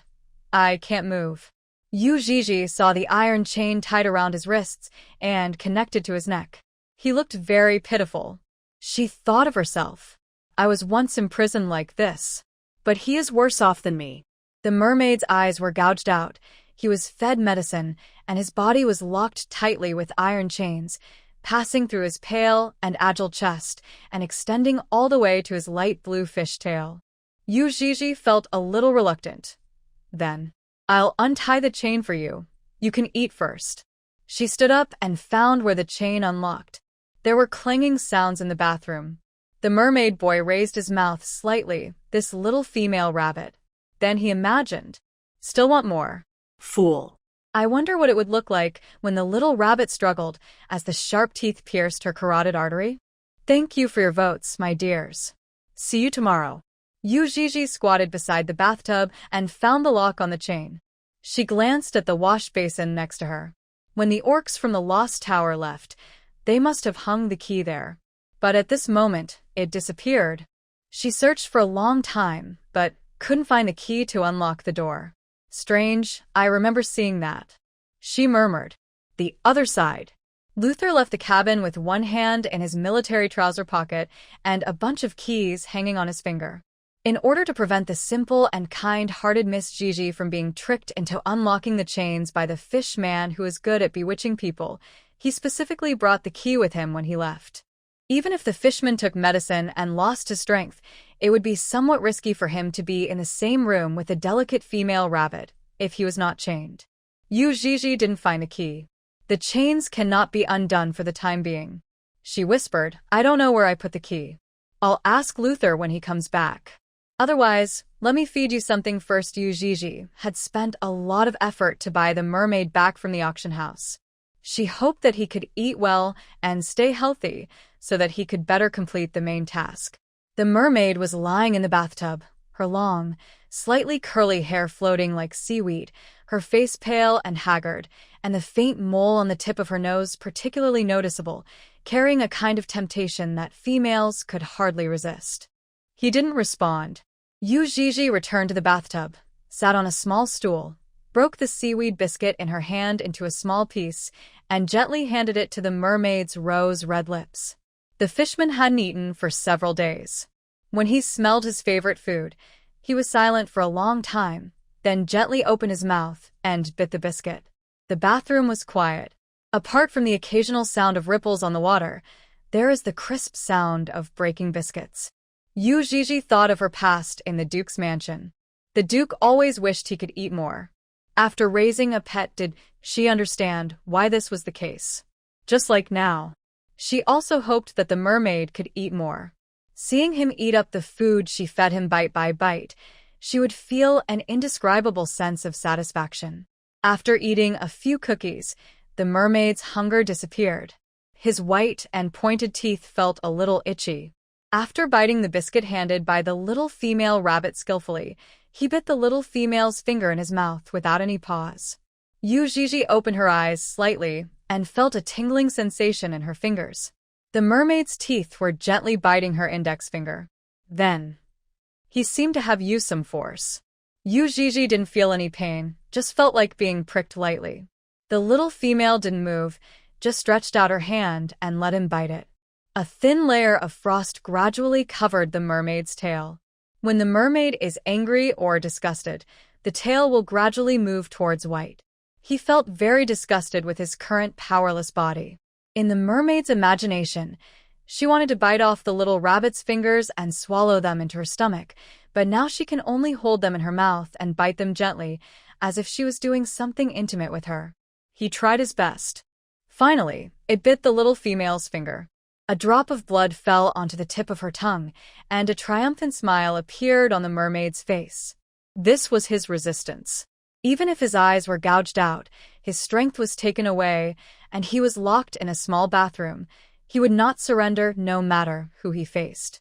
Yuii felt a slight pain and couldn't help but frown and shudder.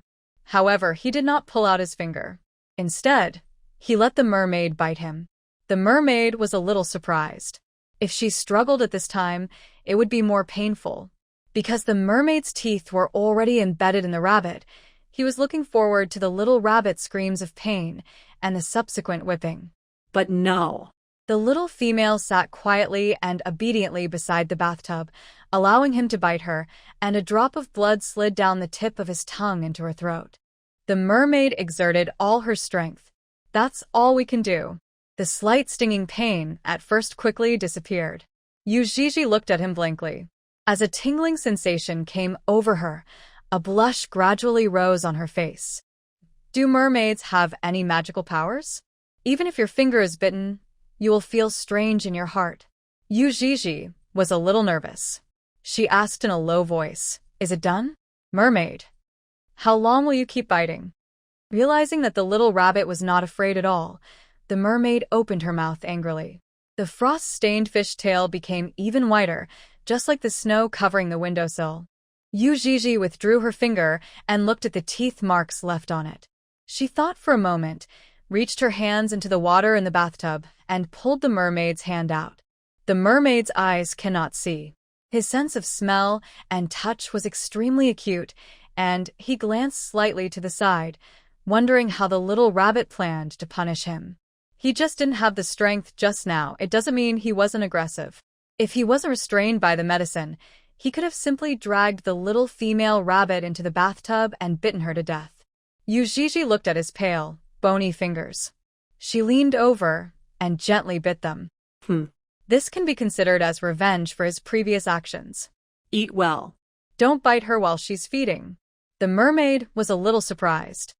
He didn't expect that the punishment from the little female would be so mild. Yuii bit it a few times, making sure she had left a tooth mark on his index finger. She opened her mouth and saw that the mermaid's tail had gradually changed from white to its original light blue color. It was so beautiful as it was immersed in the water that it was impossible to take your eyes off it. I don't know why, but I felt my mouth dry and my heartbeat quickened. Yuii looked at the hand she was gently holding, as if out of control.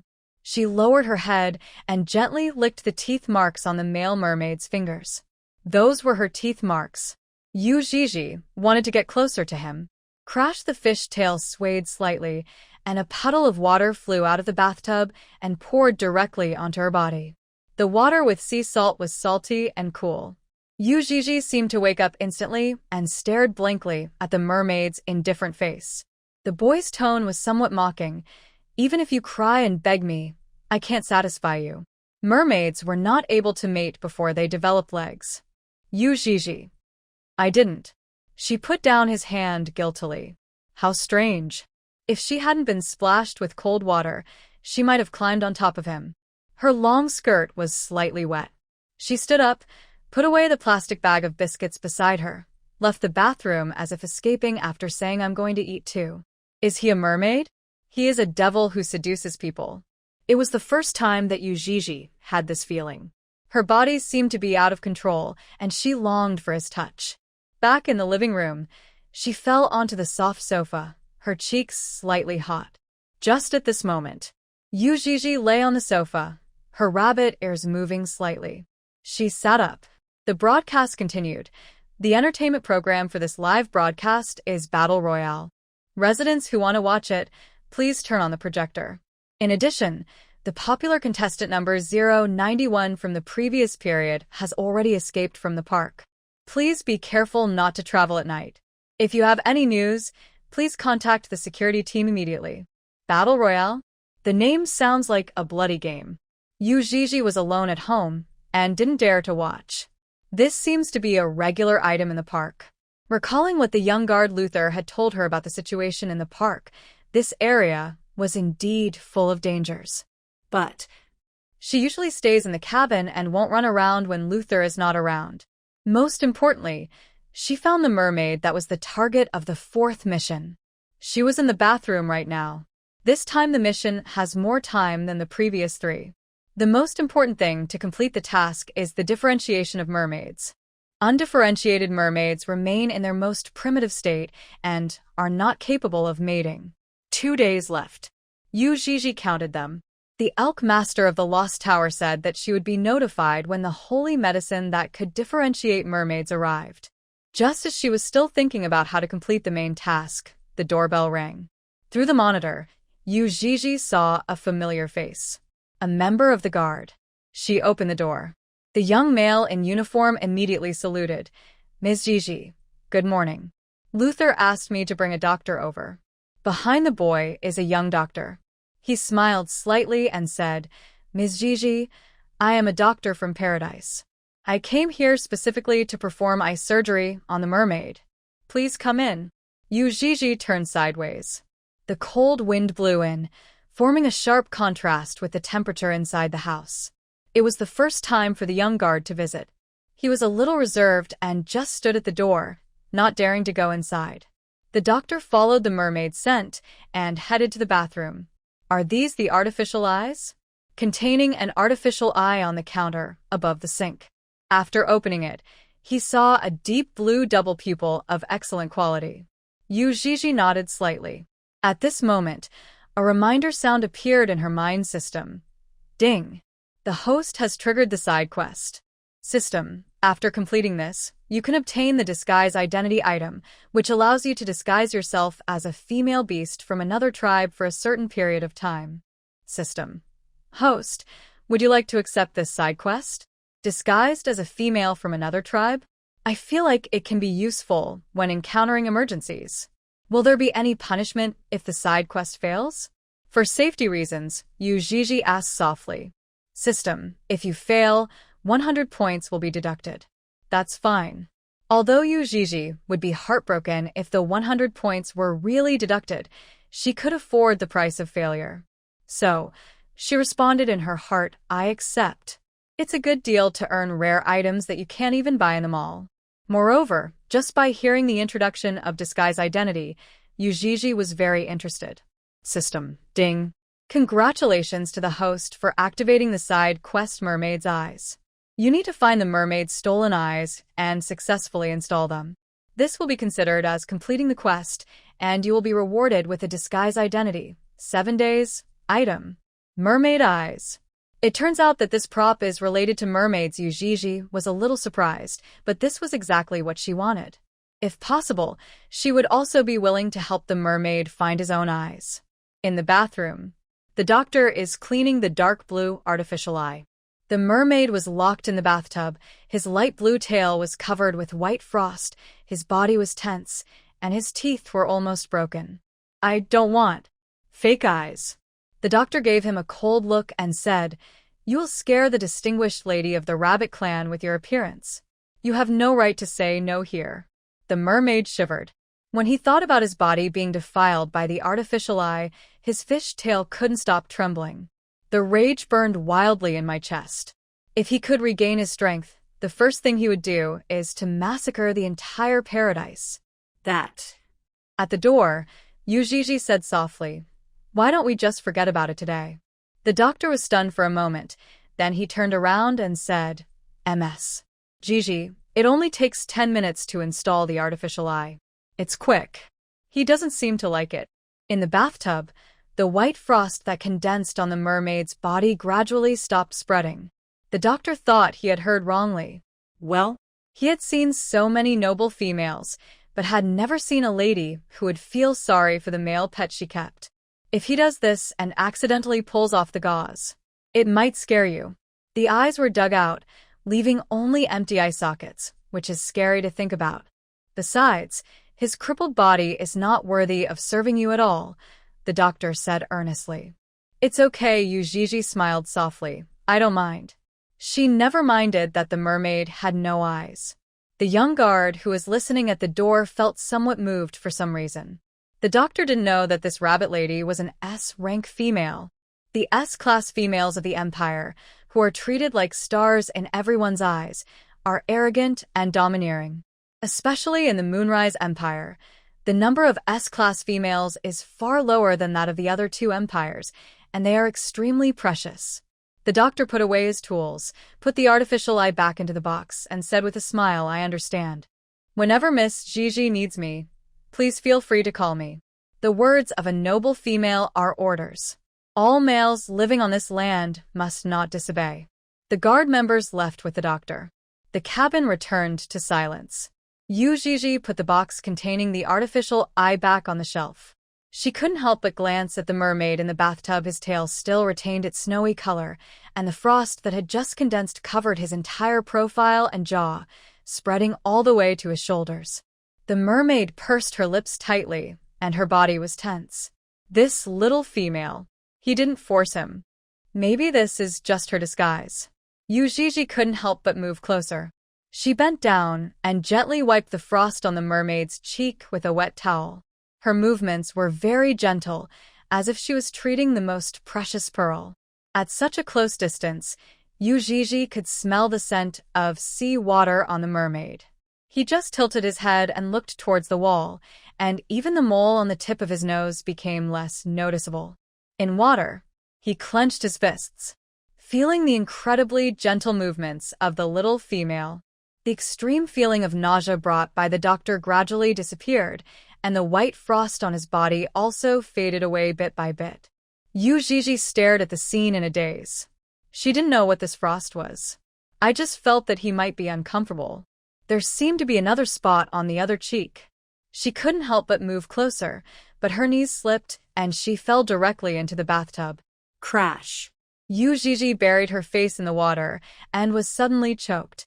She panicked instinctively, and as she struggled, she heard the sound of the chain being pulled. The mermaid in front of him lifted the girl up. She just lay on his chest, tremblingly raised her head, and her nose touched his. Yuii's light-colored dress was wet, and her breathing was slightly stagnant. At such a close distance, she could clearly feel his breath. The mermaid came from a distant country, and the entire bathroom seemed to be pulled into the deep blue and quiet sea. Yuii instinctively lowered her head, and she supported herself on the edge of the bathtub with one hand. "Sorry, I was just trying to wipe the other side for you." She wanted to get up. The edge of the bathtub was covered with sea salt. Yuii slipped when she exerted a little force and fell into the mermaid's chest again. The little female fell back limply. The mermaid boy groaned because he was too weak. His face flushed with an unknown color, like shyness, but also like anger. His current body is really too bad. Even such a weak rabbit hitting him was almost unbearable for him. The potions he was fed every day were suppressing his strength. Yuii's long hair was wet by the salt water. She turned her head away guiltily and tried to half-sit with her hands on the edge of the bathtub. I don't know when it started snowing heavily outside. The glass windows were covered with a layer of fog. She glanced at the mermaid cautiously. The boy's body was stiff, his face was tense, and the mole on the tip of his nose was particularly obvious. Although there was white gauze tied on his face, he knew that the little female was looking at him. The iron chain in the water moved slightly, and the mermaid's voice was slightly hoarse. "Are you not leaving yet?" Yuii slowly curled up one leg, touching his cold scales in the middle, and her movements became increasingly gentle. The long skirt was soaked in water, dragging a little. She lifted it up slightly, revealing a section of her white jade-like calf, and gently stretched it out. Because the space was small, the jasmine scent on the girl's body was particularly strong, as if it had been soaked by rain. In water, the mermaid gripped the chain tightly. He felt a strange feeling in his heart, something he had never felt before. The tip of Yuii's right leg finally touched the ground. She breathed a sigh of relief. This time, she didn't have to worry about falling back. She slowly got out of the bathtub, stepped barefoot on the floor, and twisted the water stains on her long skirt. I couldn't help but look back at the mermaid. He had a stony expression on his face, his head tilted inside, with the same world-weary look as before. "If there's anything you want, just tell me." Yuii left the bathroom. The mermaid locked in the bathtub slowly loosened his hands that were tightly gripping the chains. He seemed calm on the surface, but only he knew clearly when the little female lay in his arms. The soft fit aroused every nerve in his body. The mermaid tried her best to suppress the most primitive desires in the male's heart. He had never felt such emotions towards a female before. Therefore, I developed self-loathing in my heart. The young man clenched his teeth. Half of his body was filled with the blood of the ancient Atlanteans, while the other half was the source of corruption, the mermaid. Mermaids have a special physique. It emits a peculiar fragrance that charms every species that comes close. And because of his own reasons, he indulges in desires and will never stop until he dies. The boy thought that he was different from other mermaids. Unexpectedly, absolutely get rid of her. This female rabbit who aroused his desire. It's his sin. You have to cut it off with your own hands. Yuii was familiar with the environment of the cabin. Her bed was on the second floor. She could climb up the ladder to the small attic at the top. The wooden house is not big, but very warm. The house was burning with tea wood that never went out, giving it a warm and fragrant scent. Yuii changed into clean clothes, wrapped herself in a small white blanket, and curled up on the sofa with a glass of bubbling orange tea in front of her. Just now, Luther from the guard team called. He said, "Miss Gigi, the housekeeper issue has been settled. We don't need to go to the God-given city to recruit. It just so happens that the deputy guard team recommended a young talent to us. He has served as a guard in the Misty Moon Forest before and also has experience as a butler for nobles. Considering all factors, he is indeed a suitable candidate. You can let him intern for a few days. If you think he is not suitable, we can recruit him again. Look, is this okay?" Luther came specially to ask for her opinion. If Miss Gigi agrees, the candidate for housekeeper will be finalized. Yuii nodded gently. Okay. Luther also had his own mission and could not protect her 24 hours a day. And if something really happened, it would be bad to keep bothering him. It would be much more convenient if there was a housekeeper. There is one more thing. The orcs from the Lost Tower just contacted me. The holy cleansing medicine will be delivered one day in advance. That means tomorrow, at noon at the latest. You can collect it. Holy cleansing medicine is very precious. Each one is priceless. Lost Towers has made sufficient preparations in this regard, one of which is that the buyer is required to be present on site in person to avoid errors during transportation. Yeah, I know. Yuii was still very happy to hear the news. With the holy medicine, the fishmen can be differentiated. Then she can find an opportunity to complete the task. Luther heard the cheerful voice of the female rabbit tribe, and the corners of his mouth slightly raised. If I have time tomorrow, I will go with you. Okay. The new steward should be here soon. Luther reminded, if you have any questions, you can always call the command center. You can also test him more. The butler also serves as a bodyguard, and this duty is very important. Said him. Just as Luther predicted, the doorbell rang as soon as he hung up the phone. Yuii walked over. She wrapped herself tightly in the white blanket and gently opened the door, letting the wind and snow rush in. Seeing the tall figure at the door, she hid behind it and opened it a little wider. The park is located in an extremely cold area and has heavy snow all year round. The young man standing outside the door was wearing the dark green uniform of the guard. He bowed and saluted. "Hello, dear Miss Gigi. I am your new housekeeper." Yuii responded softly, "Please come in." The man walked into the warm house in the snow. There was still white snow on his shoulders, and he stood at the entrance and gently waved it away. His eyes turned to the back of the door, and he saw the delicate figure standing there, wrapped in a small blanket, with her rabbit ears trembling slightly. "Close the door slowly." The man's tone was gentle, with a hint of smile. "Nice to meet you again." Yuii had been looking at the housekeeper's black boots. When she heard his voice, she looked up. The dark green uniform is low-key and rigorous, with a golden badge exclusive to the guard team on his chest. His upright figure is like a pine tree standing in the severe winter, with black hair, deep black eyes with a hint of smile, and his warm and dark voice. Memories overlap for a moment. "It's you." Yuii was impressed by him. He has 150 points. You know, redeeming Paradise Transmission and failing the side quests only requires 100 points. So you're not from the Lost Towers. Yuii suddenly fell silent.